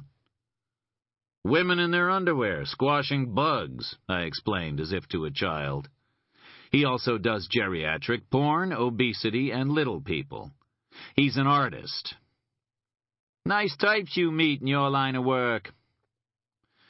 You make a pleasant change from the norm, Agent Boone. It seems that an individual with an affinity for bugs wants to kill Harvey Regal for making his sicko porn movies. Lester Vargas had supplied the bugs and also seemed to know something about him, so I agreed to approach him on behalf of Regal. The improbability of it was breathtaking. I could feel Boone wondering just how far he was being taken for a ride. And who is this mysterious herpetologist? Herpetologist? Agent Boone was obviously a Scrabble fan. Well, he calls himself Mr. Pud, and I think that, strictly speaking, he may be an arachnologist, not a herpetologist. He likes spiders. I think he's the man who killed LZ. And you approached Lester Vargas in the hope of finding this man? Yes, but you got nowhere. Lester had a lot of anger in him. Well, he's a lot calmer now. If you had him under surveillance, then you already know what passed between us, I said, which means there's something else that you want from me. After some hesitation, Boone went on to explain how a man traveling under the name of Clay Demon had walked into Lester's store, demanded details of an individual in a photograph, and then shot Lester and his assistant dead. I'd like you to take a look at the photograph, he said. He left it? Now, we figure he's got more than one copy. Hired killers tend to be pretty good that way. You want me to come in? It could be tomorrow. How about now? Look, Agent Boone, I need a shower, a shave, and a sleep. I've told you all I can. I want to help, but give me a break. Boone relented slightly. You got email? Yes, and a second line. Then stay on this one. I'll be back. The line went quiet, so I turned on my laptop and waited for Boone's email to arrive. When it did, it consisted of 2 pictures. One was the photograph of the abortion clinic slaying. I spotted Mr. Pud immediately. The other was a still taken from the video camera in Lester Vargas's store, showing the killer Clay Demon. Seconds later, Boone was back on the line. You recognize anyone in the first picture? The guy on the far right is Pud, first name Elias. He came out to my house, asking why I was nosing around in his business. I don't know the man in the video still. I could hear Boone clicking his tongue rhythmically at the other end of the line, even as I gave him the contact number I had for Regal's lawyer. I'll be talking to you again, Mr. Parker, he said at last. I have a feeling you know more than you're telling. Everybody knows more than they're telling, Agent Boone, I replied. Even you. I have a question. Uh-huh. Who's the injured man in the first photograph? His name was David Beck. He worked for an abortion clinic in Minnesota, and he's a dead man in that photograph. The killing forms part of the VAPCON files. VAPCON was the code name for the joint FBI-ATF investigation into abortion-related violence, the Violence Against Abortion Providers Conspiracy. The ATF and the FBI have a poor working relationship. For a long time, the FBI had resisted involving itself in investigating attacks on doctors and abortion clinics, arguing that it didn't fall within their guidelines, which meant that the investigation of allegations of a conspiracy of violence was left in the hands of the ATF. That situation changed with the formation of VAPCON and the enactment of new legislation empowering the FBI and the Justice Department to act against abortion-related violence. Yet tensions between the FBI and the ATF contributed to the comparative failure of VAPCON. No evidence of a conspiracy was found, and agents took to dubbing the investigation CRAPCON, despite signs of growing links between right-wing militias and anti-abortion extremists. Did they ever find his killer? I asked. Not yet. Like they haven't found his wife's killer. What do you know about it? I know she had spiders in her mouth when she was found. And our friend Pud is a spider lover. The same Pud whose head is circled in this photograph. Do you know who he's working for? Well, himself, I'd guess. It wasn't quite a lie. Pud didn't answer to Carter Paragon, and the fellowship, as the public knew it, seemed too inconsequential to require his services. Boone didn't speak for a time. His last words to me before he hung up were, "We'll be talking again." I didn't doubt it. I sat in front of the computer screen, flicking between both images. I picked out a younger Allison Beck holding her dead husband, her face contorted with grief, and his blood on her shirt, skirt, and hands. Then I looked into the small hooded eyes of Mr. Pud as he slipped away through the crowd. I wondered if he'd fired the shots, or merely orchestrated the killing. Either way, he was involved, and another small piece of the puzzle slipped into place. Somehow, Mercier had found Epstein and Beck, individuals who, for their own reasons, were prepared to assist him in his moves against the Fellowship. But why was Mercier so concerned about the Fellowship? Was it simply another example of his liberalism, or were there other, deeper motives? As it turned out, a possible answer to the question pulled up outside my door 30 minutes later in a black Mercedes convertible. Deborah Mercier stepped, alone and unaided, in a long black coat from the driver's seat. Despite the encroaching darkness, she wore shades. Her hair didn't move in the breeze. It could have been hairspray or an act of will. It could also have been that even the wind wasn't going to screw around with Jack Mercier's wife. I wondered what excuse she'd come up with for leaving her guests back at the house. Maybe she told them they needed milk. I opened the door as she reached the first step to the porch. "Take a wrong turn, Mrs. Mercier?" I asked. "One of us has," she replied, "and I think it might be you." I never catch a break. I see those two roads diverging in a forest, and damn if I don't take the one that ends at a cliff edge. We stood about 10 paces apart, eyeing each other up like a pair of mismatched gunfighters. Deborah Mercier couldn't have looked more like a wasp if her coat had been striped with yellow and her eyes had been on the sides of her head.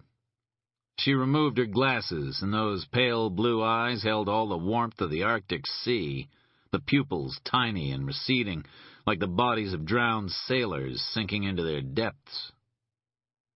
"Would you like to come inside?" I asked. I turned away and heard her footsteps on the wood behind me. They stopped before they reached the door. I looked back at her and saw her nostrils twitch a little in mild distaste as her gaze passed over my house. "If you're waiting for me to carry you over the threshold, I ought to warn you that I have a bad back and we might not make it." Her nostrils twitched a little more, and her eyes froze over entirely, trapping the pupils at the size of pinpoints. Then, carefully, the heels of her black pumps making a sound on the floorboards like the clicking of bones, she followed me into the house. I led her to the kitchen and offered her coffee. She declined, but I went ahead and started making a pot anyway. I watched as she opened her coat, revealing a tight black formal dress that ended above her knees, and sat down. Her legs, like the rest of her, looked good for 40-something. In fact, she would look good for 40, and not bad for 35. She removed a pack of cigarettes from her bag and lit up with a gold Dunhill lighter. She took a long drag on the cigarette, then blew a thin stream of smoke through her pursed lips. "Feel free to smoke," I said. "If I was concerned, I'd have asked." "If I was concerned, I'd make you put it out." Her head turned a little to one side, and she smiled emptily. "So you think you can make people do what you want?" "I believe we may have that in common, Mrs. Mercier." "It's probably the only thing we do have in common, Mr. Parker." "Here's hoping," I replied. I brought the coffee pot to the table and poured myself a cup. "On second thoughts, I will have some of that coffee," she said. Smells good, doesn't it? Or maybe everything else in here smells so bad. You live alone? Just me and my ego. I'm sure the two of you are very happy together. Ecstatic. I found a second cup and filled it, then took a carton of skimmed milk from the refrigerator and placed it between us. I'm sorry, I don't have any sugar. She reached into her bag again and produced a packet of Sweet and Low. She added it to the coffee and stirred it before tasting it carefully. Since she didn't fall to the floor, clutching her throat and gasping, I figured it was probably okay. She didn't say anything for a time. She just sipped and smoked. Your house needs woman's touch, she said at last, as she took another drag on her cigarette.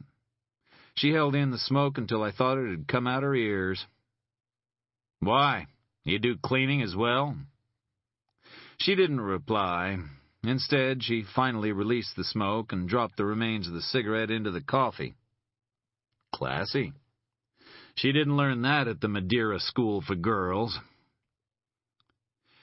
I hear you were married once. That's right, I was. And you had a child?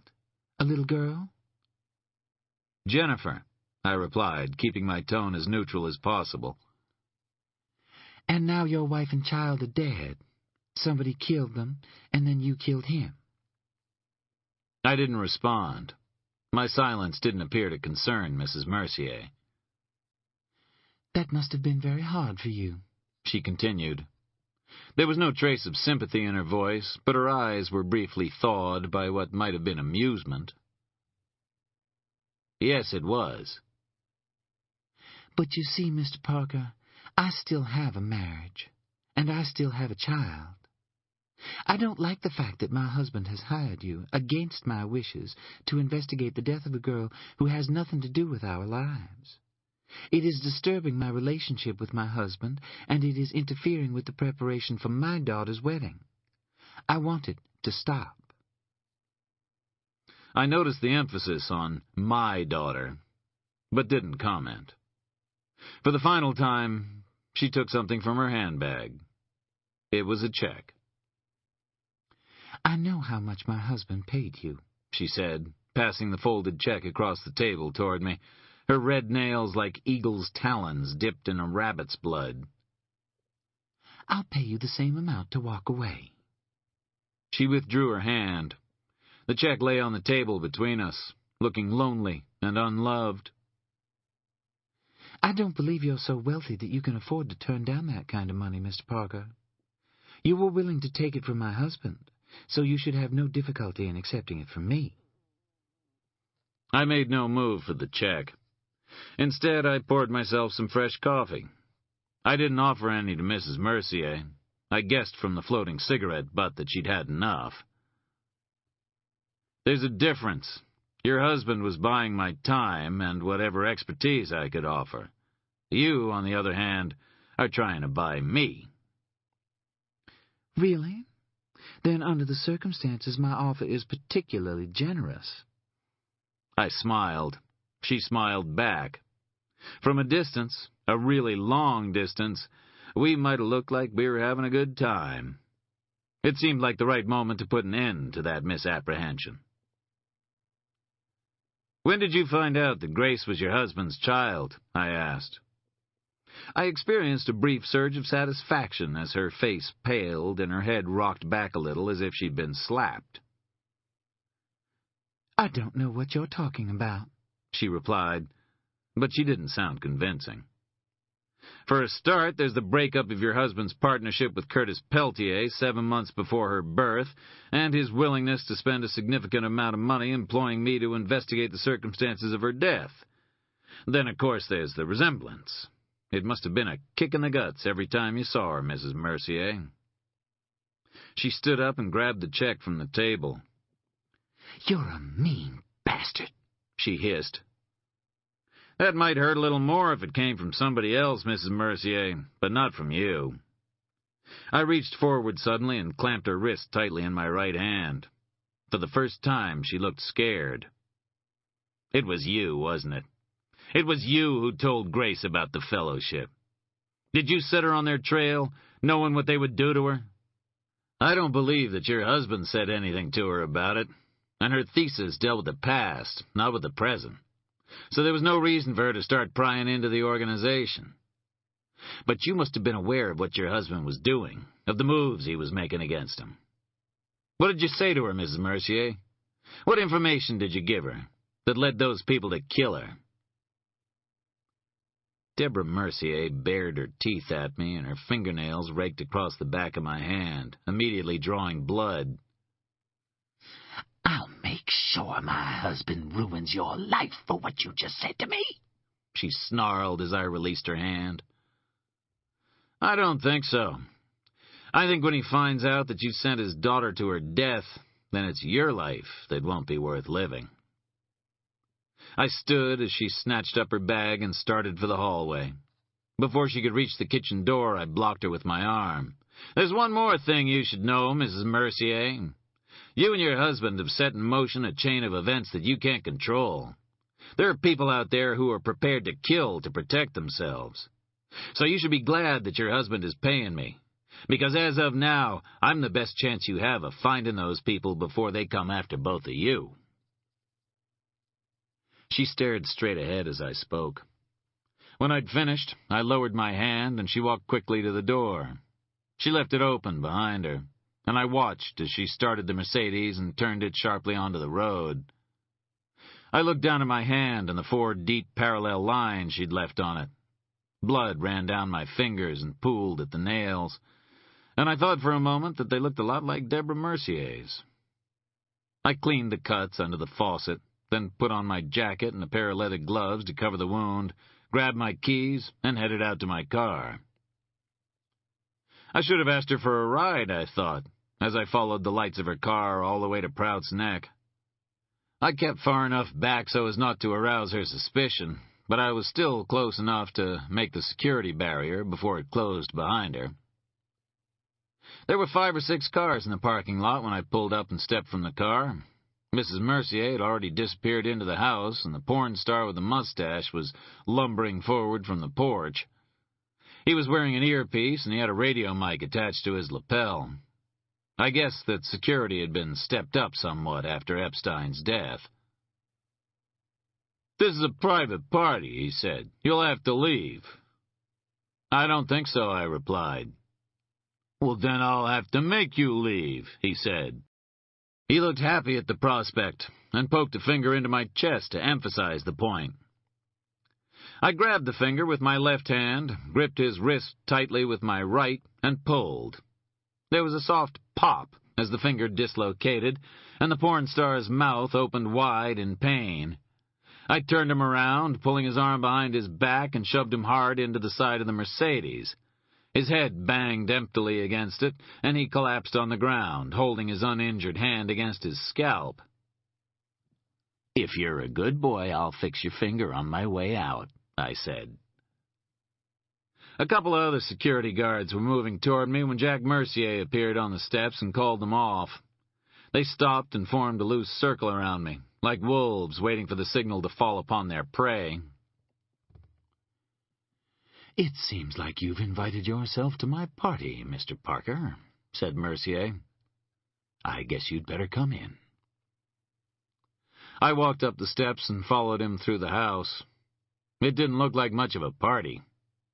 There was a lot of expensive booze floating around on trays, and a handful of people stood about in nice clothes, but nobody seemed to be having a very good time.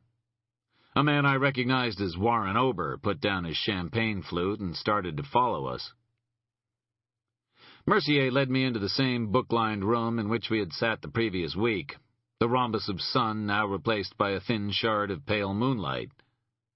The bug was gone, probably already devoured by something bigger and meaner than it could ever be.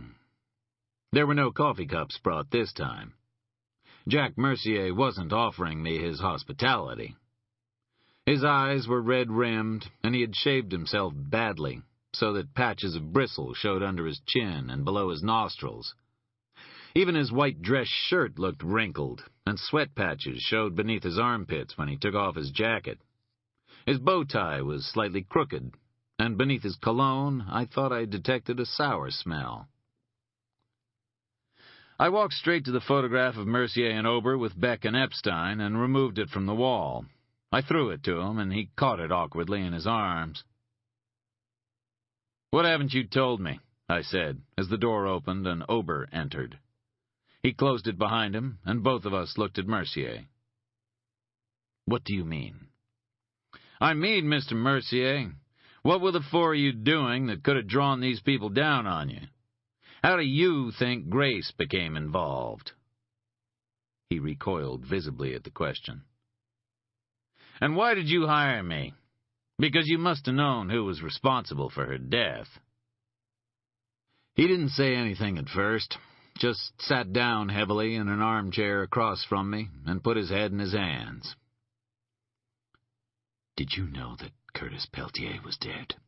he asked me, in tones so soft they were almost inaudible. I felt an ache in my stomach and leaned back against the table to steady myself. "Nobody told me." "He was only found this evening. He'd been dead for days. I was going to call you as soon as my guests left."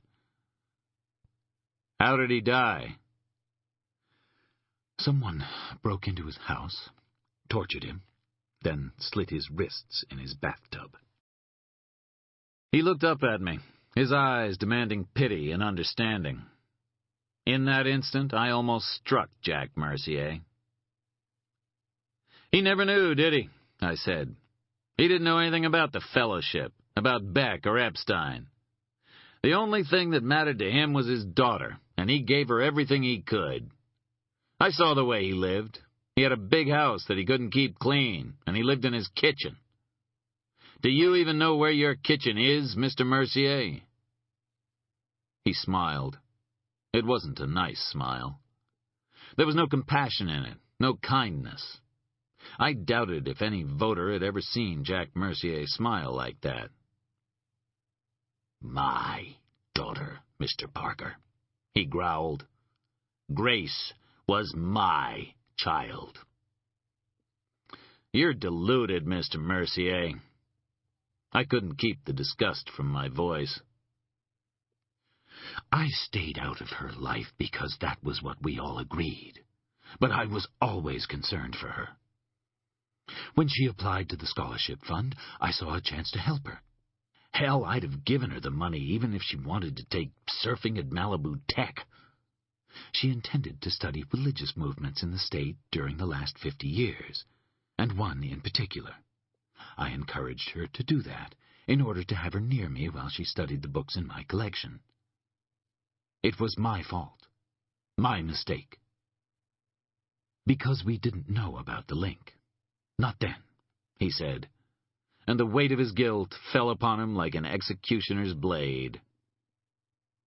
"What link?" Behind us, Warren Ober coughed.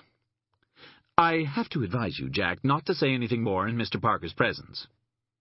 He was using his best $1,000 per hour voice. As far as Ober was concerned, Grace's death was immaterial. All that mattered was ensuring that Jack Mercier's guilt remained private, not public. The gun was in my hand before I even knew it. Through a red haze, I saw Ober backing away, and then the muzzle of the gun was buried in the soft flesh beneath his chin. "You say one more word," I whispered, "and I won't be held responsible for my actions." Despite the fear in his eyes, Ober spat the next 6 words.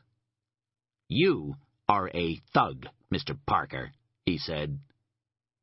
"So are you, Mr. Ober," I replied. "The only difference is that you're better paid than I am." "Stop!" It was the voice of an emperor, a voice used to being obeyed. I didn't disappoint it. I removed the gun from Ober's chin and put it away.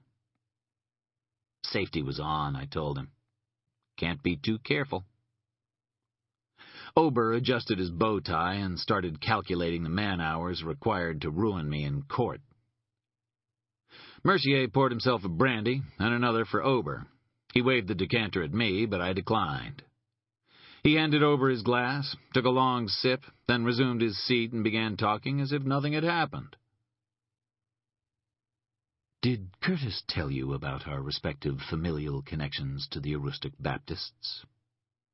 I nodded. Behind me, a cloud passed over the moon, and the light that had shone into the room was suddenly lost in its depths. They were lost for 37 years, until now, he said softly. I believe that the man responsible for their deaths is still alive. The first hint that Faulkner was alive had come in March, and it arrived from an unlikely source. A Faulkner apocalypse was offered for auction, and Jack Mercier had acquired it, just as he had successfully acquired the 12 other extant examples of Faulkner's work. While he spoke, he removed one from his cabinet and handed it to me. Faulkner had the talent of a medieval illuminator, using decorated letters interweaved with fantastic animals to begin each chapter. The ink was iron gall, the same mix of tannins and iron sulfate used in medieval times. Each chapter contained illustrations drawn from ornate works similar to the cloister's apocalypse, images of judgment, punishment, and torment, executed in a detail that bordered on the sadistic. The illustrations and calligraphy are consistent throughout, explained Mercier. Other Faulkner apocalypses are inspired by later illustrators, such as Meidner and Grosch, and the script is correspondingly more modern, although in some ways equally beautiful. But the 13th apocalypse acquired by Mercier was different. An adhesive had been used on the pages before stitching because the weight of the paper was lighter than before, and the binder appeared to have experienced some difficulty in applying the stitches. Mercier, a bibliophile, had spotted traces of the adhesive shortly after his purchase and had sent the book to be examined by a specialist. The calligraphy and brushstrokes on the illustration were authentic. Faulkner had created the apocalypse without doubt. But the adhesive was of a type that had been in production for less than a decade, and had been used in the original construction of the book and not during any later repairs. Faulkner, it seemed, was alive, or at least he had been until comparatively recently, and if he could be found, then an answer to the riddle of the disappearance of the Aroostook Baptists might at last be within reach. To be honest, my interest was in the books, not the people, said Mercier dismissively, an admission that hardened my growing dislike for him. My familial connections to Faulkner's flock added an extra frisson, but nothing more. I found the nature of his work fascinating. It was the source of the 13th apocalypse that led Mercier to the fellowship. It emerged after investigation that it had been sold through a firm of third-rate Waterville lawyers by Carter Paragon to cover his gambling debts. But rather than pounce on Paragon, Mercier decided to wait and put pressure on his organization by other means. He found Epstein, who had already suspected that the fellowship was far more dangerous than it appeared, and was willing to be the nominal challenger of its tax-exempt status. He found Alison Beck, who had witnessed the killing of her husband years before, and who was now pressing for the case to be reopened and a full investigation made into a possible link to the fellowship, based on threats received from its minions in the months before David Beck's death. If Mercier could tear apart the front that was the fellowship, then what was behind it might at last be revealed. Meanwhile, Grace's work on the Aroostook Baptists had continued. Mercier had largely forgotten about it, until her life was ended in the sound of a gunshot that sent owls shooting from the trees and small animals scurrying into the undergrowth. Then Peltier had come to him, and the bond that linked them both to Grace had drawn them uneasily together. She went after the fellowship, Mr. Parker, and she died for it. He looked at me, and I saw his eyes desperately try to veil themselves in ignorance. "I don't know why she went after them," he continued, a denial of an accusation that had not yet been made. Something bubbled in his voice, as if he was struggling to keep his bile down. "I think you do," I said. "I think that's why you hired me, to confirm what you already suspected." And at last I saw the veils tear and fall from his eyes in flames. He seemed about to utter some further denial, until a female voice was heard outside the door, and the words melted like snowflakes on his tongue. Deborah Mercier burst into the room. She looked at me in shock, then at her husband. "He followed me here, Jack," she said. "He broke into our house and assaulted our staff. Why are you sitting there drinking with him?" "Deborah," Mercier began, in what might in other circumstances have been soothing tones, but now sounded like the whispered assurances of an executioner to a condemned man. "Don't!" she screamed. "Just don't! Have him arrested. Have him thrown out of the house. I don't care if you have him killed, but get him out of our lives." Jack Mercier stood and walked over to his wife. He held her firmly by the shoulders and looked down, and for the first time she seemed smaller and less powerful than he. "Deborah," he repeated, and drew her to him. Initially it seemed like a gesture of love, but as she struggled in his grip it became the opposite. "Deborah, what have you done?" "I don't know what you mean," she said. "What do you mean, Jack?" "Please, Deborah," he said, "don't lie. Please don't lie. Not now." Instantly her struggles ceased and she began to cry. "We have no further need of your services, Mr. Parker," said Mercier, as her body shook. His back was to me as he spoke, and he made no effort to turn. "Thank you for your help." "They'll come after you," I said. "We'll deal with them. I intend to hand the Faulkner apocalypse over to the police after my daughter's wedding. That will be an end to it. Now, please, leave my house." As I walked from the room, I heard Deborah Mercier whisper over and over again, "I'm sorry, Jack. I'm sorry." Something in her voice made me look back, and the glare from a single cold eye impaled me like a butterfly on a pin.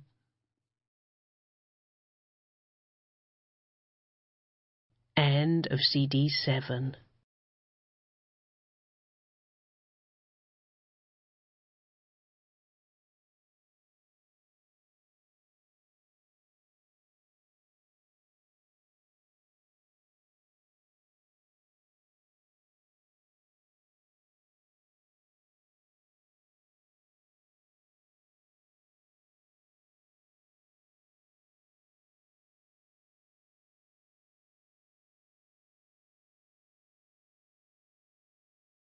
CD 8.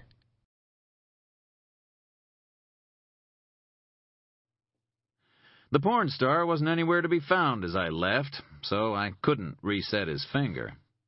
I was about to get in my car when Warren Ober walked down the steps behind me and stood in the shell of light from the open door. "Mr. Parker?" he called. I paused and watched as his features tried to compose themselves into a smile. They gave up the struggle at the halfway point, making him look like a man who has just tasted a bad piece of fish. "We'll forget about that little incident in the study, so long as you understand that you are to take no further part in investigating Grace Peltier's death or any incidents connected with it." I shook my head. "It doesn't work that way. As I already explained to Mrs. Mercier, her husband just bought my time and whatever expertise I could bring to the case. He didn't buy my obedience. He didn't buy my conscience, and he didn't buy me. I don't like walking away from unsolved cases, Mr. Ober. It raises moral difficulties." Ober's face fell. his carefully ordered features crumbling under the weight of his disappointment. "Then you'd better find yourself a good lawyer, Mr. Parker." I didn't reply. I just drove away, leaving Ober standing in the light like a solitary angel waiting to be swallowed up by the darkness. Jack Mercier hadn't hired me to find out who had killed Grace, or that was not his primary reason for hiring me.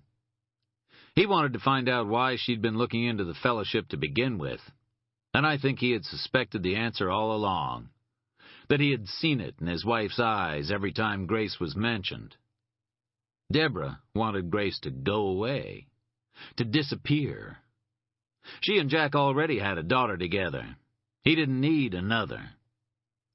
Through her husband, she knew just how dangerous those involved in the fellowship could be, and she fed Grace to them. I parked in the guest lot of the Black Point Inn and joined Angel and Louie in the big dining room, where they were sitting at a window, their table littered with the remains of what looked like a very enjoyable and pretty expensive dinner. I was happy to see them spending Mercier's money. It was tainted by its contact with his family. I ordered coffee and dessert, then told them all that had taken place. When I had concluded, Angel shook his head. That Deborah Mercier, she's some piece of work.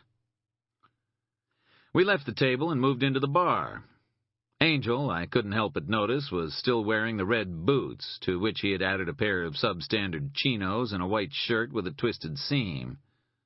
He caught me looking at the shirt and smiled happily. "T.J. Maxx," he said. "Got me a whole new wardrobe for $59.95. "Pity you didn't climb into it and throw yourself in the sea," I replied. They ordered beers and a club soda for me.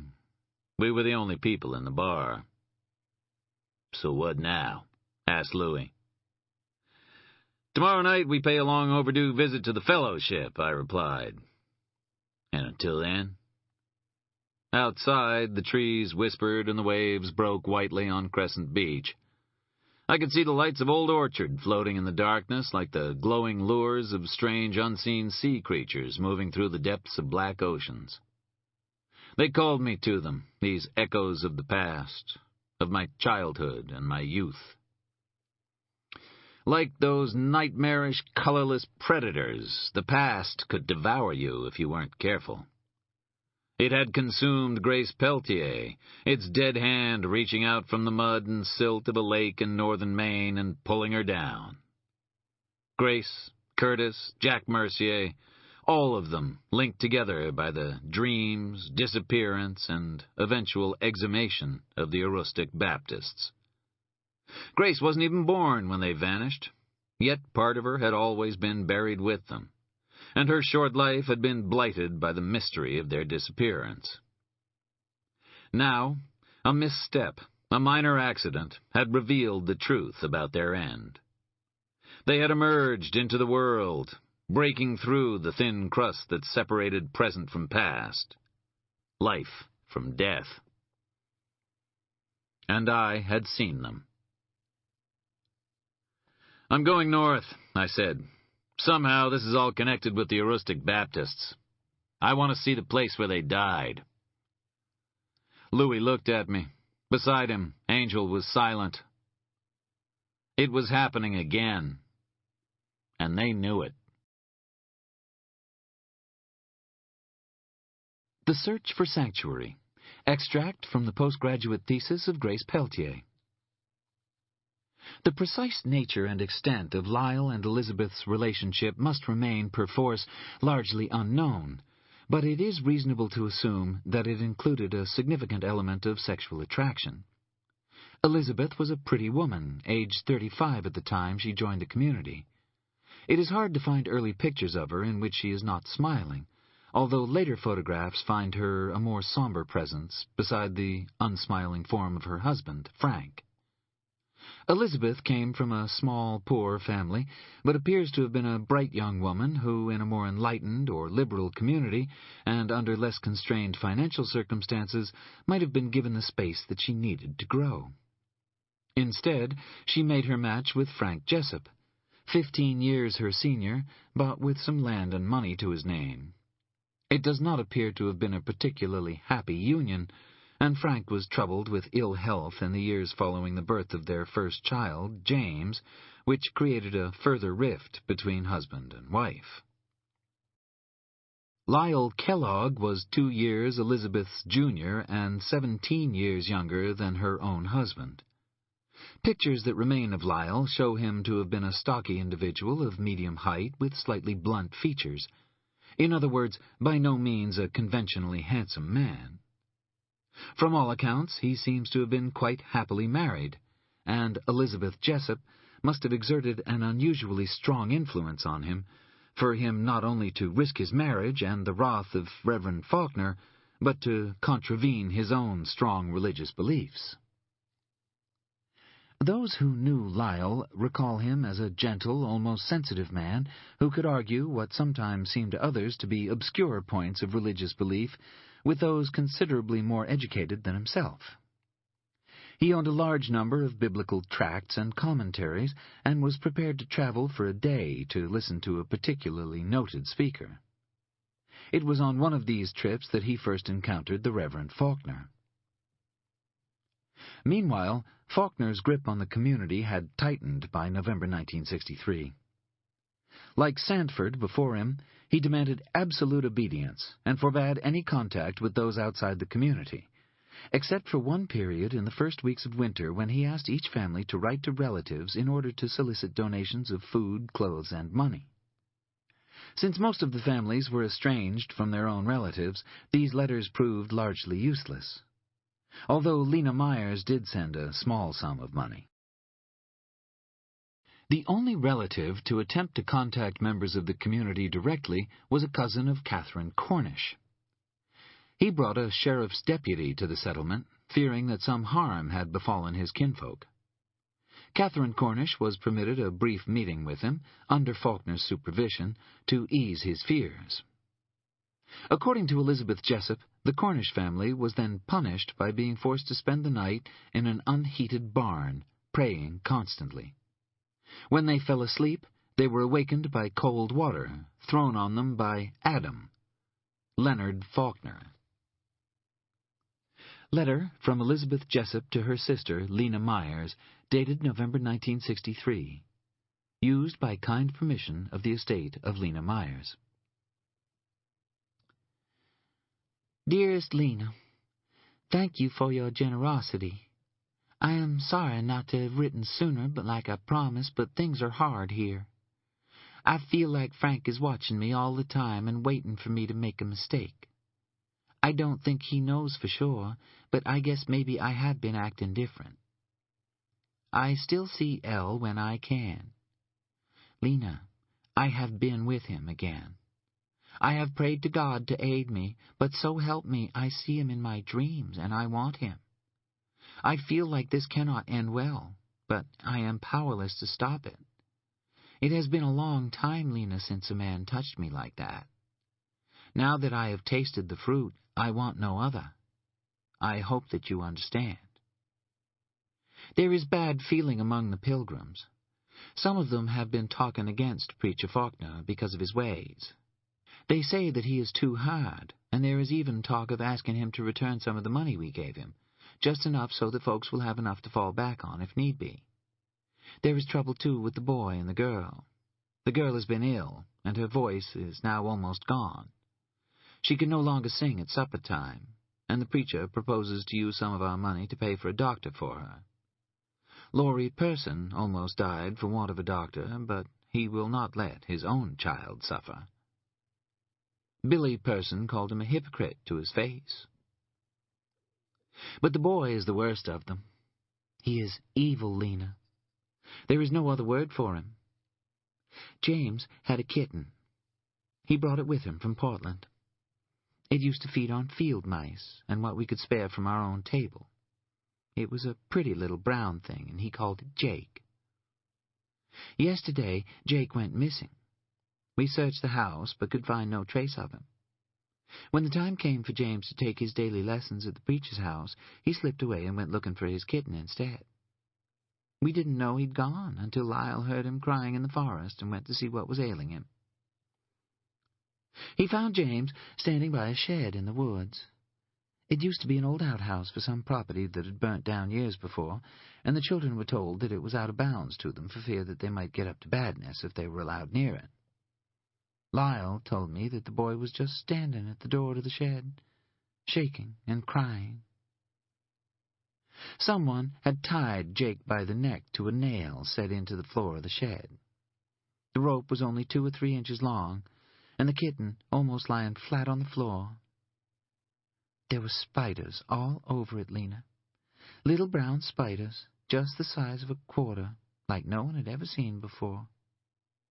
They were crawling over the kitten's mouth and eyes, and the kitten was scratching and mewing and damn near choking itself on the rope. Then Lyle said the kitten went into convulsions and died, just like that. Lyle swears that he saw the boy Adam hanging around that shed where he had no business being, and he told the preacher so. But the preacher spoke the commandments to him and warned him of the punishments of bearing false witness against his neighbor. The menfolk supported Lyle, and the preacher warned them against setting their hearts against him.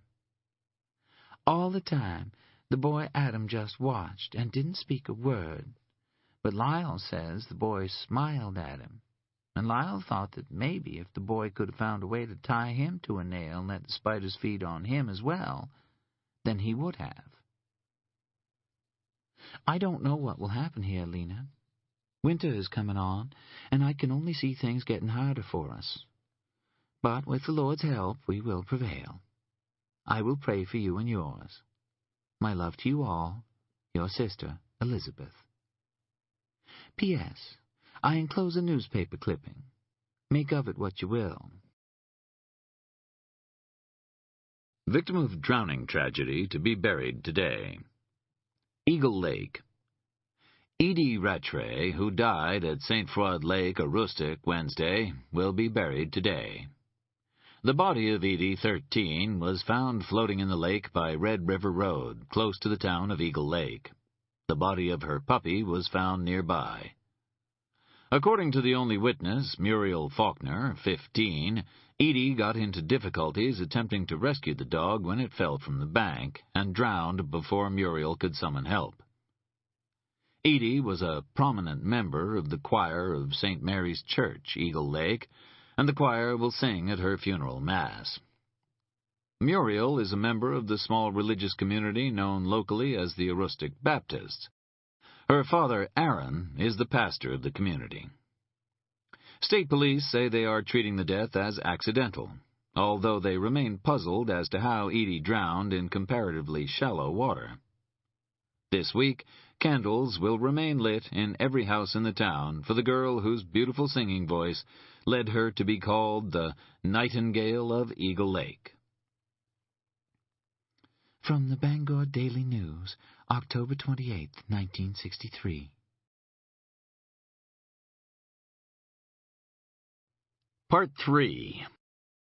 To the Legion of the Lost Ones, to the Cohort of the Damned. Rudyard Kipling, Gentlemen Rankers.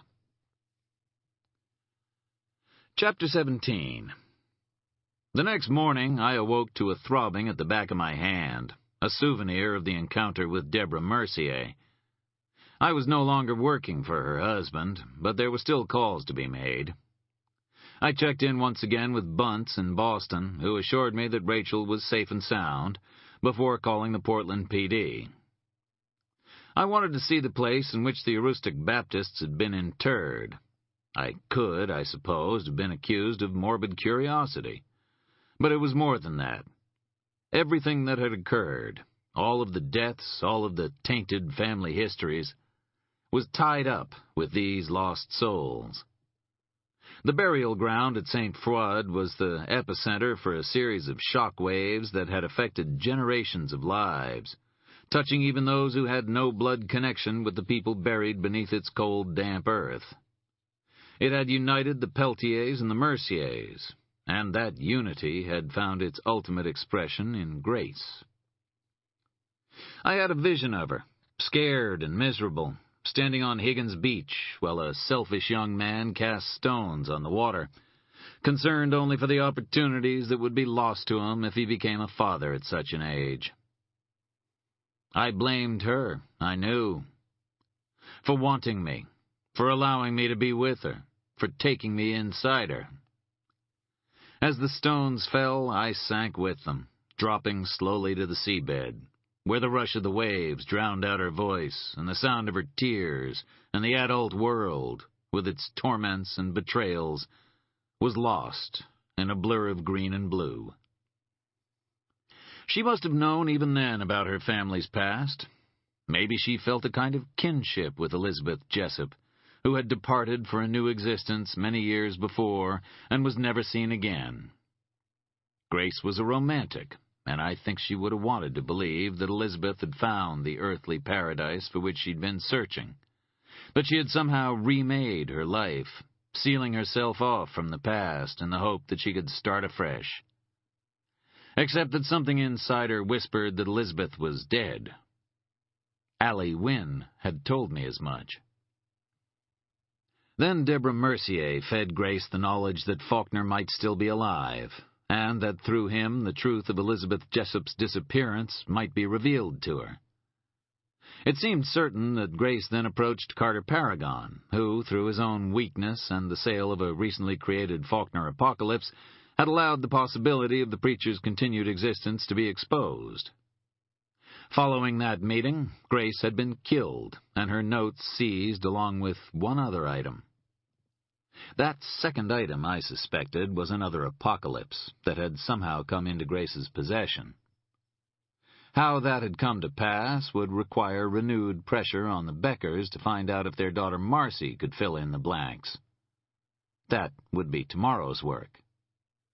For today, there was Paragon and St. Froid Lake, and one other visit that I had chosen not to mention to Angel and Louis. PIs don't usually get access to crime scenes, unless they're the first to arrive at them. This was the second time in less than 18 months that I had asked Ellis Howard, the deputy chief in charge of the Portland PD's Bureau of Investigation, for his help in bending the rules a little. For a time, Ellis had tried to convince me to join the Bureau, until the events in Dark Hollow conspired to make him reconsider his offer. "Why?" he asked me when I phoned him, and he eventually agreed to take my call. "Why should I do it?" "Well, don't even say hello." "Hello? Why? What's your interest in this?" I didn't lie to him. Grace and Curtis Peltier. There was silence on the other end of the line as Ellis ran through a list of possible permutations and came up cold. "I don't see the connection." They were related to Elizabeth Jessup. She was one of the Aroostook Baptists. I decided not to mention the other blood link through Jack Mercier. Grace had been preparing a thesis on the history of the group before she died. "Is that why Curtis Peltier died in his bath?" That was the trouble with trying to deal with Ellis. Eventually, he always started to ask the difficult questions. I tried to come up with the most nebulous answer possible, in an effort to obscure the truth instead of lying outright. Eventually, I knew the lies I was telling, both directly and by omission, would come back to haunt me. I had to hope by the time they did, I would have accumulated enough knowledge to save my hide. "I think that someone may have believed that he knew more than he did," I told Ellis. "And who might that person be, do you think?" "I don't know anything but his name," I replied. "He calls himself Mr. Pudd. He tried to warn me off investigating the circumstances surrounding Grace Peltier's death. He may also be connected with the killing of Lester Vargas and Al Z. down in Boston. Norman Boone over in ATF has more on it if you want to talk to him." I'd kept Curtis Peltier's name out of my conversation with Boone, but now Curtis was dead, and I wasn't sure what debt of confidentiality I owed to Jack Mercier. Increasingly, I was coming under pressure to reveal the true connections to the fellowship. I was lying to people, concealing possible evidence of a conspiracy, and I wasn't even sure why. Part of it was probably some romantic desire to make up for the small adolescent pain I had caused Grace Peltier, a pain she had probably long forgotten. But I was also aware that Marcy Becker was in danger, and that Lutz, a policeman, was somehow connected with the death of her friend. I had no proof that he was involved, but if I told Ellis or anyone else what I knew, then I would have to reveal Marcy's existence. If I did that, I believed that I would be signing her death warrant. "Were you working for Curtis Peltier?" said Ellis, interrupting my thoughts. "Yes." "You were looking into his daughter's death?" "That's right." "I thought you didn't do that kind of work anymore." "She used to be a friend of mine." "Bullshit." "Hey, I have friends." "Not many, I'll bet." "What'd you find out?" "Nothing much. I think she spoke to Carter Paragon, the sleazebag who runs the fellowship, before she died, but Paragon's assistant says she didn't." "That's it?" "That's it." "And they pay you good money for this?" "Sometimes." His voice softened a little. "The investigation into Grace Peltier's death has been re-energized since her father's murder.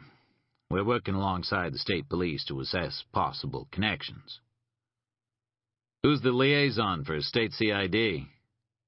I heard the rustling of paper. "Lutz," said Ellis. "John Lutz out of Machias. If you know anything about Grace Peltier's death, I'm sure he'd like to talk to you." "I'm sure." "And now you want to look at a mass grave in northern Maine?" "I just want to see the site, that's all. I don't want to drive all the way up there and have some polite state trooper turn me back half a mile from the lake." Ellis released a long breath. "I'll make a call. I can't promise you anything. But," I knew there would be a but, "when you get back, I want you to talk to me. Anything you give me will be treated in confidence, I guarantee it." I agreed. Ellis was an honorable, decent man, and I wanted to help him in any way that I could. I just wasn't sure how much I could say without blowing everything apart. I had one stop to make before I went north, a step back into my own past and my own failings. I had to visit the colony. The approach to the community known as the colony was much as I remembered it. From South Portland, I headed west, through Westbrook and White Rock and Little Falls, until I found myself looking out on Sebago Lake. I followed the lake shore into the town of Sebago Lake itself, then took the Richville Road northwest until I came to the turning for Smith Hill Road. There was water on both sides of the road, and the spires of the evergreens were reflected in the flooded marshland. Dutchman's breeches and trout lilies unfurled their leaves, and dogwood flowered in the damp earth. Farther ahead, the road was carpeted in birch seeds that had fallen from the drying cones above. Eventually, the road became little more than a dirt track, twin tire ruts with grass growing along the median, until it lost itself in a copse of trees about 100 yards away. There was nothing to indicate what lay behind the trees, except for a small wooden sign by the side of the road, engraved with a cross and a pair of cupped hands. At my lowest point, after the deaths of Susan and Jennifer, I had spent some time at the colony. Its members had discovered me huddled in the doorway of a boarded-up electronics store on Congress Street, stinking of booze and despair. They had offered me a bed for the night, then placed me in the back of a pickup and taken me out to the community. I stayed with them for 6 weeks. There were others there like me. Some were alcoholics or addicts. Others were men who had simply lost their way and had found themselves cast adrift by family and friends. They had made their way to the community or had been referred there by those who still cared about them. In some cases, like my own, the community had found them and had extended a hand to them. Every man was free to walk away at any time, without recrimination. But while they were a part of the community, they had to abide by its rules. There was no alcohol, no drug use, no sexual activity. Everybody worked. Everybody contributed to the greater good of the community. Each day we gathered for what could be termed prayer, but was closer to meditation, a coming to terms with our own failings and the failings of others. Occasionally, outside counselors would join us to act as facilitators or to offer specialized advice and support to those who needed it. But for the most part, we listened to one another and supported one another, aided by the founders of the community, Doug and Amy Greaves. The only pressure to remain came from the other members. It was made clear to each of us that we were not only helping ourselves, but by our presence there, helping our brothers. I think, looking back, that I was not yet ready for what the colony had to offer. When I left, a confused, self-pitying man had been replaced by one with a purpose, a clear aim. I would find the man who killed Susan and Jennifer, and I would kill him in turn. And in the end, that is what I did. I killed the traveling man. I killed him, and I tore apart anyone who tried to stand in my way. As I passed through the trees, the house came into view. It had whitewashed walls, and close by there were barns and storage buildings, also white, and stables that had been converted into dormitories. It was after 9 a.m., and the members of the community had already commenced their daily tasks. To my right, a black man walked among the chicken coops collecting eggs, and I could see shapes moving in the small greenhouses beyond. From one of the barns came the sound of a buzzsaw, as those with the necessary skills helped to make the furniture, the candlesticks, and the children's toys that were sold to help support the community's activities. The rest of its funding came mainly from private donations, some from those who had over the years passed through the colony's gates, and in doing so had taken the first steps toward rebuilding their lives. I had sent them what I could afford, and had written to Amy once or twice, but I had not returned to the community since the day I turned my back on it. As I drew up outside the house, a woman appeared on the porch. She was small, a little over 5 feet tall, with long gray hair tied up loosely on her head. Her broad shoulders were lost beneath a baggy sweatshirt, and the frayed cuffs of her jeans almost obscured her sneakers. She watched me step from the car. As I approached her, her face broke into a smile, and she dropped down into the yard to embrace me. "Charlie Parker," said Amy, half in wonder. Her strong arms enclosed me, and the scent of apples rose from her hair. She moved back and examined me closely, her eyes locking onto mine. Her thoughts flickered across her face, and in the movement of her features I seemed to see the events of the last 2.5 years reenacted. When at last she looked away, concern and relief collided in her eyes.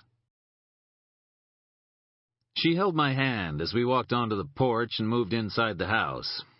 She guided me to a chair at the long communal breakfast table, then disappeared into the kitchen before returning with a mug of decaf coffee for me and some mint tea for herself. And then, for the next hour, we spoke of my life since I had left the community, and I told her almost everything. To the east, the flooded land sparkled in the morning sun. Men occasionally passed by the window and raised a hand in greeting. One I noticed seemed to be having trouble walking. His gut hung over his belt, and despite the cold, his body gleamed with sweat. His hand shook uncontrollably. I guessed that he'd been at the colony for no more than a day or two, and the withdrawal was tormenting his system. "A new arrival," I said, when at last I'd finished unburdening myself to her. I felt lightheaded, a simultaneous sense of elation and terrible grief. "You were like that once," said Amy. "An alcoholic?" "Oh, you were never an alcoholic." "How do you know?" "Because of the way you stopped," she replied. "Because of why you stopped. Do you think about drinking?" "Sometimes." "But not every day, not every hour of every day?" "No." "Then you've answered your own question. It was just a way to fill a hole in your being. And it could have been anything. Sex, drugs, marathon running. When you left here, you simply substituted something else for alcohol. You found another way to fill the hole. You found violence and revenge. Amy was not one to sugar pills.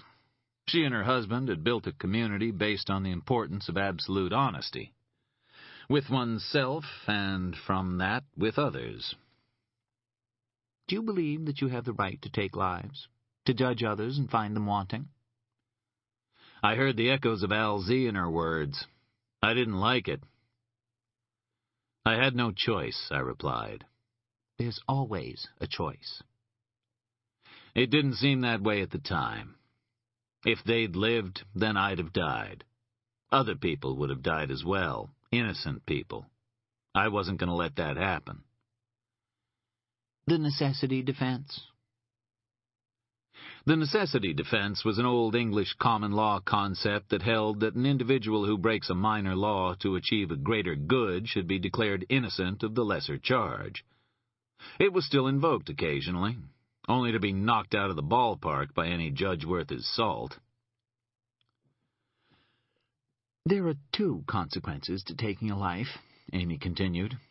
Either the victim achieves salvation, in which case you have killed a good man, or you damn him to hell, in which case you have deprived him of any hope of redemption.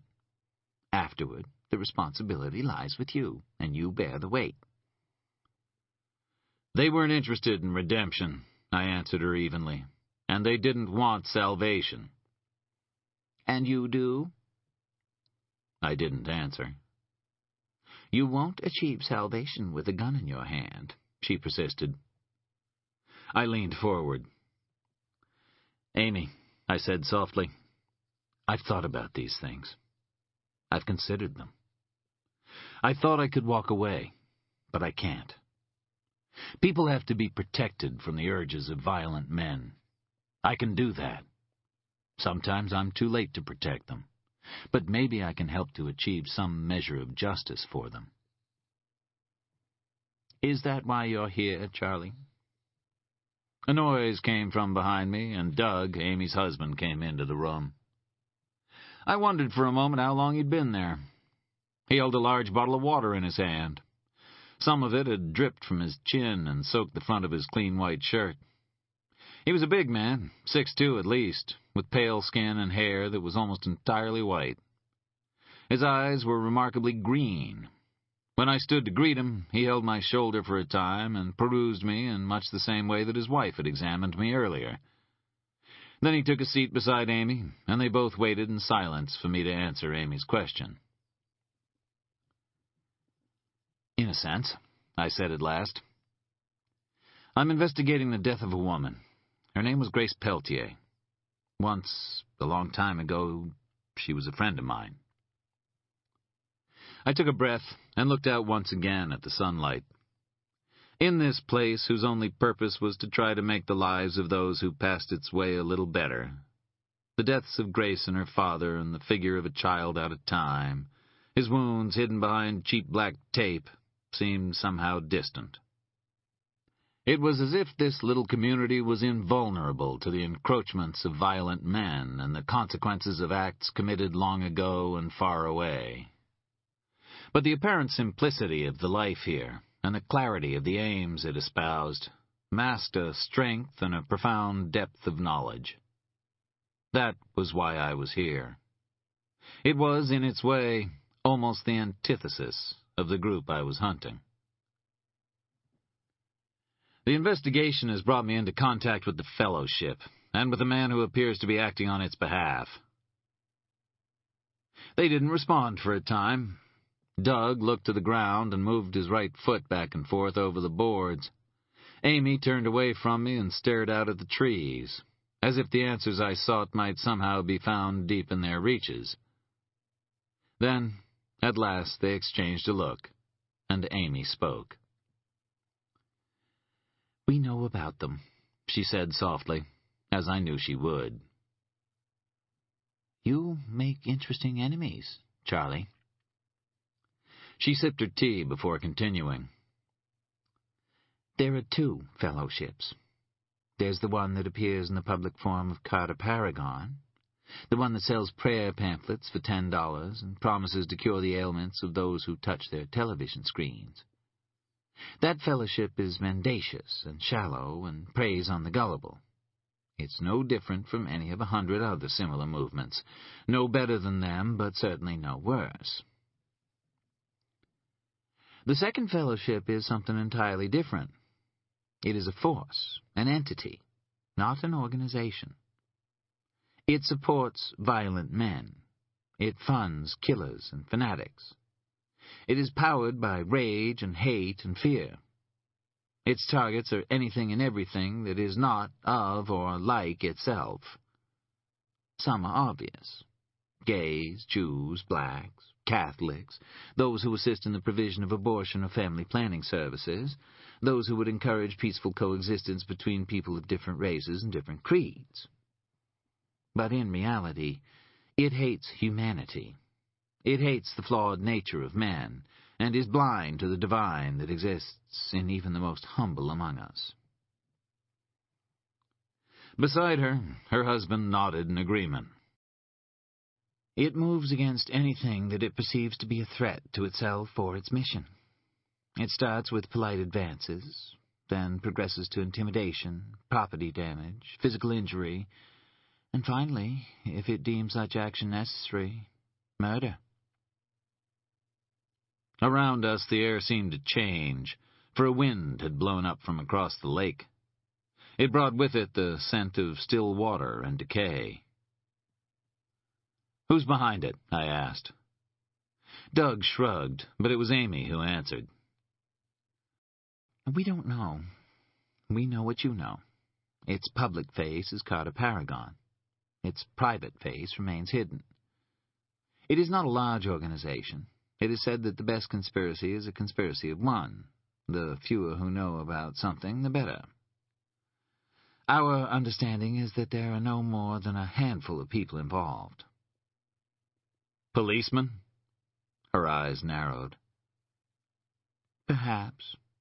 Yes, almost certainly 1 or 2 policemen. It sometimes uses them to cover its tracks or to stay in touch with any legal moves against it. But its primary instrument is man, a thin man with red hair and a fondness for predation. Sometimes he has a woman with him, a mute." "That's him," I said. "That's Pud." For the first time since we had begun to talk of the fellowship, Amy reached out to her husband.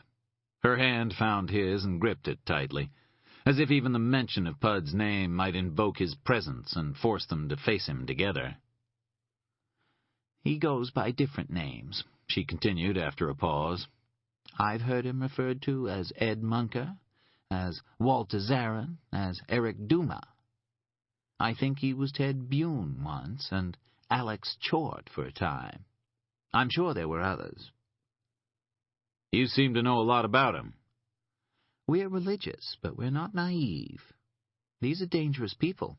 It pays to know about them. Do those names mean anything to you at all?" "I don't think so." "Do you know anything about demonology?" Sorry, I canceled my subscription to Amateur Demonologist. It was scaring the mailman." Doug permitted himself the ghost of a smile. "Chort is the Russian Satan, also known as the Black God," he said. "Bune is a 3-headed demon who moves bodies from one grave to another. Duma is the angel of the silence of death, and Zarin is the demon of the 6th hour, the avenging genius. Munker is the name he uses most frequently. It seems to have a particular resonance for him." "And Munker is a demon as well?" "A very particular demon, one of a pair. Munker and Nakir are Islamic demons." A picture flashed in my mind, Pud's fingers gently brushing the mute's cheek and softly whispering, "My Nakir." He called the woman his Nakir, I told them. "Munker and Nakir examine and judge the dead, then assign them to heaven or hell.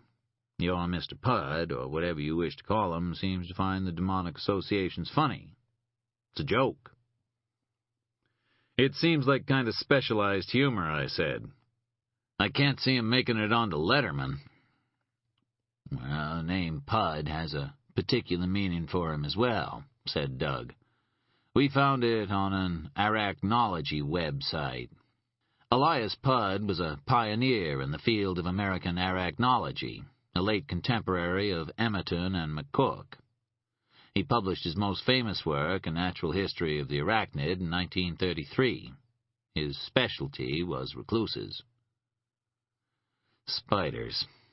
I shook my head. They say people start to look like their pets in time. Or they pick the pet they most resemble, answered Doug. You've seen him, then? He nodded. Yeah, came out here once, along with a woman. They parked over by the chicken coops and waited for us to come out. Soon as we did, Pud threw a sack from the car, then backed up and drove away. We never saw them again. Do I want to know what was in the sack? Amy answered. Rabbits. She was looking at the floor, so I couldn't see the expression on her face. Yours? We used to keep them in a hutch out by the coops. One morning we came out and they were just gone. There was no blood, no fur, nothing to suggest they'd been taken by a predator. Then, 2 days later, Pud came and dumped the sack. When we opened it, it was filled with the remains of the rabbits. Something had bitten them. They were covered in gray-brown lesions, and the flesh had begun to rot. We took one to the local vet. He told us they were recluse bites. That's how we discovered the significance of the name Pud for him. He was warning us to stay out of his business. We'd been making inquiries about the fellowship. We stopped after the visit. She raised her face, and there was no indication of how she felt, apart from a slight tension around her mouth.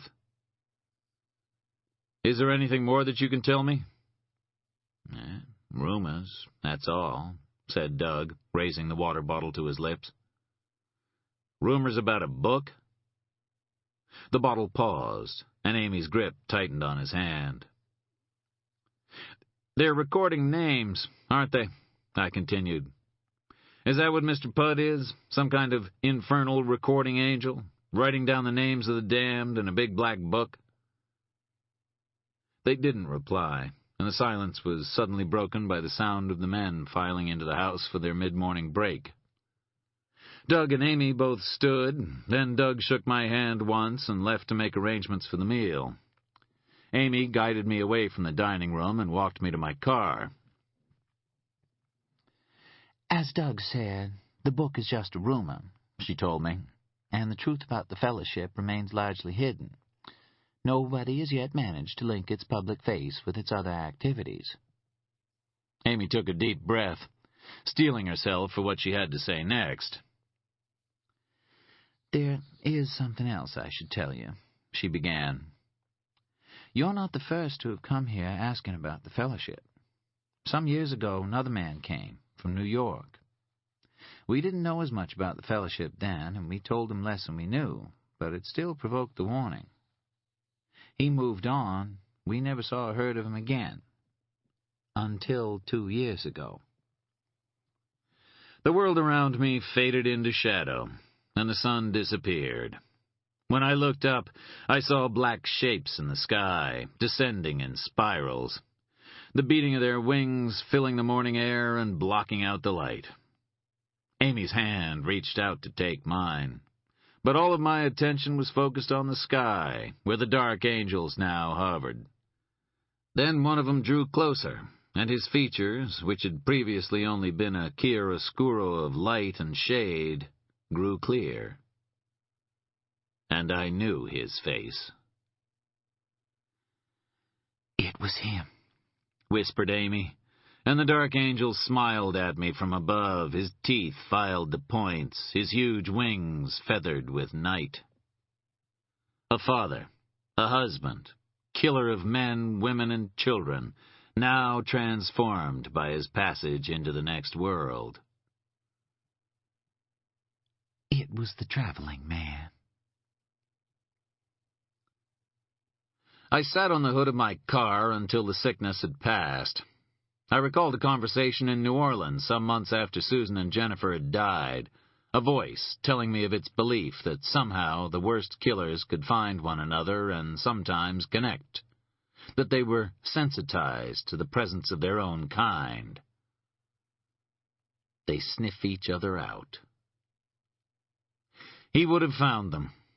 His nature and his background in law enforcement would have ensured it. If he came hunting for the fellowship, then he would have tracked them down. And he would have let them live, because they were his own kind. I remembered again his obscure biblical references, his interest in the Apocrypha, his belief that he was some kind of fallen angel sent to judge humanity, all of whom he found wanting. Yes, he had found them, and they had helped to fan his own flame into being. Amy reached out and took both of my hands in her own. "It was 7 or 8 years ago," she said. "It didn't seem important until now." I nodded. "You're going to continue looking for these people?" I have to, especially now. "Can I say something to you? Something you may not want to hear?" Her face was grave. I nodded. "In all that you have done, in all that you have told me, it seems that you have been intent on helping the dead as much as the living. But our first duty is to the living, Charlie. To ourselves and those around us. The dead don't need your help." I paused before replying. I'm not sure I believe that, Amy. For the first time, I saw doubt appear in her face. "You can't live in both worlds," she said, and her voice was hesitant. "You must choose. Do you still feel the deaths of Susan and Jennifer pulling you back?" Sometimes, but not just them. And I think that she saw something in my face, or caught something in my tone, and for a brief moment, she was in me, seeing what I saw, hearing what I heard, feeling what I felt. I closed my eyes and felt shapes move around me, voices whispering in my ears, small hands clutching at mine. "We've all been waiting for you."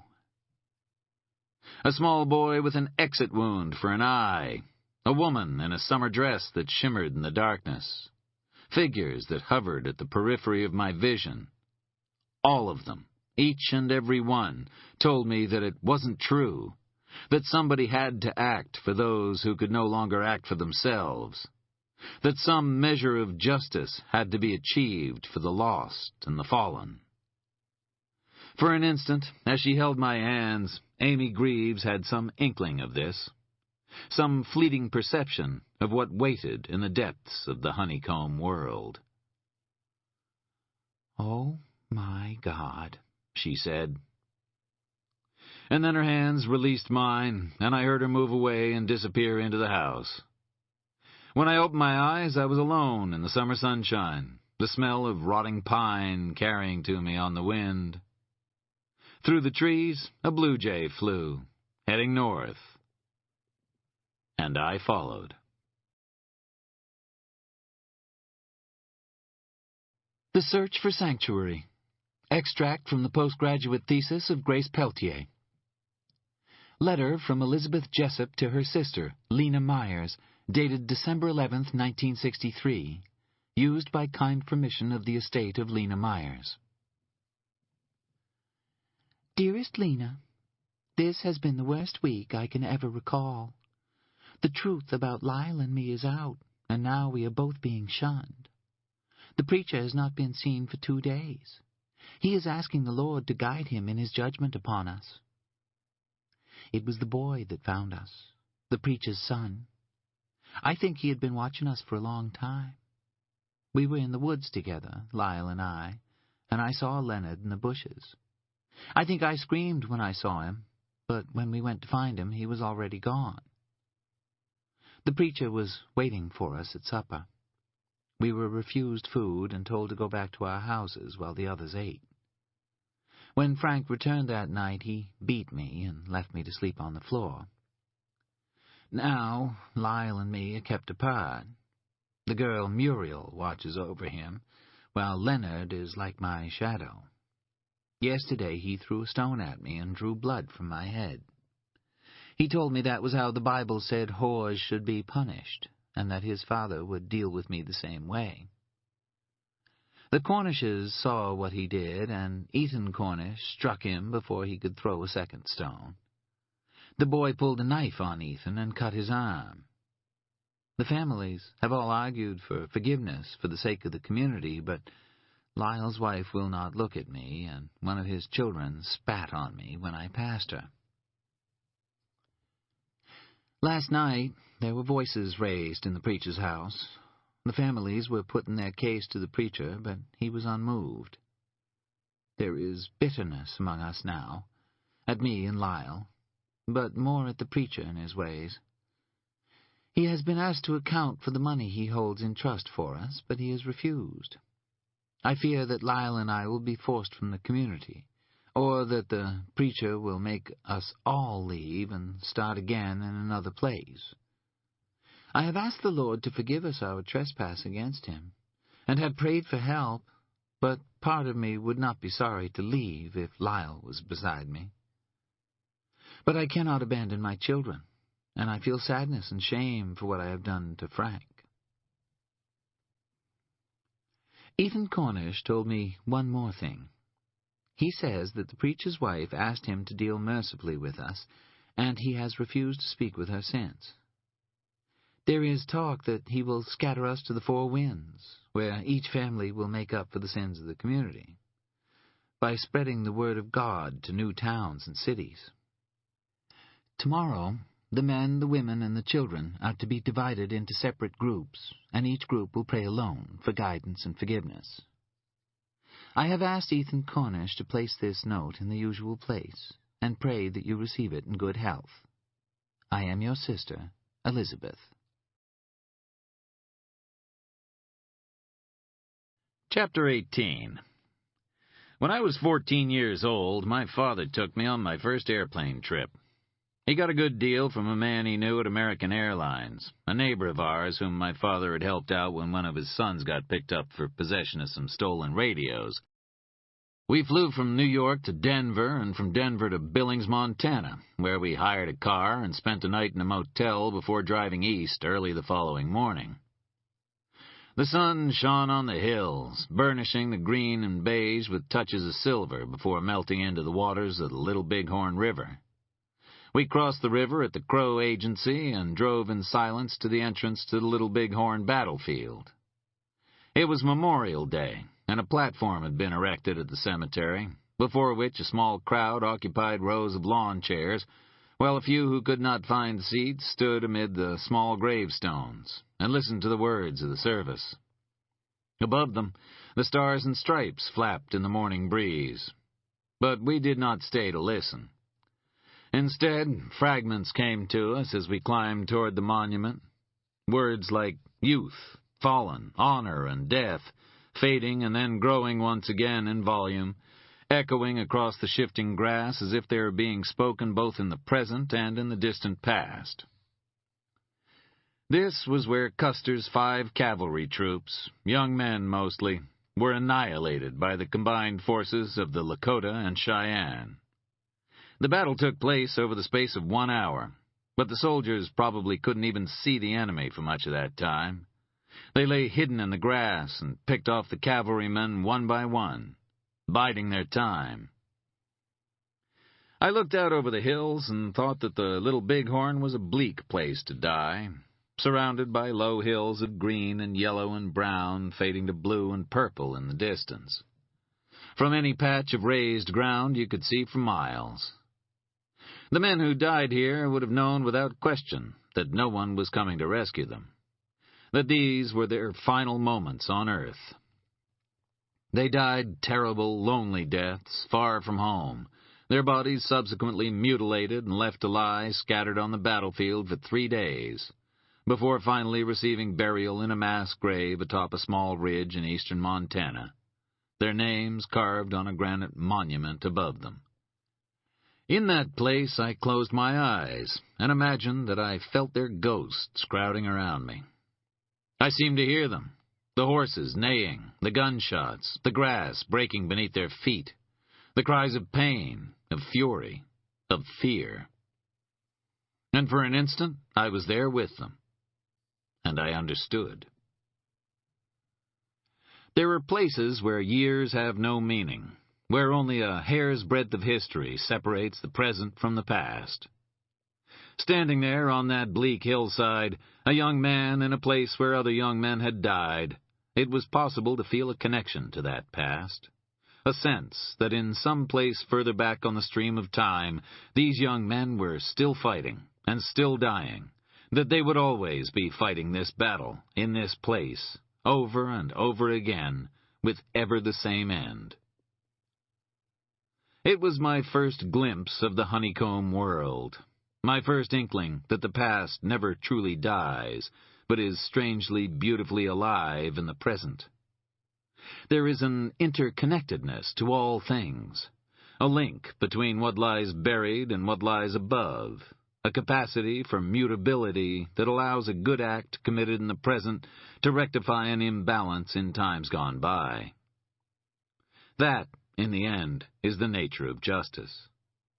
Not to undo the past, but by acting further down the line of time to restore some measure of harmony, some possibility of equilibrium, so that lives may continue with their burden eased, and the dead may find peace in a world beyond this one.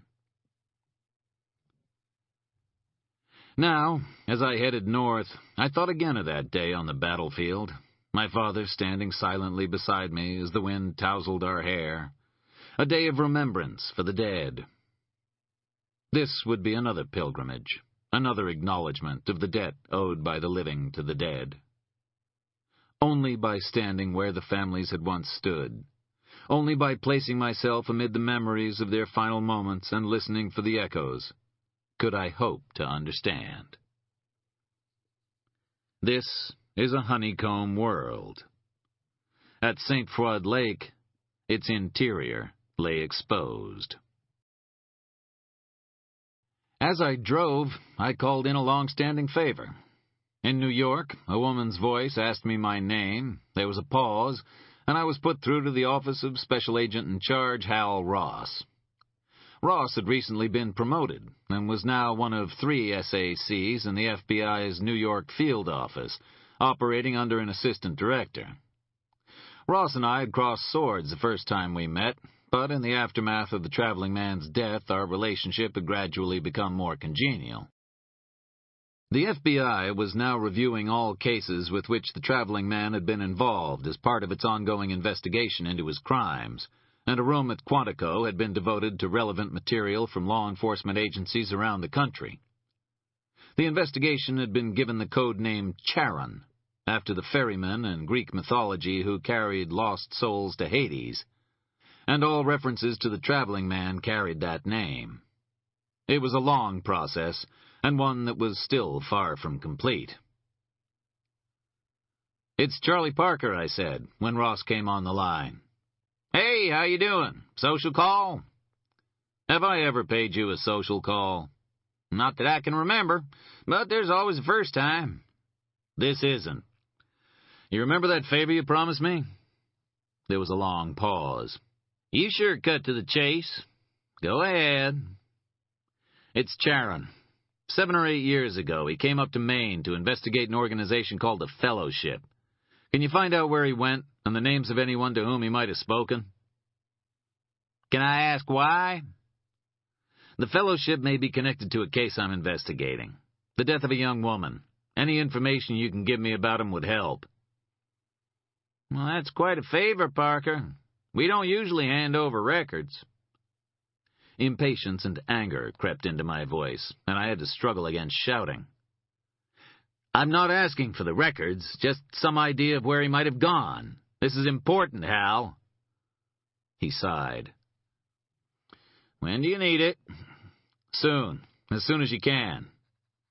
"Well, I'll see what I can do. You just used up your 9th life. I hope you realize that." I gave a mental shrug. I wasn't doing a whole lot with it anyway. I drove through avenues of trees, their branches green with new growth, to this place of failed hopes and violent death, and sunlight dappled my car as I went. I stayed on I-95 all the way to Holton, then took US 1 north to Presque Isle, and from there drove through Ashland, Portage, and Winterville, until at last I came to the edge of the town of Eagle Lake. I drove by a WCSH truck and gave my name to the state trooper who was checking traffic along the road. He waved me through. Ellis had called me back with the name of a detective from the state trooper barracks at Holton. His name was John Brouchard, and I found him waist-deep in a muddy hole beneath the big tarp erected to protect the remains, digging with a spade in a steady, unhurried rhythm. That was how it worked up here. Everybody played his or her part. State police, wardens, sheriff's deputies, ME's staff, all of them rolled up their sleeves and got their hands dirty. If nothing else, it was overtime. And when you've got kids going to college or alimony payments to meet, then time and a half is always welcome, whatever way it has to be earned. I stayed behind the crime scene line and called his name. He waved a hand in acknowledgement and climbed from the hole, unfolding a frame that was at least 6'6" or 6'7" in height. He towered over me, his head blocking out the sun. His nails were black with mud, and beneath his coveralls his shirt was drenched in sweat. Damp earth clung to his work boots, and dirt streaked his forehead and cheeks. "Ellis Howard tells me you're assisting him in an investigation," he said after we'd shaken hands. "You want to tell me why you're up here, if your investigation's centered on Portland?" "You ask Ellis that?" "He told me to ask you. He said you had all the answers." He's being optimistic. Curtis Peltier, the man who was murdered in Portland at the weekend, was related to Elizabeth Jessup. I think her remains were among those found here. Curtis's daughter was Grace Peltier. CID-3 is looking into the circumstances of her death. She was doing postgraduate work on the people buried in that hole. Brouchard eyeballed me for a good 10 seconds, then led me to the mobile crime scene unit, where I was allowed to view the video tour of the crime scene on a portable TV borrowed for the duration of the field recovery. He seemed grateful for the excuse to rest, and poured us both coffee while I sat and watched the tape. Mud, bones, and trees. Glimpses of damaged skulls and scattered fingers. Dark water. A rib cage shattered and splintered by the impact of a shotgun blast. A child's skeleton, curled in fetus-like upon itself. When the tape had concluded, I followed him across the road to the edge of the grave. "Can't let you go beyond here," he said apologetically. "Some of the victims are still down there. We're searching for other artifacts." I nodded. I didn't need to go inside. I could see all that I needed to see from where I stood. The scene had already been photographed and measured. Above holes in the mud, pieces of card had been attached to wooden spikes, detailing the nature of the remains discovered. In some cases, the holes were empty, but in one corner I saw 2 men in blue coveralls work carefully around a piece of exposed bone. When one of them moved away, I saw the curved reach of a rib cage, like dark fingers about to clasp in prayer. Did they all have their names around their necks? The details of the names written on the wooden boards had appeared in a report in the Maine Sunday Telegram. Given the nature of the discovery, it was a wonder that the investigators had managed to keep anything at all under wraps. "Most of them. Some of the wood had rotted pretty bad, though." Brouchard reached into his shirt pocket and produced a piece of folded paper, which he handed to me. Typed on the page were 17 names, presumably obtained by checking the original identities of the Baptists against the names discovered on the bodies. DNA samples were to be taken from surviving relatives where dental records were not available. Stars beside some names indicated those for whom no positive identification had yet been made. James Jessup's name was the next to last on the list. "Is the Jessup boy's body still down there?" Brouchard looked at the list in my hand. "They're taking him away today, him and his sister.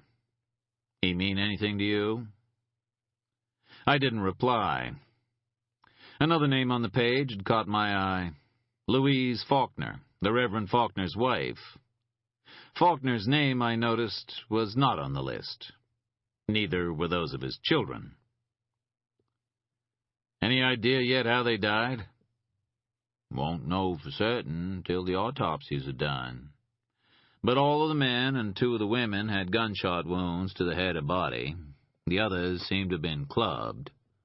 The Faulkner woman was probably strangled. We found additional fragments of cord round her neck. Some of the children have shattered skulls like they were hit with a rock or maybe a hammer. Couple have what looked like gunshot wounds to the head." He stopped talking and looked away toward the lake. "I guess you know something about these people." "A little," I admitted.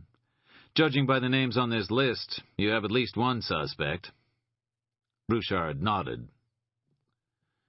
"The preacher, Faulkner, unless somebody planted those boards to throw us off the trail and Faulkner's lying there dead with the rest of them." It was a possibility, although I knew that the existence of the apocalypse bought by Jack Mercier made it unlikely. "He killed his own wife," I said, more to myself than to Brouchard. "You got any idea why?" "Maybe because she objected to what he was going to do." The article Grace Peltier had written for Down East magazine had mentioned that Faulkner was a fundamentalist. Under fundamentalist doctrine, a wife has to submit to the authority of her husband. Argument or defiance was not permitted. I guessed also that Faulkner probably needed her admiration and her validation for all that he did. When that was withdrawn, she ceased to have any value for him. Brouchard was looking at me with interest now. "You think you know why he killed them all?"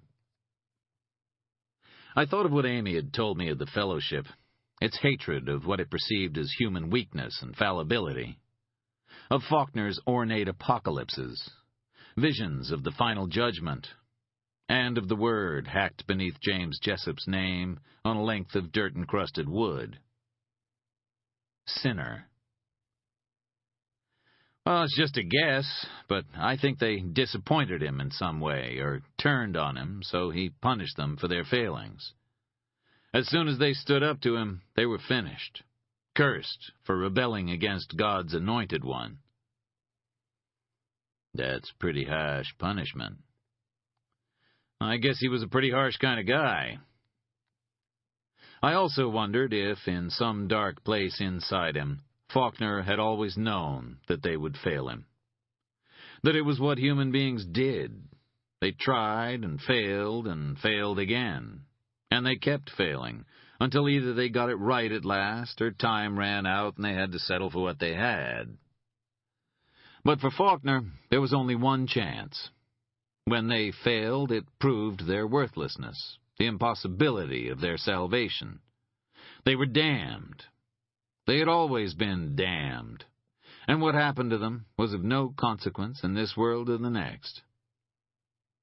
These people had followed Faulkner to their deaths, blinded by their hopes for a new golden age, a desire for conviction, for something to believe in.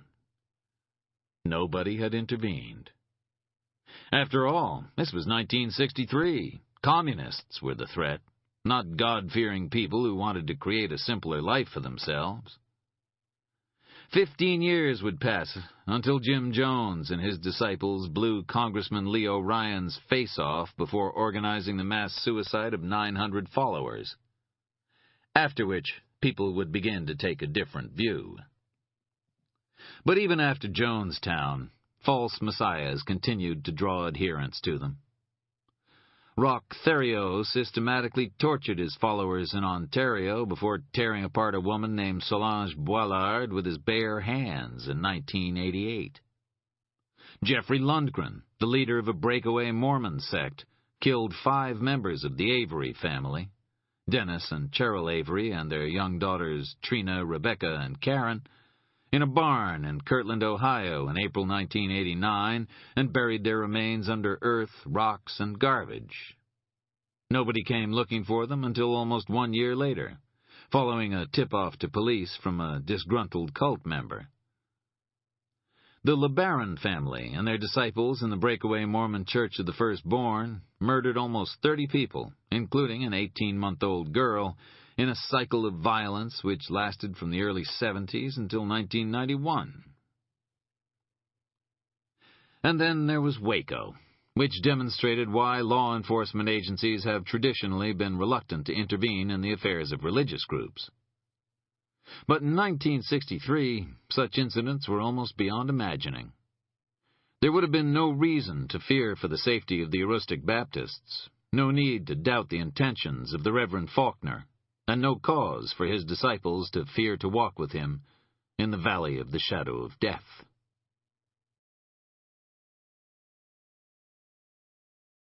End of CD 8.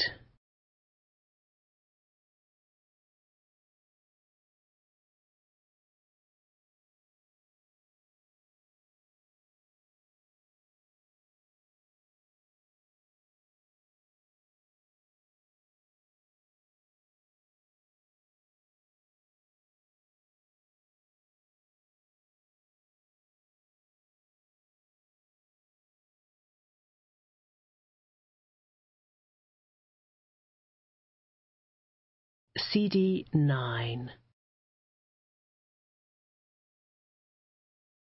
The ME's Dodge arrived while we stood silently by the lakeshore, and preparations began for the transportation of more bodies to the airfield at Presque Isle.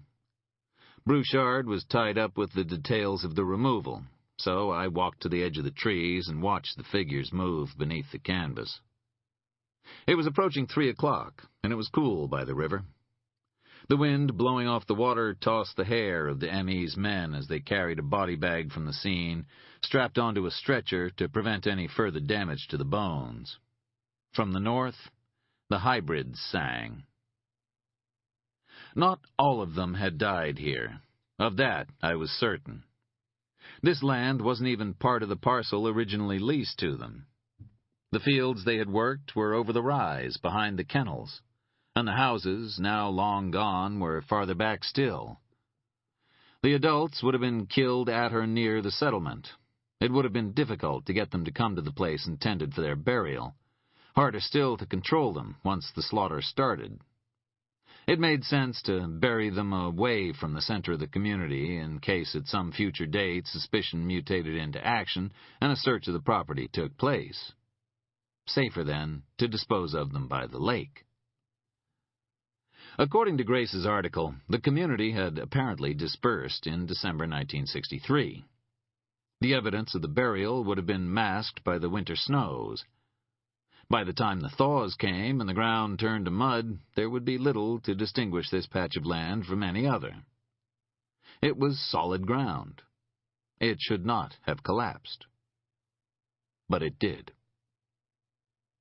After all, they'd been waiting for a long, long time.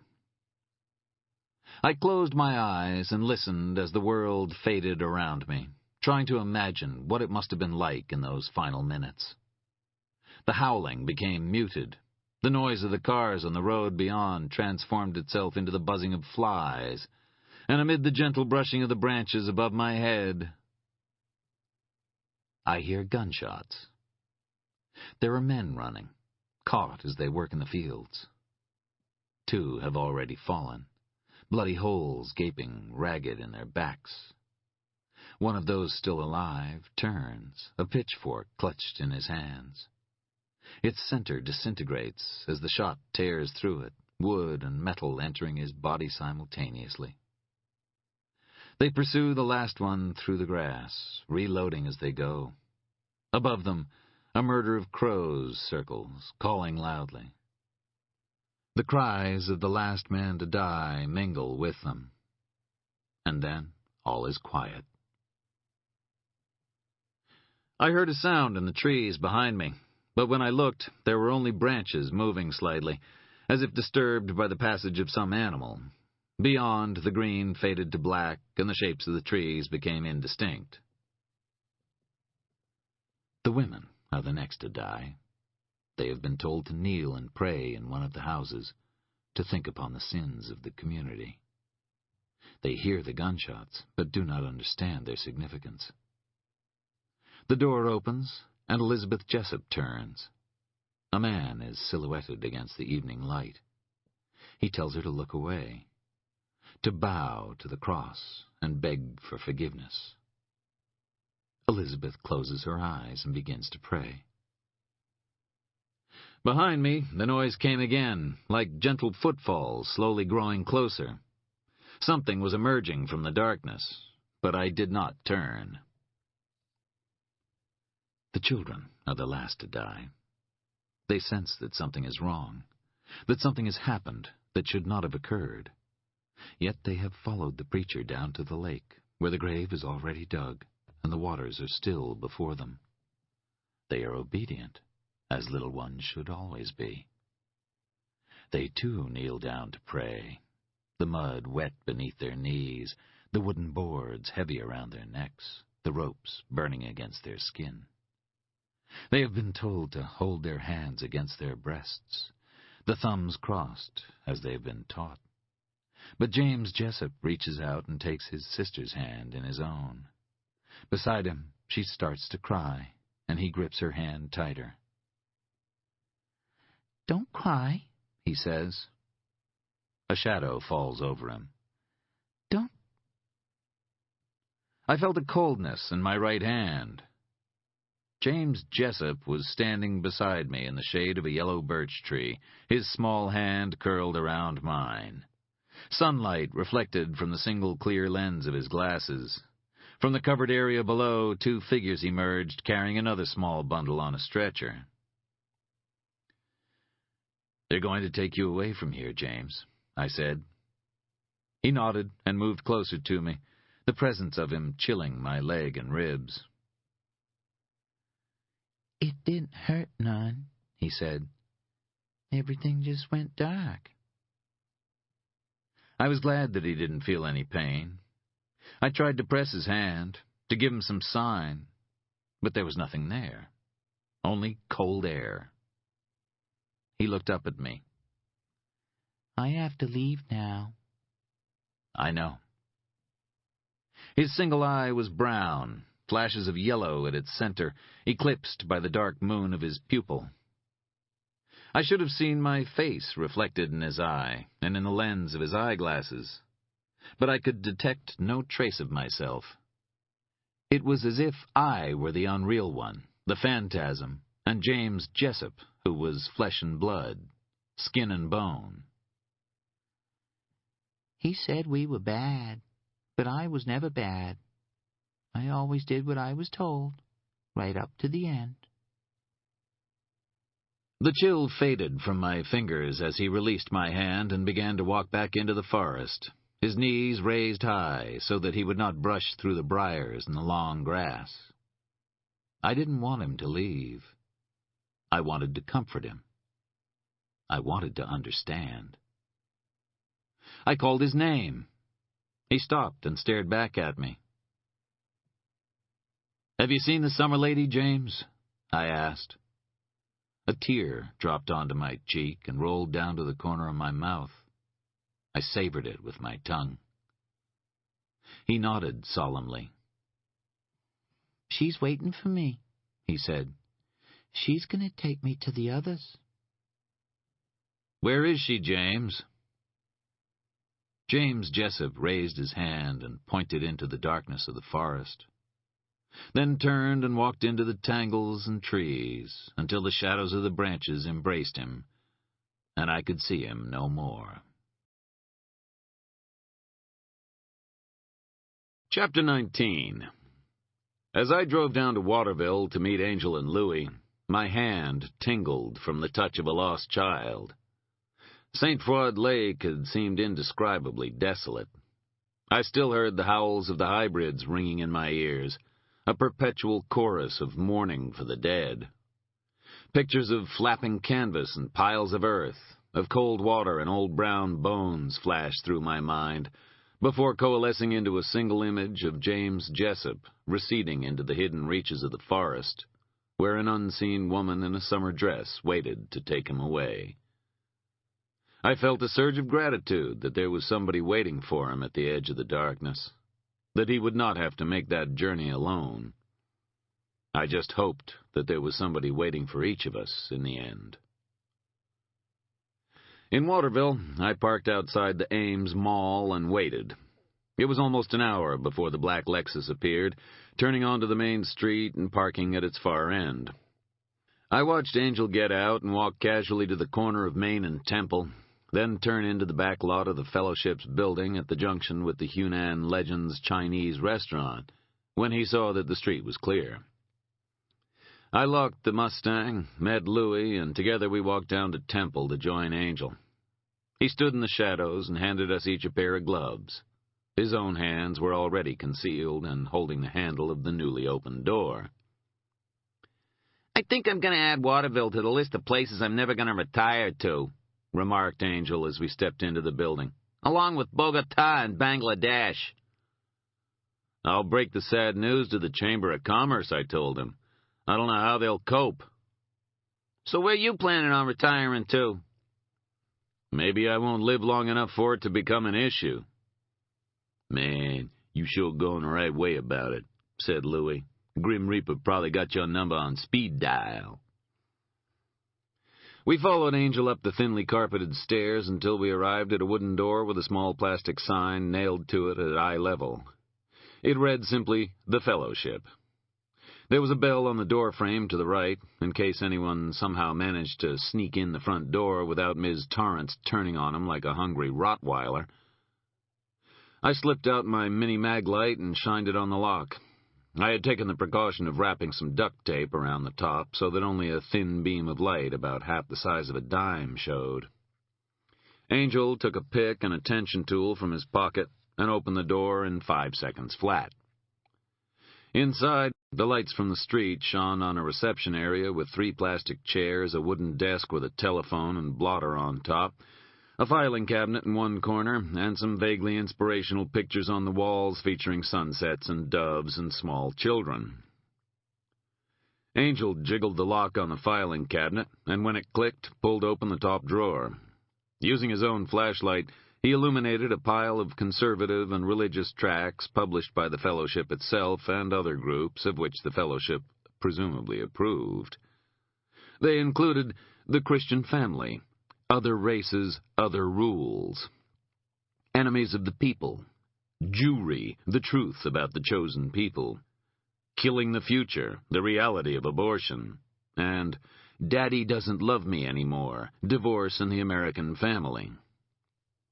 "Look at this one," said Angel. "Natural Laws, Unnatural Acts, How Homosexuality is Poisoning America." "Maybe they've smelled your aftershave," I replied. "Anything in the other drawers?" Angel went through them quickly. Looks like more of the same." He opened the door into the main office. This was more elegantly furnished than the reception area. The desk was marginally more expensive, with a high-backed imitation leather chair behind it and a pair of couches in the same material against 2 of the walls, a low coffee table between them. The walls were covered with photographs of Carter Paragon at various events, usually surrounded by people who didn't know any better than to be happy around him. The sunlight had shone directly onto these walls for a long time. Some of the photographs had faded or turned yellow in the corners, and a coating of dust added a further element of dullness. In the corner, beneath an ornate crucifix, stood another filing cabinet, stronger and sturdier than the one in the reception area. It took Angel a couple of tries to get it open, but when he did, his brow furrowed in surprise. "What is it?" I said. "Take a look," he replied. I walked over and shined my light into the open drawer. It was empty, apart from a thick coating of dust. Angel opened the other drawers in turn, but only the bottom drawer contained anything, a bottle of whiskey and 2 tumblers. I closed the drawer and reopened the one above it. There was only dust, and dust that obviously had not been disturbed for a long time.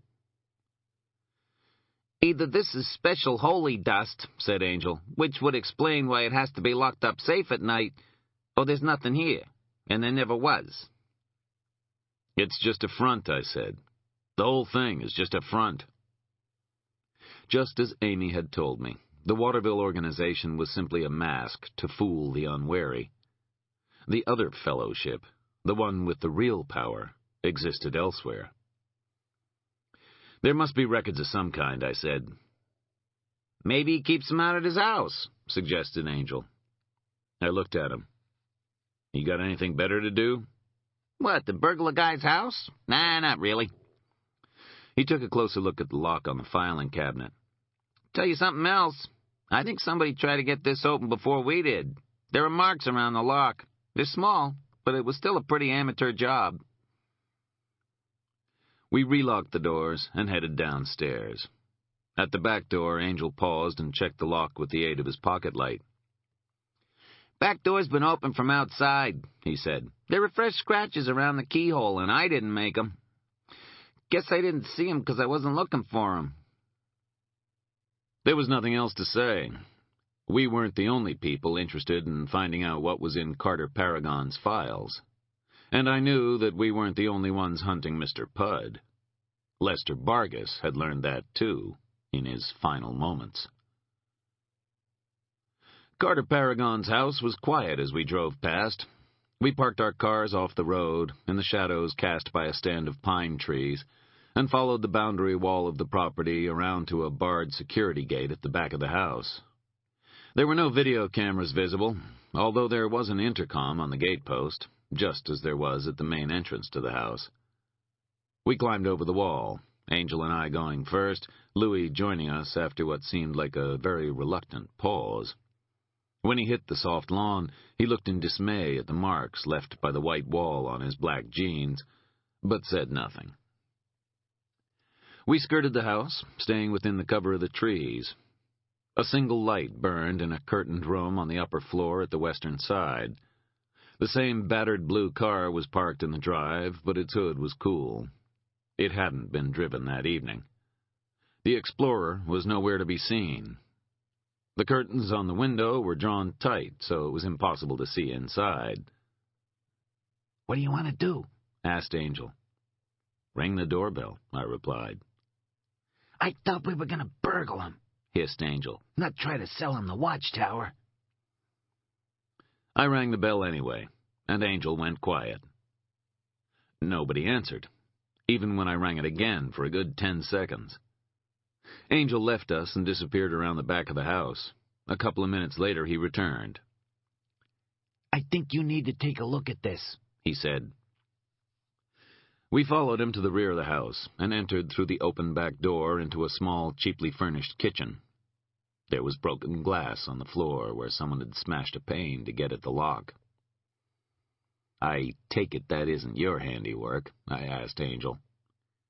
"I won't even dignify that with an answer." Louis had already drawn his gun, and I followed his lead.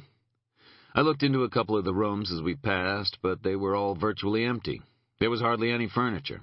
No pictures on the walls, no carpet on the floor. One room had a TV and VCR, faced by a pair of old armchairs and a rickety coffee table, but most of the house appeared to be unoccupied. The front room was the only one that held anything significant. Hundreds and hundreds of books and pamphlets, recently packed into boxes, ready to be taken away. There were American underground training manuals and improvised weapon guides, instructions for the creation of homemade munitions, timers, and detonators, catalogs of military suppliers, and any number of books on covert surveillance. In the box nearest the door lay a stack of photocopied, crudely bound volumes. Stenciled on the cover of each were the words, "Army of God." The name Army of God had first cropped up in 1982, when the abortion doctor Hector Zavalos and his wife were kidnapped in Illinois, and their kidnappers used the name in their dealings with the FBI. Since then, Army of God calling cards had been left at the scene of clinic bombings, and the anonymously published manual I was holding in my hand had become synonymous with a particular brand of religious extremism. It was a kind of anarchist cookbook for religious nuts, a guide to blowing up property and, if necessary, people for the greater glory of the Lord. Louis was holding a thick photocopied list in his hand, one of a number piled on the floor. Abortion clinics, AIDS clinics, home addresses for doctors, license plate numbers for civil rights activists, feminists. Guy here on page 3, Gordon Eastman, he a gay rights activist in Wisconsin. There's a job you don't want, whispered Angel. Like selling dildos in Alabama. I tossed the Army of God manual back in the box. These people are exporting low-level chaos to every cracker with a grudge in a mailbox. So where are they? Asked Angel. In unison, the three of us glanced at the ceiling and the second floor of the house. Angel groaned softly. I had to ask. We climbed the stairs quietly, Louis in the lead, Angel behind him, while I brought up the rear. The room with the light was at the very end of the hallway, at the front of the house. Louis paused at the first doorway we reached and checked quickly to make sure it was empty. It contained only a bare iron bedstead and a suitcase half full of men's clothing, while the adjoining rooms had been stripped bare of whatever furniture had been there to begin with. Maybe he had a yard sale, suggested Louis. He did, then somebody wasn't happy with his merchandise, responded Angel solemnly. He was standing close to the doorway of the single illuminated room, his gun by his side. Inside was a bed, an electric heater, and a set of Home Depot shelves filled with paperback books and topped by a potted plant. There was a small closet containing some of Carter Paragon's suits, more of which lay on the bed. A wooden chair, one of a pair, stood beside a dressing table. A portable TV sat silent and dark on a cheap unit. Carter Paragon sat in the second wooden chair, blood on the carpet around him.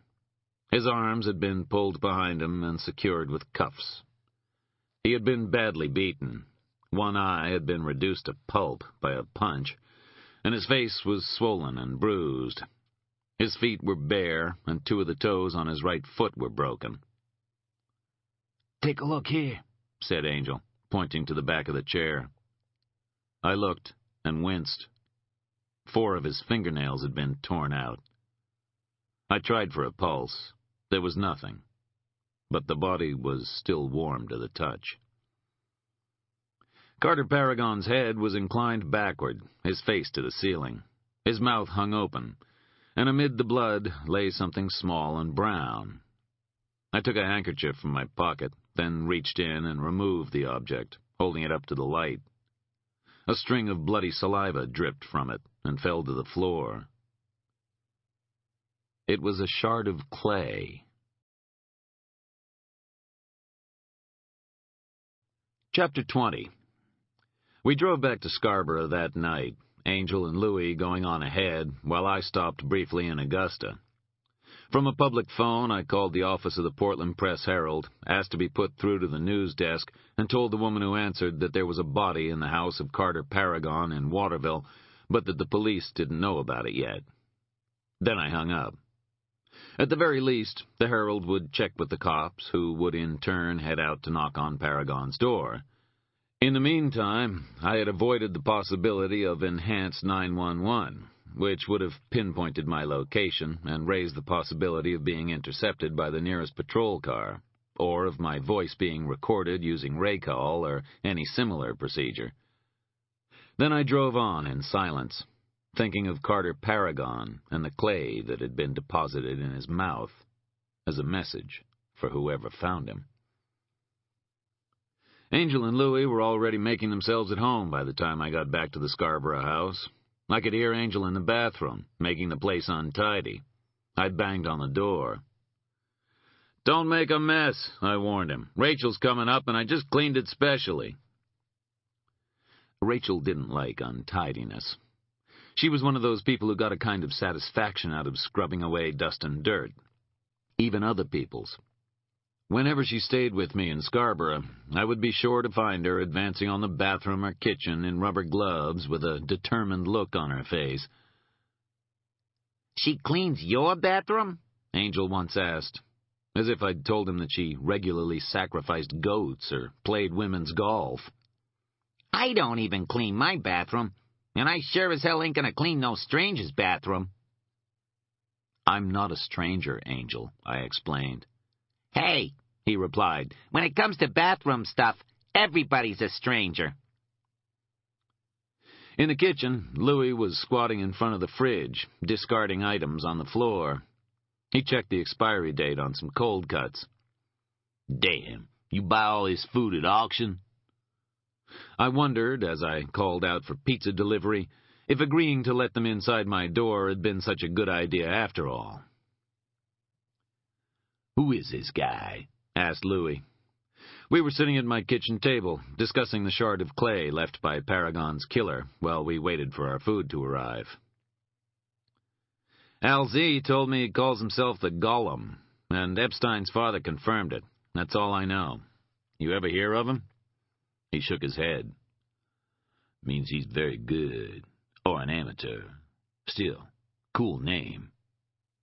"Yeah, why can't you have a cool name like that?" asked Angel. "Hey, Louis is a cool name." "Only if you're the king of France. You think he got much out of Paragon?" "Well, you saw what he did to him," I replied. "Paragon probably told him everything he could remember since grade school." "So this Golem knows more than us?" "Everybody knows more than us." There came the sound of a car pulling up at the front of the house. "Pizza boy," I said. Nobody else at the table made a sudden move for his wallet. I guess dinner's on me, then. I went to the door and took the 2 pizza boxes from the kid. As I gave him the cash, he spoke quietly to me. "I don't want to worry you, man, but you got a guy over there watching your house." "Where?" I asked. "Over my right shoulder in the trees." "Don't look at him," I said. "Just drive away." I tipped him an extra 10, then glanced casually to my left as his car pulled away. Among the trees, something pale hung, unmoving in the darkness. A man's face. I stepped back into the hallway, drew my gun, and called back quietly, "Boys, we got company." I walked out to the porch, the gun at my side. Angel was behind me, his Glock in his hand. Louis was nowhere to be seen, but I guessed that he was already moving around the back of the house. I stepped slowly from the porch and moved forward, the gun held low, until I got a clearer view of the watcher. I saw his hairless scalp and face, his pale skin, his thin mouth and dark eyes. His hands were held slightly out from his sides, so that I could see they were empty. He wore a black suit with a white shirt and black tie under a long black overcoat. In every respect, he resembled a man who had taken out Lester Vargas and probably Carter Paragon as well. "Who is he?" hissed Angel. "I'm guessing he's the guy with the cool name." I leaned down, placed my gun on the ground, and walked toward him. "Bird," said Angel, a note of warning in his voice. "He's on my property," I said, "and he knows it's mine. Whatever he has to say, he's here to say it to my face." "Then keep to the right," he said. "He makes a move, maybe I can take him out before he kills you." "Thanks, I feel safer already." But I kept to the right as I'd been told. When I was within a few feet of him, he raised one white hand. "That's close enough, Mr. Parker." The accent was unusual, with odd European inflections. "I suggest that your friend also halt his advance through the woods. I'm not going to harm anyone here." I paused, then called out, "Louis, it's okay." From about 15 feet to my left, a dark figure separated itself from the trees, his gun held steadily in front of him. Louis didn't lower the gun, but he didn't make any further move either. Up close, the man was startlingly white, with no color to his lips or his cheeks, and only the faintest of dark smudges beneath his eyes. They were a washed-out blue, almost lifeless. Combined with the absence of hair on his face, they made him appear like a wax model that had been left incomplete. His scalp was deeply scarred, as were the places where his eyebrows should have been. I noticed one other thing about him. His face was dry and flaking in places, like a reptile discarding its skin. "Who are you?" I asked. "I think you know who I am." "Gollum," I said. I expected him to nod, maybe even to smile, but he did neither. Instead, he said, "The Golem is a myth, Mr. Parker. Do you believe in myths?" "I used to discount them, but I've been proved wrong in the past. Now I try to keep an open mind." "Why did you kill Carter Paragon?"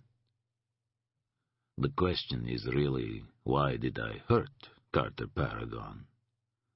For the same reason that you broke into his house an hour later, to find out what he knew. His death was a consequence, not an intention. "You killed Lester Vargas, too."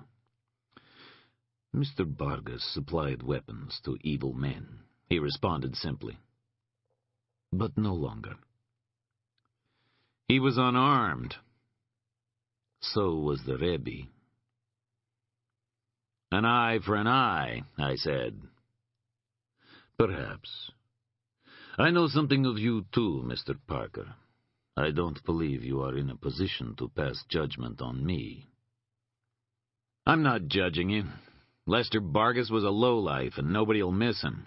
But I've found in the past that people willing to strike at unarmed men tend not to be too particular about whom they kill. That concerns me." "Once again, I do not plan to harm you or your friends. The man I want calls himself Pud. You know of him, I think." "I've encountered him." "Do you know where he is?" For the first time, a note of eagerness crept into his voice. I guessed that either Paragon had died before he could tell all, or, more interestingly, that he had been unable to tell his killer where Pud had his lair because he didn't know. "Not yet. I intend to find out, though." "Your intentions and mine may conflict, then." "Maybe we both have similar aims," I suggested. "No, we do not. Yours is a moral crusade. Those who engaged me for this task have a more specific purpose." "Revenge?" "I do only what is required of me," he said. "No more." His voice was deep, and the words seemed to echo inside him, as if he were a hollow man without substance, only form. "I came to give you a message. Do not come between me and this man. If you do, I will be forced to take action against you." "That sounds like a threat." I didn't even see him move. One moment he was in front of me, his hands empty. The next he was close by my side, and a small center-fire Derringer was at my throat, the twin barrels pointing upward to my brain. From out of the darkness, the beam-shot laser sight on Louis's gun projected its light as he tried to find a clear shot, but my body and the darkness of the Golem's clothes shielded him from both Louis and Angel.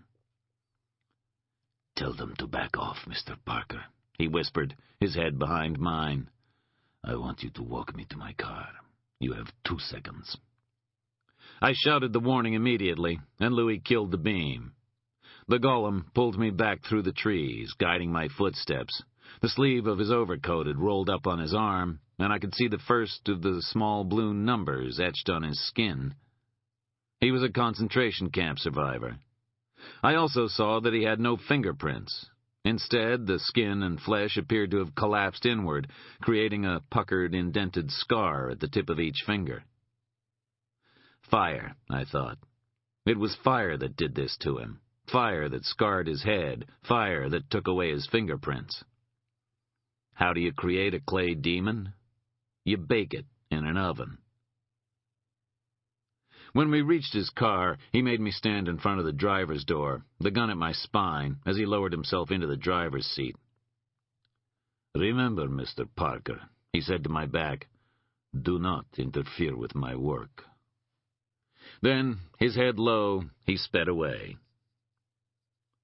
Louis and Angel appeared from the trees. I was shaking as I reached up and felt the twin marks where the derringer had been pushed into my flesh. "You think you could have hit him before he killed me?" I asked, as his lights faded away. Louis thought for a moment. Probably not. You think he'd have bled?" "No, I think he'd have just cracked." "What now?" said Angel. "We eat," although I wasn't sure how steady my stomach was. We began to walk back to the house. "You sure pick colorful people to fall out with," said Louis as he fell in beside me. "Yes," I said, "I guess I do." All three of us heard the car approaching from behind at the same time. It turned into the yard at speed, and we were frozen in its headlights, our guns raised and our eyes wide. Instantly, the driver killed the beams, and still blinking, we scattered left and right. There was silence for a moment. Then the driver's door opened, and Rachel Wolfe's voice said, "Okay, no more coffee for you guys. Ever." After we had eaten, Rachel went off to take a shower. While Angel sipped his beer by the window, Louis sat at my table finishing a bottle of wine. It was Flagstone Sauvignon Blanc, from some new winery in Cape Town, South Africa. Louis had 2 mixed cases imported especially twice yearly, and had brought 2 bottles with him in the trunk of his car. He and Rachel had spent so long cooing over it that I thought one of them must have given birth to the bottle. "If you're a private eye," said Angel at last, "how come you ain't got no office?" "I can't afford an office. If I had an office, I'd have to sell the house and sleep on my desk." "It wouldn't be such a big stretch. You got next to nothing in this old house anyway. You ever worry about burglars?" "Burglars in general, or just the one who happens to be standing in my kitchen right now?" He scowled. "In general." "I don't have anything worth stealing." "That's what I mean. You ever think of the effect a big empty place like this is going to have on some guy who goes to the trouble of breaking into it? You better hope he ain't agoraphobic, or else you're going to have a lawsuit on your hands." "What are you, some kind of organizer for Burglars Local 302? "Nah, just a fly on the wall. One of many, judging by the state of your kitchen." "What are you implying?" "What am I always implying? You need some company." "I was thinking of getting a dog." "That wasn't what I meant, and you know it. How long you planning on keeping her at arm's length? Till you die? You know they don't bury you side by side. You won't be touching under the ground." "Opportunity only knock once, man," drawled his partner. "It don't knock again and leave a note asking you to give it a call back when you got your shit together." Behind us, there came the sound of bare feet on boards. Rachel stood at the door, drying her hair. Louis glanced at me, then rose and placed his empty bottle in the recycling box. "Time for my bed," he said. He jerked his chin at Angel as he reached the door. "You too." He kissed Rachel on the cheek and headed out to the car. "You 2 kids don't be staying up late smooching and all," smiled Angel, then followed Louis into the night. "Brought together by a pair of gun-toting gay matchmakers," I said, as we heard their car pull away. "It'll be something to tell the grandchildren." Rachel looked at me, as if trying to determine if I was being flippant or not. Frankly, I wasn't sure myself. She immediately cut to the chase. "Did you hire people to watch over me in Boston?" she asked. "You spotted them?" I was impressed with her, although I got the feeling that it wasn't mutual. "I guess I was on my guard. I called in the license plate of their car when I saw them change shifts. One of them followed me all the way to your front gate." Rachel's brother had been a policeman, killed on duty some years back. She still had friends on various forces. I was worried about you. Her voice rose. I told you, I don't want you feeling you have to protect me. Rachel, I said, these people are dangerous. I was concerned for Angel, too, but at least he carries a gun. What would you have done if they came for you? Thrown plates at them? You should have told me. She slapped her hand hard on the table. There was real anger in her eyes. If I had, would you have let it go ahead? I love you, Rach, but you're stubborn enough to head up the Teamsters. Some of the fury in her eyes died, and the hand on the table curled into a small, tight fist that shook as the tension gradually eased from her. How can we be together if you're always afraid of losing me? She asked gently. I thought of the dead of St. Fouad, crowding a narrow street in Portland. I thought of James Jessup and the figure I had glimpsed leaning over him, the summer lady. I had seen her before, in a subway train, outside the Scarborough house, and once reflected in the window of my kitchen, as if she were standing behind me. But when I turned to look, there was nobody there. Sitting in Chumley's only a few nights before, it seemed that an accommodation with the past might be possible. But that was before Mickey Shine's head was impaled on a tree, before James Jessup emerged from a dark forest and took my hand. How could I bring Rachel into that world? I can't compete with the dead, she said. I'm not asking you to compete with the dead. It's not a question of asking. She sat across from me, cupped her chin in her hands, and looked sad and distant. I'm trying, Rachel. I know, she said. I know you are. I love you. I want to be with you. How?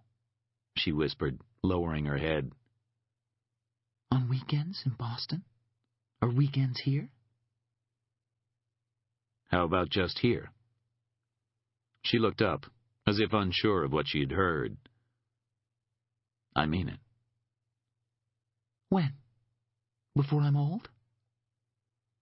Older. She slapped at me playfully, and I reached out to touch her hair. She gave a small smile. We'll get there, I said, and felt her nod against my hand. And sooner rather than later, I promise. We'd better, she said, so quietly that it was almost as if I'd heard her thoughts. I held her, sensing somehow that she had more to say, but nothing came. What kind of dog were you planning to get? She asked after a time, as the warmth of her spread across me. I smiled down at her. She had probably heard my entire conversation with Angel and Louis. I think she had been meant to. I hadn't decided. I thought you might help me pick one from the pound. That's a very couple-y thing to do. Well, we are a couple. But not a normal one. No. Louis would never forgive us if we were. She kissed me, and I kissed her back. Past and future receded from us like creditors temporarily denied their demands, and there was only the brief, fleeting beauty of the present to hold us. That night I held her in my arms as she slept and tried to imagine a future for us together. But I seemed to lose us in tangles and weaves. Yet when I awoke, my fist was clenched tightly closed, as if I'd grasped something vital in my dreams, and now refused to let it go. Chapter 21. I lay with Rachel and listened to the rising wheeps of a flycatcher from high in the trees. His stay in New England would be short. He had probably arrived in the past week and would be gone by the end of September. But if he managed to avoid the hawks and the owls, then his little yellow belly would soon be filled with a smorgasbord of insects as the bug population exploded. Already the first of the horseflies were circling, their large green eyes glittering hungrily. They would quickly be joined by greenheads and locusts, ticks and deer flies. At Scarborough Marsh, clouds of golden salt marsh mosquitoes would converge, the males sipping on plant juices, while the females scoured the waters and the roadsides for meteor pickings. And the birds would feed, and the spiders would grow fat upon them. Beside me, Rachel murmured softly in her sleep, and I felt the warmth of her back against my stomach, the line of her spine beneath her pale skin like a stone path blanketed by new-fallen snow. I raised myself gently to look at her face. Strands of red hair had caught between her lips, and carefully I brushed them away. She smiled, her eyes still closed, and her fingers softly grazed my thigh. I kissed her gently behind the ear, and she leaned her head into the pillow, exposing her neck to me, as I followed its lines down her shoulder and the small hollow at her throat. Her body arched as she pressed herself against me, and all other thoughts were lost in sunlight and birdsong. It was almost midday when I left Rachel singing in the bathroom while I went out for bagels and milk, conscious still of the weight of the Smith & Wesson in its holster beneath my arm. It made me uneasy how quickly I'd slipped back into the old routine of arming myself before I left the house, even for something as simple as a trip to the store. It was, by then, late in the morning, but today I hoped to find Marcy Becker. Circumstances had forced me to postpone the hunt for her, but more and more I was convinced that she was the key to what had taken place on the night Grace Peltier died. One more piece of a greater picture whose dimensions I was only now beginning to understand. Faulkner, or something of him, had survived. He, in collusion with others, had slaughtered the Aroostook Baptists and his own wife, then disappeared, eventually re-emerging veiled by the organization known as the Fellowship. Paragon had merely been a front, a dupe. The real Fellowship, the substance behind the shadow, was Faulkner, and Pud was his sword. I parked the car and took the bag of groceries from the front seat. I was still rearranging my thoughts, shifting possibilities as I reached the kitchen door. I pushed it open, and something white lifted from the floor and tumbled in the air, carried upward by the draft. It was a sugar wrapper. Rachel was standing at the entrance to the hallway, Pud at her shoulder, pushing her into the kitchen.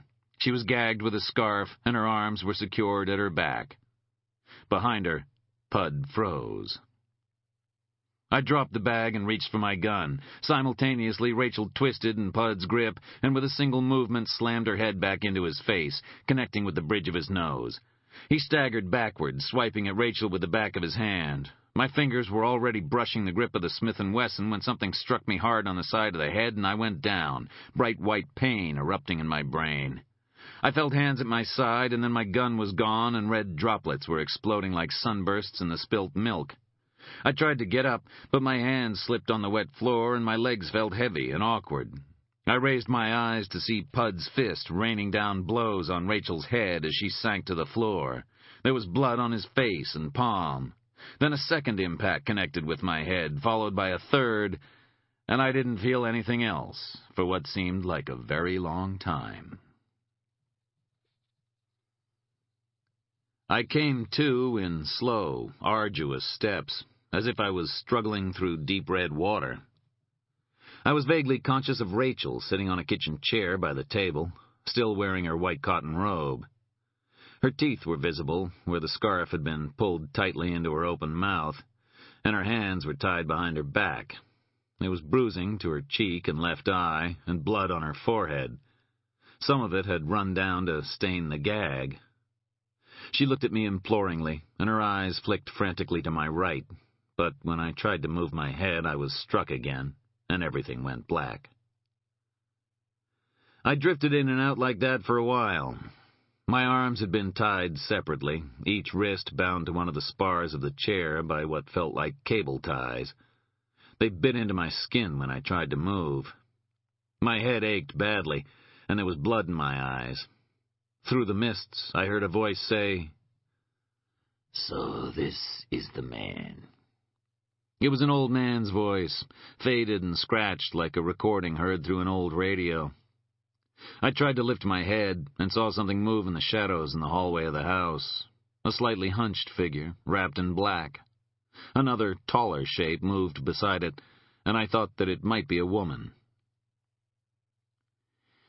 "I think that perhaps you should leave now," said a male voice. I recognized the careful, composed rhythms of Mr. Pudd's speech. "I would prefer to stay," came the reply as the voice drew closer to me.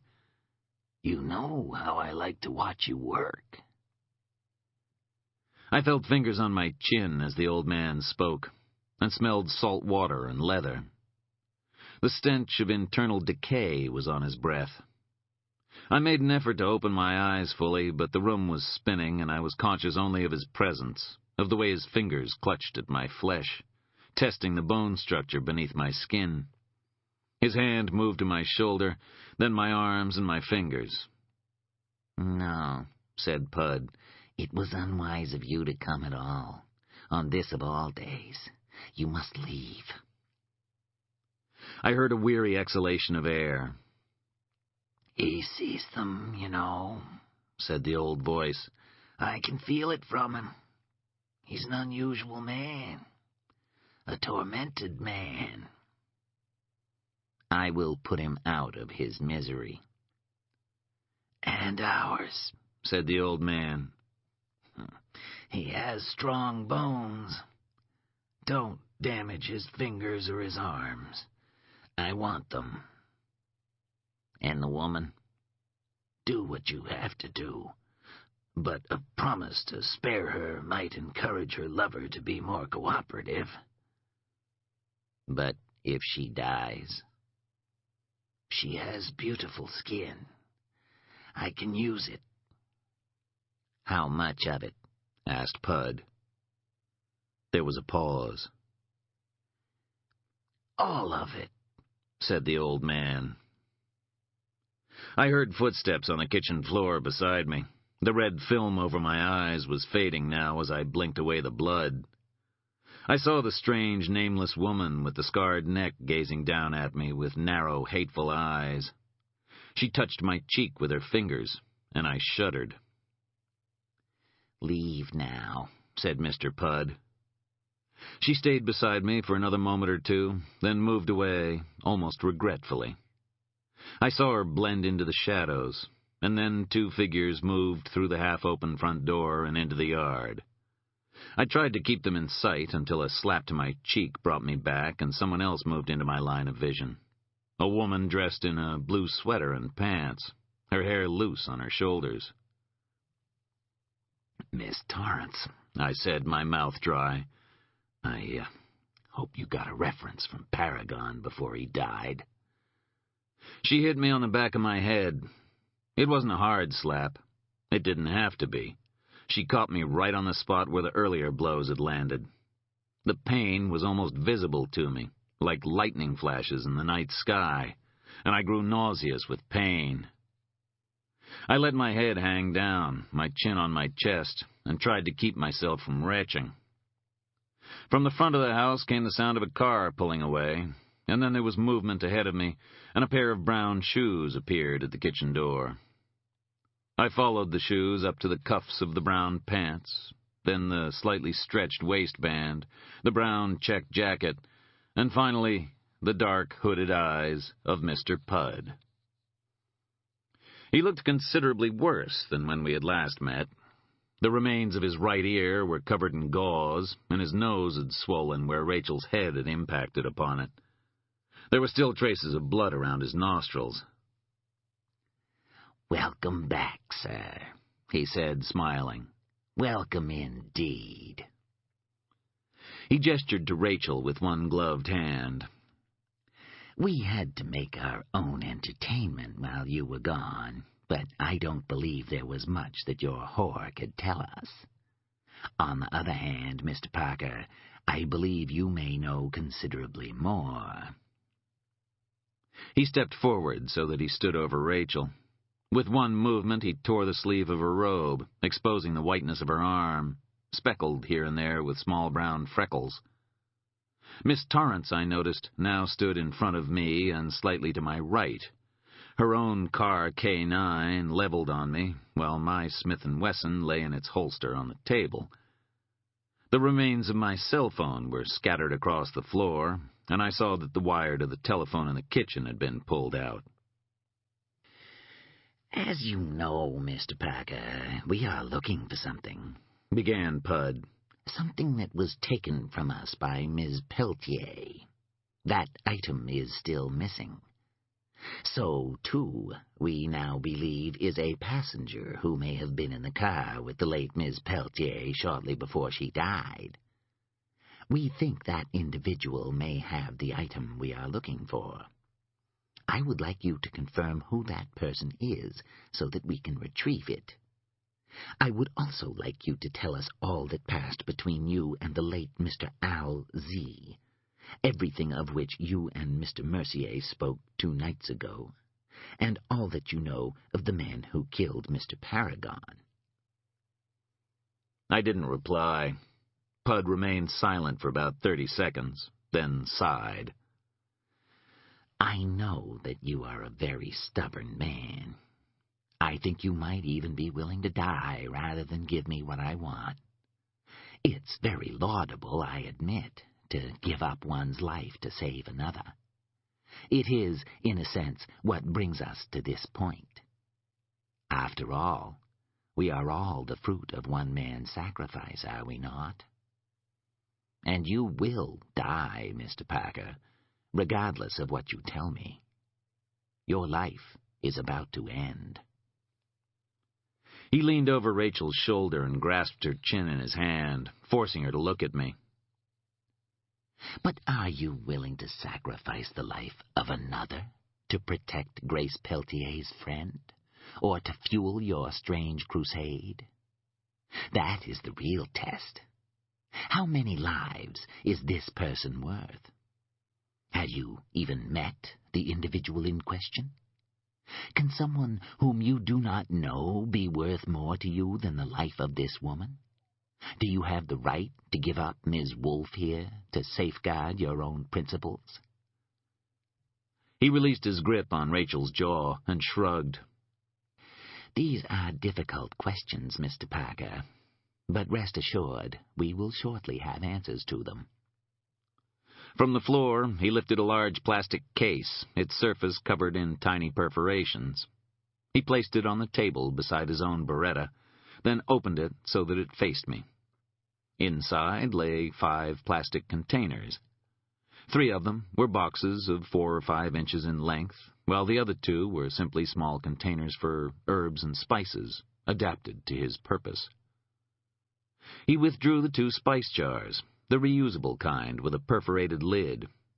In each of them, something small and multi-legged tested the glass with a tiny raised limb. Pud placed one of the jars on the table, then walked over to me with the other, holding it gently between his thumb and forefinger so that my view of its contents was unobscured. "Do you recognize this?" he asked. Inside the jar, the light brown recluse spider raised itself up against the glass, revealing its abdomen before it slid back down, its stringy legs probing at the air. On its cephalothorax was the small, dark brown, violin-shaped mark that gave the spider its common name of fiddleback. "It's a recluse, Mr. Parker. Loxosceles reclusa. I've been telling it what you did to its brothers and sisters in your mailbox. You burnt them alive. I don't consider that to be very sporting." He held the jar an inch from my eye, then shook it gently. Inside, the spider grew increasingly agitated, tearing around the confined space, its legs constantly moving. "Some people consider recluses to be nasty, verminous arachnids, but I rather admire them. I find them to be remarkably aggressive. I sometimes feed them black widows, and you would be surprised at how quickly a widow can become a tasty snack for a family of recluses. But the most interesting aspect of all, Mr. Parker, is the venom."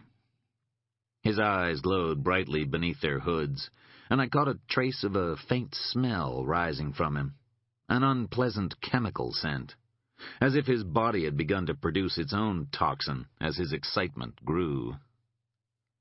The venom it uses to attack humans is not the same as that which it uses to paralyze and kill its insect prey.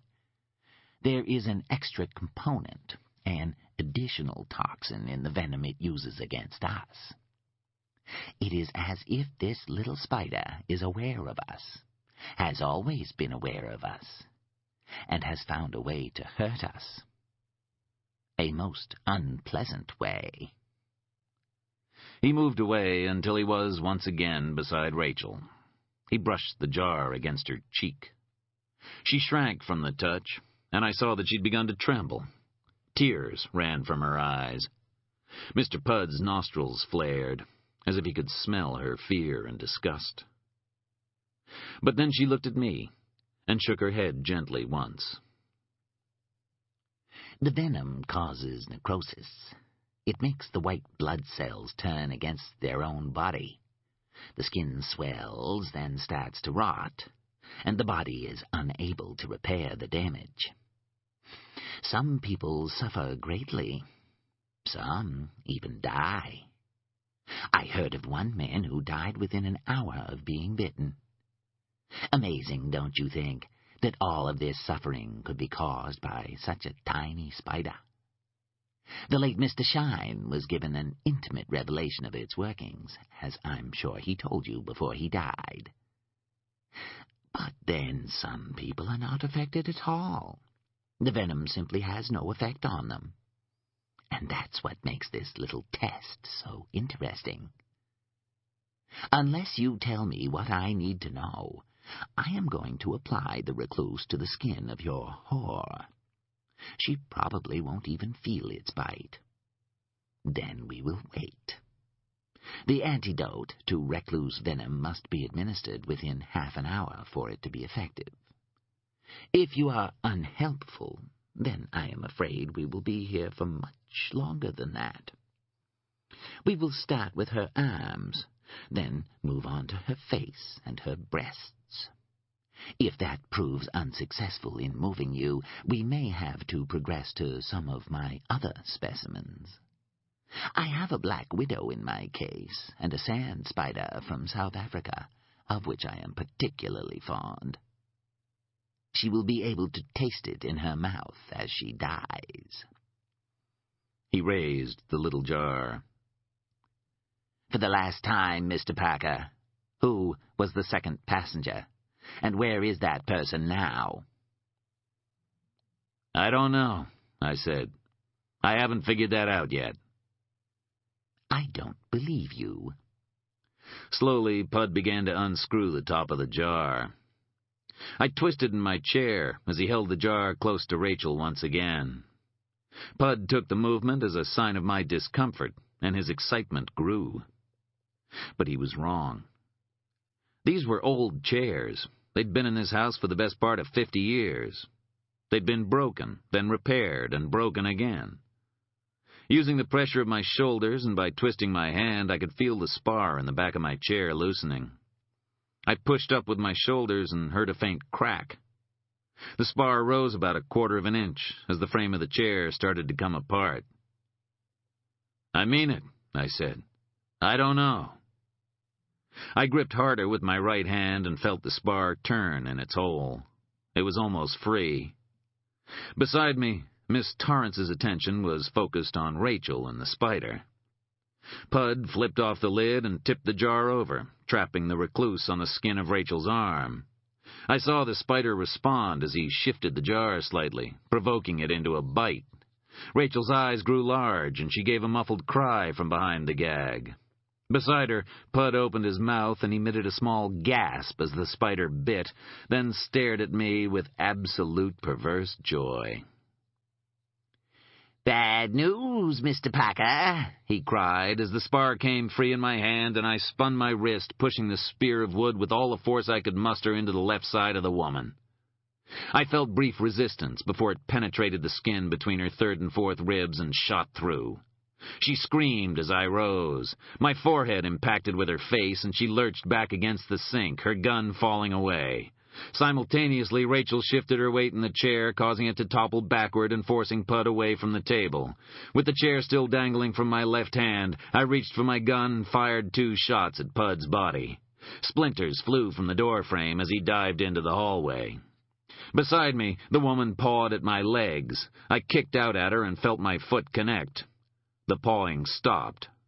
I shrugged the remains of the chair from my arm and reached the hallway just in time to see the front door slam open and Pud's long brown frame disappear to the right.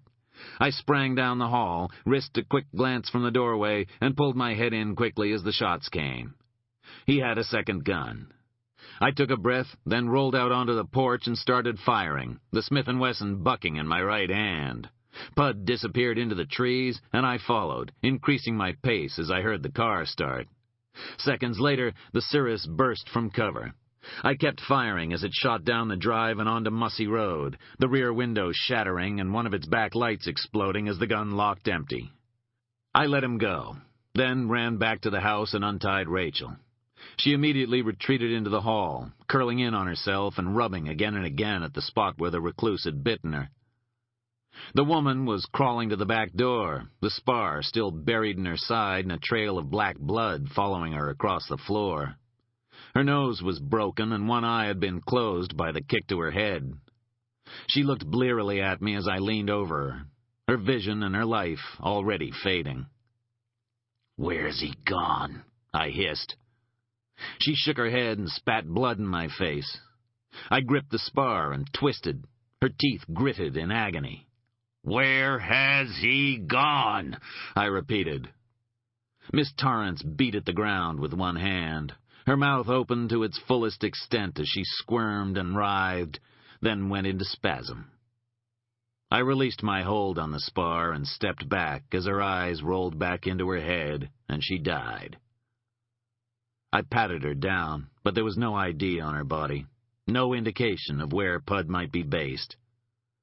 I kicked once at her legs in impotent rage, then reloaded my gun with a spare mag before walking Rachel to my car. Chapter 22. I called Angel and Louie from the main medical center, but there was no reply from their room at the inn. I then placed a call to the Scarborough PD.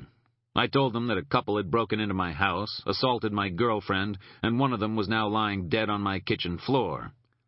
I also gave them a description of the Cirrus Mr. Pud had driven away from the house, complete with smashed rear windshield and busted back light. The Scarborough PD was equipped with QED, or Computer-Enabled Dispatch, which meant that the nearest patrol car would be immediately assigned to the house. They would also alert neighboring departments and the state police in an effort to find Pud before he ditched the car. At Maine Medical, they dosed Rachel with antivenin after she had replied to a barrage of questions to which I was not privy, then put her on a gurney in a curtained-off section to rest up. By then, Angel and Louie had got my message, and Angel was now seated beside her, talking to her gently, while Louie waited outside in the car. There were still people with questions to ask about the events in Dark Hollow the previous winter, and Louie was considerably more conspicuous than Angel. Rachel had not spoken during the ride to the hospital. Instead, she had simply held her hand over the area where the spider had bitten her, shaking softly. She had also suffered some cuts and bruises to the head, but there was no concussion, and she was going to be okay. I was x-rayed and then given 10 stitches to close up the wound in my scalp. It was already mid-afternoon, and I was still feeling dazed and numb when Ramos, one of the detectives out of Scarborough, arrived, accompanied by the department's detective, Wallace MacArthur, and a whole cartload of questions. Their first question was, who was the injured woman? More to the point, where was she? She was lying there when I left, I said. Well, she wasn't lying there when the first patrol got to your place. There was a hell of a lot of blood on your kitchen floor, and more outside in the yard, but there was no dead woman. He was seated across from me in a small private room usually used to comfort relatives of recently deceased patients. "You're sure she was dead?" he asked. I nodded and sipped at my lukewarm coffee. I stuck a piece of chair halfway into her body, right between numbers 3 and 4, and I pushed up hard. I saw her die. There's no way she got up and walked away. "You think this guy, Mr. Pud, came back for her?" he asked. "You find a suitcase full of spiders on my kitchen table?" MacArthur shook his head. "Then it was him." It was a huge risk for him to take. He probably had only a few minutes to retrieve her. "I think he's trying to keep the waters as muddy as he can," I said. "Without the woman, there's no positive ID, nothing that can link her to him. Or to anyone else," I added. "You know who she is?" I nodded. "I think her name is Torrance. She was Carter Paragon's secretary." "The late Carter Paragon?" MacArthur sat back, opened a fresh page in his notebook, and waited for me to begin. From across the hall, I heard Rachel calling for me. "I'll be back," I told MacArthur. For a second or two, he looked like he might be tempted to sit on me and shake me by the throat until I gave up what I knew. Instead, he nodded reluctantly and let me leave. Angel stood and discreetly walked to the window as I approached her. Rachel was pale, and there was sweat on her brow and upper lip, but she gripped my hand tightly as I sat on the edge of her bed. "How you doing?" "I'm tougher than you think, Parker." "I know how tough you are." She nodded. "I guess you do." She looked past me to the room where Ramos and MacArthur waited. "What are you going to tell them?" "Everything that I can." "But not everything that you know?" "That would be unwise." "You're still going to see the Beckers, aren't you?" she asked softly. "Yes." "I'm going with you. Maybe I can succeed in convincing them where you couldn't. You and Louis go walking in on those people in your current mood, and you're likely to scare them to death. And if we do find Marcy, a friendly face will help." She was right. "Okay," I said. "Rest up for a while, and then we'll leave. Nobody's going anywhere without you." She gave me a satisfied smile and released my hand. His Glock was in an IWB holster at his waist, concealed by his long shirt. From the room in which I had left MacArthur and Ramos came the sound of raised voices. I saw Ramos emerge from the room at a sprint. MacArthur was right behind him, but he stopped when he saw me. "What's up?" I asked. "Trawler spotted Jack Mercier's yacht at low revs a couple of miles out. Tide's carrying it into shore." MacArthur swallowed. "Captain says there's a body lashed to the mast."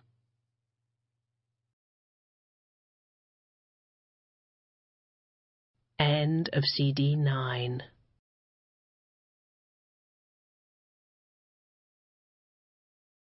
CD 10.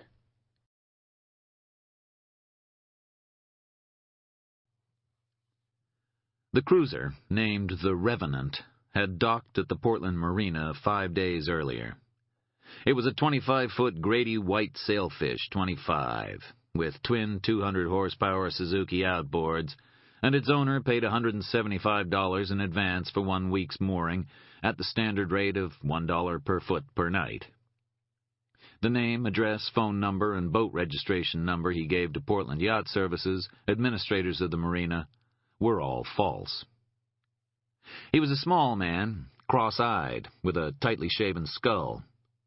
He spent most of his time in or near his boat, sleeping in its single compartment. By day, he sat on the deck with a pair of binoculars in one hand, a cell phone in the other, and a book on his lap. He didn't speak, and rarely left the boat for longer than 15 minutes. His eyes seemed almost permanently fixed on the waters of Casco Bay. Early on the morning of the 6th day, a group of 6 people, 2 women, 4 men, boarded a yacht on the bay. The boat was the Eliza May, a 70-footer built 3 years earlier by Hodgdon Yachts in East Booth Bay.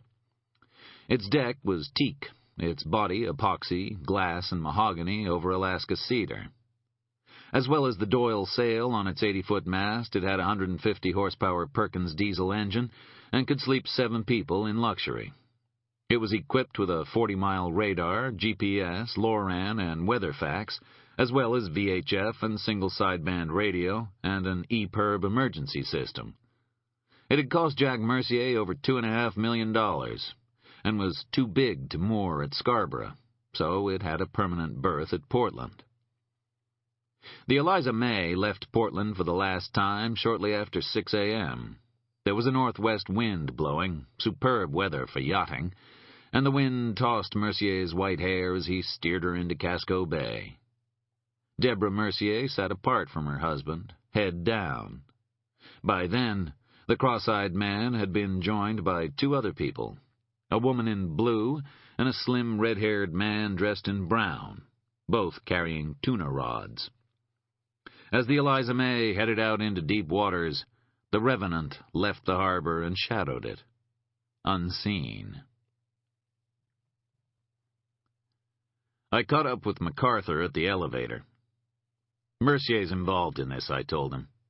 There was no point in keeping Mercier's role secret any longer. The hell? Believe me, I've been working for him. I could see him considering his options, so I decided to preempt him. Take me along, I said. I'll tell you what I know on the way. He paused and gave me a long, hard look, then nodded and reached out his hand. You can come as far as Pine Point. Hand over the gun, Charlie, he said. Reluctantly, I gave him the Smith & Wesson. He ejected the magazine and checked the chamber, then handed it back to me. You can leave it with your friend, he said. I nodded, walked into Rachel's room, and handed the gun to Angel. As I turned to leave, I felt a light tug at my waistband, and the coolness of his Glock sliding against my skin. I took my jacket from the chair, nodded politely to Angel, then followed MacArthur down the hallway. Mercier's last log entry recorded that the Revenant contacted the Eliza May shortly after 9:30 a.m., about 50 miles out from port.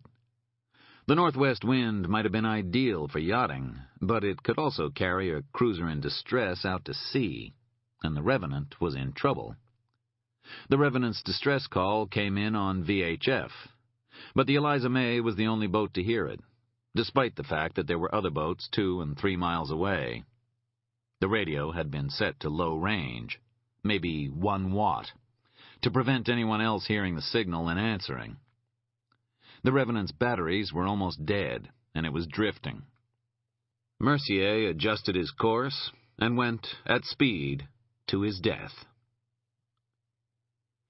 I told MacArthur almost everything, from my first meeting with Jack Mercier to that morning's encounter with Mr. Pudd. The omissions were few but crucial.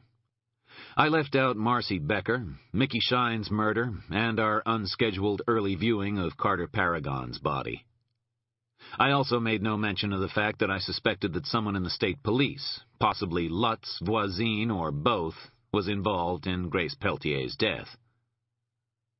You think this Pudd killed the Peltiers?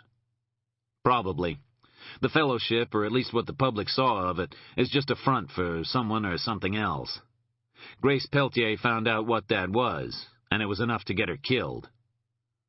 And whatever Grace knew, this Pudd thought Curtis Peltier also knew, and now he thinks you might know too. Yes, I said. But you don't. Not yet. If Jack Mercier's dead, there'll be hell to pay, said MacArthur fervently. Beside him, Ramos nodded silently in agreement, as MacArthur leaned back to look at me. And don't think you'll get away without picking up your share of the check, he added. We drove along US 1 south before turning left onto 9 and heading for the coast, past the red brick Baptist Church and the white bell tower of St. Jude's Catholic Church. At the Pine Point Fire Department on King Street, 7 or 8 cars were parked in the lot, and the doors were wide open. A fireman in jeans and a fire department T-shirt waved us on toward the Pine Point Fishermen's Co-op, where Marine 4 was already in the water. The Scarborough PD used 2 boats for marine duty. Marine 1 was a 70-horsepower inflatable based at Spurwink to the north of Pine Point and launched from Ferry Beach. Marine 4 was a 21-foot Boston whaler powered by a 225-horsepower Johnson based at the Pine Point Co-op and berthed, when not required, in the fire department. It had a crew of 5, all of whom were already on board as we pulled up at the gray and white Co-op building. The harbor master's boat was alongside the whaler, and there were 2 Scarborough PD officers on board. Both carried 12-gauge Mossberg shotguns, the standard arms kept in Scarborough PD patrol cars. There were 2 more policemen in the whaler carrying M16s. All wore blue windbreakers. From the jetty, curious fishermen looked on. Both Ramos and MacArthur shook on their waterproofs as I followed them to the boat. MacArthur was climbing down to the whaler when he saw me. "The hell do you think you're going?" "Come on, Wallace," I pleaded. "Don't do this. I'll stay out of the way. Mercier was my client. I don't want to be waiting here like an expectant parent if something's happened to him. You don't let me go with you, I'll just have to bribe a fisherman to take me out, and then I'll really be in the way. Worse, I might just disappear, and then you'll have lost a crucial witness. They'll have you back directing traffic." MacArthur glanced at the other men on the boat. The captain, Ted Adams, shrugged. "Get in the damn boat," hissed MacArthur. "You even stand up to Stretch, and I'll feed you the lobsters." I followed him down, Ramos behind me. There were no more windbreakers, so I pulled my jacket tight around me and huddled on the plastic bench, my hands in my pockets and my chin to my chest, as the whaler pulled away from the dock. "Give me your hand," said MacArthur. I extended my right hand, and he slapped the cuffs on it, then locked me to the rail of the boat. "What happens if we sink?" I asked. "Then your body won't drift away." The boat surged through the dark gray waters of Saco Bay, white foam erupting as it went. MacArthur stood beside the covered cockpit, looking back to Scarborough, the horizon bobbing merrily with the movement of the boat on the sea. In the wheelhouse, Adams was responding to someone on the radio. "Still moving," he said to MacArthur. "Only 2 miles out now, heading to shore." I looked out past the seated policemen, past the crew at the cockpit, and imagined that I saw, like a tiny rip in the sky, the long, thin mast of the yacht. Something clawed at my insides, the last desperate scratchings of a cat left to drown in a bag. The prow dipped and sent a fine spray lashing over the deck, soaking me. I shivered as gulls glided above the surface of the water, calling noisily over the sound of the engine. "There she is," said Adams. His finger pointed to a small green dot on the radar screen, while simultaneously the half-seen needle of the mast joined a dark spot on the horizon. Beside me, Ramos checked the safety on his Glock 40. Slowly, the shape acquired definition.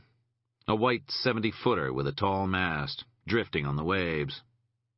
A smaller boat, the lobster fisherman out of Portland that had first spotted the yacht, shadowed it from a distance. From the north came the sound of Marine 1 approaching. The 2 boats always responded to a call together, for safety reasons. Marine 4 turned to the south and came around so that it was on the yacht's eastern side, its lines silhouetted before the setting sun. As the whaler circled it, there was blood visible on the deck, that even the salt water hadn't managed to fully erase, and the wood was pitted with what looked like bullet holes. Close to the bow of the boat was a black scorch mark where a flare appeared to have ignited on the deck. And at the top of the mast, partially concealed by the furled sail, a body hung, with its arms outstretched and tied to the crossbeam. It was naked, but for a pair of white boxers, now stained black and red. The legs were white, the feet tied together, a second rope around its chest lashing it to the mast before heading down taut at an angle, tied off to one of the rails. The body was scorched from the stomach to the head. Most of its hair was gone. Its eyes were now dark hollows, and its teeth were bared in a rictus of pain.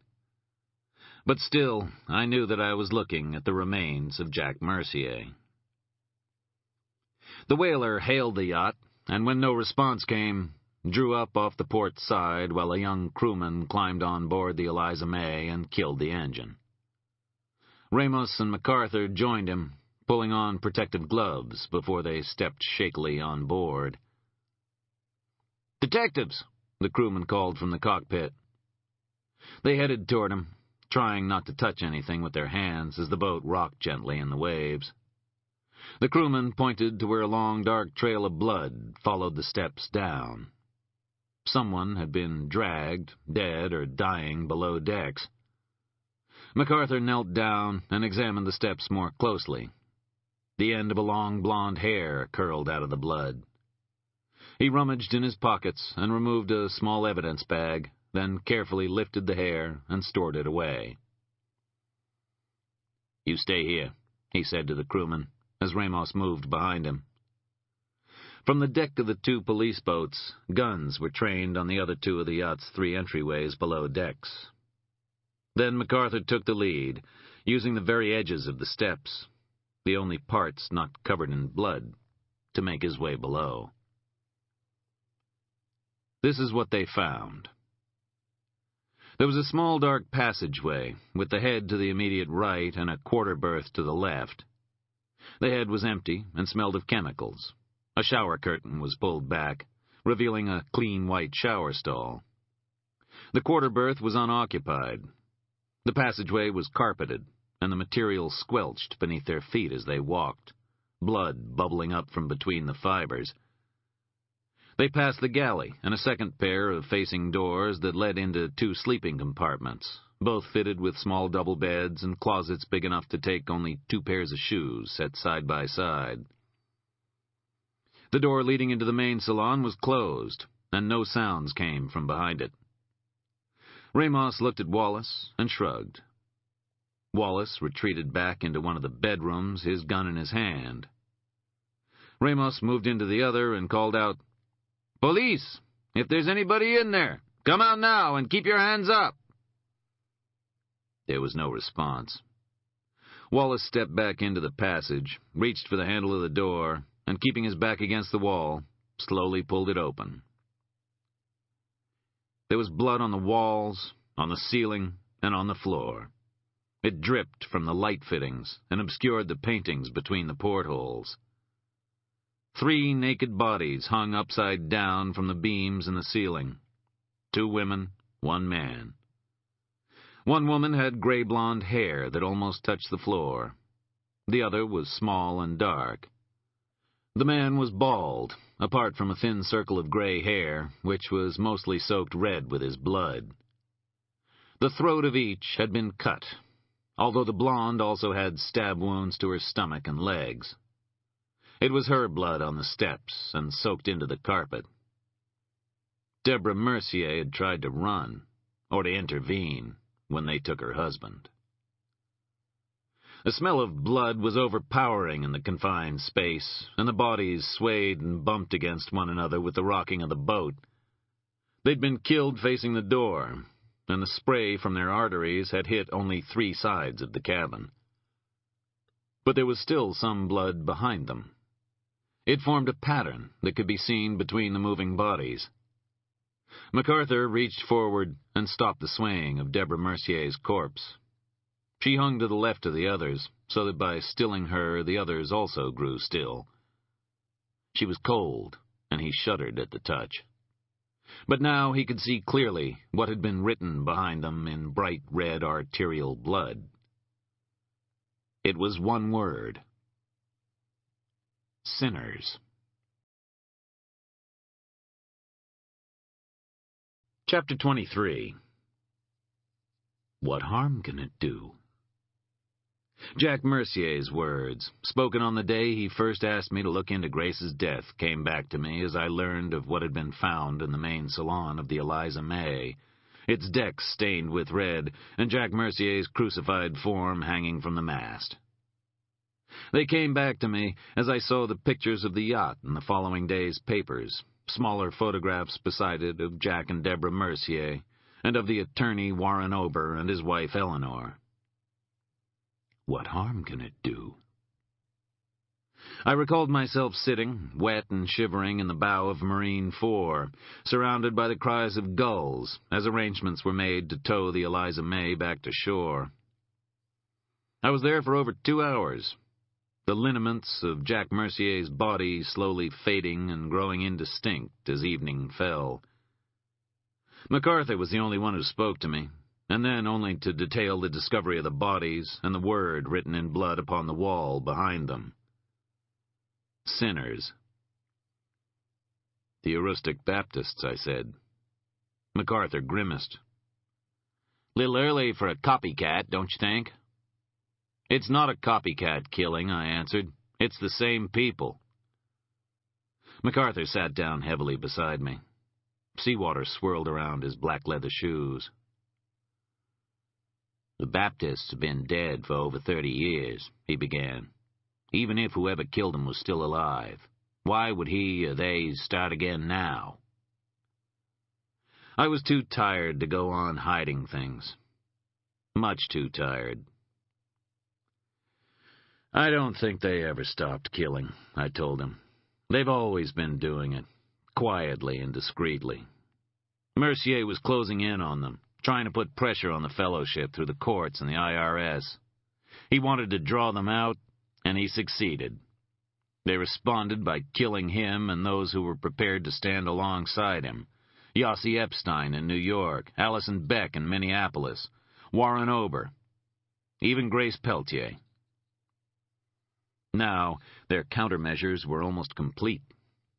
The word on the wall indicated that, a deliberate echo of the slaughter with which they had begun, and that had only recently been revealed. There was now one final act left to perform, the recovery of the missing Apocalypse. Once that was accomplished, they would disappear, vanishing below the surface to lie dormant in some quiet, dark cavern of the honeycomb world. Who are they? Asked MacArthur. The Faulkners, I replied. The Faulkners are the Fellowship. MacArthur shook his head. You're in a shitload of trouble, he said. The sound of Marine One approaching us disturbed my thoughts. They're going back to pick up the local M.E., have the victims declared dead at the scene, said MacArthur, unlocking the cuffs. You go back with them. Someone will take you to the department. I'll follow on within the hour, and we'll pick up this discussion where we left off. He watched me as I stepped carefully from the whaler into the smaller boat. It turned in a broad arc and headed for the shore, leaving the Eliza May behind. The sun was setting, and the waves were afire. Jack Mercier's body hung dark against the red sky like a black flag set in the firmament. At the Scarborough Police Department, I sat for a time in the lobby and watched the dispatchers behind their protective screen. My clothes were soaked, and I couldn't seem to get warm again. I found myself reading over and over warnings against rabies and DUI posted on the bulletin boards. I felt like I was coming down with a fever. My head ached, and the skin on my scalp seemed to be constricting around the stitches. Eventually, I was led into the general-purpose briefing room. The command staff had just broken up their meeting in the smaller conference room where MacArthur had been chewed out for letting me on board the whaler. I was trying to draw in some heat through a cup of coffee, a patrol officer at the door to make sure I didn't try to steal one of the canine trophies stored in the cabinet, when MacArthur joined me, accompanied by Captain Bobby Malia, one of two captains in the force who were second in command to Chief Byron Fisher. MacArthur carried a tape recorder with him. They sat across from me, the door behind them closed, and asked me to take them through it all again. Then Norman Boone arrived from the ATF and Ellis Howard from the Portland PD. And I went through it again, and again, and again. I was tired, cold, and hungry. Each time I told them what I knew, it got harder and harder to remember what I had left out, and their questions became more and more probing. But I couldn't tell them about Marcy Becker, because if the Fellowship did have connections among the police, then telling anyone in law enforcement about her would be tantamount to signing her death warrant. They were threatening to charge me as an accessory to Mercier's murder, in addition to withholding evidence, obstructing justice, and anything else that the law allowed. I let the waves of their anger break over me, Two bodies were missing from the boat, those of the porn star and Quentin Harold, both of whom had gone out on the yacht to guard the Obers and the Merciers. The Scarborough PD suspected they had died in the first burst of gunfire. Jack Mercier had tried unsuccessfully to fire off a flare, but had instead ignited his own clothing. There was a Colt revolver in the cabin where the bodies were found, but it had not been fired. Cartridges were scattered on the floor beside it where someone had made a last desperate effort to load. What harm can it do? I wanted to get away from there. I wanted to talk to the Beckers, to force them, at gunpoint if necessary, to tell me where their daughter was hiding. I wanted to know what Grace Peltier had found. I wanted to sleep. Most of all, I wanted to find Mr. Pudd and the mute and the old man who had wanted Rachel's skin. The Reverend Faulkner. His wife was among the dead of St. Froude, but he was not, and neither were his two children. A boy and a girl, I remembered. What age would they be now? Late 40s, early 50s? Ms. Torrance had been too young, as was Lutz. Unless there were others hidden elsewhere, which I doubted, that left only Pudd and the mute. They were Leonard and Muriel Faulkner, dispatched, when required, to do their father's bidding.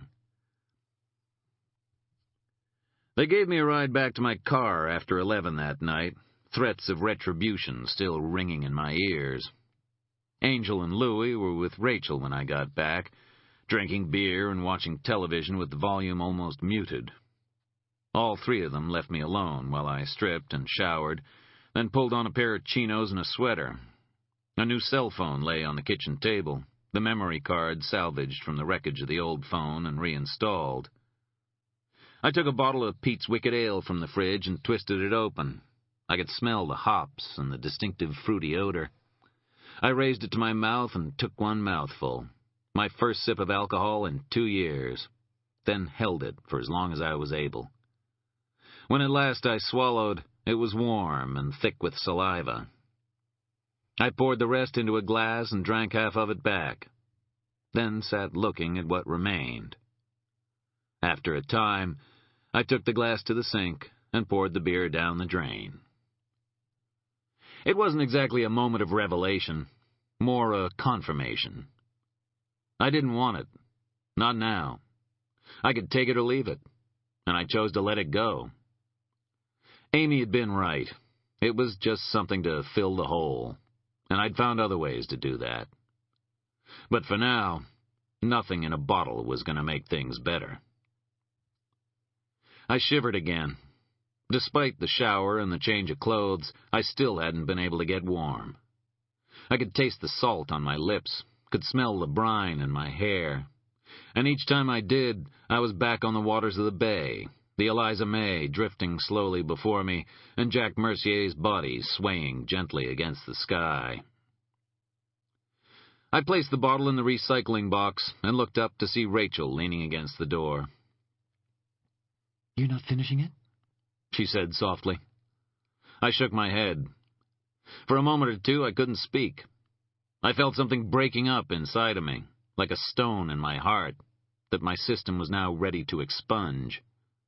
A pain at the very center of my being began to spread throughout my body, to my fingers and toes, to my groin, to the tips of my ears. Wave after wave of it rocked me, so that I had to hold on to the sink to stop myself from falling. I squeezed my eyes closed tightly, and saw a young woman emerging from an oil barrel by a canal in Louisiana, her teeth bared in her final agony and her body encased in a cocoon of transformed body fats, dumped by the traveling man after he had blinded her and killed her. A little dead boy running through my house in the middle of the night, calling me to play. Jack Mercier, burning with a desperate flame as his wife was dragged bleeding below decks. Blood and water mixing on the pale, distorted features of Mickey Shine. My grandfather, his memory fading slowly away. My father, sitting at a kitchen table, ruffling my hair with his great hand. And Susan and Jennifer, splayed across a kitchen chair.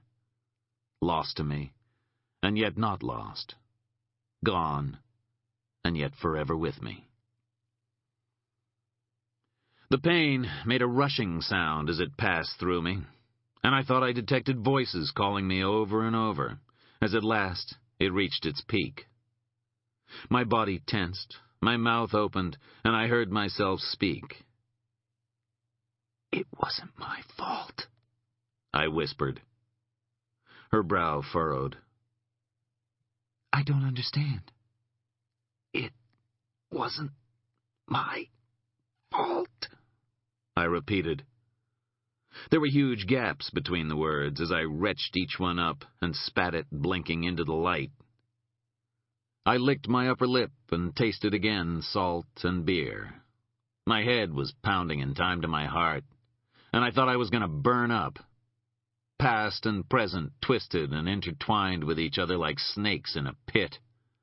New deaths and old guilts and new, the pain of them white-hot, even as I spoke. "None of it," I said. My eyes were blurring, and now there was fresh salt water on my cheek and lips. "I couldn't have saved them. If I'd been with them, I'd have died too. I did everything that I could. I'm still trying to do it, but I couldn't have saved them." And I didn't know about whom I was speaking. I think I was talking about them all. The man on the mast, Grace and Curtis Peltier, a woman and child a year earlier lying on the floor of a cheap apartment, another woman, another child in the kitchen of our home in Brooklyn a year before that again, my father, my mother, my grandfather, a little boy with a bullet wound for an eye. All of them. And I heard them calling my name from places in which they lay, their voices echoing through burrows and pits, caverns and caves, hollows and apertures, until the honeycomb world vibrated with the sound of them. "I tried," I whispered, "but I couldn't save them all." And then her arms were around me, and the world collapsed, waiting for us to rebuild it again in our image. Chapter 24. I slept a strange, disturbed sleep in her arms that night, twisting and clawing at unseen things. Angel and Louie were in the spare room, and all of the doors were locked and bolted, so we were safe for a time. But she had no peace beside me. I imagined I was sinking into dark waters where Jack Mercier waited for me, his skin burning beneath the waves, Curtis Peltier beside him, his arms bleeding black blood into the depths. When I tried to rise, they held me back, their dead hands digging into my legs. My head throbbed and my lungs ached, the pressure increasing upon me until at last I was forced to open my mouth and the salt water flooded my nose and mouth. Then I would wake, over and over, to find her close beside me, whispering softly, her hands moving in a slow rhythm across my brow and through my hair. And so the night passed. The next morning, we ate a hurried breakfast, then prepared to separate. Louie, Rachel, and I would head for Bar Harbor and a final confrontation with the Beckers. Angel had repaired the phone at the house and would stay there so we would have room for maneuver if needed. When I checked my cell phone messages on the way to the car, there was only one. It came from Allie Wynn, asking me to call her.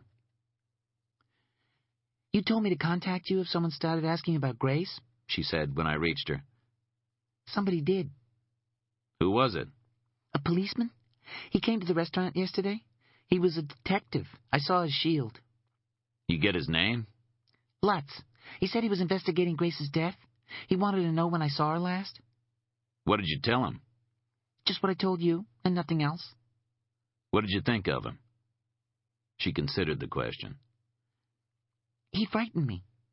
I didn't go home last night. I stayed with a friend." "Have you seen him since yesterday?" "No. I think he believed me." "Did he tell you how he got your name?" Grace's tutor. I talked to her last night. She said she gave him the names of two of Grace's friends, me and Marcy Becker. It was just after 9 a.m., and we were almost at Augusta when the cell phone rang. I didn't recognize the number. Mr. Parker, said a female voice, it's Francine Becker, Marcy's mother. I mouthed the words Mrs. Becker to Rachel. We were just on our way to see you, Mrs. Becker. You're still looking for Marcy, aren't you? There was resignation in her voice, and fear. The people who killed Grace Peltier are closing in on her, Mrs. Becker, I said. They killed Grace's father. They killed a man named Jack Mercier, along with his wife and friends, and they're going to kill Marcy when they find her. At the other end of the line, I could hear her start to cry. I'm sorry for what happened the last time you came to see us. We were scared. Scared for Marcy and scared for ourselves. She's our only daughter, Mr. Parker. We can't let anything happen to her. Where is she, Mrs. Becker? But she was going to tell me in her own time, and her own way. A policeman came just this morning. He was a detective. He said that she was in a lot of danger, and he wanted to take her to safety. She paused. My husband told him where she was. We're law-abiding people, Mr. Parker. Marcy had warned us to say nothing to the police, but he was so kind and so concerned for her. We had no reason not to trust him, and we have no way of contacting Marcy. There's no phone at the house. What house? We have a house in Booth Bay Harbor. It's just a lodge, really. We used to rent it out during the summer, but we've let it get run down these last few years. Tell me exactly where it is. Rachel handed me a pen and a Post-it note, and I wrote down her directions, then read them back to her. Please, Mr. Parker, don't let anything happen to her. I tried to sound reassuring. I won't, Mrs. Becker. One more thing. What was the name of the detective who talked to you about Marcy? It was Lotz, she said. Detective John Lotz. I signaled right and pulled into the hard shoulder. Louis's Lexus appeared in the rear view seconds later. I got out of the car and ran back to him. Change of plan, I said. So where we going? He asked. To get Marcy Becker. We know where she is. He must have seen something in my face. And let me guess, he said. Someone else know where she at, too. That's right. Ain't that always a way? Booth Bay Harbor used to be a pretty nice place 30 years ago, when it was little more than a fishing village. 30 years before that, the whole town probably smelled of manure, since Booth Bay then was the commercial and shipping center for the fertilizer trade. If you went back far enough, it was pretty enough to provide a site for the first permanent settlement on the coast of Maine, back in 1622. Admittedly, that settlement was also one of the most wretched on the eastern seaboard, but everybody has to start somewhere. Now, during the season, Booth Bay Harbor filled up with tourists and recreational sailors, crowding a harbor front that had been brutalized by uncontrolled commercial development. It had come a long way from its wretched origins, or if you were one of the naysayers, it had come a long way to become wretched all over again. We took 27 southeast from Augusta and made Booth Bay in just over an hour, following Middle Street out until it became Barter's Island Road. I'd almost been tempted to ask Rachel to wait for us in Booth Bay, but apart from not wanting to risk a sock to the jaw, I knew that she would provide reassurance for Marcy Becker. At last, we came to a small private road that curved up a rough tree-lined drive to a timber house on a small hill, with a ramshackle porch and boards built into the slope to act as steps. I guessed that it couldn't contain more than 2 or 3 rooms. Trees surrounded it to the west and south, leaving a clear view of most of the road up to the house. There was no car visible at the front of the drive, but a mountain bike stood below the window to the left of the front door. "You want us to leave the cars here?" asked Louis, as we paused beside each other at the foot of the road. If we drove any farther, we would be immediately visible to anyone in the house. I replied. I want to be there and gone before Lutz arrives. Assuming he ain't there already. Well, you think he rode up on his mountain bike? Could be he been and gone. I didn't reply. I didn't want to consider that possibility. Louis shrugged. Well, we best not arrive with our hands hanging by our sides. He popped the trunk and got out of the car. I took another look at the house, then glanced at Rachel and shrugged.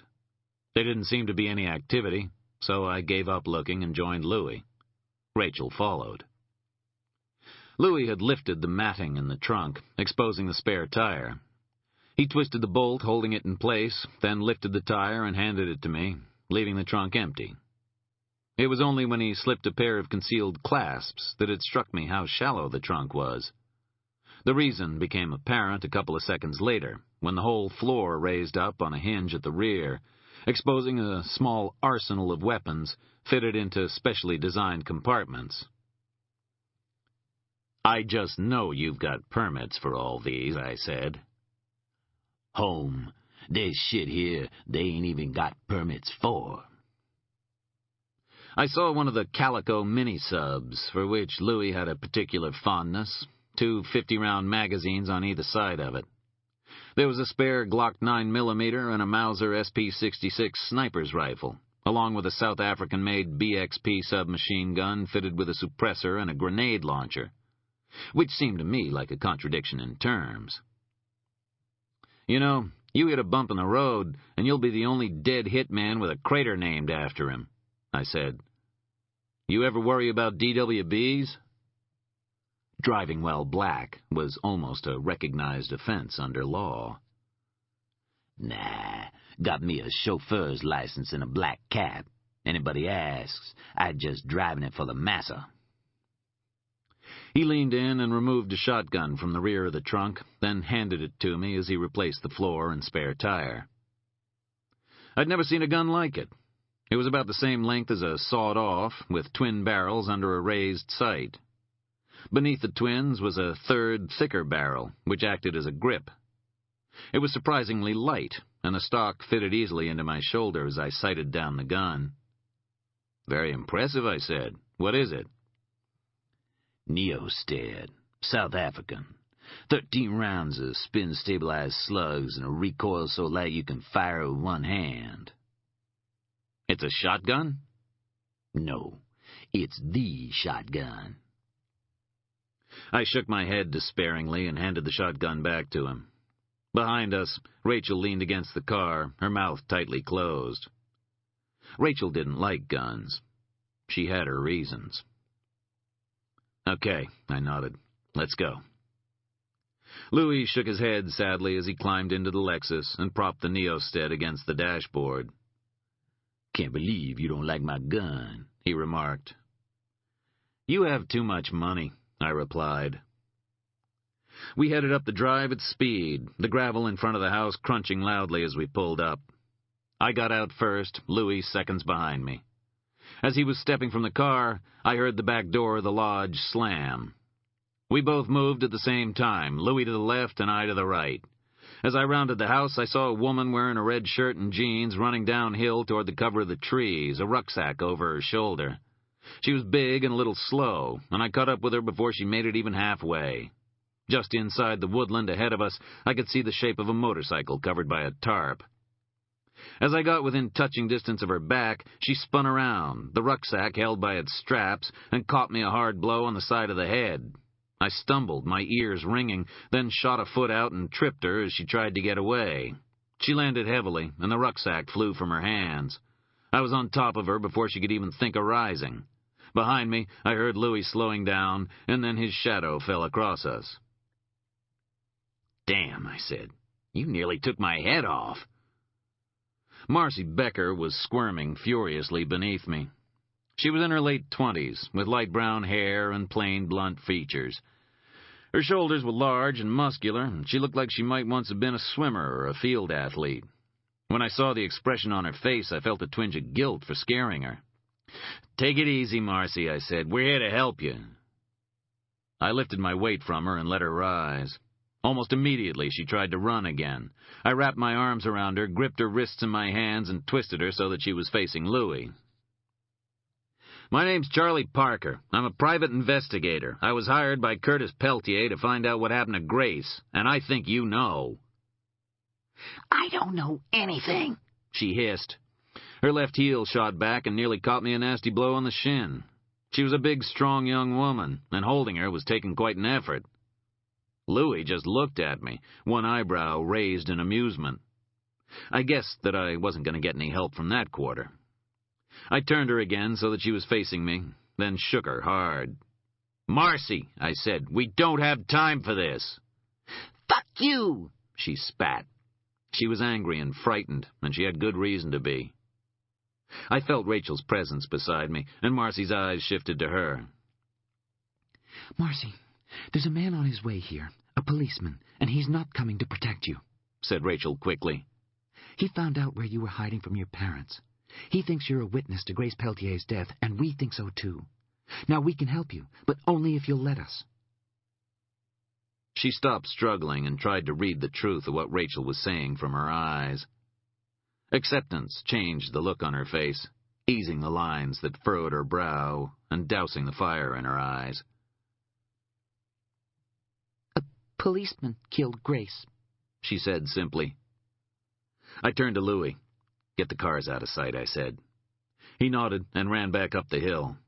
Seconds later, the Lexus pulled into the yard above us, hidden from the road by the house itself. The Mustang quickly joined it. "I think the man who killed Grace is called Lutz," I told Marcy. "He's the one who's coming. Are you going to let us help you?" She nodded mutely. I picked up her bag and handed it to her. As she reached for it, I pulled it out of her grasp. "No hitting, okay?" She gave a little frightened smile and said in agreement, "No hitting." We started up the hill to the house. "It's not just me he wants," she said quietly. "What else does he want, Marcy?" I asked. She swallowed, and that scared look darted into her eyes again. She raised the rucksack. "He wants the book," she answered. As Marcy Becker packed the last of her things, the clothes and cosmetics she had abandoned as she fled from us, she told us about Grace Peltier's last hours. She wouldn't let us look in the rucksack, though. I wasn't sure that she completely trusted us yet. "She came out of the meeting with the Paragon guy in a real hurry," she told us. "She ran straight up to the car, jumped in, and started to drive. She was really angry as I've ever seen her. She just kept swearing all the time, calling him a liar. That night, she left me at the motel in Waterville and didn't come back until 2 or 3 in the morning. She wouldn't tell me where she'd been, but early the next morning we drove north. She abandoned me, again, in Machias and told me to knock myself out. I didn't see her for 2 days. I sat in my room most of the time, drank some beers, watched some TV. At about 2 a.m. on the second night, I heard this hammering on the door, and Grace was there. Her hair was all damp and matted, and her clothes were wet. She was really, really pale, like she'd seen something that frightened the hell out of her. She told me we had to leave, quickly. I put on my clothes, grabbed my rucksack, and we got in the car and started driving. There was a package in the back seat, wrapped in a plastic bag. It looked like a block of dark wood. "What's that?" I asked her. "You don't want to know," was all she told me. "Okay, so where are we going?" "To see my father." Marcy stopped talking and looked at Louis and me. Louis stood by the window, looking down on the road below. "We better get going soon," he warned. I knew Lutz was on his way, but now that I had got Marcy Becker talking, I wanted her to finish. "Did she say anything else, Marcy?" "She was kind of hysterical. She said, 'He's alive,' and something about them taking him into town because he'd gotten sick. She'd seen him collapse on a road. That's all she'd say. She told me that for the moment it was better if I didn't know anything else. We'd been driving for maybe an hour. I was dozing on the back seat when Grace shook me awake. As soon as I woke up, I knew we were in trouble. She kept looking in the rear view. There was a cop following us, with lights flashing. Grace just stepped on the gas and tore away until he was out of view, then pulled off the road and told me to get out. I tried to get her to tell me why, but she wouldn't. She just threw me my bag and then handed me the package and all of her study notes and told me to look after him until she contacted me. Then the cop appeared, and I opened the door and headed into the bushes to hide. I guess something about the way Grace was acting transferred itself onto me, because now I was scared, and I had no reason to be. I mean, what had we done? What had she done? And after all, this guy was a cop, right? Even if she'd stolen something, she was maybe going to get in some trouble, but nothing worse. Anyway, I could see her trying to start the car, but the cop walked up to her door and told her to kill the engine. He was your size, smoking a cigarette. He kept his gloves on, even while he smoked. I could hear him talking to her, asking her what she was doing, where she'd been. He wouldn't let her get out of the car, just kept leaning over her. I could hear him ask her, "Where is it?" again and again, and Grace tell him that she didn't know what he was talking about. He took her car keys, then made a call on his cell phone. I think it must have been 15 to 20 minutes before the other guy arrived. He was a big man with a mustache. Marcy began to cry. I should have tried to help her, because I knew what was going to happen even before he took out the gun. I just knew. I felt him thinking about it. I saw him climb in, and I was going to cry out. I thought he was trying to rape her, but I couldn't do anything. I was so scared. I could hear Grace crying, and he hit her on the head to shut her up. After that, he searched her trunk and the rest of the car, and then started checking along the road. I moved back, and once I thought he might have heard me, because he stopped and listened before he went back to what he was doing. When he didn't find what he was looking for, he slapped the hood of Grace's car, and I heard him swear. She paused. Then he stepped over to the driver's side with the gun in his hand. He shouted at Grace again, pushing her head with the gun. She reached up to stop him. There was a struggle. The gun went off and the windows turned red. The other policemen started screaming at the big guy, asking him what he thought he was doing and what they were going to do now, but he just told them to be quiet. After that, he leaned in, did something to the back of Grace's head. When I saw him again, he had a piece of her hair in his hands, and he was looking out at the trees, as if he guessed that I was out there somewhere. I crawled away on my belly. I could see Grace through the windshield, Mr. Parker. Her head was hanging on one side, and there was blood all over the inside of the car. She was my friend, and I let her die. There was nothing you could have done, she said softly, and in her voice I heard echoes of my own from the night before. Nothing. This man Lutz would have killed you both, and then nobody would have known what happened. But you didn't tell anyone what you saw? She shook her head. I was going to, until I saw the book. Then I was too scared. I figured the best thing to do was lie low and stay out of the way of the cops. If they found me, if the man who killed Grace knew what I had seen, then I was afraid that he'd do the same thing to me. I rang my mom and told her that something bad had happened to Grace, and that I had to stay out of everyone's way until I figured out what to do. I told her not to tell anyone where I was, not even the police. I took the first bus from Ellsworth the next morning, and I've been here ever since, apart from 1 or 2 trips to the store. I rented the scooter in case I needed to get away quickly. Were you going to stay here forever, Marcy? I asked. She let out a long, deep breath. I had nowhere else to go, she said. Did she tell you where she'd been? No. She mentioned a lighthouse, that's all. But she was completely wired.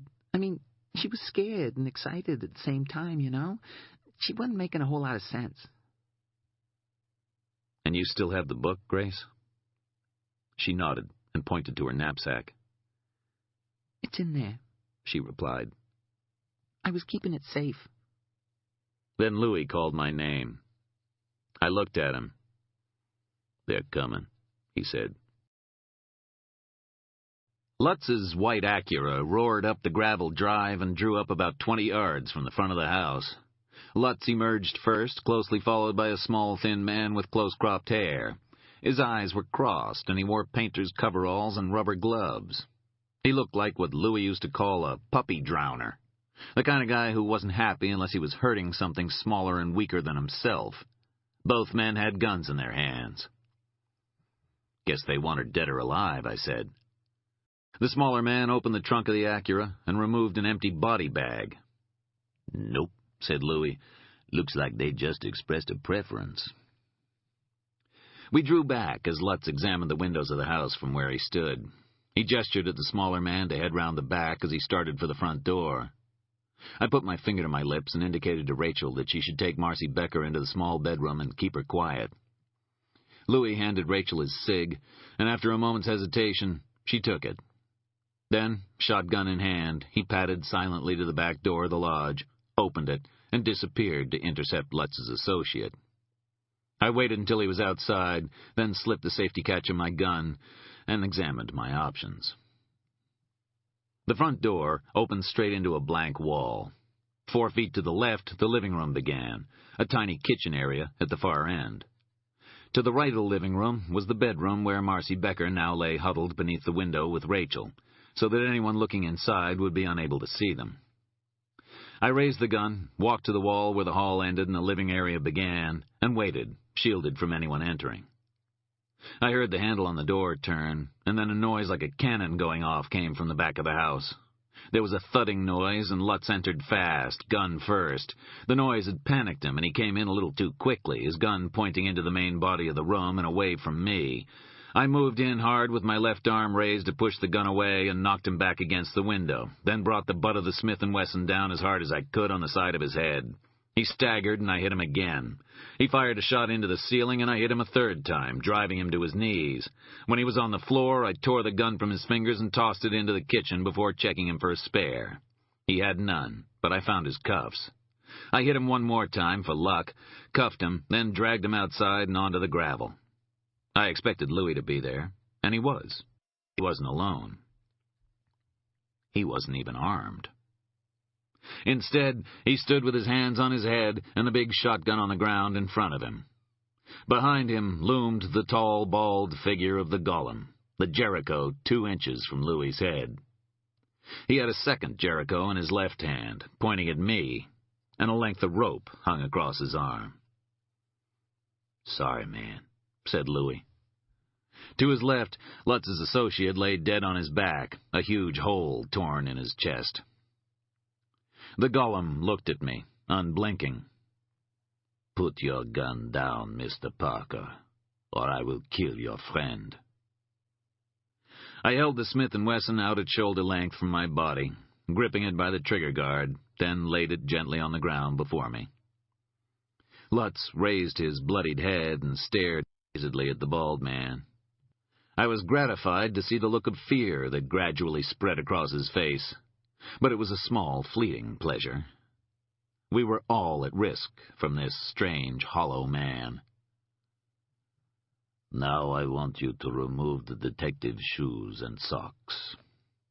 I did as I was told, kneeling on Lutz's legs to keep him still. With a flick of his wrist, the Golem tossed me the rope. "Tie his legs together." Again I knelt and tied him. All the while, Lutz was whispering to me, "Don't let him take me, Packer. I'll tell you what you want to know. Just don't let him take me." The Golem heard him. "Be quiet, detective. Mr. Parker and I have reached an accommodation." I saw Rachel moving behind the window and shook my head slightly to indicate that she shouldn't get involved. "Have we?" I asked. "I will let you and your friend live. Your girlfriend, too. And you can take the young woman." I should have known that nothing would get past this man. "I take Detective Lutz." "No!" shouted Lutz. "No way, man! He's gonna kill me!" I looked at the Golem, although I hardly needed confirmation that Lutz's fears were justified. "Detective Lutz is correct," he said. "But first he will tell me where to find his associates. Put him in the body bag, Mr. Parker. Then you and your friend will carry the bag to my car." I didn't move. I wasn't prepared to give up Lutz without first learning what he knew. "We both want the same thing," I said. "We both want to find the people responsible for these deaths." The Jerichos remained steady in his hands. There was to be no discussion. After a struggle, we put Lutz in the body bag, stuck his socks in his mouth to silence him, and carried him down the road to where the Golem's Lincoln Continental stood. We opened the Continental's trunk and put Lutz inside before slamming the door closed on him, with the hollow finality of a coffin lid being sealed. I could hear his muffled howls through the metal, and the sound of his feet kicking against the sides of the trunk. "Now, start walking back to the house, please," said the Golem.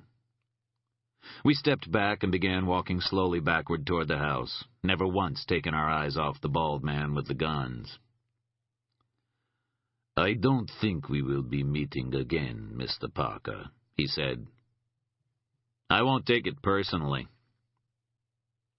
He waited until we were 50 yards from the car, then walked quickly to the driver's door, got in, and drove away. Beside me, Louis released a long breath. "That went well," I said, "although your professional reputation took something of a beating." Louis scowled. "You know, used to take me months to set up a hit. You give me 5 damn minutes. I ain't no James Bond." "Don't sweat it. He doesn't seem like the kind of guy who's going to tell." "Guess not." We walked quickly back to the house. Rachel came out onto the porch to meet us. The blood had drained from her face, and I thought she was going to faint. "Rachel?" I said, my hands gripping her shoulders. "What is it?" She looked up at me. "See for yourself," she whispered. I found Marcy Becker sitting in one of the big armchairs, her legs curled into her body. She was looking at the wall, tearing at one of her fingernails with her teeth. She glanced at me, then her eyes flicked to what lay on the floor before she returned her gaze quickly to the blank wall. We stayed in those positions for what seemed like a long, long time, until I felt Louis behind me and heard him swear softly as he saw what lay before us. It was a book. A book of bones. Part 4. A great book is like great evil. Callimachus, circa 305 to circa 240 B.C. Chapter 25. The book was about 14 inches long and 7 inches wide. 6 small bones curled horizontally across its spine in 3 equidistant sets of 2. They were slightly yellow and coated with some form of preservative that made them gleam in the sunlight. I wasn't certain, but I thought they might once have been the ends of ribs. They felt slick to the touch compared to the texture of the material upon which they lay. The cover of the book had been dyed a deep red, through which lines and wrinkles showed. Close to the top left-hand corner, a raised mole stood. It was human skin. It had been dried, then sewn together in patches, using what appeared to be tendon and gut for stitching.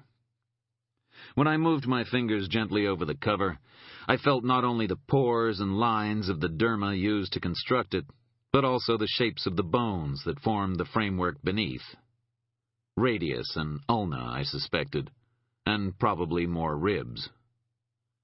It was as if the book itself had once been a living thing, skin over bone, lacking only flesh and blood to make it whole again. There was no writing on either the cover or the spine, no indication of what the book might contain.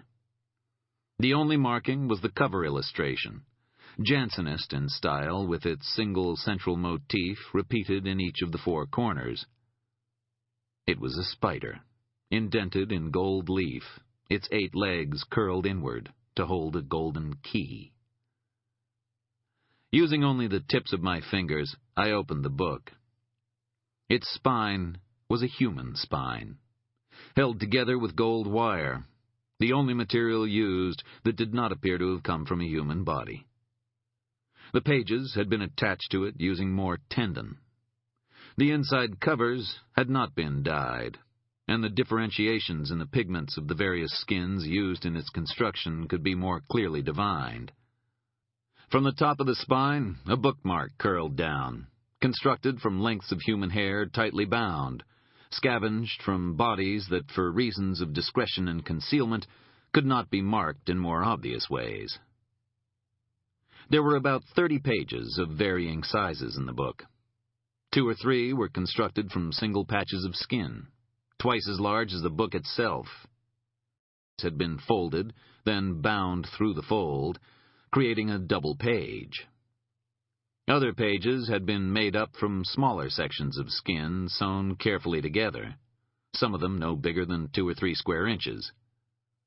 The pages varied in thickness. One was so thin that the color of my hand showed through beneath, but others were more thickly layered. Most appeared to be sections taken from the lower back or shoulders, although one page showed the strange sunken hole of a human navel, and another bore, close to its center, a shrunken nipple. Like the bifolia of old, the parchments made from goatskin and calfskin used by medieval scribes, one side of the page was smooth where any remaining body hair had been rubbed off, while the other was rough.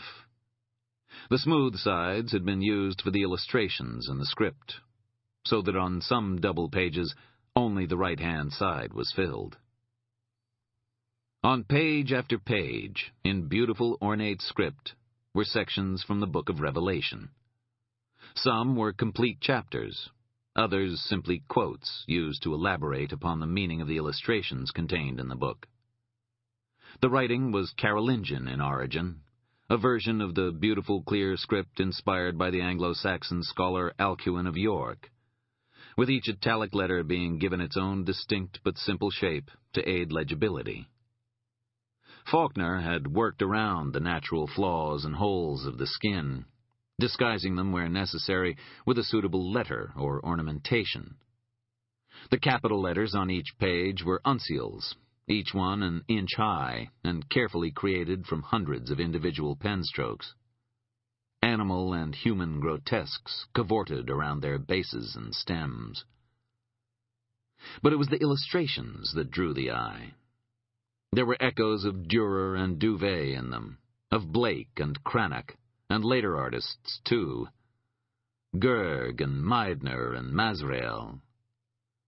They were not copies of the original illustrations, but variations on a theme. Some were painted in ornate colors, while others used only carbon black mixed with iron gall to create a dense ink that stood out from the page. A version of Hell Mouth drawn from the Winchester Psalter marked the first page, hundreds of tiny bodies twisting in what looked like the jaws of a creature half man, half fish. A greenish tint had been added to the human figures so that they stood out from the skin on which they had been inscribed, and the scales of the fish were marked individually in shades of blue and red.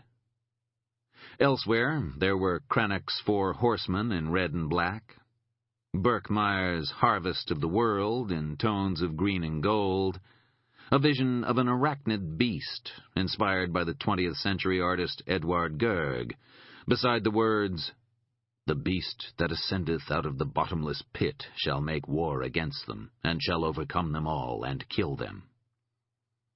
And a richly detailed variation on Duvet's frontispiece for his 1555 Apocalypse, depicting St. John against a backdrop of a great city, surrounded by emblems of death, including a swan with an arrow in its mouth. I flicked forward to the last completed illustration, which accompanied a quotation from Revelation 10:10. "And I took the little book out of the angel's hand, and ate it up, and it was in my mouth sweet as honey. And as soon as I had eaten it, my belly was bitter." Inspired by Dürer, the illustration depicted once again St. John, a sword in one hand. He consumed a representation of the very book I now held in my hand, the human spine and the spider with the key clearly visible as he fed it to himself. An angel watched him, its feet pillars of fire, its head like the sun. St. John had been drawn in black ink, and enormous effort had been expended in detailing the expression on his face. It was a representation of Faulkner, as he was in his younger days, and in the picture I had seen in the newspaper following the discovery of the bodies to the north. I could see the same high brow, the same sunken cheeks and almost feminine mouth, the same straight dark brows. He was swathed in a long white cloak, his left hand raising the sword toward the sky above. Faulkner was in every illustration. He was one of the 4 horsemen. He was the jaws of hell. He was St. John. He was the beast. Faulkner, judging, tormenting, consuming, killing, creating a book that was both a record of punishment and a punishment in itself, an unveiling and a concealing of the truth, a vanity and a mockery of vanities, a work of art and an act of cannibalism. This was his life's work, begun when the human weaknesses of his followers displayed themselves, and he turned against them, destroying them all with the aid of his brood. The men first, then the women, and finally the children. As he had begun, so he had continued, and the fallen had become part of his great book. In the bottom right-hand corner of each page, like marginalia, were written names. The pages, constructed of a single sheet of skin, bore only one name, while those made up of a number of sections contained 2, 3, or sometimes 4 names. James Jessop's name was on the 3rd fragment of skin, his mother's on the 4th, and his father's on the 5th. The rest of the Aroostook Baptists took up the majority of the book's entries, but there were other names, too, names that I did not recognize, some of them comparatively recent, judging by the color of the ink on the skin. Alison Beck's name was not among them. Neither was Al Z's, or Epstein's, or Mickey Shine's. They would all have been added later, once the book had been retrieved, just as Grace Peltier's name would also have been written. And perhaps my own as well. I thought back to Jack Mercier and the book I'd been shown in his study, the 3 double spine markings now transformed from gold to bone. A craftsman like Faulkner would not simply have ceased to make the books he loved so much. The copy presented to Carter Paragon was proof of that. Now it was clear that Faulkner had a wider vision, the creation of a text whose form perfectly mirrored its subject, a book about damnation made up of the bodies of the damned, a record of judgment composed of the remains of those who had been judged. And Grace had found him. Deborah Mercier, jealous of her husband's first daughter, had told her of the existence of the new apocalypse and its source. By then, Jack Mercier had already commenced his moves against the Fellowship, recruiting Ober, Beck, and Epstein to his cause. But Grace couldn't have known that, because it was more than Deborah Mercier would have been willing to tell her. She would put Grace at risk, but not her husband. Grace had confronted Paragon with her knowledge of the sale of the Apocalypse, but Paragon was simply a dupe, and Grace, clever woman, must have guessed it. He would have been afraid to tell Pudd and Faulkner that he had sold the book, but he would also have been too afraid to tell them nothing of Grace's visit. And so Grace had watched him and waited for him to panic. Did she follow him north, or wait for them to come to him? I suspected the latter, if Paragon had died because he could not tell the golem of their hiding place. Whatever had occurred, Grace had somehow found her way to the very gates of Faulkner's own private hell. And then, when the opportunity arose, she made her way in and managed to escape with the book, a book that contained the truth about the fate of the Aroostook Baptists, and in particular, Elizabeth Jessop. Its theft had forced the Fellowship to respond quickly. While Pudd and the others searched for it, they set about eliminating all those who were moving against them, and for whom the work stolen by Grace Peltier would have been a powerful weapon, a task that assumed a new urgency with the discovery of the bodies at St. Fouad Lake.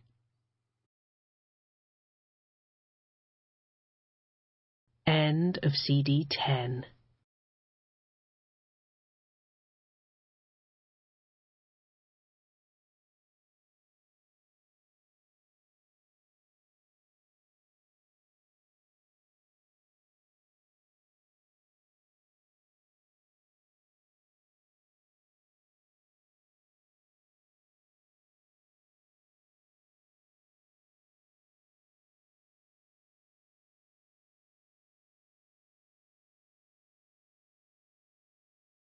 CD 11.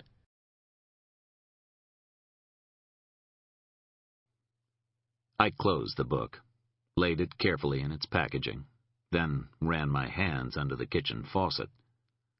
When I had cleaned them thoroughly, I picked up a towel and turned to face Rachel and Louie. "Looks like we got a whole new definition of the word crazy," muttered Louie. "You know what that thing's supposed to be?" "It's a record," I replied. "A journal of deaths, and maybe more than that. It's an account of the damned, the opposite of the Book of Life. The Aroostook Baptists are in there, and at least a dozen other names, male and female, all used to create a new apocalypse. And Faulkner made it. His remains weren't among those found at the grave site. Neither were his sons or those of his daughter. They killed those people, all of them, then used parts of them to create his book. I think the other names are those of people who've had the misfortune to cross the fellowship at some time, or who posed a threat. Eventually, parts of Grace and Curtis Peltier, Yossi Epstein, and maybe a piece of Jack Mercier and the others on the boat would have been added, once the book had been retrieved. It would have to be as complete a record as possible, otherwise it would have no meaning." "I take it you're using meaning in the loosest possible sense," said Rachel. Her disgust was obvious. I was rubbing my hands red on the towel, yet still feeling the taint of the book upon me. "Its meaning doesn't matter," I said. "This thing is a confession to murder, and it can be traced back to Faulkner." "If we can find him," added Louie. "What's going to happen when Lutz don't report back?" "Then he'll send someone else, probably Pud, to find out what happened. He can't let this book remain out in the world. That's assuming that our friend with the bald head doesn't get to him first." I thought of what I knew, or suspected, of Faulkner's hiding place. I knew now that it was to the north, beyond Bangor, close to the coast, and near a lighthouse. There were maybe 60 lighthouses on the Maine coast, most of them automated or unmanned, with a couple given over to civilian use. Of those, probably only a handful were north of Machias. I knelt down and took the wrapped book in my hands. "What are you going to do with it?" asked Rachel. "Nothing," I replied. "Not yet." She moved closer to me and held my gaze. "You want to find him, don't you? You're not prepared to let the police do it." "He had Lutz and Voisin working for him," I explained, "and Voisin is still out there somewhere. There could be others as well. If we hand this over to the police, and even one of them shares Lutz's loyalties, then Faulkner will be alerted and he'll be gone forever. My guess is that he's already preparing to disappear. He's probably been planning it ever since the moment the book was lost, and certainly since the discovery of the bodies at St. Fouad. For that reason, and for Marcy's safety, we're going to keep this thing to ourselves for the present. Marcy?" She picked up her bag and stood expectantly. "We're going to put you somewhere safe. You can call your parents and let them know you're okay first." She nodded. I went outside and called the colony on the cell phone. Amy answered. "It's Charlie Parker," I said.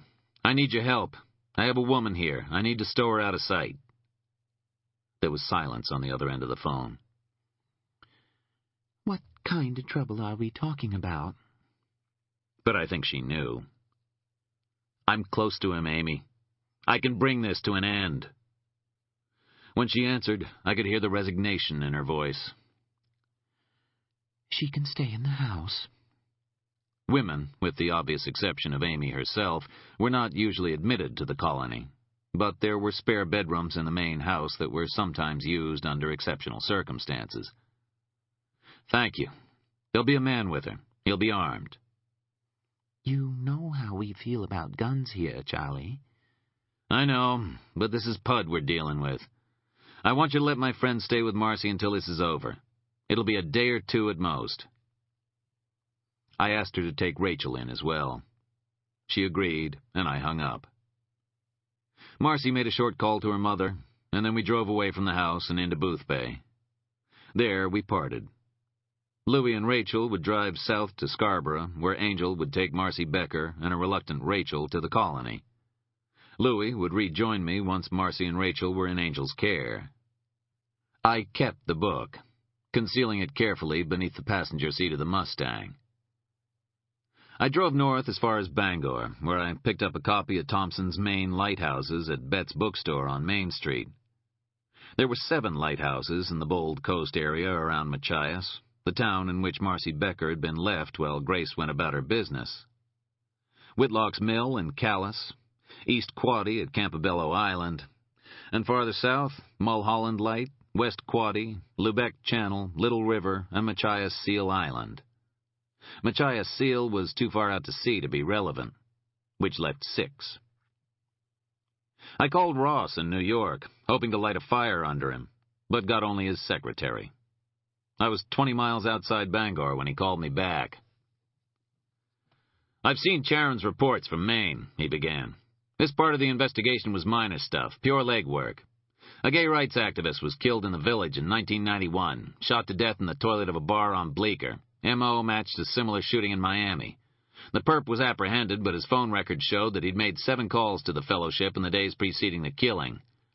A woman named Torrance told Charon that the guy was a freak, and she reported the calls to the local police. A detective named Lutz confirmed that." So, if the killer had been working for the fellowship, they had a cover story. They had reported him to the police before the murder, and Lutz, already their pet policeman, had confirmed it. "What happened to the killer?" "His name was Lusky, Barrett Lusky. He made bail and was found dead 2 days later in a dumpster in Queens, gunshot wound to the head. Now, according to Charon's report, he went no farther north than Waterville during his inquiries. But there's an anomaly. His expenses show a claim for gas purchased in a place called Lubeck, about 150 miles farther north of Waterville. It's on the coast." "Lubeck," I echoed. It made sense. "What's in Lubeck?" asked Ross. "Lighthouses," I answered, "and a bridge." Lubeck had 3 lighthouses. It was also the easternmost town in the United States. From there, the FDR Memorial Bridge stretched across the water to Canada. Lubeck was a good choice of location if you needed an escape route left permanently open, because there was a whole new country only minutes away by car or boat. They were in Lubeck. I was certain of it, and the traveling man had found them there. The gas receipt was careless, but only in the context of what came later, and the murders he himself committed, using a strange justification based on human frailty and inconsequence that mirrored some of Faulkner's own beliefs. But I had underestimated Faulkner, and I had underestimated Pud. While I closed in on them, they had already taken the most vulnerable one among us, the only one left alone. They took Angel.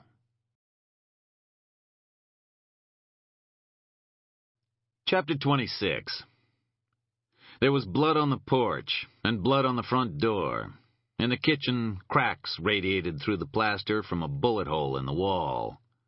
There was more blood in the hallway, a curving snake trail like the pattern of a sidewinder.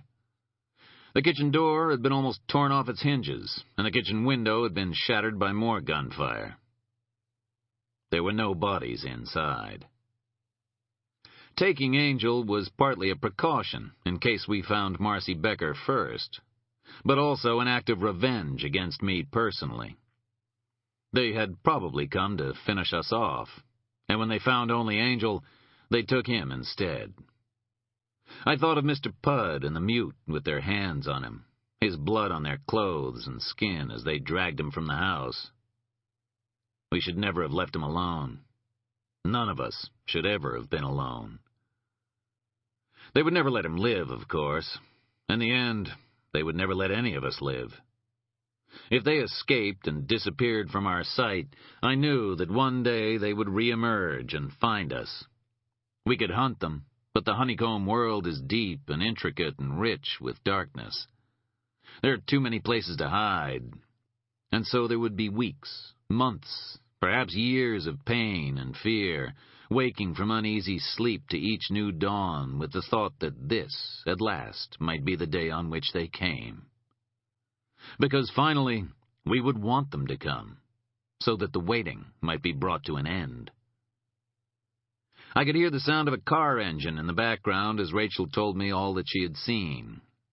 She was driving Marcy Becker to the colony in her own car. Now that they had Angel, she was safe for a time. Louis was on his way north and would call me within minutes. "He's not dead," said Rachel evenly. "I know," I replied. "If he was dead, they'd have left him for us to find." I wondered how quickly Lutz had talked, and if the Golem had reached them yet. If he had, all of this might be immaterial. "Is Marcy okay?" I asked. "She's asleep on the seat beside me. I don't think she's slept much since Grace died. She wanted to know why you were willing to risk your life for this.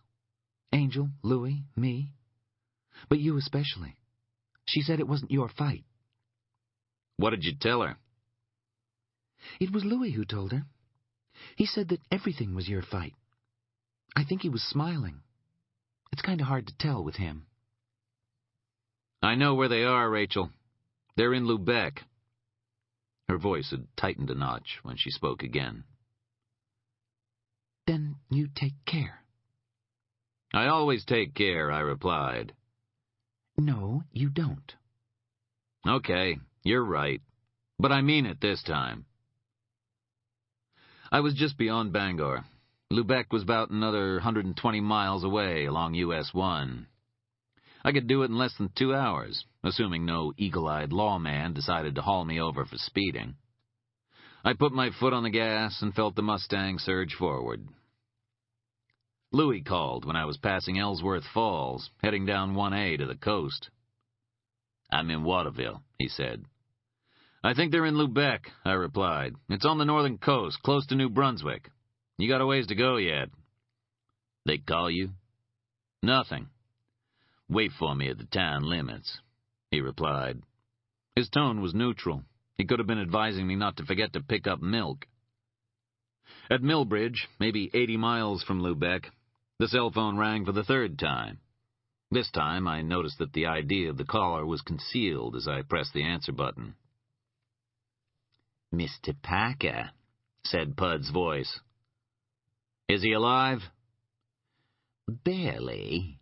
I'd say hopes for his recovery are fading fast. He seriously injured my associate." "Good for him, Leonard." "I couldn't let it go unpunished. He bled quite a lot. In fact, he's still bleeding quite a lot." He snickered unpleasantly.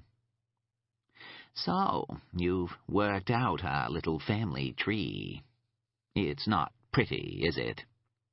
"Not particularly." "You have the book?" He knew that Lutz had failed. I wondered if he knew why, and if the shadow of the Golem was already almost upon him. "Yes." "Where are you?" "Augusta," I said. I could have cried with relief when he seemed to believe me.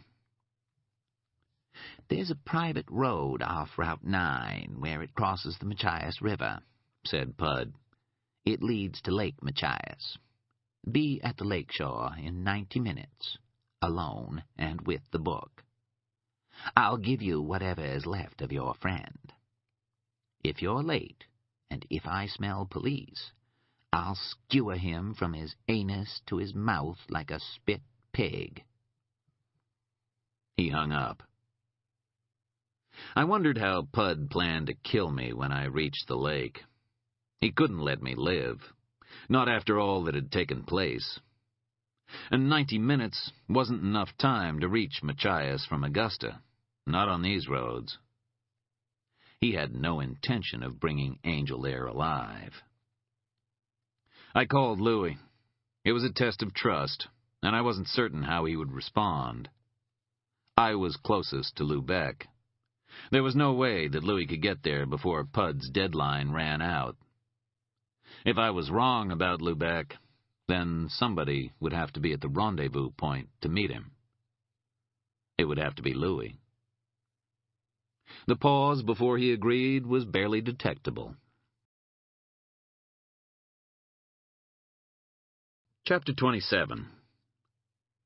3 wooden lighthouses decorated the sign at the outskirts of the town of Lubec. The white and red Mulholland Light across the Lubec Channel in New Brunswick, the white Lubec Channel Light, a spark plug-style cast-iron structure out on the Lubec Channel, and the red and white striped West Quoddy Light at Quoddy Head State Park. They were symbols of stability and certainty, a promise of safety and salvation, now potentially corrupted by the stain of the Faulkners' presence. After a brief stop at the edge of the town, I drove on, past the boarded-up frame of the old hillside restaurant and the White American Legion building, until I came to Lubec itself. It was a town filled with churches.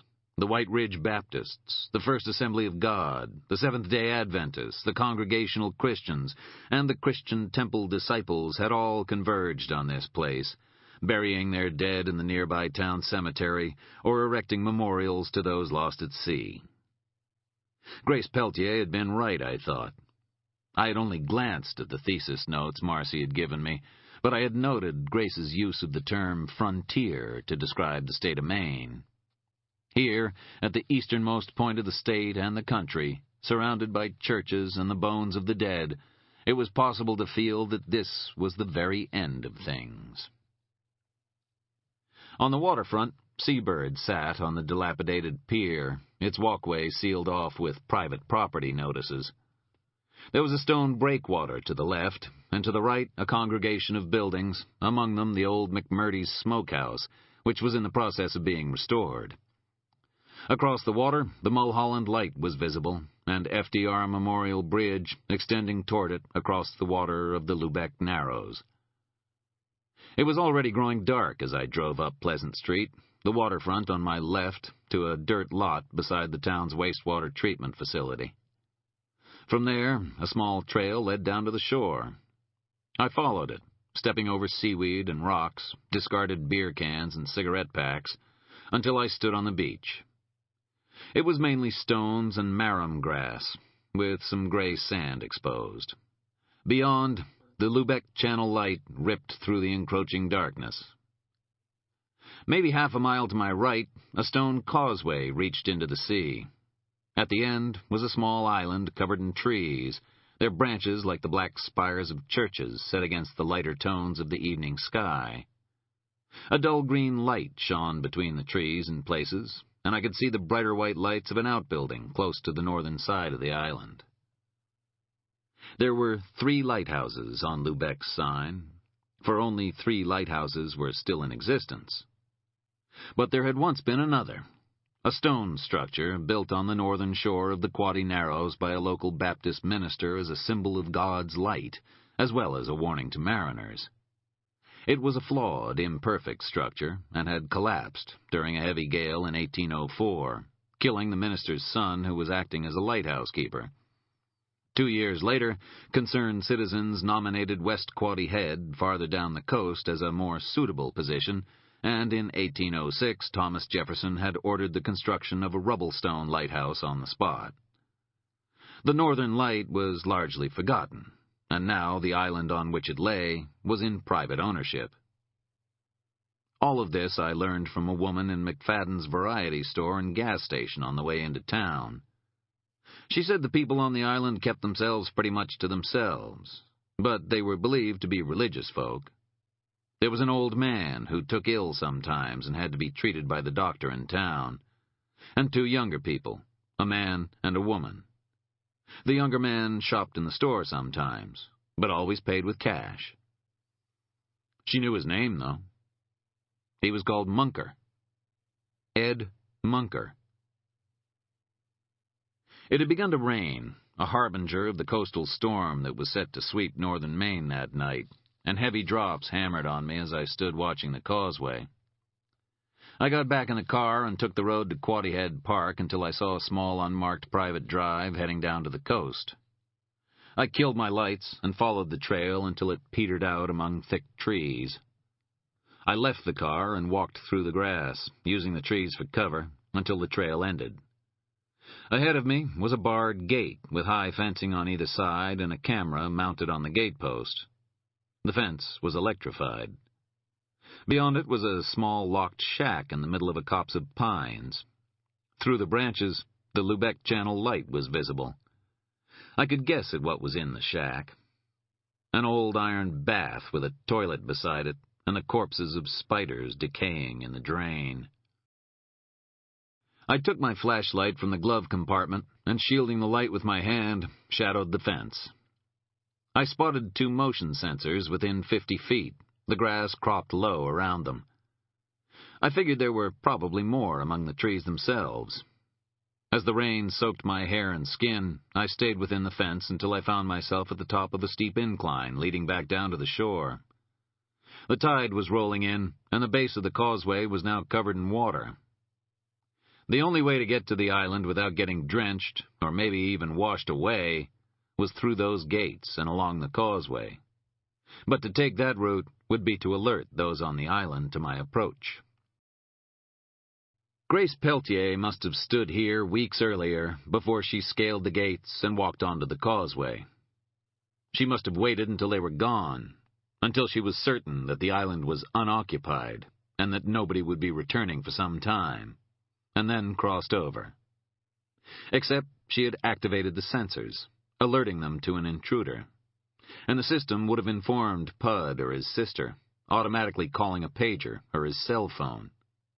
When they returned, closing off the causeway, Grace had taken to the sea. That was why her clothes had been soaked with seawater. She was a strong swimmer. She knew she could make it. But they had seen her face on the camera's tapes, maybe even spotted her car. Lutz and Voisine had been alerted, and the trap was closed on Grace. I looked out on the dark waves, glowing whitely as they broke, and decided to take my chances with the sea. I unloaded the spare .38 at my ankle, zip-locked the bullets, then checked the safety on the Smith & Wesson beneath my arm. Something tightened in my belly, and the old feeling came over me again. The sea before me was a dark pool, the hidden place on which I had drawn time and time before, and I was about to plunge into it once more. I waded through the water, teeth chattering as I approached the causeway. Waves rocked me, and once or twice I was almost pushed back to the shore by their force. The stones and rocks that made up the causeway were slick and spotted with green algae, and the tide was already splashing almost to the level of my waist. I tried to wedge my boots into the cracks and hollows, but the rocks had been bound with cement, and after only 2 awkward sideways movements, my feet slid from under me, and I lost my grip. I slid quickly back into the sea, the water drenching me to my chin. As I recovered from the shock, a line of white emerged to my left, and I barely had time to take a breath before a huge wave lifted me off my feet and pushed me back at least 5 yards, salt water filling my mouth as the rain fell and seaweed twisted around me. When the wave had passed, I began to wade again along the edge of the rocks, trying to find a point at which I could pull myself back onto the road. It took me about 10 minutes and 2 more dousings to find a hollow where one of the stones had fallen from the concrete. Awkwardly, I placed a wet boot into the alcove, then barked my knee painfully as it slipped out. Digging my fingers around one of the highest stones, I tried again and managed to haul myself onto the road. I lay there for a moment, catching my breath and shivering. My cell phone, I discovered, was now at the bottom of the sea. I stood, let the water run out of the barrel of the Smith & Wesson, reloaded the .38, and continued on down the causeway at a crouch until I reached the island. Thick green firs grew on either side of the road as it made its way to the remains of the lighthouse, where the road became part of a gravel courtyard that touched on the entrance to each of the island's structures. There should have been nothing more than a pile of old stones where the original lighthouse had once stood, but instead I found an edifice about 30 feet high, with an open gallery at the top surrounded by a chain-link fence, offering a clear view of the causeway and the coast itself. It was a lighthouse without a light, except for a faint illumination in one of the windows at the highest enclosed level. To the right of the new lighthouse stood a long wooden single-story building with 4 square windows covered with wire frame, 2 on either side of the heavy door. A greenish glow emanated from it, as if the light inside was struggling to penetrate water or the leaves of plants. In front of the lighthouse, blocking my view of its entrance, was what I took to be a garage.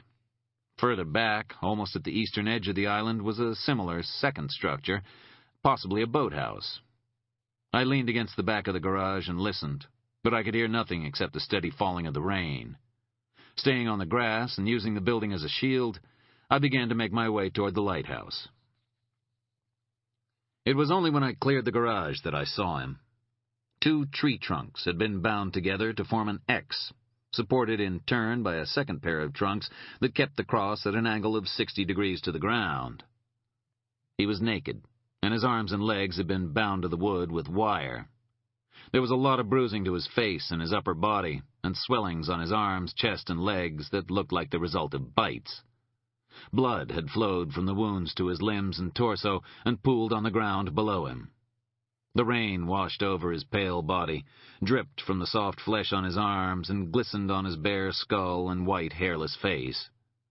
A patch of skin was missing from his stomach. I moved closer to him and checked his pulse. His skin still warm to the touch. The golem was dead. I was about to leave him when gravel crunched to my right, and the mute appeared. There was mud on her boots and her loose denim jeans, and she wore a yellow windbreaker which hung open over a dark sweater. She held a gun in her right hand, pointing to the ground.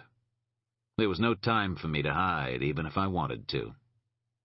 She stopped short when she saw me. Her mouth opened soundlessly, and she raised her arm and fired. I dived left. Beside me, the golem's body shuddered slightly as the bullet struck his shoulder, close to where my head had been.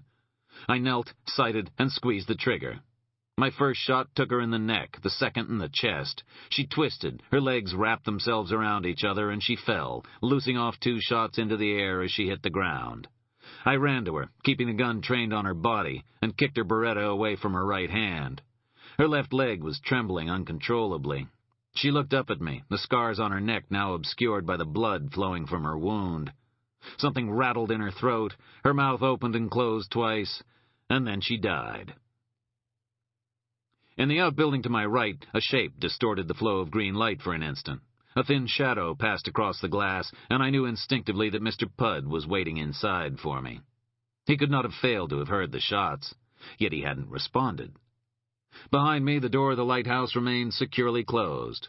But when I looked to the top of the building, the light that had been burning was now burning no longer. In the darkness, it seemed to me that something was watching me closely. Pudd would have to be dealt with first, I thought. I did not want him at my back. Quickly, my hands brushing the wet grass, I ran to the door of the outbuilding. There was a small glass panel at about face level, crisscrossed with wire, and I stayed low as I passed beneath it. A bolt had been pulled across midway down the door, and a lock hung open beneath it. Stepping to one side, I eased my foot against the crack and pushed the door open. 3 shots sounded, and the door frame exploded in showers of splinters and flaking paint. I jammed my gun into the gap and fired 5 times in an arcing pattern, then threw myself into the room. I could still hear glass falling as I sprinted to the far left wall, but no more shots came. Working quickly, I ejected the magazine from the Smith & Wesson and replaced it with a full clip, scanning the room while my hands worked at the gun. The stench was incredible. A powerful smell of decay and defecation. There were no lights on the ceiling or on the walls, and the single skylight had been draped with folds of thick cotton to prevent direct sunlight from falling on the room. Instead, the only illumination came from small shielded bulbs set below the metal shelves that ran in 5 rows across the width of the room. The shelves had 4 levels, and the green tint to the light came from plants that grew in pots alongside the glass cases that rested on each shelf. Every case or cage on the shelves had a thermometer and a humidity gauge, and dimmer switches had been placed in series with the light bulbs to reduce the intensity of their radiant heat. Aluminum foil had been used to partially shield the bulbs, protecting the spiders and insects in the terrariums from direct light. while the use of foliage further softened the glare. The bulbs were not powerful enough to penetrate to the farthest corners of the room, where thick pools of darkness lay. Somewhere among them, Pud waited, his form hidden by the shadows and the greenery. A sound came from close to where my hand rested on the ground, a soft tapping on the stone floor. I looked to my left and saw, resting in a small arc of green light, a dark semicircular shape, its body perhaps an inch and a half long, and its spiny legs, it seemed, at least as long again. Instinctively, I yanked my hand away. The spider tensed, then raised its first pair of legs and exposed a set of reddish jaws. Suddenly, and with surprising speed, it moved toward me, its legs almost a blur and the rhythm of the tapping increasing. I backed away, but it kept coming as I lashed out with my foot and felt it connect with something soft. I kicked again with the toe of my boot, and the spider tumbled away into the far recesses of the room, where some empty glass cases lay piled untidily upon one another. In my panic, I had moved almost to the aisle between the first and second lines of shelves. To my right, shards of glass caught the light, and the remains of a case shattered by my 10mm bullets lay in pieces on the second level. A square of card, heat-sealed in plastic, was among the glass fragments on the floor. In ornate black script were written the words, Phonutria nigriventer, and then in English below, Brazilian wandering spider. I glanced back toward the shadows into which the aggressive brown spider had bounced, and shuddered. From far to my right came the sound of something brushing against the leaves of a plant, and the shadows on the ceiling rearranged themselves briefly. Pud now knew where I was. The sounds of my frantic kicks at the spider had alerted him. I found that my left hand was trembling, so I used it to double-grip my gun. If I couldn't see it shaking, then I could convince myself that I wasn't afraid. Slowly, I moved to the second row of shelves, took a deep breath, and glanced into the aisle. It was empty. Beside my left eye, a shape shifted in a case. It was small, maybe just over an inch in total, with a broad red stripe running along its abdomen. White spherical egg sacs, almost as big as the spider herself, hung suspended in the web that surrounded her. Latrodectus hasselti, read the card. Redback spider. Starting a family, too, I thought. How sweet. Shame Pop probably wouldn't be alive to see the birth. 2 more cases lay shattered beside each other in the third row. Amid the sharp edges, a long green shape stood motionless. The mantid's huge eyes seemed to stare right at me as its jaws worked busily on the remains of the occupant of the adjoining case. Small brown legs moved weakly as the huge insect chomped away. I didn't feel sorry for whatever the mantid was consuming. As far as I was concerned, the sooner it finished its appetizer and got busy with some of the main courses wandering the floor, the better. My skin was crawling, and I had to fight the urge to brush at my hair and neck. So I was partly distracted as I stepped into the next aisle. I looked to my left and saw Mr. Pud standing at the far end, his gun raised. I threw myself forward, and the bullet hit the fuse box beside the door. Sparks flew, and the lights died as I rolled on the floor and came to rest against the far wall, the gun raised before me, my left hand now supporting myself on the ground for only as long as it took me to realize that something soft was crawling across it. I lifted it quickly and shook it, but not before I felt a sharp bite, like twin needles being inserted beneath the skin. I rose quickly, my lips drawn back from my teeth in disgust, and examined my hand in the dim light that filtered through the windows. Just below the nickel of my middle finger, a small red lump was already beginning to form. In a pair of large plastic aquariums to my right, thousands of small bodies moved. From the first aquarium came the chirping of crickets. The second contained oatmeal and bran flakes, across which tiny mealworms crawled, speckled with some small black beetles that had already grown to their mature stage. To my left, arrayed along the wall in a long multi-layered display cabinet, were what looked like row upon row of plastic cups. I leaned down and made out a small black and red shape at the base of each cup, the remains of crickets and fruit flies lying in the ugly web beside the spider. The smell was particularly strong here. So strong that I started to gag. This was Mr. Pud's Black Widow farm. My ears rang from the sound of the shots, and there were spots before my eyes from the muzzle flare as I returned my attention to the room itself. A long shadow trailed along the ceiling, heading away from me. Through the leaves, I caught a glimpse of what might have been Pud's tan shirt, and I fired. There was a grunt of pain and the sound of glass breaking as the empty cases in that corner tumbled to the ground. I heard the glass grinding beneath his feet as he stepped over them. He was now at the far wall, close to where I had started, and I knew then what I had to do. The shelves were not bolted to the cement floor. Instead, they rested on tripod legs, the weight of the frame and the cases it supported insurance enough against any casual impact. Ignoring the spreading pain in my hand and the possibility that the spider responsible might still be close by, I lowered myself to the ground, braced my back against the wall beside the racks of widows, and pushed at the shelf with the soles of my feet.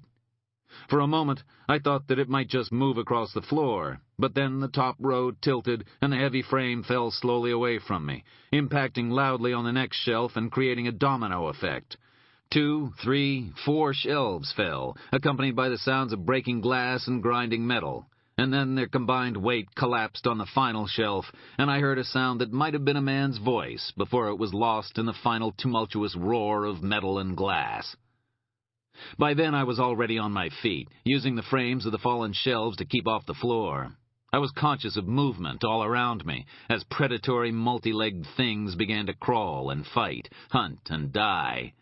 I reached the door and pushed it open, the feel of the sea breeze and the cold rain beautiful after the stale, rotten smell of the insects and spiders. The door slammed behind me, and I jammed the bolt home, then stepped back. My hand was throbbing now, and the swelling had increased in size, but it didn't feel too bad. Still, it would need a shot, and the sooner the better. From inside the bug house, I heard sounds of movement. I raised my gun and aimed. A face appeared at the glass screen, and the door shook as Mr. Pud hurled his body against it. His eyes were huge, one of them already filling with blood, and a muscle in his cheek was spasming. Tiny brown spiders, each only a fraction of an inch in length, crawled across his face and lost themselves in his hair as a large black spider with thin skeletal legs pursued them relentlessly. Then Pud's mouth opened, and 2 legs appeared at each corner, pushing his lips apart, and I glimpsed palps moving inside, and a cluster of dark eyes as the spider emerged from his mouth. I turned away for an instant, and when I looked back, Pud was gone. A low thudding sound came from behind me, and the door to the lighthouse slammed softly against its frame. I was soaked through and starting to feel the cold desperately, but I wiped the rain from my eyes and made my way toward the lighthouse. The floor inside the door was flagged with stone, and an iron staircase wound up to the top of the structure. There were no levels between where I stood and the open platform at the top of the lighthouse, through which a small panel allowed access to the exposed gallery. At my feet, a trapdoor stood open. It was made of heavy oak bound with iron, and below it a flight of stone steps led into a patch of bright yellow light. I had found the entrance to the honeycomb world. I took each step slowly, my gun aimed below me. The final step led into a concrete bunker, furnished with armchairs and an old couch. A small dining table stood in the far corner, on a worn Persian rug. To my right was a narrow galley-style kitchen, separated from the main room by a pair of saloon doors. Wire-rimmed lights hung from the ceiling. A set of shelves in one corner lay empty, a box filled with books and newspapers on the floor beside it. There was a smell of wax polish in the air. The tabletop gleamed, as did the shelves and the breakfast counter. But it was the walls that drew the eye. Every available space, every inch from corner to corner, ceiling to floor, had been illustrated. There were cone-like impressions of death upon a dark horse, images of war victims inspired by Dix and Gerg, cities crumbling in a fury of reds and yellows, as in Meidner's apocalyptic landscapes.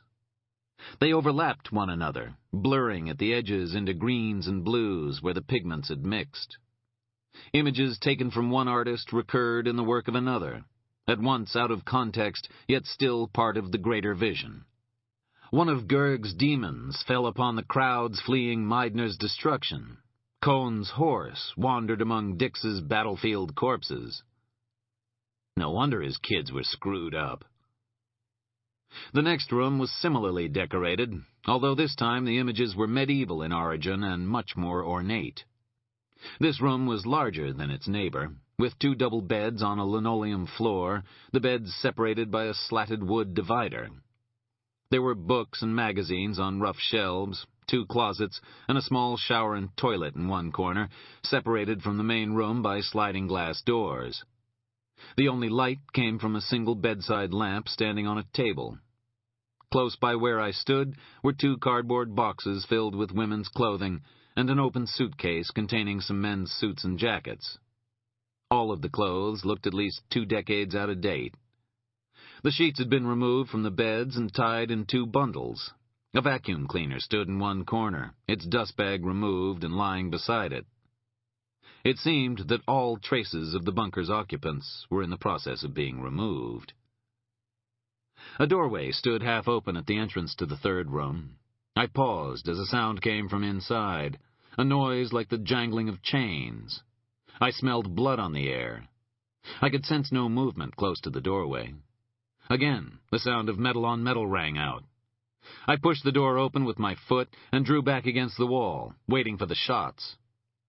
None came. I waited for a few seconds longer before glancing inside.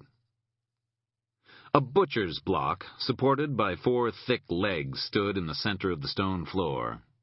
There was old, dried blood at its edges. Beyond it, against the far wall, was a stainless steel table with a sink attachment and a drainage pipe, leading from the drain to a sealed metal container below. There were surgical implements on the table, some recently used.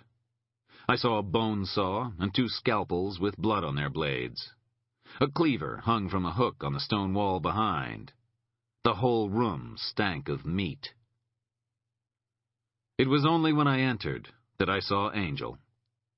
He was naked and attached to a metal rail above an iron tub, his arms held over the rail by a pair of handcuffs. He half stood, half knelt in the tub, its sides stained brown with old blood. His body was twisted toward me, and his mouth had been taped shut. His torso was streaked with blood and sweat, and his eyes were half open. They closed briefly as I moved to him, and he made a small sound from behind the tape.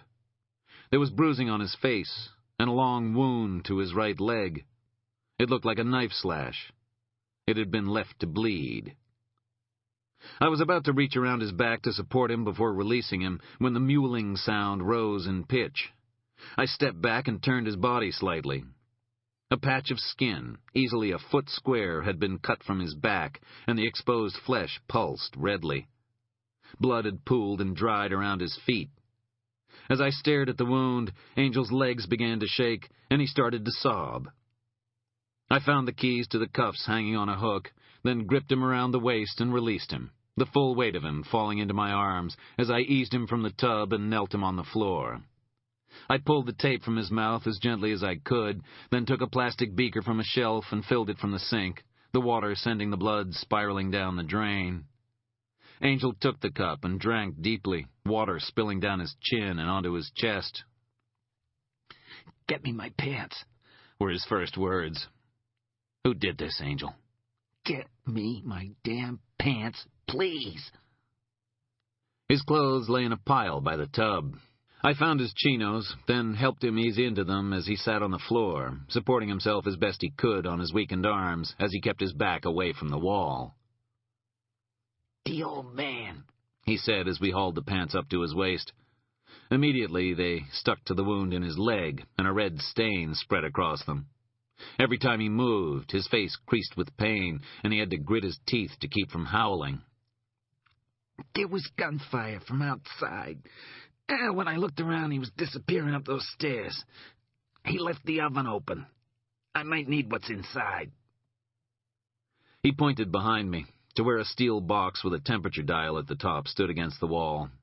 A thin sheet of what might have been paper hung within, assuming paper could bleed. I turned off the dryer, then flipped the door closed with my foot. "You meet the other 2? I nodded.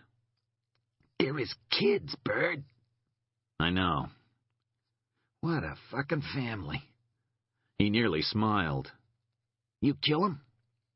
I think so. What does that mean? The woman's dead. I fed Mr. Pudd to his pets. I left Angel and walked over to where a staircase led up from a small doorway at the back of the room. To the left of the first step was a room with another bed and a crucifix hanging from the ceiling. The walls here were covered with shelving, the weight of their books causing them to sag. Some had already been removed in preparation for flight, but many still remained. The arrival of Angel must have caused Faulkner to rearrange his priorities. I doubted that he'd been allowed many live subjects on which to practice before. There was a workbench against one wall. Inks, pens, knives, and nibs arrayed carefully in a metal carrying case on top of it. In an alcove opposite the bedroom, a generator hummed. When I went back into Faulkner's preparation room, Angel had struggled to his feet and stood, slightly hunched over, at the wall, supporting himself with his hands, his injured leg raised slightly. His back had begun to bleed again. "You think you can make it up?" He nodded. I took his left arm, draped it around my shoulder, then held him carefully around the waist. Slowly, and with the agony etched clearly on his face, he made his way up the stone steps. He was almost at the top when his foot slipped and his back banged against the wall. It left a bright red streak as he lost consciousness, and I had to carry him the rest of the way. The stairs ended in a kind of alcove where a steel door stood open. A sheet of thick plastic lay beside it, slapping in the wind. Beside it, a shape lay rolled up in a second sheet, stained inside with blood. Part of Voisin's face was exposed. I recalled Pudd's anger at the wounds inflicted by Angel on his associate. It looked like Voisin had since died from them. Angel regained consciousness as I laid him face down on the floor. I removed the .38 from my holster and pressed it into his hand. "You killed Voisin." His eyes focused blearily on me. Good. Can I piss on his grave? "I'll make some calls, see what I can do." Where you going? "To find Faulkner." You find him. You tell him I said hi before you kill him. The rain fell relentlessly, and the ground had turned to mud as I stepped carefully onto the grass. Some 50 feet behind me, the woman still lay where she had fallen, and no sound came from inside Mr. Pudd's spider house. The lighthouse was at my back, and in front of me a grass verge sloped down to the boathouse. There, in a sheltered inlet, was a small floating jetty. The door to the boathouse stood open, and a boat bobbed at the end of the concrete ramp. It was a little Cape Craft runabout, with an Evinrude outboard. A figure stood on the deck, pouring diesel into the engine's fuel hatch. The rain fell on its bare skull, on the long white hair plastered to its face and shoulders, on its black coat and black leather shoes. It must have sensed me approaching, for it looked up, the diesel spilling over the deck as its concentration lapsed. And it smiled. "Hello, sinner," said the Reverend Faulkner. He went for the revolver tucked into his waistband, and I fired once, the can falling from his hands as he stumbled back, his shattered right arm now hanging loosely by his side. The gun dropped from his fingers to the deck of the boat, but the smile stayed where it was, trembling slightly with the pain of the wound. I fired twice more and holed the outboard. Diesel sprayed from the ruptured tank. He was, I guessed, about 6 feet tall, with long, white, tapering fingers and pale, elongated features. In the light from the cabin, his eyes were a deep, dark blue, verging on black. His nose was exceptionally long and thin, and his Cupid's bow was tiny, his almost lipless mouth seeming to begin just where his nostrils ended. His neck was scrawny and striated, and loose flesh hung in a wattle from beneath his chin. At my feet lay a suitcase and a battered waterproof emergency pack. I kicked at it once. "Going somewhere, Reverend?" I asked. He ignored the question. "How did you find us, sinner?" The traveling man led me here." The old man shook his head. "An interesting individual. I was sorry when you killed him." "You were the only one. Your daughter's gone, Reverend. Your son, too. It's over." The old man spat into the sea, and his eyes looked over my shoulder to where the woman lay dead in the rain. He betrayed no emotion. "Step off the boat. You're going to stand trial for the deaths of your flock, for the killing of Jack Mercier and his wife and friends, for the murders of Curtis and Grace Peltier. You're going to answer for them all." He shook his head. "I have nothing to answer for. The Lord did not send demons to kill the firstborn of Egypt, Mr. Parker. He sent angels. We were angels, engaged in the Lord's work, harvesting the sinners." "Killing women and children doesn't sound like God's work." Blood dripped from his fingers onto the timbers of the boat. Gently he raised his injured arm, seemingly oblivious to the pain, and showed me the blood on his hand. "But the Lord kills women and children every day," he said. "He took your wife and child. If he believed that they were worthy of salvation, then they'd still be alive." My hand tightened on the gun, and I felt the trigger shift slightly. "God didn't kill my wife and child. A man tore them apart. A sick, violent man, encouraged by you." "Oh, he didn't need encouragement in his work. He merely required a framework for his ideals, an added dimension." He didn't say anything more for some time. Instead, he seemed to examine me, his head to one side. "You see them, don't you?"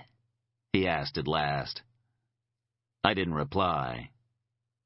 "You think you're the only one?" That smile came again. "I see them too. They talk to me. They tell me things. They're waiting for you, sinner. All of them. You think it ended with their deaths? Oh, no, it did not. They are all waiting for you." He leaned forward conspiratorially. "And they fuck your whore while they wait," he hissed. "They fuck both your whores." I was only a finger's pressure away from killing him. When I breathed out and felt the trigger move forward, he seemed almost disappointed. "You're a liar, Faulkner," I said. "Wherever my wife and child are, they're safe from you and all your kind. Now for the last time, step off the boat." He still made no move. "No earthly court will judge me, sinner. God will be my judge." "Eventually," I replied. "Goodbye, sinner," said the Reverend Faulkner, and something struck me hard in the back, forcing me to my knees. A brown shoe stamped down hard on my fingers, and the gun went off, sending a bullet into the jetty before it was kicked away from me and into the sea. Then a huge weight seemed to fall upon me, and my face was pressed hard into the mud. There were knees on my upper back, forcing the air from my lungs as my mouth and nostrils filled with dirt. I dug my toes into the soft earth, pressed my left arm against the ground, and pushed upward as hard as I could, striking back with my right hand. I felt the blow connect, and the weight on my back eased slightly. I tried to throw it off completely as I turned, but hands closed on my neck, and a knee struck me hard in the groin. I was forced flat on my back, and found myself looking into the face of hell. Mr. Pudd's features had swollen from the spider bites. His lips were huge and purple, as if they'd been packed with collagen. The swelling had almost closed his nostrils, so he was forced to breathe heavily through his mouth, his distended tongue hanging over his teeth. One eye was almost closed, while the other had grown to twice its original size, so that it seemed about to burst. It was gray-white and partially filled with blood where the capillaries had ruptured. There were strands of silvery cobweb in his hair, and a black spider had become trapped between his shirt collar and his tumid neck, its legs flailing helplessly as it bit at him. I struck at his arms, but he maintained his grip. Blood and saliva oozed from his mouth and dripped onto his chin as I reached up and dug the fingers of my right hand into his face, trying to strike at his injured eye. From behind me, I heard the sound of the boat's engine starting, and Pud's grip shifted as his thumbs tried to crush my Adam's apple. I was tearing at his hands with my fingers, the pressure in my head increasing as my windpipe was slowly constricted. The outboard made a spluttering sound as it pulled away from the jetty, but I didn't care. My ears were filled with the roaring in my head and the labored, spit-flecked breaths of the man who was killing me. I felt a burning pain behind my eyes, a numbness spreading from my fingers. Desperately, I raked at his face, but I was losing the feeling in my hands and my vision was blurring. Then, the top of Mr. Pud's head exploded, showering me with blood and gray matter. He stayed upright for a moment, his jaw slackening and his ears and nose bleeding, then tumbled sideways into the mud. The pressure eased on my throat, and I drew in long, painful, rattling breaths as I kicked Pud's body away from me. I got to my knees and spat dirt onto the ground. At the top of the grass verge, Angel lay on his stomach, the .38 outstretched before him in his right hand, while the left used the plastic sheet to shield his injured back. I looked to the sea as the sound came to me of the runabout moving away on the dark, choppy waters. It was only 30 or 40 feet from the shore, the white froth churning at the bow as Faulkner stood at the wheel, his white face contorted with rage and grief. The engine coughed, then died. We stood facing each other across the waves, the rain falling on our heads, on the bodies behind me, on the dark waters of the bay. "I'll see you, damned sinner!" He raised the gun with his left hand and fired. The first shot was wild, impacting with a whine on the rocks behind me. He swayed slightly with the movement of the boat beneath him, aimed, and fired again. This time the bullet tugged at the sleeve of my coat, but there was no impact. It passed straight through the wool, leaving only a faint smell of burning in its wake. The next two shots hissed through the damp air close to my head as I knelt down and flipped open the emergency pack. The flare was a Helly Hansen, and it felt good in my hand. I thought of Grace and Curtis, and the patch of black tape covering James Jessup's ruined eye. I thought of Susan, the beauty of her on the first day we met, the smell of cans on her breath. I thought of Jennifer, the feel of her blonde hair against mine, the sound of her breathing as she slept. Another shot came, this time missing by a good 3 feet. I pointed at the waves and imagined the incandescent glow spreading across the water as the flare shot along the surface, the flash of pink and blue flame as the diesel fuel ignited, bursting from the waves and moving toward the man with the gun, the explosion of the outboard, and then the flames scouring the deck, engulfing the figure in their midst. The heat would sear my face, and the sea would be lit with red and gold, and the old man would travel, wreathed in fire, from this world to the next. I tightened my finger on the trigger. Click. Out upon the waves, Faulkner rocked slightly as the hammer fell upon the empty chamber of his revolver. He tried to fire again. Click. I walked to the edge of the water and raised the flare gun. Once more the hollow sound came, yet the old man seemed neither to notice nor to care. The barrel of the gun followed me as I moved, as if with each pull of the trigger the empty weapon launched a fresh volley of lead that tore through my body and brought me inch by inch closer to death. Click. For an instant, the flare was level with him, its thick muzzle centered on his body, and I saw the satisfaction on his face. He would die, but I would damn myself in his destruction, and I would become like him. Click. Then the muzzle rose until the gun was above my head, pointing at the heavens. "No!" cried Faulkner. "No!"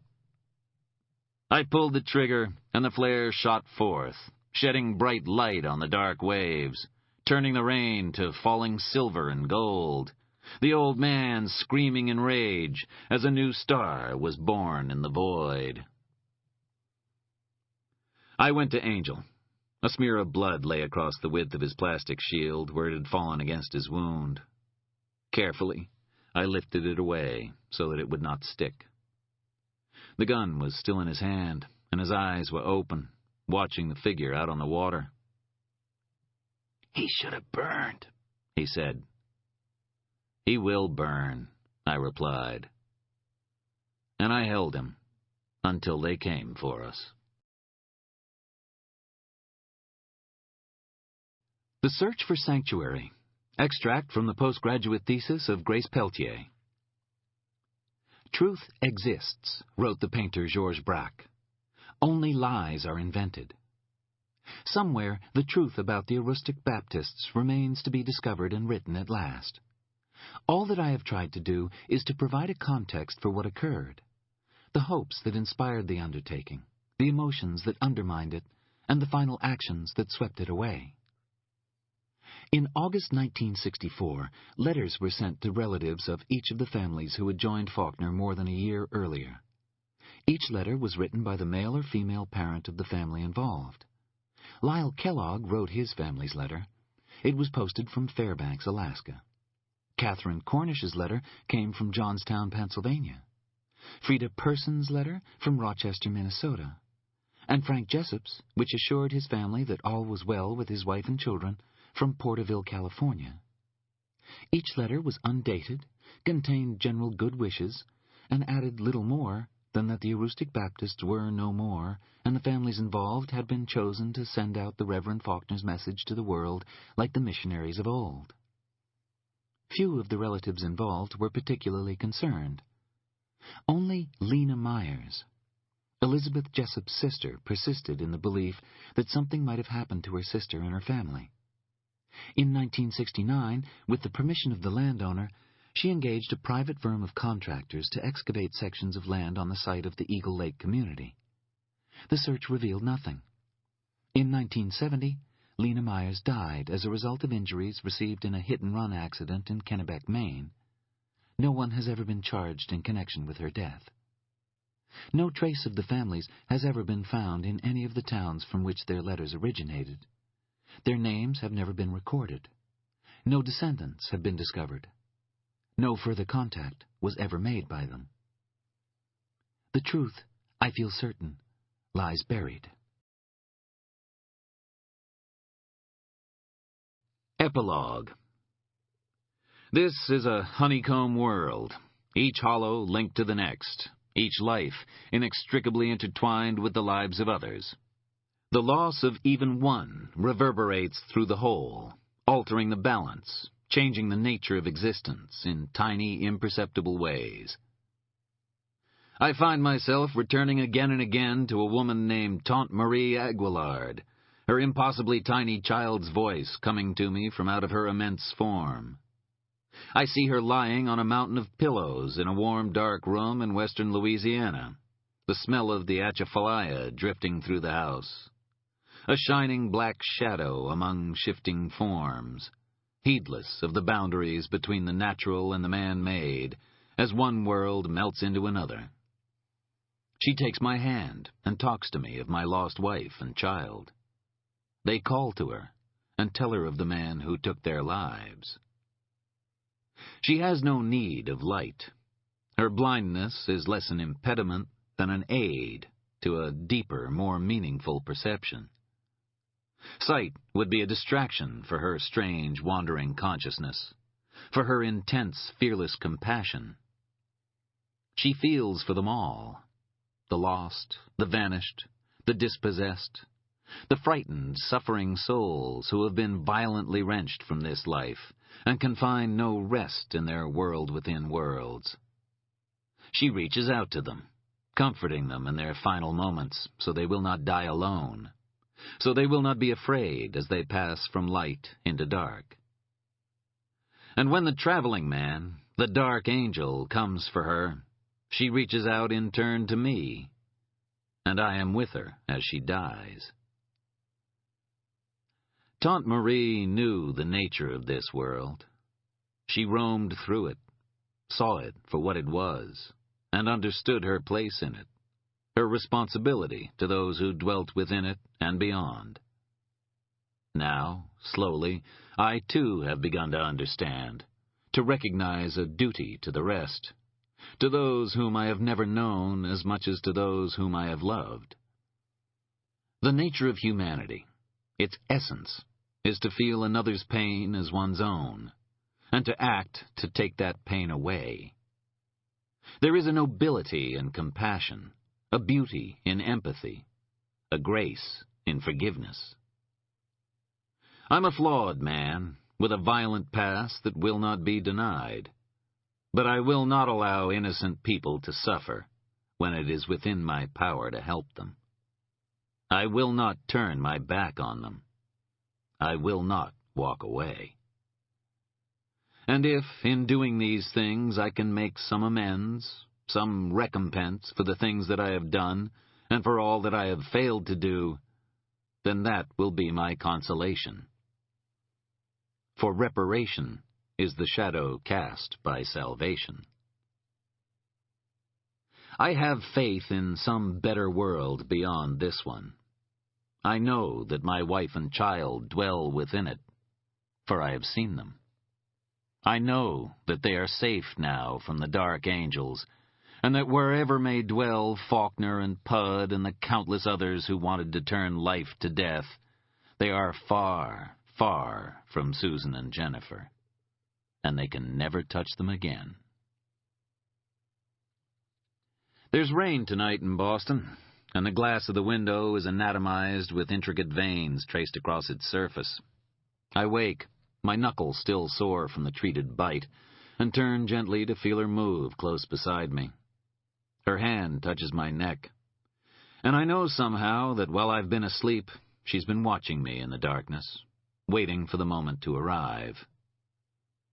But I'm tired, and as my eyes close again, I'm standing at the edge of the forest, and the air is filled with the howling of the hybrids.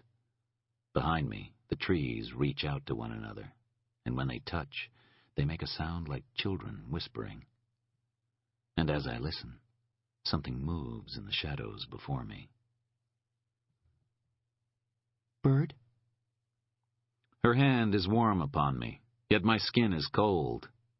I want to stay with her, but I'm drawn away again, for the darkness is calling me, and the shape still moves through the trees. Slowly, the boy emerges, the black tape masking the lens of his glasses, his skin pale white. I try to walk to him, but I cannot raise my feet. Behind him, other figures shift, but they're walking away from us, disappearing into the forest, and soon he will join them. The wooden board has been discarded, but the burn marks from the rope remain visible at the sides of his neck. He says nothing, but stands watching me for a long, long time, one hand gripping the bark of the yellow birch beside him, until, at last, he too begins to recede. Bird? She whispers. Fading away, moving deeper and deeper. I'm pregnant. Down, down into the depths of this honeycomb world. That is the end of The Killing Kind. It was written